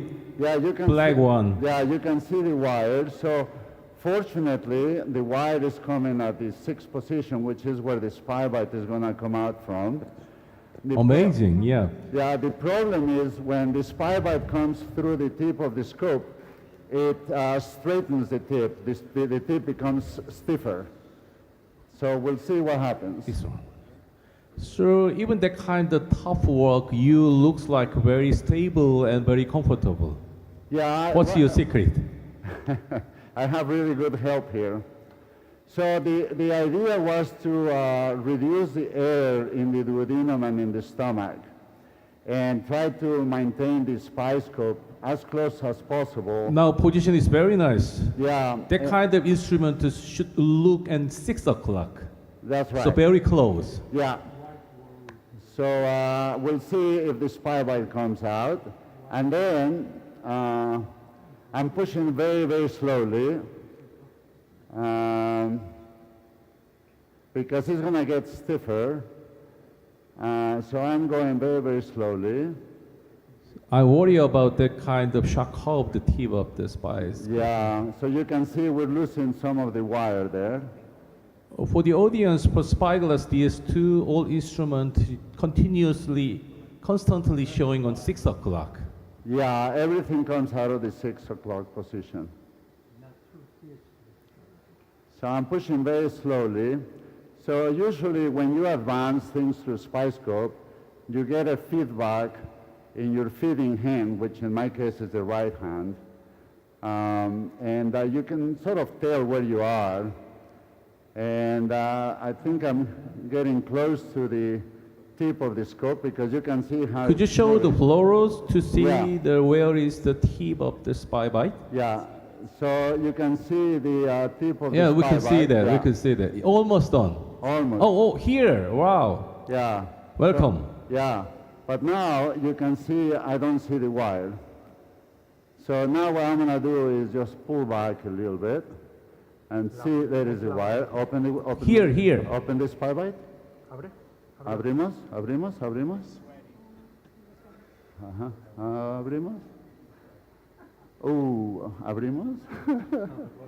Oh, okay, so we do the Texas jiggle.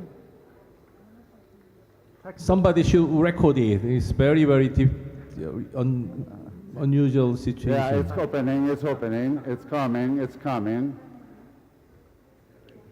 Isaac. There you go. All right. Wow. Now, Texas jiggle really works. Texas jiggle works. So now I'm going to maneuver my spy scope.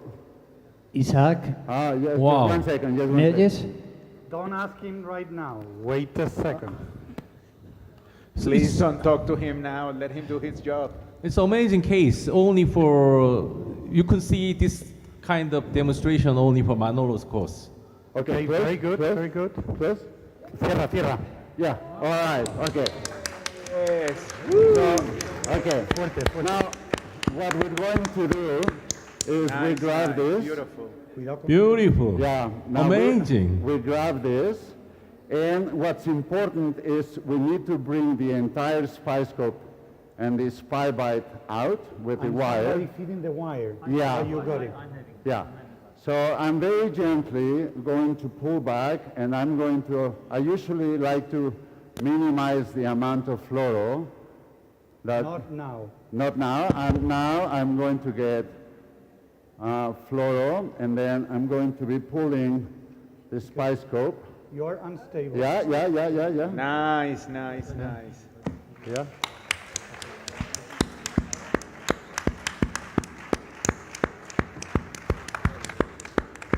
Congratulations.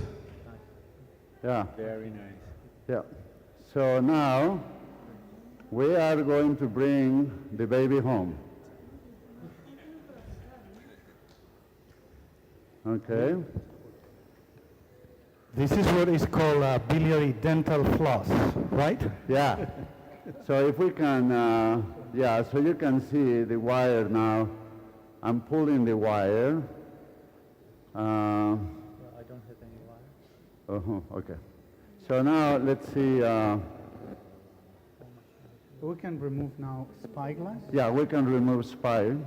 Do me a favor, can you find the tip of the scope? Tip of the scope. Busca la punta del endoscopio. Sí, okay. You want, Yeah. mueve un poquito vertical y a los lados. Quita un poquito de zoom primero.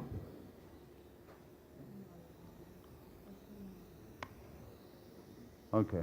So there is a. Yeah. Oh, you're there. Yeah. So I'm gonna bring, let's see, Floro. El pedal de la izquierda. Sí. Ahí está. So we have a lot of wire. No problem. Yeah. So what I'm gonna do is. Just don't get it not. No. So you see where it is. So I'm pushing the spy scope out, so you can see that we have the wire. Go You see? with the. Yeah. Do you see? Yeah. So. No, we can rendezvous that wire. Can we? So one of the options would be if we can cut some of the wire, some of the plastic. Yes. Can I have a knife, scalpel? Can I have a scalpel? Un bisturí, una hoja de bisturí. Yeah. Knife. So what we're going to do now is we're going to cut the 5 French catheter, so we have more wire to feed. The wire is already inside the duodenoscope. Yeah, okay. The wire is already inside the duodenoscope with the spy scope. So I'm pulling the spy scope, and you can see we're pulling the wire. Uno de urología de 724, buena idea. You're getting a lot of resistance with the wire because of No, the no big resistance. No? Okay. No. So Rusty is pushing the wire. He cut the catheter so he can feed me, and I'm very, very slowly pulling back. Very, very slowly. Un punto de zoom, por favor. Yes, amazing. Looks very stable. Yeah, we're in a very stable Un position. poquito vertical hacia mí. Un poquito más, ¿vale? You want to put all the wire all the way through the scope, Yeah. Yeah, so the idea, obviously you see that I'm in the stomach. So the idea is that we pull the wire all the way through. Yeah. So very, very slowly, the elevator is obviously open. And I'm very slowly pulling because if you were to pull too hard, you run the possibility of overcoming the closing force of the spy bite forceps. And so very, very slowly, and my nurse is holding the spy bite tight closed. Let me just, I start. So very, very slowly I'm So are you pulling feeling back. increasing resistance? It's a little bit, not too much. No, que aguantes fuerte el Yeah, espalda. she's doing great. She's doing great. She's the best. Okay, so here I think we might have lost the wire from the forceps. It's okay. It's okay because we can grab it there. Okay? Que hemos perdido la guía, pero quitamos Yeah, el but, spyglass de la pinza, pero no pasa nada. no. Se nos ha, como pasa siempre en los rendezvous, Okay. This often happens in rendezvous procedures.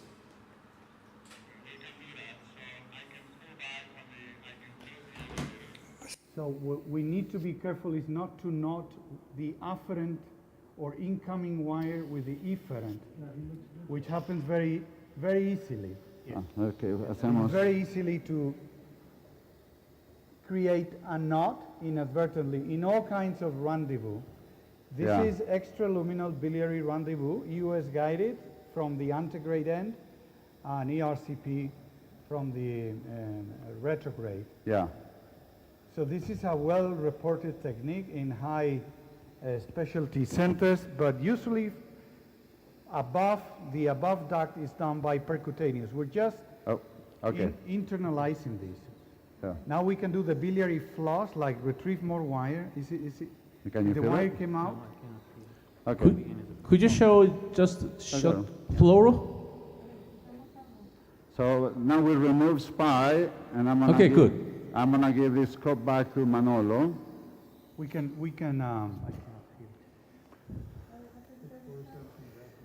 We have both ends of the wire? No, the wire that was grabbed with the SPY scope is inside the body. Dame una pinza cualquiera, una trípode, por ejemplo. ¿Alguien me levanta la cabeza del paciente? Sí. Flexionar el cuello. Very nice demonstration by 3 experts for very, very unusual procedure. Very unusual. No, esta es la... A ver.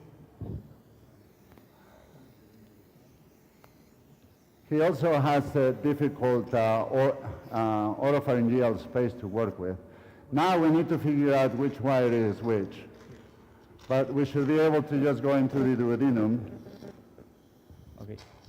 Doctor Pérez Miranda, muy lamentablemente tenemos que continuar. Dr. Perez Miranda, we need to give the floor to the speakers, unfortunately. We have several speakers, so we will have to say goodbye to you, if you agree. Yes, no problem. Yes, we need to finish on time so that people can have a drink. Okay, so a big round of applause to you. Thank you.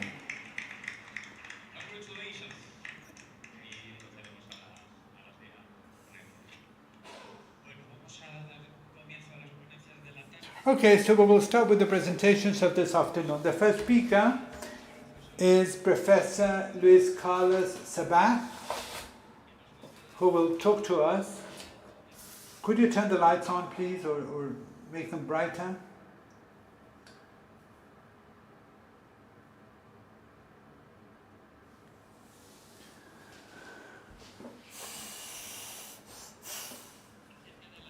About patient selection and optimization of the technique in colectoduodenostomy.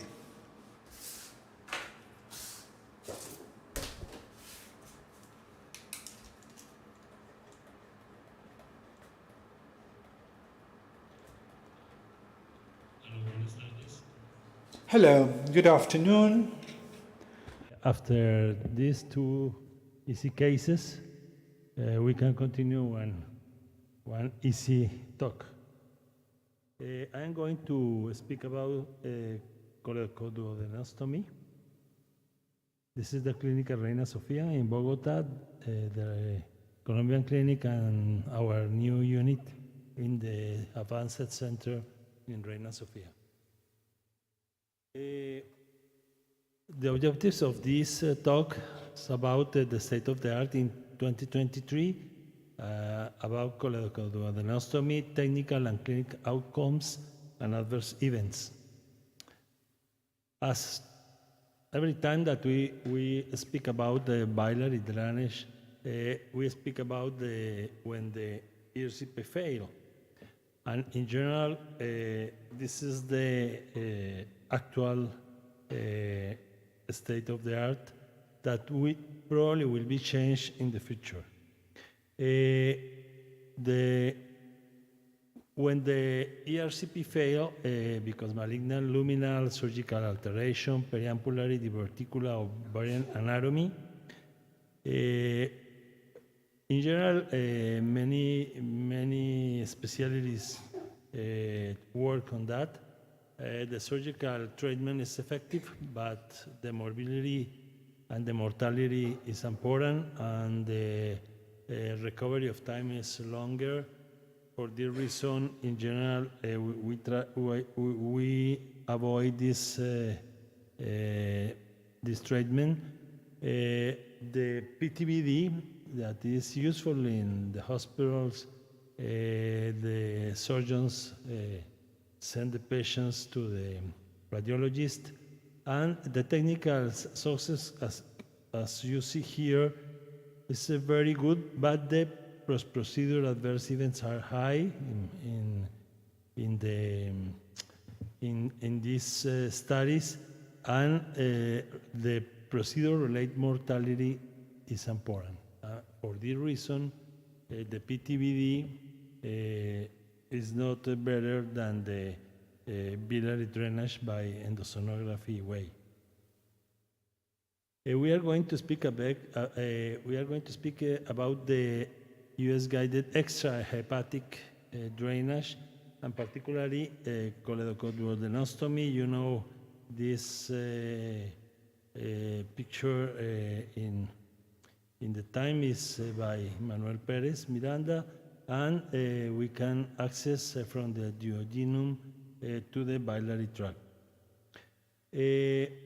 This is a recent meta-analysis showing the difference between choledochoduodenostomy and hepaticogastrostomy. And as you can see here, for technical success, there are no difference. And this one, for clinical success, no different. For adverse event, we have a difference, but there are only a few cases. But in general, in some of the studies, the adverse events are less than hepaticogastrostomy. And the other important topic is the time. The time in choledochoduodenostomy in general is less than hepaticogastrostomy. In this meta-analysis with 1,437 patients, the rate of technical success and clinical success for choledochoduodenostomy was great, and the adverse events were 17.9%, and the most frequent adverse events were by leak, migration, and infection. Some meta-analysis comparing both techniques show no difference. As I said in the last one, all meta-analysis show the same at this time. Is short procedure and as well less adverse events. But both are well, and we use both. For this reason, now is depending on the place of the obstruction. If it's distal, the choledochoduodenostomy is okay, or gallbladder drainage. If it's proximal, the hepaticogastrostomy or the antegrade stenting. For this reason, we need to choose the different stent according to the procedure. This is only the history, a little bit of choledochoduodenostomy before the plastic stent, after the fully covered metal stent, after the lamps, that we are using the lamps. This is a graphic showing the different tree. This is PTBD. This is choledochoduodenostomy with seams, and the lamps choledochoduodenostomy, the available, and one of the more used lamps. And for example, in our group, we have 46 patients with choledochoduodenostomy and 24 with lamps and 22 with seams.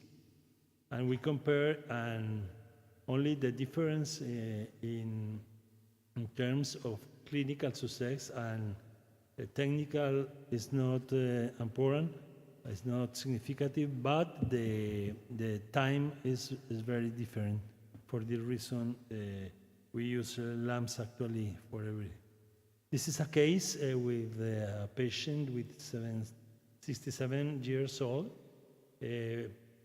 painless jaundice and weight loss. Abdominal ultrasound shows absence of gallbladder and bile duct dilatation without bile duct stones. MRCP shows a dilatation of the choledochos and as well abroad the mass in the distal area of the biliary tract. ERCP failed, and this moment it was some years ago. We had in this moment SIMS, and we did with the usual technique of SIMS.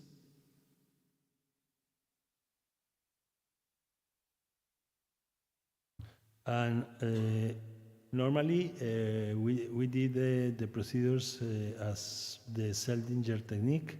As you can see here, the first is the FN punction and to localize the guide wire, and after we continue with the dilatation, and at the finish we place and fully cover metal stent, a bile cover. I showed this video because it's important, the comparison between two techniques, and in some places they have not lamps or the possibility to have lamps stent, and for this reason it's important to know the technique that is useful in many countries actually, because some lamps stents are very expensive. We are placing the stent, and for finish this placement, you can see by this way relapse, and we migrate a distal to avoid the proximal situation, and you can see the drainage was excellent. 2 weeks later, patient was better, and the other ones, in another woman with a very pancreatic, very bad patient with pancreatic mass, with compromising of SMV, superior mesenteric artery, and duodenum, liver metastasis. It was impossible to do the ERCP. In this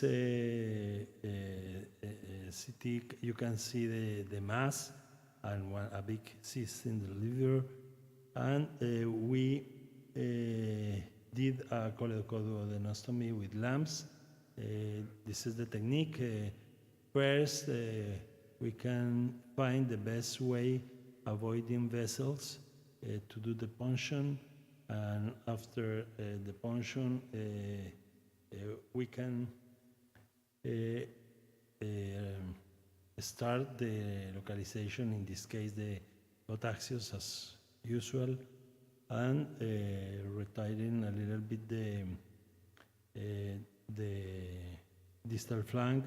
We place the proximal in the channel of the equipment, and after we perform the drainage. This is for academic study, but in this patient, the choledochos was distal, it was not so dilated. They sent us for a choledochoduodenostomy, and I asked I ask every time if the patient has a gallbladder and is a solution for the distal drainage. In this case, I used the gallbladder, and it was resolved this patient.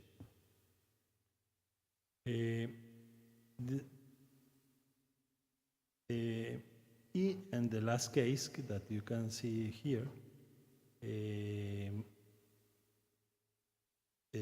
this case with a big tumor, we place, it's not working. Okay, no problem. I see. It's okay. This is a big tumor that you can see here, and looking for the best place to do an colecoduodenostomy. We were doing a very smooth movements for try to identify the best place or place it, and the capacity of leave the distal flank without problem. In general, when I did the colecoduodenostomy now, and is not so dilated the coledocus, we can do another technique that is to use with the when we retire the safe for the distal flank. You can do as well releasing the first pusher of the distal and the both, and to take the elevator up, and you can place in coledocus no so delay. Here we are placing, and we can do as well as the other times to release the distal flank, and after to place adequately the drainage, and as normal we continue in. And okay, no, it's not working more. I go to the next.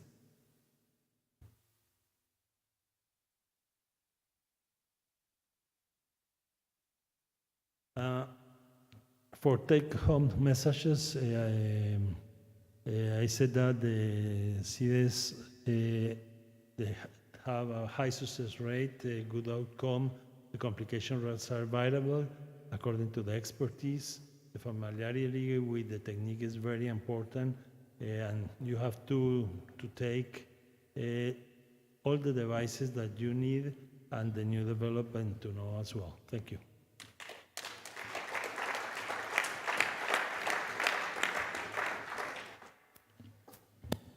¿Alguna pregunta en el...? Are there any questions in the audience, please?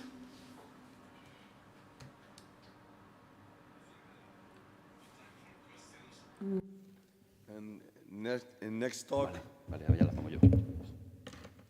I don't know if Shannon Chan. Okay, it's here. Okay. No.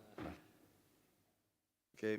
Next speaker is the title Primary EUSBD for palliation only or also preparatively.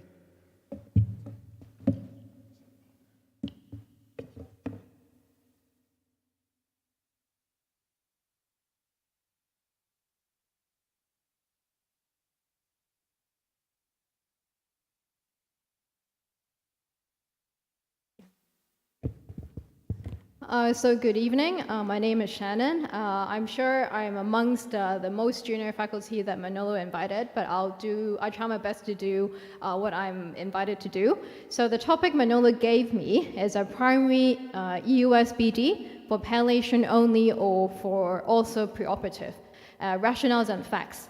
I think he gave me this topic because I'm a surgeon. I'm not sure how many surgeons there are in the room.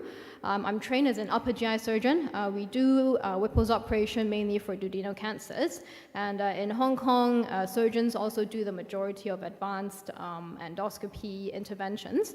And for our center, the Chinese University of Hong Kong, we do a lot of upper GI bleeding, ERCP, and advanced EOS procedures. And that's why I was given this difficult topic. It's difficult in that there's so much controversy on it, and there is not much evidence on it.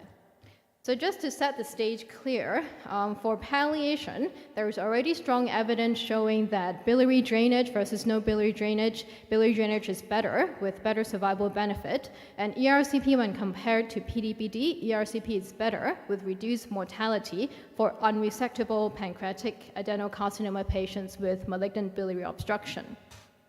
So how about for primary EOSBD? So there are 2 landmark papers that have been published this year, 2 level 1 evidence of RCT. This is published from our, it's a multi-center trial, and Professor Anthony Teo is from our center. It's comparing primary EOSBD versus ERCP in palliative cases for unresectable distal biliary obstruction. So in this study, crossover is not allowed. So either arm, if it fails, patient gets a PT-BD. So if you see the technical success, it's much higher in EUS biliary drainage in terms of CDS. As you can imagine, majority of these patients have duodenal obstruction, and a cannulation can be difficult for bulky tumors. And you can see also that the procedural time is much shorter for EUS guided CDS. However, the primary outcome of this study is a 1-year stent patency, and there was no difference. And therefore, the conclusion of this trial is that primary ECDS is associated with higher technical success rate and a shorter procedural time, and it can be considered as primary drainage if expertise is available. The other landmark trial published from Canada by Yenny Chen, also a good friend of us, is the ELEMENT trial. So the design is very similar. So they also look at palliative care for malignant biliary obstruction, and a crossover is allowed in this setting. So you see that the clinical success is similar, stent dysfunction is similar, and the 1-year stent patency is also similar. And also all the complication rates is similar. Although if you look into the details, pancreatitis rate is slightly higher in the ERCP group, and it tends to significance, but I guess the numbers are too small to really show the difference. So actually this is a negative trial, but then the conclusion was that EUS-CDS is an efficient and safe alternative to ERCP in patients with malignant biliary obstruction. So this is all for palliative care. So how about for preoperative biliary drainage? So we're talking about resectable pancreatic head cancers. So to set the stage straight, this landmark trial, DROP trial, I'm sure all of you know about it, this is what I teach my students, is that preoperative biliary drainage for cancer of the head or pancreas is not recommended.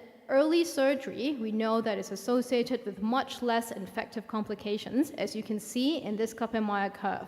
The primary outcome of this RCT is a rate of serious complications in the 120 days, and you can see that with early surgery, this is much lower. However, this trial has been criticized for several points. So first, severe jaundice patients were excluded. Second, the ERCP procedural rate, failure rate is excessively high.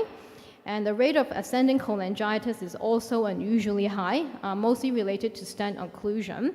And it is blamed on the use of a 7-French plastic stent instead of the use of a wider bore metal stent. So you can see that the difference in infective complications here is mainly due to cholangitis due to stent occlusion and the need for exchange. However, since that landmark trial, no one would drain an uninfected biliary system for resectable pancreatic head cancers. And further studies have shown that because of ERCP stents, there is an increased wound and bile infection rates because the stent induced bile infections, and the infection is polymicrobial, leading to a lot of postoperative complications. Other network meta-analysis have also compared these 4 modalities of preoperative drainage. So either no drainage, PT-BD, plastic stents or metal stent, and the conclusion was that no preoperative drainage was ranked as the best approach. As for the other 3, there was insufficient evidence to determine which is the best for the above 3. So in fact, for us endoscopists, the indication for preoperative drainage only lies in these 3 categories. So unless the patient has complicated with cholangitis, severe pruritus, renal impairment, coagulopathy, or the patient would need to go for neoadjuvant chemotherapy, which would mean they need a relatively normal liver function, or they would need some prehabilitation, either nutritional buildup, physiotherapy, or things like this, or that in your center, early surgery is not available. So in the DROP trial, the early surgery was done within 2 weeks. In my center, the waiting time for a Whipple's operation is 8 to 12 weeks. So that's why for us, we always drain these systems before surgery. So now we know who to drain. So the next question is how to drain. So there are several options, so either PT-BD or ERCP, the most basic comparison. So for PT-BD, there is no ascending cholangitis and there is no risk of pancreatitis. However, it does come with the tube-related complications, fluid and electrolyte loss if the PT-BD is high output, and also most importantly, the quality of life, especially for patients who are undergoing neoadjuvant therapy. For ERCP, the pros are that you achieve internal drainage, patients have really good quality of life, but it may induce pancreatitis, and also we know that it causes ascending cholangitis and there is a higher chance of re-intervention. So there are multiple studies trying to address this question, and that the conclusion is that overall the data remains heterogeneous and it does not clearly favor one modality over the other. So either PT-BD or ERCP is a feasible option if you decide to drain preoperatively for these resectable pancreatic cancers. So for my center, we routinely use ERCP or EUSBD as the treatment of choice as compared to PT-BD, mainly because if the patient already has cholangitis, then there's no harm in doing ERCP because the chances of ascending cholangitis would be there anyway. And a lot of our patients are locally advanced tumors who require neoadjuvant therapy, and usually they would require some sort of rehabilitation. And so for us, anisotropic drainage before surgery is kind of a routine for our center. But of course, for other centers, please discuss with your surgeons because the surgeons would not want their surgical field to be tampered with usually. And it would be nice to talk to them to have a multidisciplinary approach to these diseases. So I just put up these principles. It's only my opinion, so if you disagree, maybe we can have a discussion later. It's that the principles that we want to achieve with this preoperative biliary drainage is that first we need to achieve adequate drainage with low complication rate. We need low re-intervention rates before the surgery. And we do not want to interfere with the planned surgery. So we do not want to delay the surgery due to complications of our procedure. We do not want to lead to adhesions because of bowel leakage or pancreatitis because of our procedure. We do not want postoperative complications to increase because of what we did. And I do not want tumor seeding or anything that would affect the oncological outcome if we did not drain it. And of course, the patient's quality of life while waiting for surgery is also important for us to consider. So if, for example, in our center, we always choose anisotropic drainage, then should we choose ERCP or should we choose EUSBD as the primary drainage for these patients? So again, there is no strong evidence. I'll talk about them later. But then if you think of it, there are also pros and cons of each. So ERCP, we know, it's very standard. Everyone knows how to do it. However, the difficulty is that these tumors are usually difficult cannulation, and you may induce pancreatitis during cannulation, or there are studies and reports that have shown that if you do insert a metal stent, these metal stents, when expanded, they will obstruct the PD, causing pancreatitis because of this, and it will cause ascending cholangitis. And we know that pancreatitis would lead to more difficult surgery because of adhesions and inflammations at the pancreatic head, so we don't want that to happen. So ESBD has a beauty of internal drainage. It has a high clinical success rate and less pancreatitis because we do not need to touch the PD or the tumor. So is it the answer to what we have always dreaded for the complication of ERCP for these pre-op patients? So maybe EUSBD is better for bulky tumor and you expect a difficult cannulation. And of course, when we do EUSBD, something we need to think about is that if we induce any bowel leak, would that cause adhesions, making surgery more difficult? And when there is bowel leak, do these bowel contain cytology tumor cells that will seed into the surgical field, making the resection very difficult? And of course, EUSBD would require experts to do it instead of ERCP, where most endoscopists know how to do it. And when we consider EUS biliary drainage, should we consider XGS or should we do a CDS?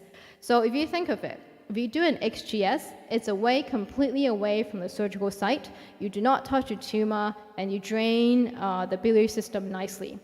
However, the problem is XGS, those of you who have done it, we need to insert a guide wire. We dilate it with a cystotome, and while we exchange cystotome and stent, there's always a small amount of bile leakage. We see it on EOS, but usually it's clinically negligible because the patients that we do these procedures are palliative patients. They usually tie over with antibiotics or the bowels is not infected. So with an operable case, do we need to think about this? So if you do CDS, the good thing is it's within the surgical specimen. It will be resected with the tumor, and technically it's an easier procedure. And we do also have one-step devices like the lumen opposing stents that may or may not cause less bile leak, therefore maybe interfere with the surgical field less, and maybe less tumor seeding also. So the available evidence, it's not a huge bunch, but there are case reports and comparative cohorts that have been published. So back in 2018, this is actually the first report that I can find that talked about EUS biliary drainage as a primary procedure for decompression by G and Cheyenne from Florida. So you can see that in this study, they used a fully covered straight metal stent for this procedure. They included cases who needed neoadjuvant chemotherapy, so initially inoperable but later become operable. And in their cohort, they seem to show that with EUS-BD as a primary biliary drainage, the surgical resectable percentage is the same as the ERCP group. The other case series then came in 2019 from Dr. Fabri and his group from Italy. It was a case of 5 patients, but this is not primary drainage. This is after failed ERCP. They did the CDS procedure with cautery enhanced lamps. Technical success is 100, and all patients did surgery with no increase in surgical complications. So this is a 5-case report. Then the following year, another group from a French group published a 21-patient case cohort. This is also after failed ERCP. They also use the cautery enhanced lamps for the CDS. So you can see that there is surgical resection as a curative intent was performed in all cases. There was an increase in postoperative morbidity. 81% is quite a high percentage even for Whipple's operation. But in the paper, they said that none of this is related to the EUS CDS drainage, and that no patient developed postoperative biliary fistula, and that after 6 months, no tumor recurrence occurred at the hepatocolaginostomy site, maybe suggesting that this will not increase tumor recurrence or worsen the oncological outcome. So another case series from India, this used EUS-guided antegrade stenting after failed ERCP. The rates of curative surgical resection is actually not bad. So half of them went through, after neoadjuvant chemotherapy, went through a successful surgery. And the other who went for upfront surgical resection was successfully performed. And this latest trial, which is the biggest trial that is available for primary biliary drainage, primary EUS biliary drainage for resectable cases, is also from this French group. So they included only cases of a CBD more than or equal to 15 millimeter. They used hot Axios for the procedure. So one arm is ERCP first, the other is CDS first, and they allow crossover. So there are 16 cases who failed ERCP and crossed over to LAMS. So in the ITT analysis, you can see that with the LAMS group, the technical success is 100%, statistically significant, and also for clinical success, LAMS is also much better. And also with LAMS, they also did not delay the treatment between the biliary drainage and surgery as compared to the ERCP group. And a similar result was also found in the per protocol analysis. As for postoperative outcome, you can see that the LAMS group has significantly less surgical complications. And in terms of oncological outcomes, there were no difference in the two groups. So maybe suggesting that primary EUS-BD is a better drainage procedure than ERCP.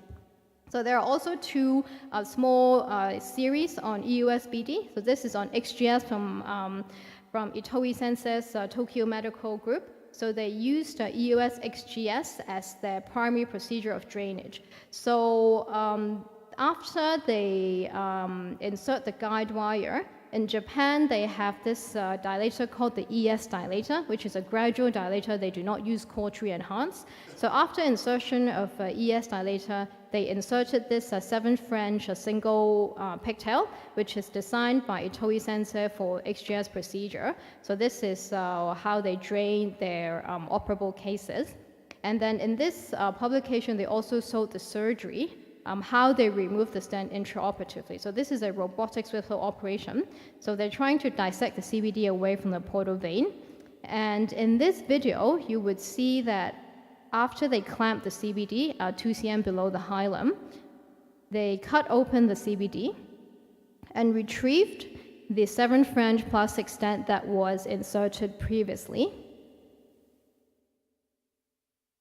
And it seems quite easy to remove without too much adhesions around. And subsequently, they perform XJ for this patient. So in their series, they also did HDS, so hepatoduodenostomy stent. So they inserted the scope to the duodenum and found the right posterior duct, punctured guide wire, and subsequently also inserted a plastic stent. So there is no surgical video that came with this. So in this case series of 15 cases, they were all successful, and surgery was performed in a median of 22 days. There were some concerns of using a 7 French because the drop trial also used a 7 French, and there was a lot of stent re-intervention, but maybe because the surgery was performed in such a short time, there was not enough time to show the real difference between a 7 French stent versus a metal stent. And in this case series, there was no stent-related adverse events. So the last series that is available on the literature is that this group published in the abstract of a surgical congress, in that 102 patients had resection, 65 required preoperative drainage, 45 ERCP, and 20 XGS, and they were able to show that with XGS, there was a faster and more effective reduction of the serum bilirubin levels. So maybe these new evidence is suggesting that the use of EOS biliary drainage may be better than ERCP as a preoperative drainage for resectable cases. And in my opinion, I'm not sure this is true or not, is that if we are doing these in operable cases, we should minimize the bile leak as much as possible, because these may lead to adhesions during surgery. So one-step device may be a good idea. So I'm sure you're all bored with this CDS with LAMS procedure, because I think this is a very simple procedure in this symposium. So you see after guide wire insertion, the hot axios is deployed, distal flange and proximal flange. So this is pretty routine. So maybe the use of this and cautery enhanced stents would help reduce the complications that we have that lead to subsequent surgical morbidities. And I would like to introduce this new stent that our center is trying out. This is the hot geoball stent. So usually when we do the XGS procedure, we need to dilate with a cystotome and then insert the stent. And usually it's a little bit cumbersome. So this stent is a cautery enhanced geoball stent. So you can see that the stent actually went through quite quickly. This is the first case that we did in our center. Did it 2 weeks ago. So the stent went through very easily, and the stent actually is more flexible than the normal geoball stent that you would see. So it turned the corner at the hilum quite easily, so making the procedure easier to do. And also, if you can see on the x-ray, maybe it's too small, there is a marker in the uncovered portion, which you can see very clearly, so you can place the stent pretty easily within the bile duct. And the rest of the procedure is similar to normal, where like my usual practice would be deploy in channel and then push it out. So in conclusion, early surgery is better than preoperative drainage if feasible. And a preoperative drainage for resectable cases is only indicated for patients who have cholangitis or complications, patients who would undergo neoadjuvant treatment or require optimization, and patients who do not have the chance for or early surgery. And the ERCP versus PTBD, they're basically similar in outcome. So depending on your center's preference, you can do either way. And if you do consider to drain it endoscopically, maybe now it's time for EUSBD to be the primary drainage because of the higher technical success rate and the faster relief of bilirubin. Then of course, all these are case series and there is no high level evidence to support this. So we need more larger RCTs to determine the longer outcomes. Thank you.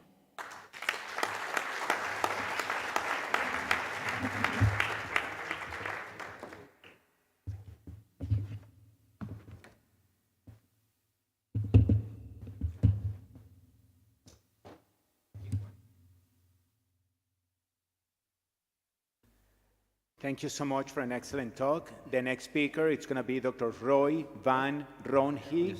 He's going to be talking about combined MBO for malignant gastric outlet obstruction, best tailored endoscopic approach, double obstruction biliary, and duodenal malignancy. ¿Cuál es el mejor abordaje endoscópico? Thank you. All right, thank you for the introduction, and thank you all for bearing with us. I'll try to talk about the essentials only so we can all make it to dinner at 9 o'clock. Go to the next slide here. These are my disclosures. So if you have a tumor in the biliopancreatic region, it can either lead to obstruction of the bile duct or to obstruction of the duodenum, as we have seen cases today. And sometimes patients present simultaneously with the obstructions. In the majority of patients, they first present with biliary obstruction and only later with the duodenal obstruction. So we're only talking about a small group that presents with this problem simultaneously. So then we have a lot of options. We have surgery, which is used to do in the old days, right? Double bypass. We have percutaneous approaches. We have ERCP, and we have all these EUS-guided therapies. And in theory, of course, you would look at all the various combinations to see what is the best approach. But as I was saying, the patient's volume that presents simultaneously is actually quite low. And also with all these combinations, there's not that much data that I can use to give you a real good advice. So that's the first disclaimer. So I'll try to stick with some concepts that I will use some data to support it. But maybe first, we have to get this out of the way. Is what we'll do, is that better than surgery? Michiel Bronswijk here, he did a lot of work, and he did an analysis where we saw that if you compare the double EOS bypass with the double surgery bypass, if you look at the patients are actually more fragile. They had more often ascites, so probably a more severe disease stage. The clinical success of both procedures was the same, while the complications were much less frequent in the EOS group and also a shorter hospital stay. So I can say that we did win this battle, that EOS is probably the best solution, but then the question is how exactly to do it. Well, there are a couple of issues with patients present with a double obstruction. First is not all your techniques are feasible, so the technical success may be impaired, but also the outcomes. And clinical outcomes, I mean especially stent dysfunctions. And the last point can be, what are your surgical options in the future? So there are duodenal obstructions, but of course there are different locations. So the tumor can be proximal to the papilla, it can be at the side of the papilla, or it can be distally. And how is that relevant? Well, when we start with the technical success, if you have an obstruction proximal to the papilla, it may be very difficult or even impossible to reach the papilla with your duodenoscope. So it also makes EUS-guided techniques like a EUS rendezvous impossible. I think we use dilatation. We used it a lot in the past. But I think we all have cases, if you dilate a malignant stricture, every now and then there is a perforation, and usually it doesn't end well. So I do think the question is now, do we still use the dilatation in these cases, or do you automatically switch to other newer options that we have? In the type 2, so when the tumor is around the papilla, cannulation may be very challenging. So you may need to look at other options. And actually in all cases, almost all the patients, except when there's a lot of ascites, but hepatogastrostomy is almost always feasible, and actually cholecystectomy is as well. Of course, some patients have a very proximal tumor, but in most cases it is possible. Antegrade stenting, of course, is also an option. There's not much data about it, and for the clinical outcomes, which will come next, it's just a transpapillary stent. So I group them there. Okay, so we have duodenal stenosis. We can also make it technically more challenged to drain the bile ducts when we use therapy to treat the duodenal stenosis, especially antral stents. When we used to use them a lot, they may block the papilla and complicate cannulation of the papilla. So I guess we all know that we should try not to overstent the papilla when necessary. Yeah, you do see my mouth. So here's the stenosis, and in this case, a long stent was placed. Well, probably it would have ended here. You would also have the option to reach the papilla. If you have a patient with a combined obstruction, what they did here, though, is very nice. You first place a stent in the bile ducts, and you let it end just at the end of the papilla. So the duodenal stent is, they can exist, the both of them, without any problems.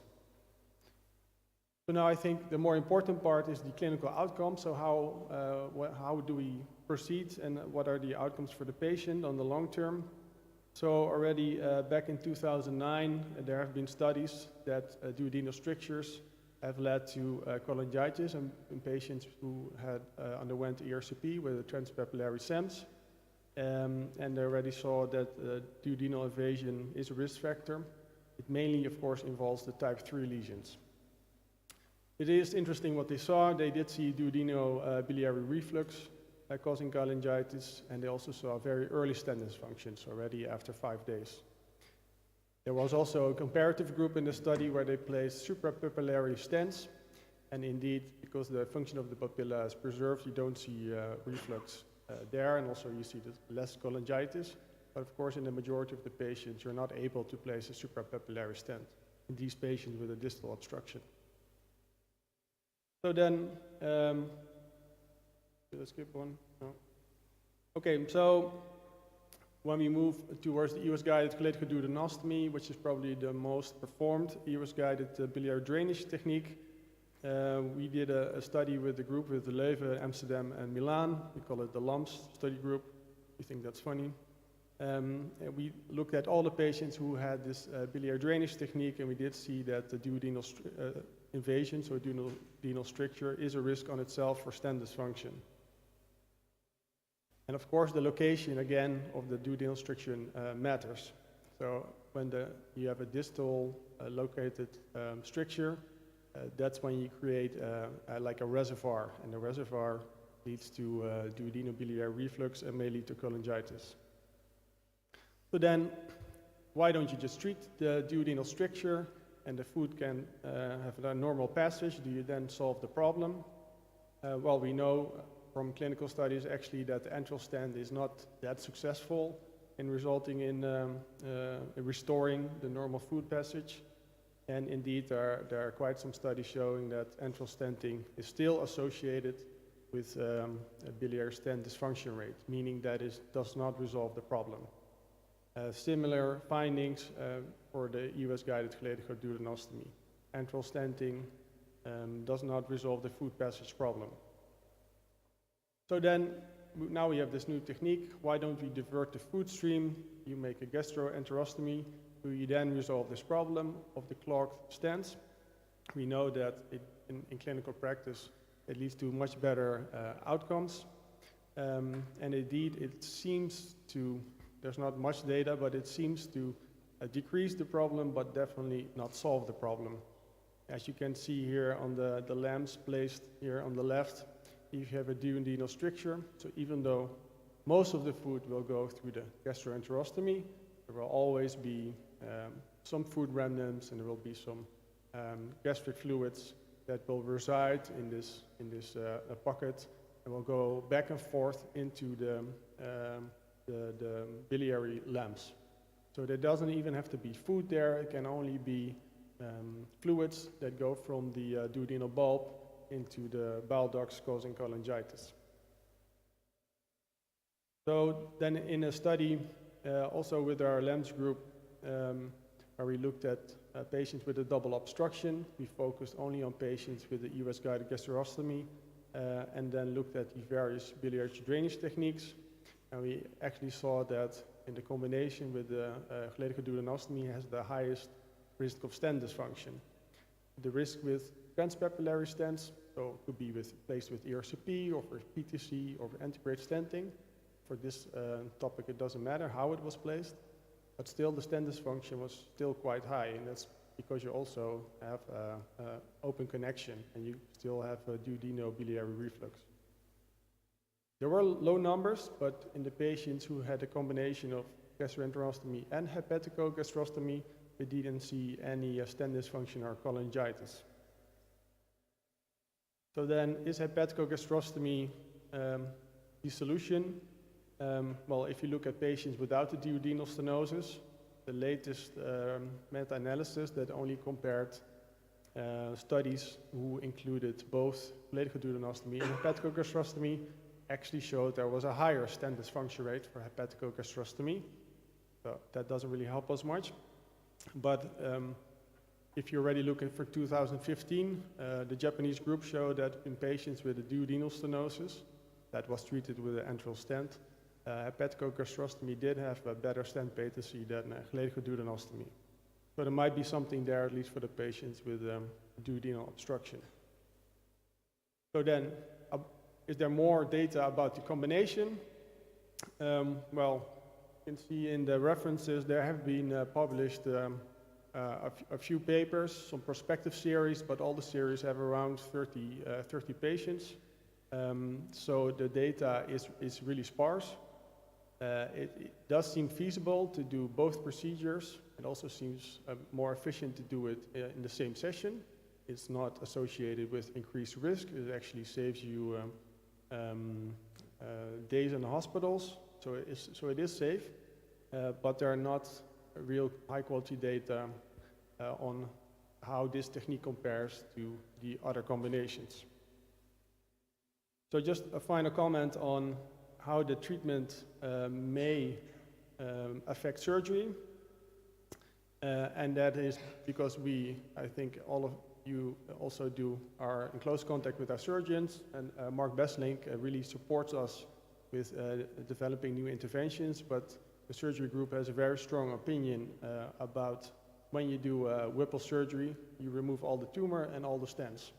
So hepatogastrostomy in this case, since we use the GeoBor stent that we cannot take out usually after 4 to sometimes 3 months when the patients go to surgery. So at least in our center, at this moment, we do not perform hepatogastrostomy in patients that have potentially resectable tumors, and that is including locally advanced type 2. So the type 3, which is the majority of patients, we are, let's say, allowed to do this.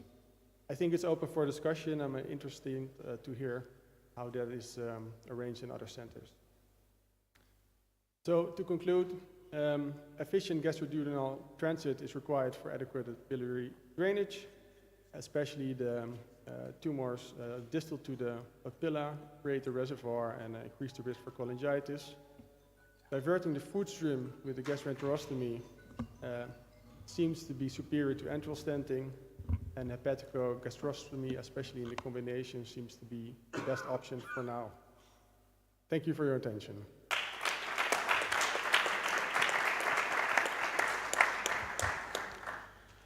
Thank you. It's a great pleasure to introduce next speaker, Dr. Pradom Chai Kongkam from Bangkok, Thailand. He is very expert both ERCP and EUS, and with many publications. Also our good friend. Today he will talk about combined endoscopic retrograde and endosonography drainage for Halla malignant biliary obstruction. Pradam Chai. Thank you please. very much. Thank you, Professor Moon, for introducing me. And also thanks Monalo and team for inviting me here as well.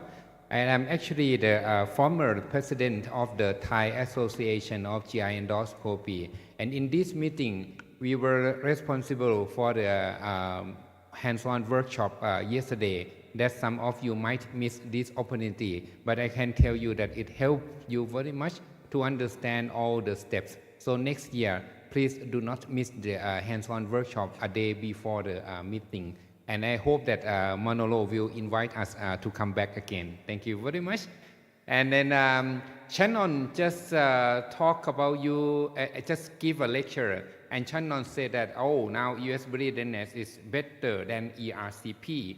But what she has talked is about distal biliary obstruction only.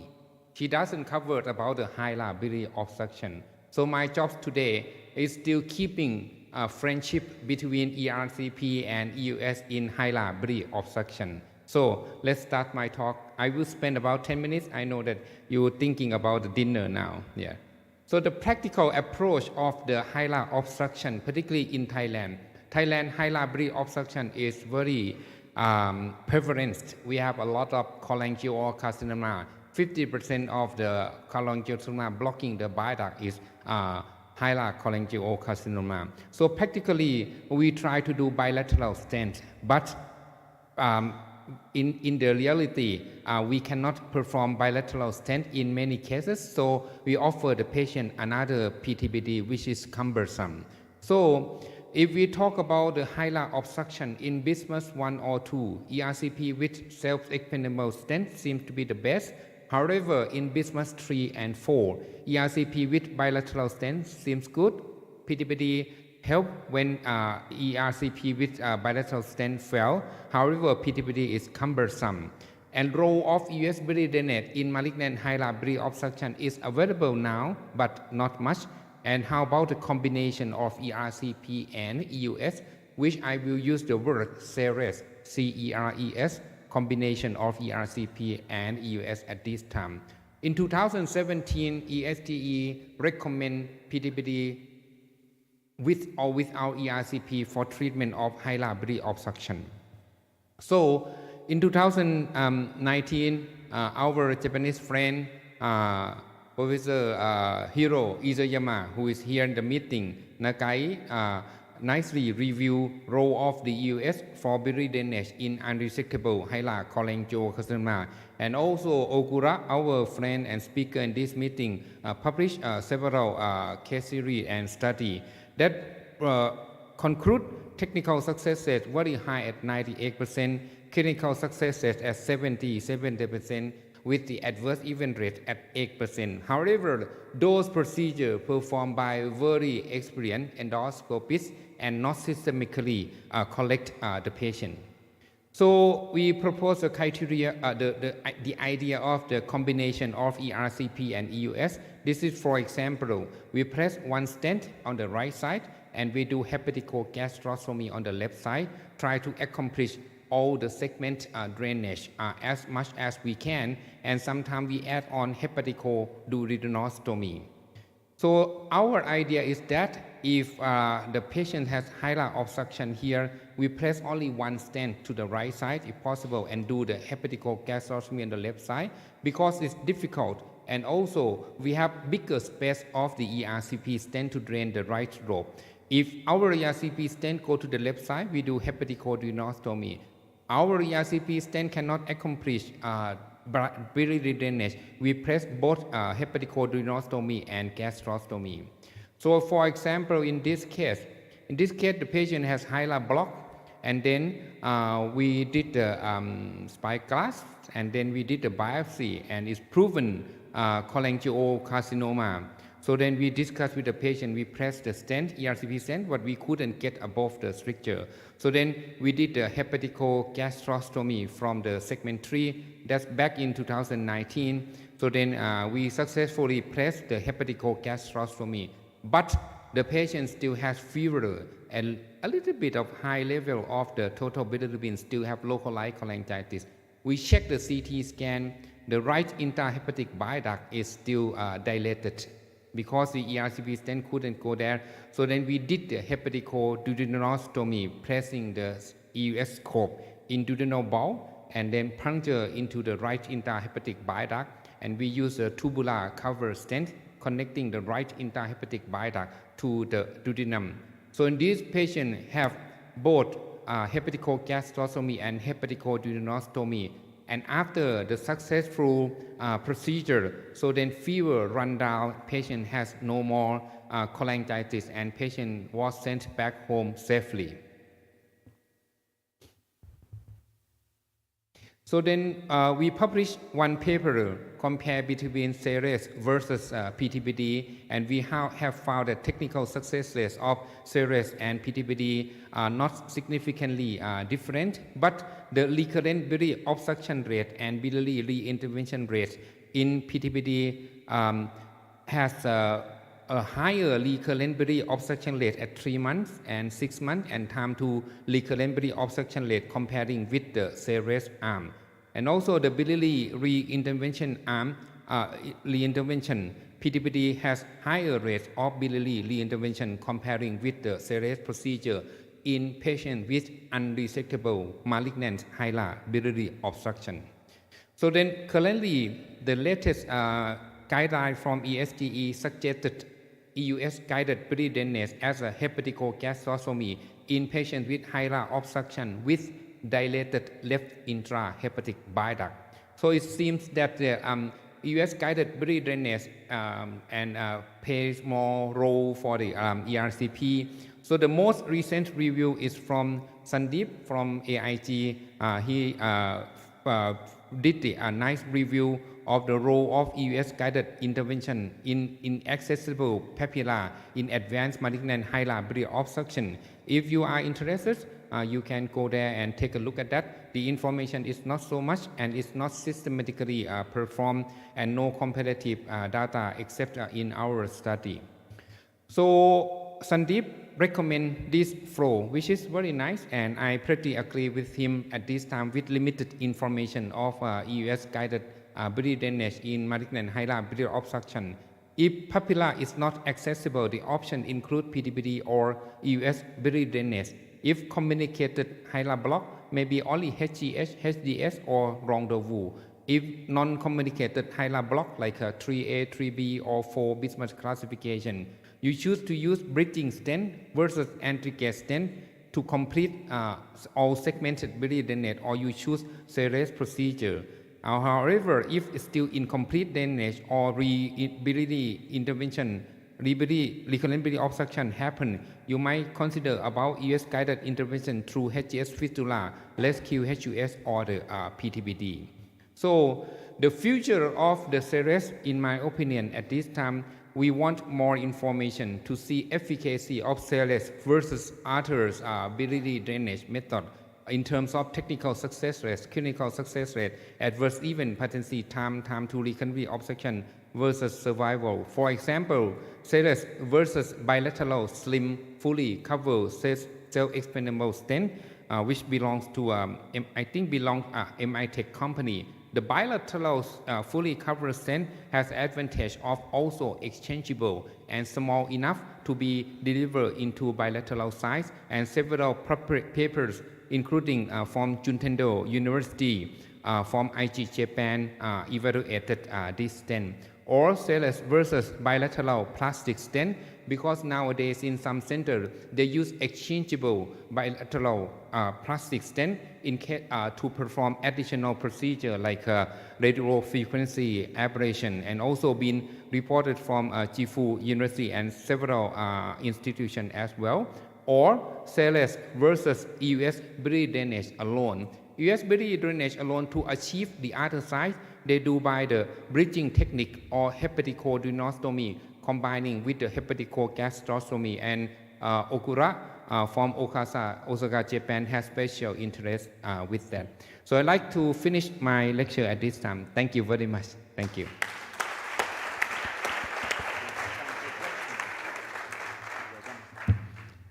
Thank you so much for another excellent question. Thank you everybody in the audience for joining us so late. We ran out a little bit of time, so we're not going to have time for questions. Please join us and ask the expositors any questions that you may have. We'll see you again tomorrow, bright and early. Muchísimas gracias a todos. Los casos fueron... Thank you very much, all of you. The cases were fantastic, very difficult. Thank you for your talks. If you've got questions, please go close to the speakers, and we see each other tomorrow, early in the morning. Thank you. La pregunta es... Our personnel is waiting for you to guide you to the buses. So when you are leaving, you have to go to the left. Okay? See you tomorrow and enjoy the dinner.